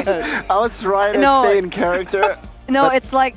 Okay, so I know Gani very well. I'm sorry. His defense mechanism when he's feeling sad, he like laughs. Yeah. Because he's not comfortable with his emotions. Caught off guard, man. What? Yeah. For those of you, if you're wondering why he laughed, it's that. God. It's it's a defense mechanism that he usually undergoes. But back to that, right? It looked like the players in the player room were also witnessing what happened in that interview. And hopefully that's enough, to bring them back, to move them forward in the mentality game. And I've experienced this as well, like after Bigachon got knocked out of the playoffs this last season, and a few times where they barely made it to playoffs, and then they got knocked out, I can feel, as a fan, as a super fan myself, it does get very sad. Arashi cried, remember, when RRQ almost didn't make it to playoffs. You know what? That cannot make you, lift your hearts up. Download the GoPay app. Yeah, you should. You should download the GoPay app. Yeah. Why, ladies and gentlemen? Why can it lift your spirits up? Because with GoPay, you guys can actually vote for the winner of each MPL Season 14 match, and you guys get a guaranteed amount of GoPay coins on your first vote. So even if you vote wrong, you still get GoPay coins. Yep. And 1 token with every vote. Now, these tokens you guys can actually exchange for skins, more GoPay coins, gaming smartphones, and even you guys can get some e-bikes, electronic motorcycles. Electric motorcycles? Yeah, I love it. It's so meta right now. But can I get quota? Do we get a bonus of like cashbacks or? No. Okay. Just kidding! Because you guys can actually buy the latest skins to look cooler while playing, top up your diamonds, and you can pay with the GoPay app and get up to 20,000 GoPay coins worth of cashback. Yeah, so imagine that. 20,000. So much value. 20K. 20K. That's a lot, man. Whenever I look at Johnny, Exactly. I just laugh. I did not do anything, man. I swear. But also, to add on to that, you can also, with the GoPay app, you can buy phone credits at the lowest prices. Make 100 transfers per month to anywhere without any extra fees as well. Whew. That's a bargain. That is. And, ladies and gentlemen, there's just so many things that you can do with GoPay, right? I honestly, I pay my bills there. All my bills. What if you buy something, right, in a restaurant? How do you split your bill? Like what we did before. Oh, with GoPay? Yeah, you can actually split bills with the GoPay app. So you guys can check that out, It's just super amazing. There's a bonus. What bonus? There's more bonuses? Yeah, there's more. Especially if you actually are a fan of MPL and you actually want to join us here in MPL Arena, because to all the friends attending MPL Arena, you can join the activity to play Brawl Match with pro players. It's super, super easy. Just download and register on the GoPay app on your phone and then head straight to the GoPay booth at the MPL Arena to participate in the lucky draw for a chance to win a golden ticket to play a Brawl Match with a pro player, active pro players. But unfortunately, it's not going to be an every week thing. It's only going to be every odd week. So week 5, 7, 9. Those are the 3 more times that we'll be doing it. So this week and 2 more weeks. So you guys have time to prepare. Exactly. Register. Just download GoPay app, all right? What happens if you win the brawl? Then you can say that you won a brawl against a pro player. Screenshot bragging the results. rights. It's bragging rights. That is screenshot the results, saying, hey, I got MVP over, say, Arashi. Show off to your friends. That makes sense. I think bragging rights is enough. No, it's not. Why? They can also get free GoPay coins as long as they watch and tune in and later on redeem the code that they see on screen. Oh, how do you do that? Bagi GoPay. All right, check it out. Okay. Well, there you go. So don't forget to download the GoPay app right now, because you guys can just get so much things. You guys can enter so many activities. Just, just do it. Just do it. Make your dreams come true. And let's hope, Evos Exactly. do it too. They already have dreams in their team. They just need to achieve their dream now. You're right. Let's see. I mean, dreams, all smiles, man. He's relaxed.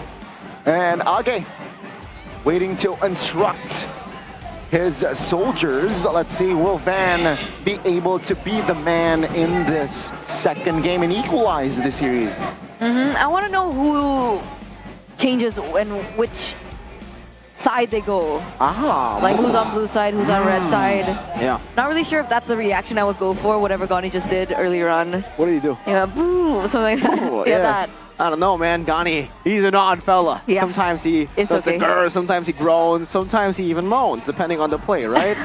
Shout outs to Gideon out there, definitely the real inspiration for that moan. But, man, yeah, I think Evil's Glory should take the first pick away from Bigatron Alpha. Evil's Glory have had more success on blue side, too. It's not like a staggering amount of success anyways. It's 30%, but still, a win is a win. You should be able to utilize that. So, we'll see. Evos, taking the first pick would allow them to actually get something like a Phoveus. And we saw just how oppressive the Phoveus was. We saw just how prio and why it was so prio. So, yesterday, when a lot of fans at home were complaining about Evo's Glory's draft about the Phoveus, they were saying, the Phoveus isn't that prio. Why are Evos just prioritizing it that much? Well, today, we've actually seen all the Phoveuses get dubs, or even if they don't get dubs, they have such a massive impact on the team. Okay.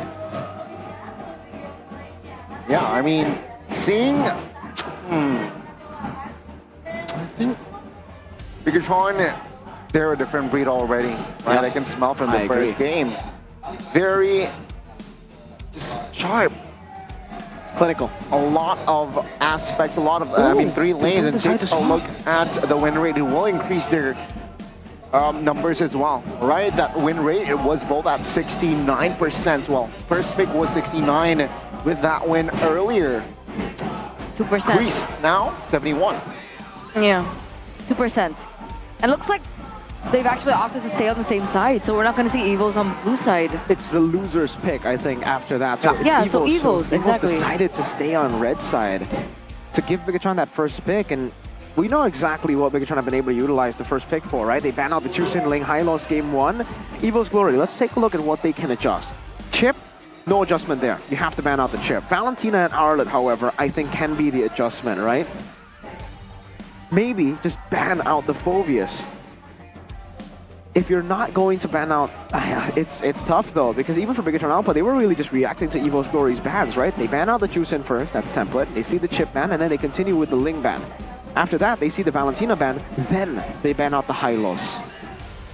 So, if Evos ban out the Phoveus, Bigatron might not ban out the Hylos. They might just let it go. And then, it will be Evos forced to ban the Hylos last. If they do that, then they leave the Valentina open, the Arlet open, in both those picks.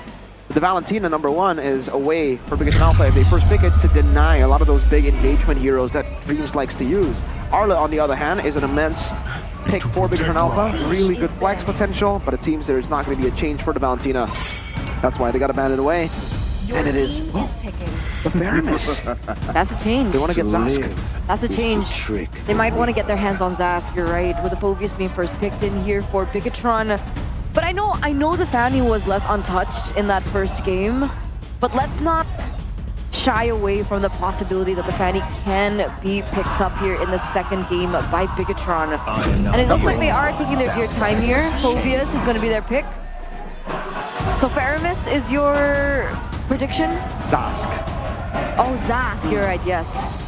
I mean, seeing the trend, I think they want to go Zask and with the Roger, right? It's somehow they will trade. They will steal the Roger from Bigatron's hands here.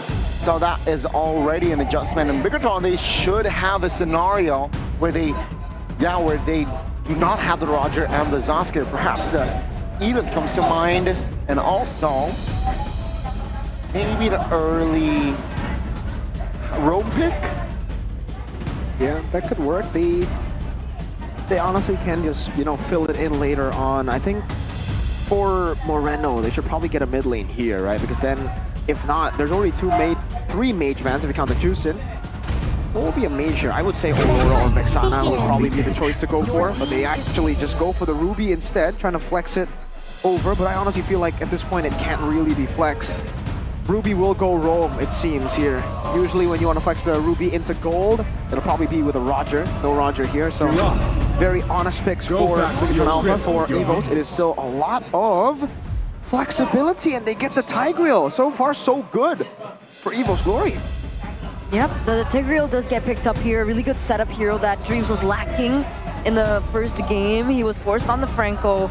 didn't really find as much value on the Franco, but I do believe with Dreams being back on his signature pick, he can find the momentum that he lacked in that first game. So coming into the second phase, what are we looking at banned out here from Bigatron first? Aurora and Later Vexana. on, okay. So yeah. So if they go Aurora Vexana, what is Moreno going to be picking up? Lilia? Yeah.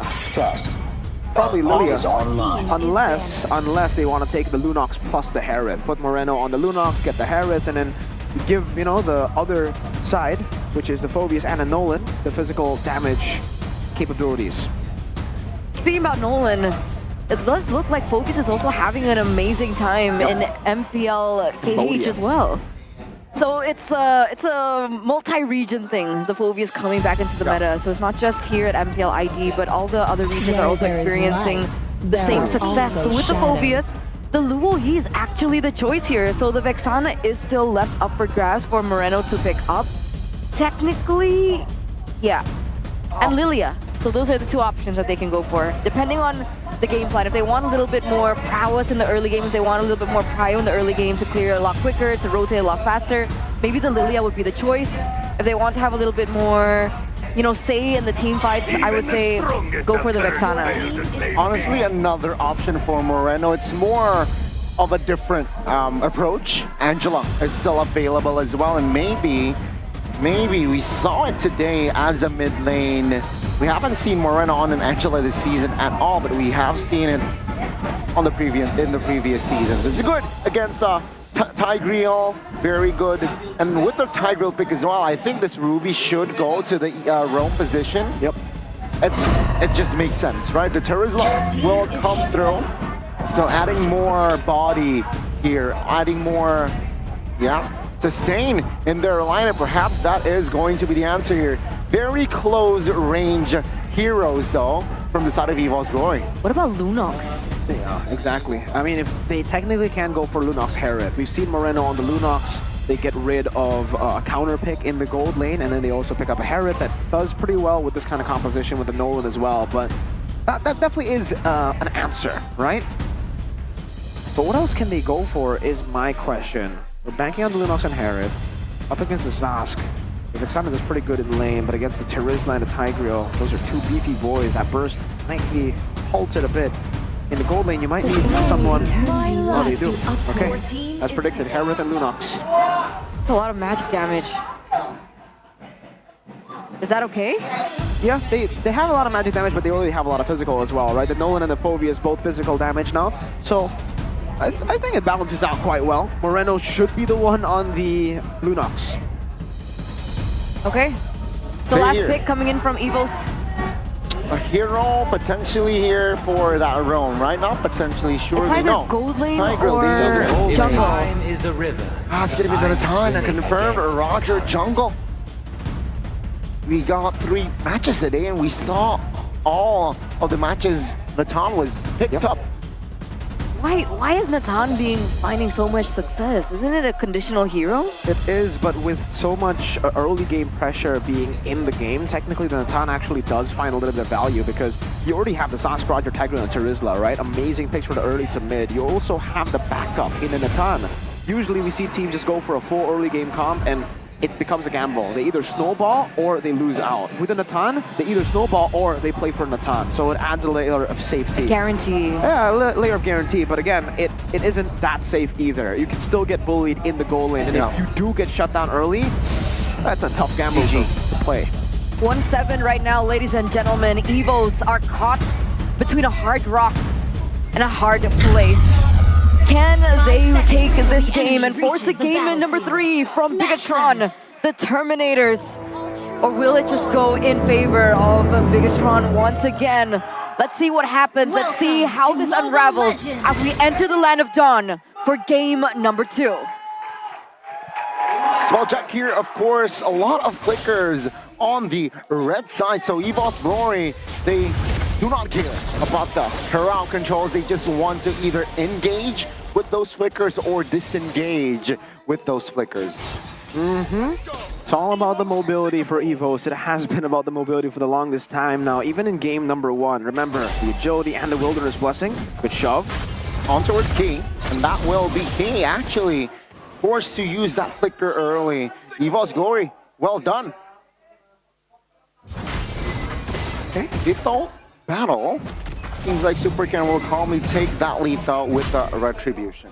Okay, so they do have to step back a little bit. It looks like Evos are holding a little bit more control when it comes down to even the jungle, right? It looks like they're trying to give Supercan a little bit of a hard time, try and hinder the rotations that he could possibly have.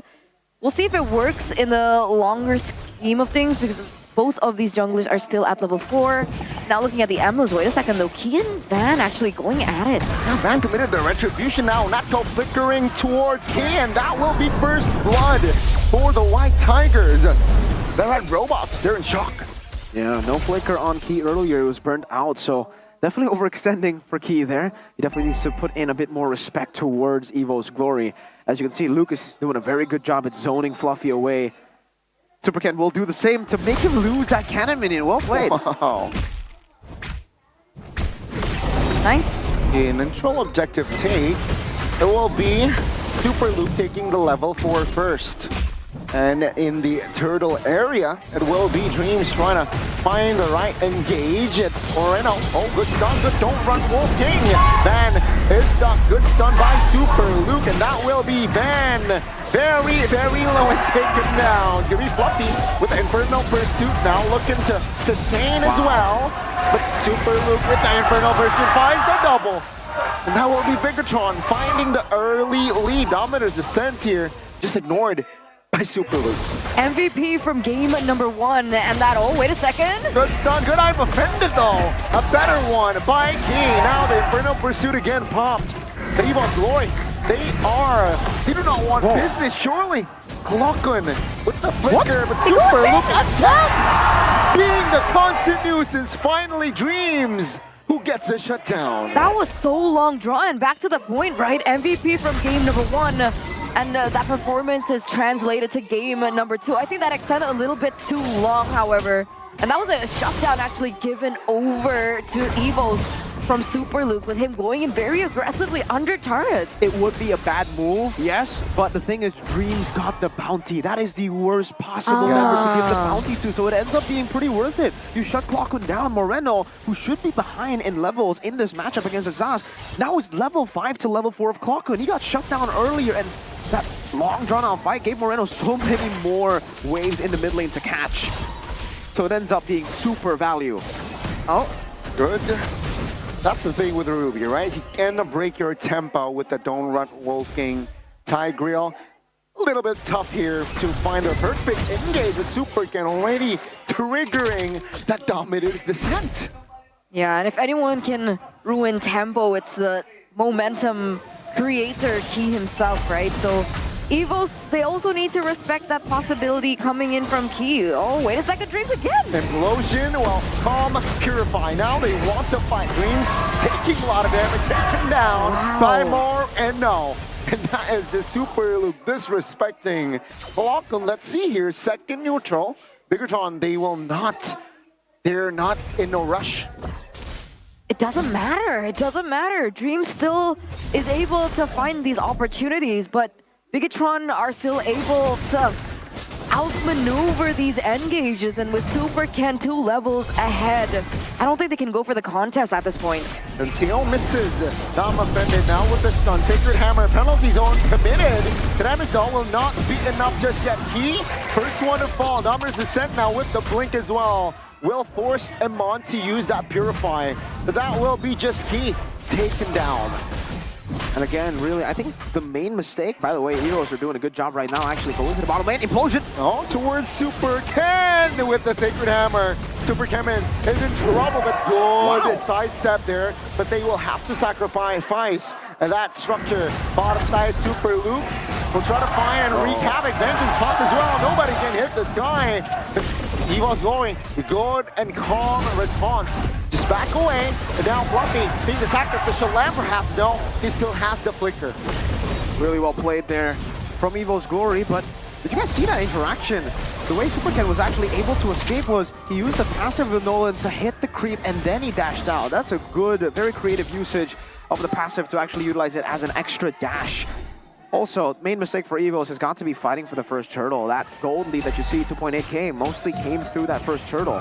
The thing is, Fluffy was not even level 3 during that first turtle, so taking that fight when your main enabler at the time is not level 4, when your Roamer, the Tiger was not level 4, it goes to show you the difference. Bigatron, game 1, when they had the implosion even, or when they didn't have the implosion, they didn't take it. Yeah. But Evos, they decided to force it, and now they're kind of in the top spot.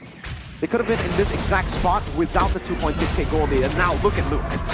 Again, looking like a performance for the player of the game, and that will be just a solo practically on towards the Tig. Let's see the mid.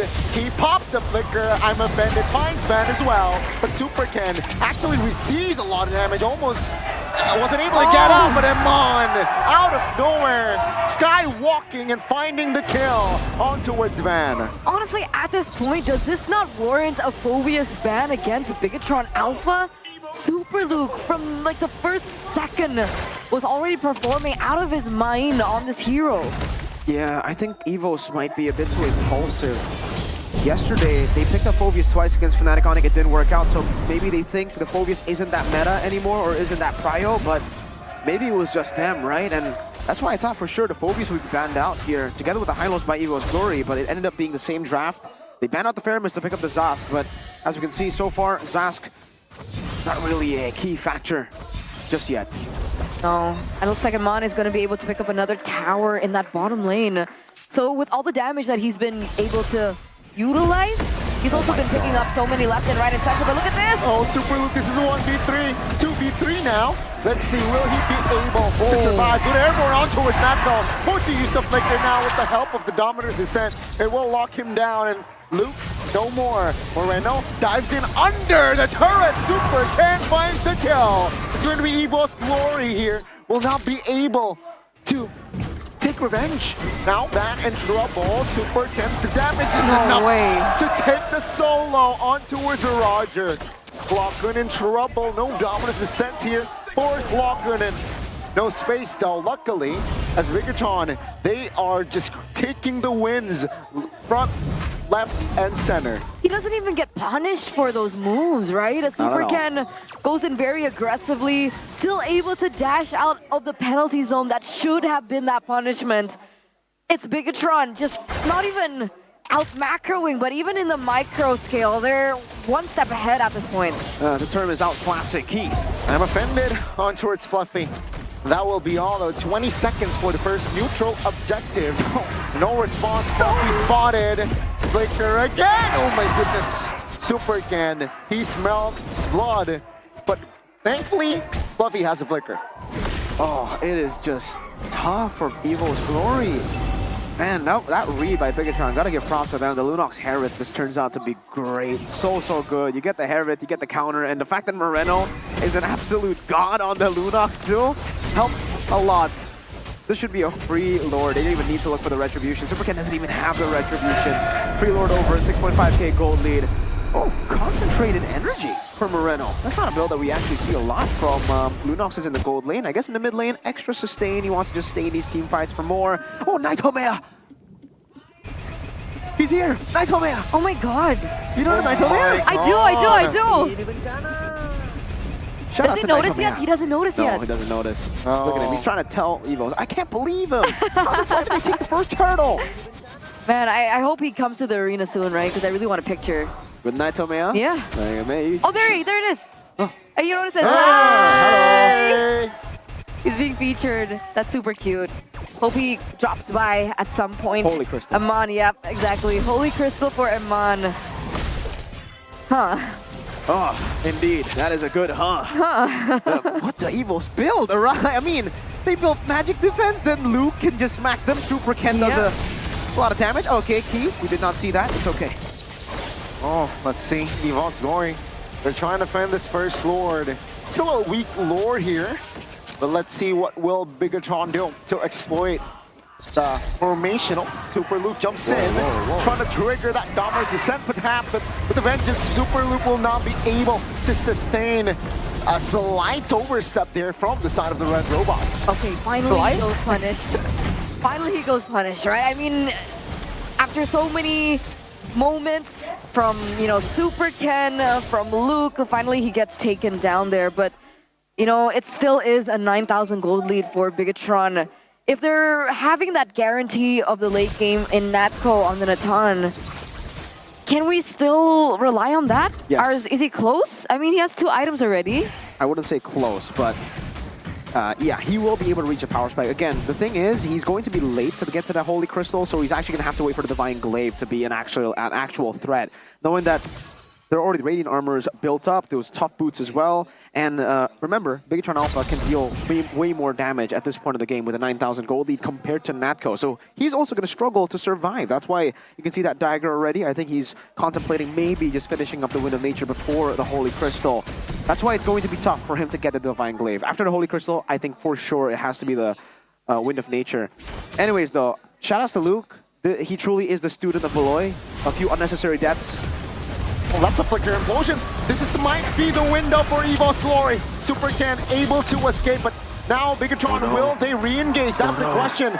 Amon is going from another angle. Amon, Super Luke finds him, and that will be Amon in front side, popping the Purify as well. Evo's Glory, they're able to punish He, but they lost their jungler. You mentioned it was a window, but a window for who? Right? Key gets traded in for Van, and unfortunately for them, the timers aren't on the side of the White Tigers. That Lord is spawned, Van is nowhere near, not going to be able to contest this yet again. Should be yet another free Lord over as Moreno picks up another item. You know what's scary? What's scary is the fact that Bigatron technically don't even have any bounties. I thought that would have been a major blunder if Super Ken got picked off, but even if he didn't, that would have still been, like, it wouldn't have been good, obviously. Yeah. It would have been Evo's getting value, but it's not a big shutdown. That's not a shutdown at all. That's 2-0. He's not 3-0 just yet. Also, shout out to Bigatron. Really good way to actually get the Lord there, waiting for the 40th second to actually take it down so that it spawns with the next wave, not the wave that will spawn at the 40th second. And with this, I don't know, Gani, I guess you've been seeing the game for quite a bit. You still think there's hope for Evos here? Honestly, it's just the robots taming the White Tigers here. Man. 10k gold lead, 13 minutes. They need to depend on Bigatron just making a big blunder. Are we looking at a 1-8 for Evos after this? Not a good start for their second leg run. Potentially the final push of the series. Let's see, Bigatron, will they be able to close this out? Take a look at the flanks from Super Ken. Good catch by King. And that will be all, folks. Good night, Evos. Bigatron securing the win.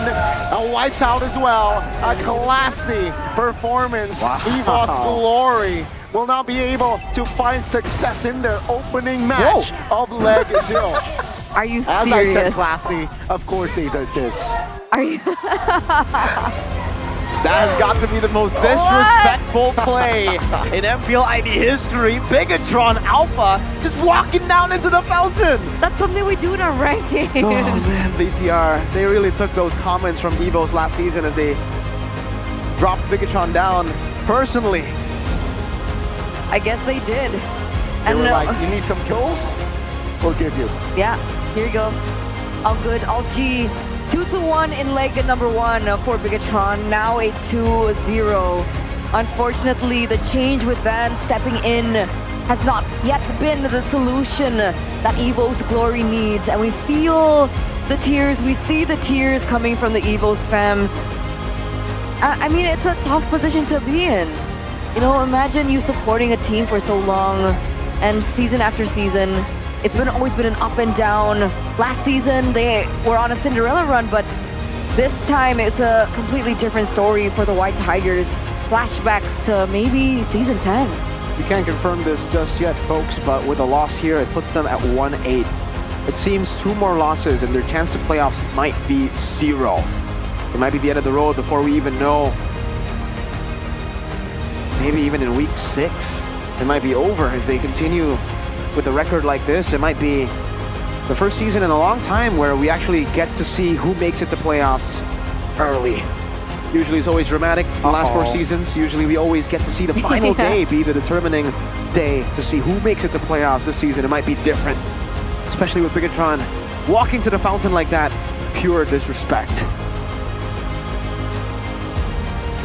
This might be the season. This might be the season You for know? Megatron. Oh, we get the replay again. Oh no! Oh, This might be the More season. flashbacks for the Evos fans here. Not Great like move this. by Super Ken using the that was just a ridiculous combo, wasn't it? I mean, great defense though from Evos. They got a triple kill at the end. Clockun got a triple kill. And here it is. Oh, okay, they got it out. They All censored right. it. They censored it. It's too violent. But let's head over to Bigatron with their winner interview. Membuka dengan 2-0. Inilah dia sang robot merah mengamuk di line of down Bigatron Alpha. Woo! Baru mulai bang, pelan-pelan bang. Nggak pelan-pelan kalian? Buru-buru mau cepet pulang. 2-0. Iya. Kalian membuka leg kedua, ini udah galak banget loh.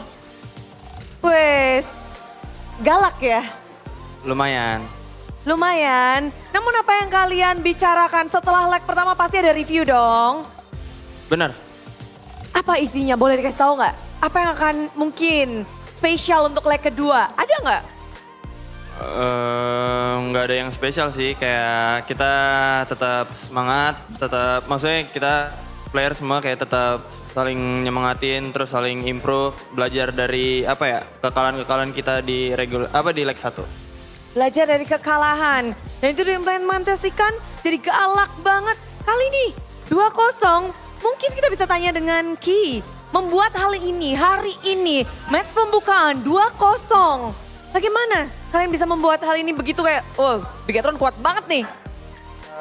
Sebenarnya buat leg 2 kali ini kayak dari kita masing-masing punya prinsip aja kayak kita harus lebih try hard gitu. Soalnya di leg 1 kita masih ada kalah, terus ya menurut kita masih kurang dah hasil di leg 1. Kita harus lebih try hard lagi di leg kedua. Hasil harus lebih baik. Namun kali ini kamu melawan player-player yang pernah bersamamu dahulu. Evos ada Dreams. Ya. Ada juga, tapi bagaimana sih di match kali ini melawan Evos Glory? Di leg pertama, leg kedua, apakah ada perubahan dari Evos Glory? Aku nggak terlalu merhatiin mereka sih. Ya, jadi kayak aku lebih perhatiin tim aku aja sih sebenarnya. Di tim kamu aja? Yap. Namun sebagai mantan tim juga, mantan player, mantan teman satu kamar mungkin. Ada nggak sih yang mungkin bisa kamu berikan masukan untuk Evos kembali bangkit? Buat Bran sama Dreams paling ya, dia kan dulu juga teammateku kan, jadi ya tetap semangat, bisa bounce back, semangat ngejar slot ke playoff. Semangat mengejar playoff. Dan hari ini juga yang pojok tuh semangat banget loh. Terima kasih, semangatnya pasti akan masuk. Namun Luke, hari ini hari yang begitu indah pastinya untuk Luke. Namun Bude penasaran, Luke melihat leg yang pertama, siapa sih bagi Luke yang kira-kira di leg kedua ini bakal jadi lawan yang seru buat Luke? Apa XP? XP boleh, tim boleh? Dairon mungkin. Dairon? Win streak kan soalnya. Win streak. Walaupun hasil leg pertama kamu memenangkannya. Ya, jago dia. Jago. Menjadi penantang untuk Luke nih. Ya. Ya. Betul. Namun bagaimana dengan tim-tim? Kalian kalah hanya 2 kali saja di leg yang pertama. Akan kembali melawan tim yang kalian gagal menangkan. Apakah kalian sudah bersiap? Siap tuh katanya. Siap katanya. Siap. Siap. Loncat aja katanya. Loncat aja, semangat aja. Ya. Namun ada gak sih kayak di sini kalian kaget banget sama performa tim mana gitu? Gak ada sih. Sama aja sih semuanya kayaknya. Semuanya sama aja. Namun dari Eman, how do you see this second half is starting? If you can see the future, yes. I think we're more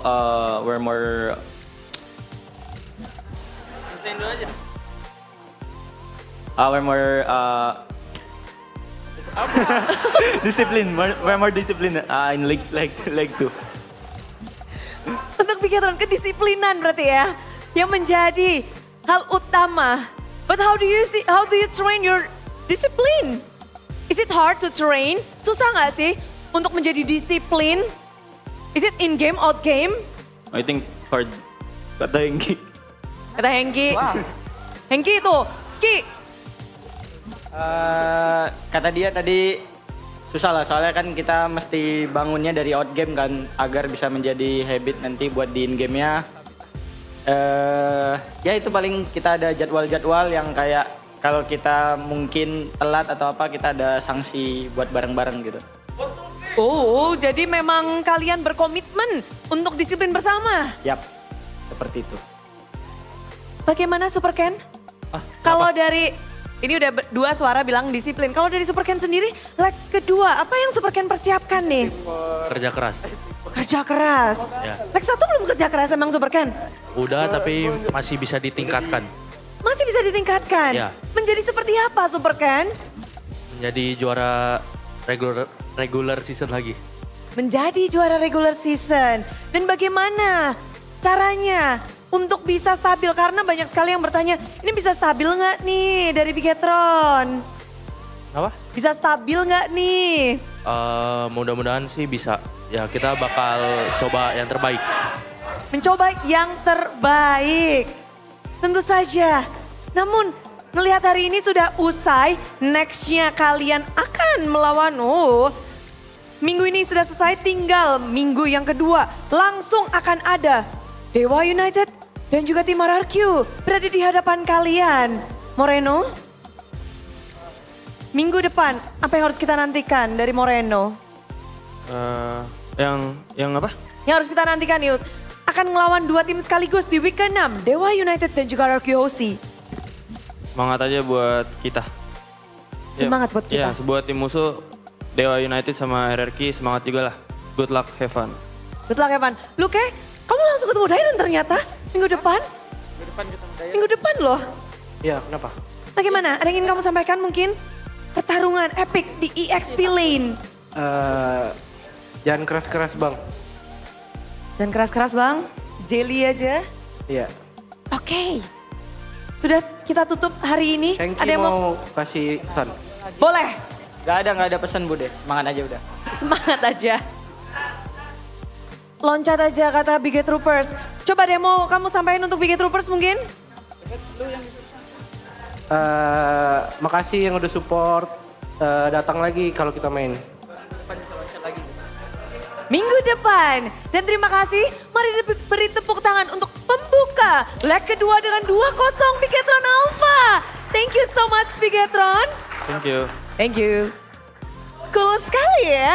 Namun Biget Troopers dan juga EVOS Fams, kebahagiaan kita akan berlanjut karena sesaat lagi kita akan BBG, bagi-bagi GoPay. Siapkan semua device kalian karena sesaat lagi akan ada kode promo.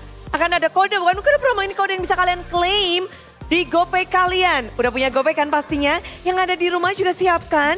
Karena inilah dia cara untuk kalian bisa mendapatkan GoPay Coins secara mudah. Karena kedua tim ini sama-sama didukung oleh GoPay. Jadi bagi-bagi GoPay hadir.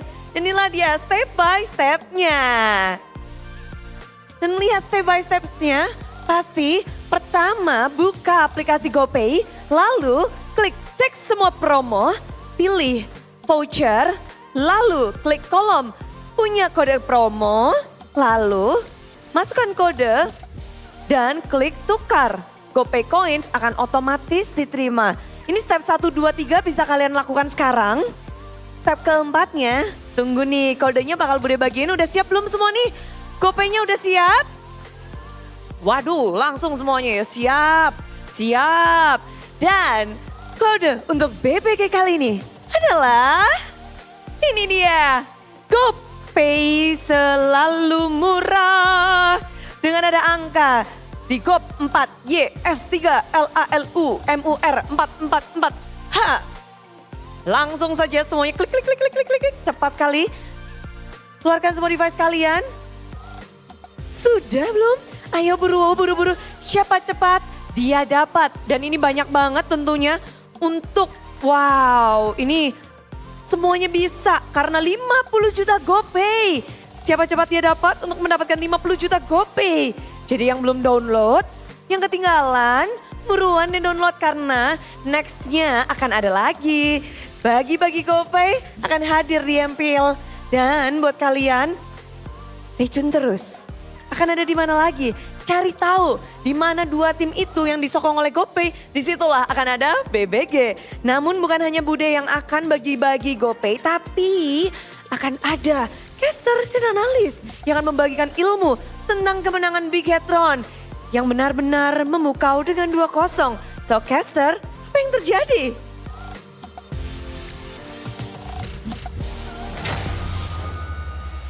I am 10,000 IDR richer right now. I didn't get Ladies it. and gentlemen, I think you were too late.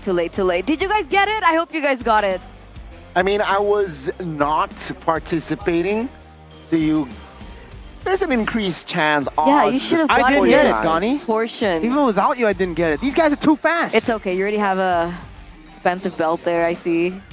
I don't think And you need watch. an extra 10 IDR. I don't even have a belt. Or what about that watch? What's that? This is the watch. Yeah. What watch is that? That Anyway, 2-0 from Bigetron earlier on. It's a beautiful way to start leg number 2. And it looks like in the interview, they have been mentioning that, you know, this isn't prime Bigetron yet. We're still making mistakes. This is not the best that we can do. But discipline is definitely better coming into leg number 2. And it looks like this team is still striving to be a lot more than we're already seeing today. No more playing around, right? Seems like from the side of the Red Robots. And boy, unfortunately for EVOS Glory, their schedule this week, FNOC, Bigetron, but MVP.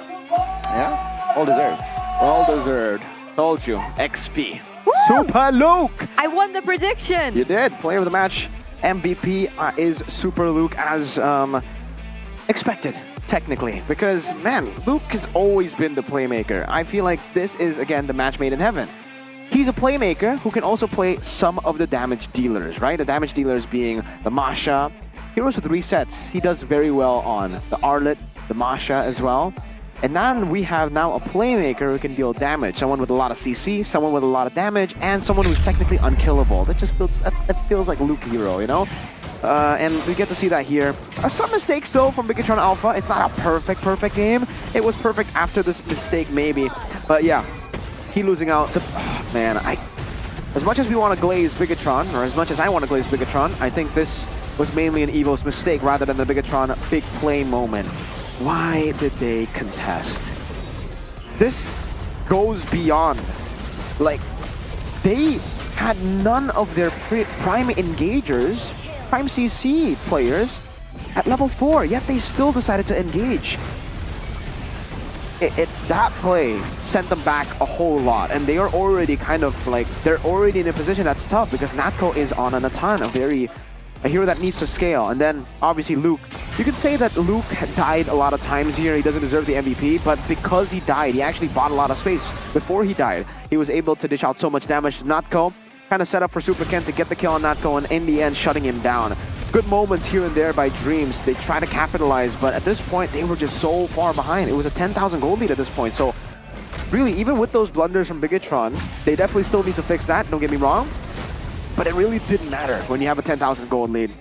You can do whatever you want. We can see that here. And then even here, look at this. Conceal to send Super Ken wherever he wants to go. And then Key finds a big moment, and then they clump up together. Moreno ult, Ken ult, everybody ult. Bye-bye, Evos. So comms now. A 2-0 win, super clean, super decisive. Let's see what the UBS Golden Moment has to say about that. Ayo, Ken, gue cecer retri aja ya. Oke. Dia bisa flickerin Ken. Lihat sini, Dut. Ayo, Gue cecer. Nah, Roger boy. Targetnya Roger. Roger dulu. Mati dong. Kocak. Bunuh Dut. Mati dong. Ini satu lagi. Buang flicker. Dia ada ulti ya. Aman, Bang. Nice. Ya, Itu dia. mati dong. Mor, lu atas sendiri, Mor. Boleh. Dapat mid itu sih, Man. Ini gue farming Fokus aja, lagi ya, Cok. fokus we. Fokus. Ini kan satu Sabar, lagi sabar, sabar. Fokus. Enggak ada ulti dia. Enggak ada ulti, enggak ada flicker dia. Ada ulti tapi. Go TB. Ambil bawah. Gak bisa, gak bisa. Udah, enggak apa. Dapat mid. Minta gue clear, sabar. Minta gue clear. Lihat. Ayo, gue Ada gue, boy. Aman. Ulti flicker dia. Laman kan? Balikin boy. Ayo, boy. Gua aman. Lihat. Roger. Gua aja, man. Roger tuh. Abis ini bisa load. Pegang dia dong. Hello. Pegang dia dong. Hello. Lihat Eman. Enggak ada ulti, man. Si Teris. Okay, I mean, there it is. What does he say? Focus. That's usually what Nino says. Wow, Luke taking a page out of Nino's book. Usually it's the sabar, or focus, you know, from Nino, which means focus and patience. Now we see it from Luke, and it's ironic because Luke was probably the guy who was the least patient. He always kept on diving in with this Phoveus, man. But yeah, really good job by the team here. Also the Bargain Hunters. I just want to give props to the Lunox and Harith. I call it too the Lunox Harith, but still, it's such a good pick here. They technically deny a counter for the Harith, and it's so sad to see Evos fall in that route because for the longest time, even yesterday, the biggest mistake was they picked the Lunox first, preemptively. And now the only time they don't anticipate it, they get hit by the Lunox Harith, and then they're forced to go for Natan. Not a fun time for Natco, definitely. But again, it comes down to that first turtle. Just why? Why did they contest that first turtle? If at least one of them, Terizla or Tigreal, had ult, it would make sense. Yes, you would try to contest it, but both of them were level 3. Tigreal was out of the fight before the turtle was even, like, retried. Why? Why, Goni? Why? Why? Right? Pourquoi? Owen Wilson style, but man, Megatron Alpha, very scary. And this time, they were still able to tame the White Tigers, though this season the White Tigers haven't shown a lot of fangs, to be fair. Can you imagine being 1-8 at this point? Like, Coach Age is talking about mentality, but like how? It requires absolute like champions mentality to be able to bounce back and still have confidence in yourself and your team when you're sitting at 1-8. I mean, they displayed it last season, right? 0-4 to... But it was a different lineup. Yeah. Oh, it is the same lineup, actually. But, like, Without it wasn't them Van... starting, you know? It's different, I would say. Yeah. It's like you coming back into a mess that you didn't make, but you're like, yeah, all right, let's fix this. Instead of like, oh, man, this is the mess we made. How do we fix our own mistakes? The pressure just keeps piling up. Exactly. It's runner-up of Season 13. Runner-up of Season 13? Now 1-8. Yeah. They looked unstoppable in the playoffs, except for Fnatic Onyx, the matches against Fnatic Onyx, obviously. But yeah, it's really sad to see a team with that much potential in their first season with this roster actually make it to the finals. But I think, is it due to the meta? I think it's a lot of things. Yeah. Maybe complacent as well after that finals. After making it to the finals, right? After coming back, that heroic story, getting hyped up so much as well. Because it was a big story. It was a crazy story. The fact that they were able to make that miracle run, Cinderella run, maybe it was a bit too much for them to handle. I mean, we do see that the players are definitely feeling that remorse though, right? We saw Dreams with his eyes all red. It looked like he was about to, you know, cry or tear up at least. Yeah, it's sad. So let's hope that this is the wake-up call that Evos needed, right? Let's hope this is the time and they're gonna bounce back stronger. I don't know about that though, because like we've been saying that this is gonna be the wake-up call, 0-4. It's gonna be the wake-up call, 0-5. They get their first win. Oh, look, they woke up, and then after that, it just continues. So I really hope they wake up, honestly, because it's just sad to see a team, our only Indonesian team with an Emerald Championship, end up like this for now. But it's always a curse and a blessing for Evos. They do well on odd-numbered seasons and even-numbered seasons. They just sometimes don't really perform that well. 10, 12, and now 14. So maybe the audience has an answer to the solution, right? How can Evos bounce back in the next match? It looks like Nightfall has a little bit of a comment here. There are still too many blunders from Evos. The draft is already good, but somehow the players seem to lack mental fortitude. There's no improvement, and it seems like they aren't trying hard enough. That's Oh, can you imagine reading that? Thanks, Naifal, for that input. I would say insight and input, but yeah. Input. I like it. Naifal, thank you so much. But I agree. I mean, EVOS Glory, they need to change their mindset, the mental fortitude. And it's not looking good. Week 5 now. Yeah, no significant changing. And honestly, they need that drastic change. Well, Age already said in the losers interview that there won't be a roster swap anymore. So what drastic change could come now with the same lineup? Only technically stuck between Van and Annabelle, Brands, and Natco. That's it. So let's see the loser interview now. And who will be with Woody Clara Mongstar? Let's see it. Match pembukaan. Bagaimana? Ya masih kurang baik lah, masih jelek, masih kalah kan. Yes, Caleb. Tapi kita ngelihat, Caleb, lihat anak-anak bermain hari ini. Udah sih ngerasa vibes-nya beda ya. Kayak mereka udah mulai pede, mulai berani. Benar, tapi masih belum cukup. Cukup. Prosesnya masih panjang berarti nih untuk EVOS Glory. Enggak dong, kan waktunya udah tinggal dikit, nggak bisa panjang lagi prosesnya. Lalu bagaimana dong? Harus bisa proses cepat. Apakah ada caranya? Diusahakan. Diusahakan. Atau memang dari hasil sebenarnya sudah bisa sama sesuai dengan mungkin latihannya atau bagaimananya? Ya latihan udah cukup keras lah kita, kan lagi juga udah state kan. Ya, latihan kita bagus-bagus aja. Entah kenapa aja di stage-nya banyak blanknya aja. Tapi kayaknya tadi gimana? Atau karena memang lawannya adalah Bigetron Alpha yang ada di atas-atas tuh? Enggak sih, mau lawan siapa aja sama aja harusnya. Cuma tadi plannya nggak dijalanin aja. Plannya tidak dijalankan? Ya. Jadi dari permainan EVOS rupanya itu masih ada yang kurang ternyata itu? Betul. Betul. Dan ini kan memang kesempatan harapan sebenarnya masih ada tentu dong. Betul. Kalian sadar dong ini baru mulai match yang pertama. Ya, bisa. Di leg yang kedua, bagaimana nih untuk mengejar ketertinggalan kalian? Harus menang semua kayaknya. Harus menang semua? Ya. In game, out game, apakah ada problem yang sulit di-solve? Gak ada sih out game, in game. Kalau di latihan aman-aman semua Budi. Aman aja? Aman. Apa yang dibutuhkan oleh EVOS Glory biar bounce back nih? Ya itu musuh kita ya diri kita sendiri aja di stage-nya. Diri sendiri? Ya. Melawan diri sendiri menjadi tantangan bagi EVOS Glory. Dan ini kan banyak banget pastinya.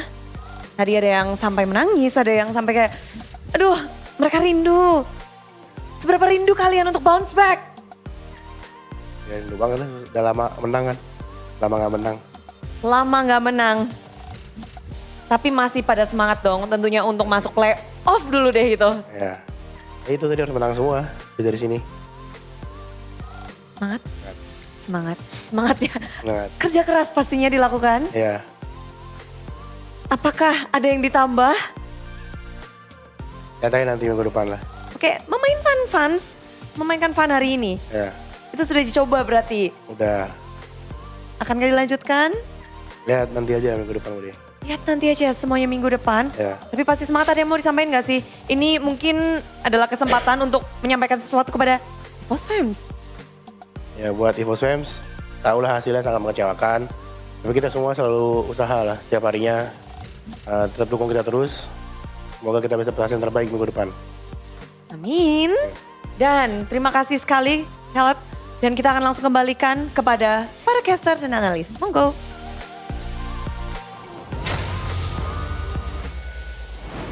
Thank you so much, Woody Clara Monster. Thank you so much, Caleb, for that insight towards what happened with EVOS in that 2-0 victory from Bigetron Alpha. And it seems like this problem is the same, right? The mentality.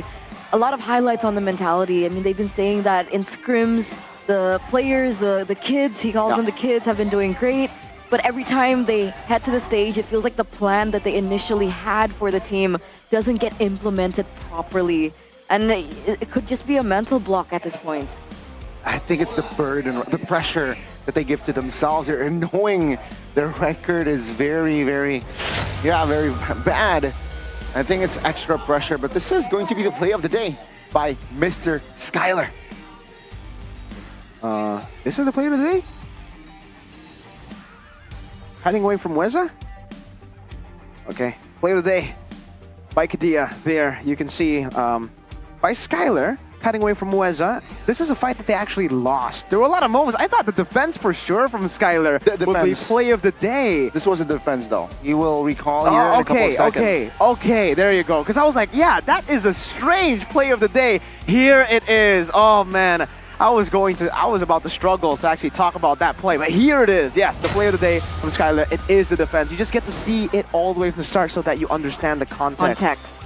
Oh, thank God it wasn't that kite, because like if the play of the day was kiting against Gatot, man, that is a pretty bad play of the day. Luckily, context matters. Context matters, exactly. Don't judge a book by its cover, even though the cover is meant for you to see what the book's about.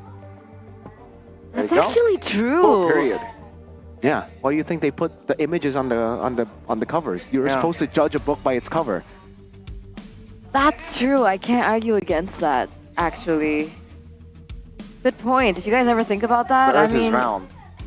You learn something new every day, and we're also going to learn the standings, ladies and gentlemen. Presented to you by the official tournament smartphone Samsung Galaxy A55, A35 5G. It looks like RRQ have pushed their way to the top, with Bigatron in second place, followed by Fnatic. We have TLID still in fourth place. And other than that, there's not many changes, right? If I'm not mistaken, I'll double check. Yeah, I think Liquid and Geek Fam right? swapped places. TLID was fourth. Yeah. Oh, TLID was fourth, so yeah, nothing changed. Yeah. Oh, Alter Ego and Deo United has changed, actually. Ooh. Alter Ego from 6th place has fallen to 7th. Uh-oh. Deo United up in 6th place. It's looking bleak for Alter Ego. It's looking bleak for Deo United. Honestly, very inconsistent in their performances, but I will have to say for Deo, I am more impressed than Alter Ego for today's performance. Deo put up a fight against number 1 in the standings. 2-1, by the way. Not a lot of teams can actually go 2-1 against Araki Hoshi. Even Fnatic Onic 2-0'd by Araki Hoshi. Onic is still the benchmark, but I mean, let's see here. Tomorrow's schedule.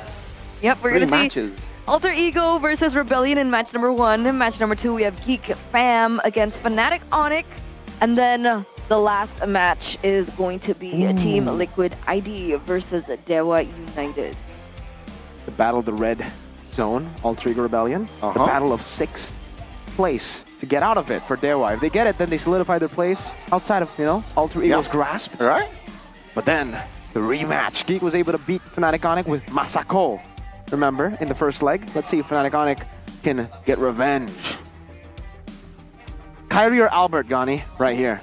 This Against match. Geek? Against Geek. Either. Neither? Did you say either or neither? Either. Oh, doesn't matter. Doesn't matter, you mean. Okay. So, Kyrie and Albert, are they the same level? I want to know from Fnatic Onic fan. Okay, I think Kyrie still is a couple of levels above Albert, we can't lie. But for tomorrow, specifically, deploy anyone. I think he should be fine, right? Because I've been hearing he's been using Head and Shoulders. Whoa! Gatot Right? Gacha. Gatot Deploy Gatot Gacha. Gacha. Exactly. Don't let your match become a mess due to dandruff and itchiness. Move on to Head and Shoulders Lemon Fresh Gatot Gacha for 100% dandruff and itchiness wiped out and protection from itchiness. Oh, okay, Yeah, okay, there you go. This is my first time. Oh, there you go. You never forget okay. your first, Nani. I will never forget my first time here. Wow, that's... We have plenty of water. You can wash your hair now. I'll help you. Yeah? Yeah? Yeah. You're just going to agree with you, Eterna, You're just going to take it. I'm going to take it. It's okay for you guys back at home as well. Yeah, I can't lie. I thought he was going to eat it for good. some reason. Eat it! No, ladies and gentlemen, Head and Shoulders is great. It's amazing, but you don't eat it. You don't drink it either, all right? Why are you wiping it with tissue? Later, okay? He's keeping it. It's okay, He's saving it for He's later. saving it for later. Right. Right? Okay. It's chill, guys. It's all fine and dandy. The table smells so great It right actually now. does. Exactly. This is really nice. Imagine the smell on your hair. Exactly. Or you can go for the mint flavor because this is the lemon fresh. There's a mint one as well. That one is with the Tigreal on it. And hey, if you guys actually want to if you guys are lazy, you don't want to buy these groceries, yes, sir, in the shop, in your convenience store in Indomart, you can actually just go and click Indomart because there's a way with Click Indomart to get your groceries at home just with a click of a button. 1 hour, and it's guaranteed to reach your home. That's a click. You blink, it's there. An hour is not a blink. It depends how long your blink is. It's subjective. That is a nap. That is not a blink. I mean, technically, it's a blink. All right. I mean, if you guys blink for an hour, then yes, it is an instant blink, and you miss it sometime. I mean, if you blink for 2 hours, technically the delivery man comes by. It's like this. It's like this. Wish for Head and Shoulders. I want Head and Shoulders. Okay, like pretend to use your phone. Okay. Well, I'll just use my phone, my real phone. Okay. Okay. Okay. And then blink. Ta-da! It's like that. But that's. Yeah. All right. There you go. Facts, right? There you go. There you go, guys. Don't forget to download it, ladies and gentlemen, because of course, this, the yummy choice. Why not? Why would you go for a normal choice? No. You can go for a yummy choice. Yummy choice. Right? If you're watching the game, there's delicious, quick to serve, and easy to enjoy meals from Yummy Choice, so you don't have to waste time. Sometimes the games take, like 15 minutes, and if you cook for 15 minutes, the game's gonna be done, so it's too late. Hey, the RQ game was 9 minutes and 44 seconds. Exactly. So we offer the Nusantara menu that's delicious and ready in a very short time. Make your MPL ID Season 14 This is experience tiny, not taste short. more delicious with Yummy Choice. This is Find tiny. short. Yeah, there you go. You caught on. I know what he was gonna say. Oh, you caught on. You caught on. Anyway. But also, you need to. You know what? Even A if good you're meal, short. Even if you're short. Yeah, XXS for you guys. Look at that outfit, the drip. You know, Mwa was using it right That's now true, under actually. his suit. So why not, get the best drip in the world, right? There you go. Erigo, wherever you go. Wherever you go. Wherever you go, whenever you go. Where do you want to go? You want to go Japan? There we go. You want to go There we to New go. York? There we go. I want to go to Iceland. There we go. MPL MY. There we go. MPL PH. There we go. There we go. MPL ID also. There we go. All right. MPL so, KH. There you go. MPL, now you're gonna be tested. Now you're gonna feel bad. You're gonna leave our boys abstract J's. Oh, and yeah. SG. Oh, I was see. going to say I Brazil, see. that was in my next one. Oh, okay. So SG, I guess, I forgot. didn't get top 4 in MSC, huh?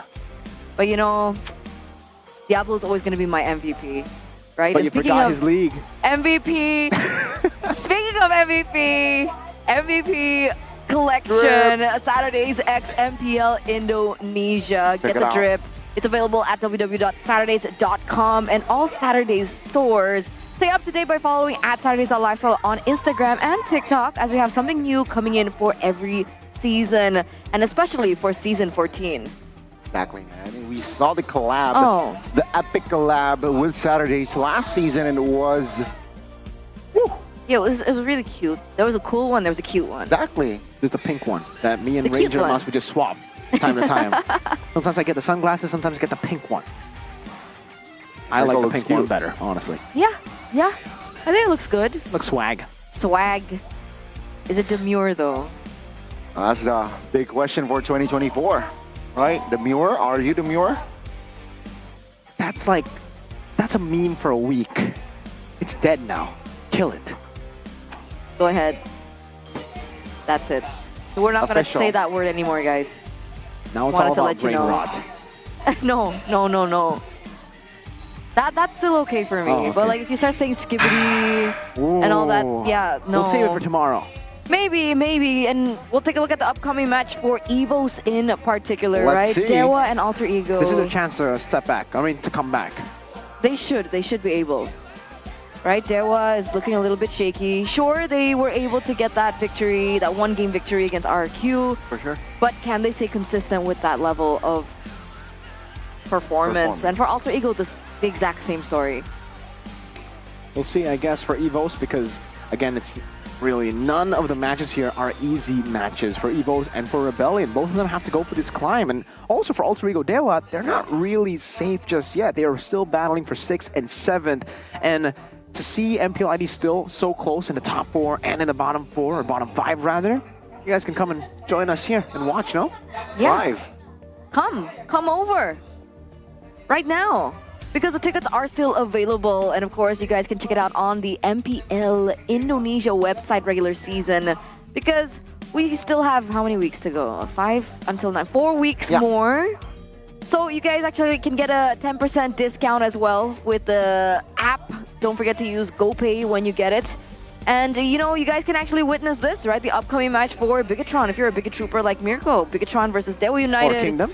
And we have RRQ versus Bigatron next. Oh, that's gonna be so exciting. Unfortunately, it's sold out. Unlucky.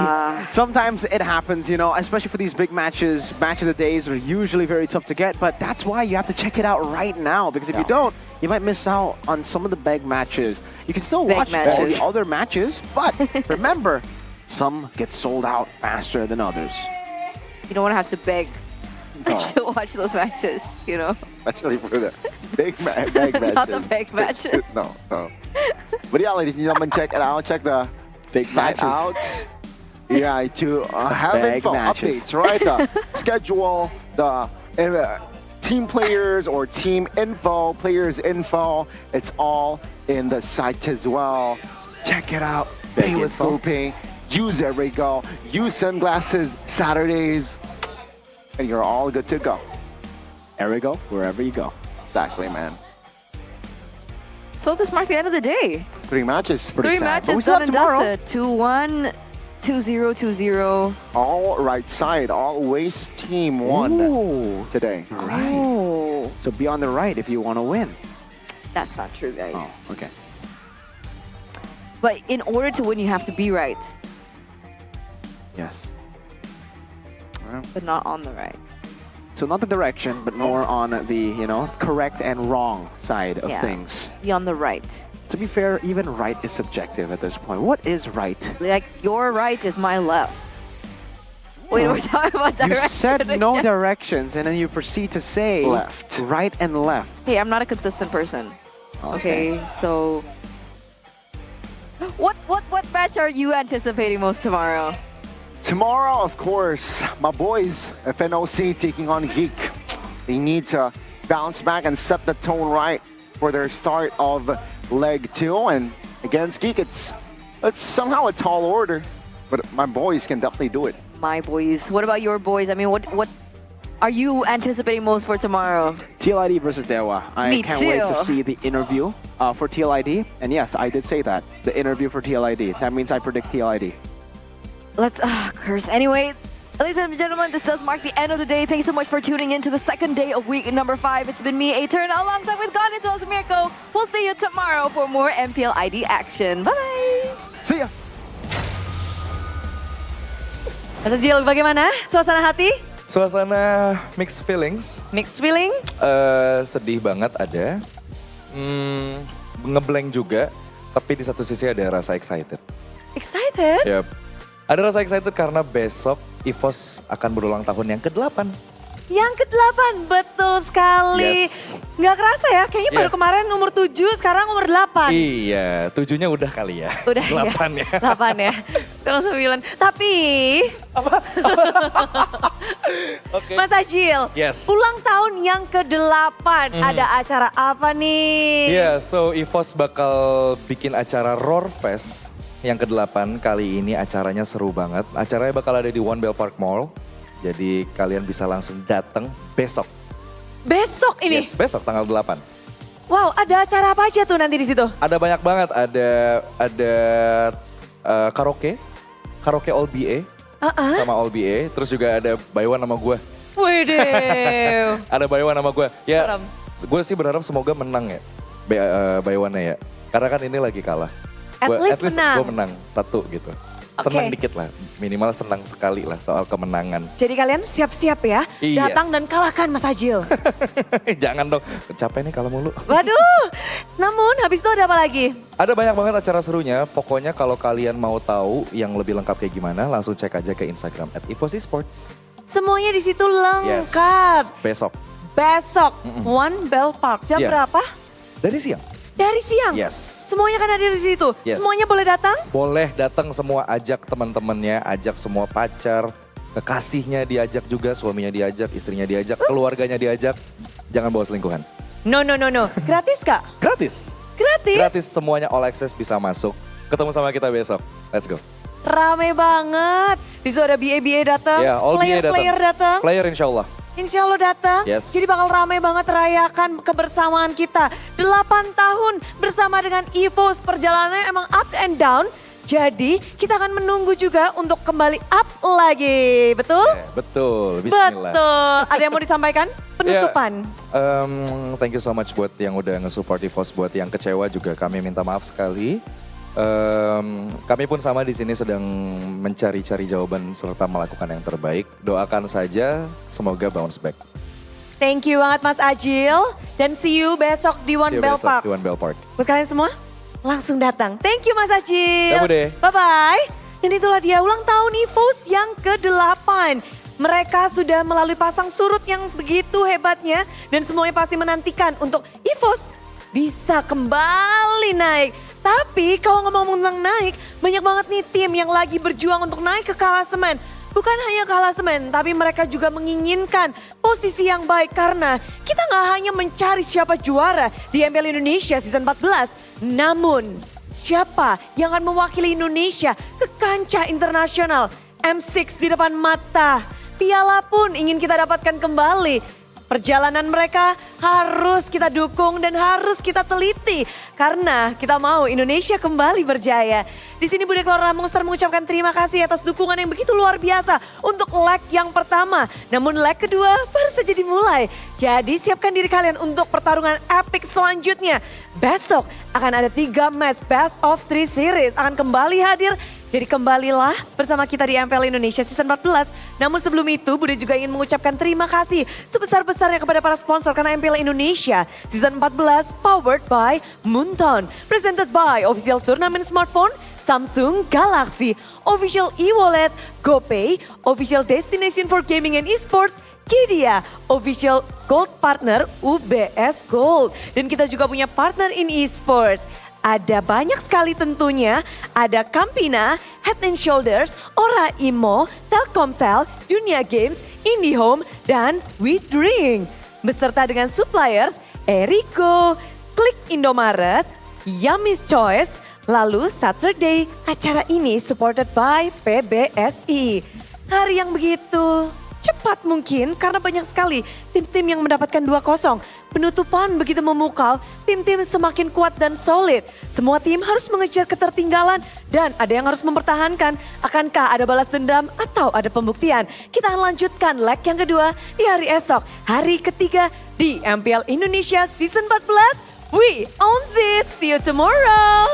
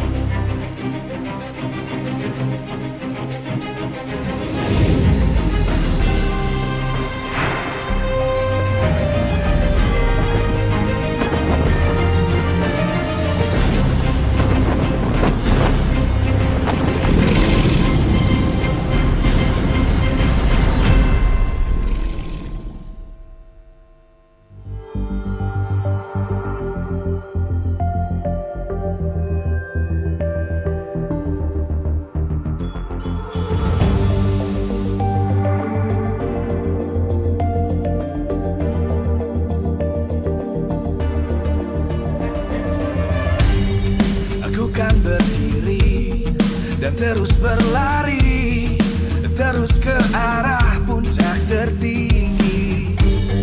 Ku takkan berhenti.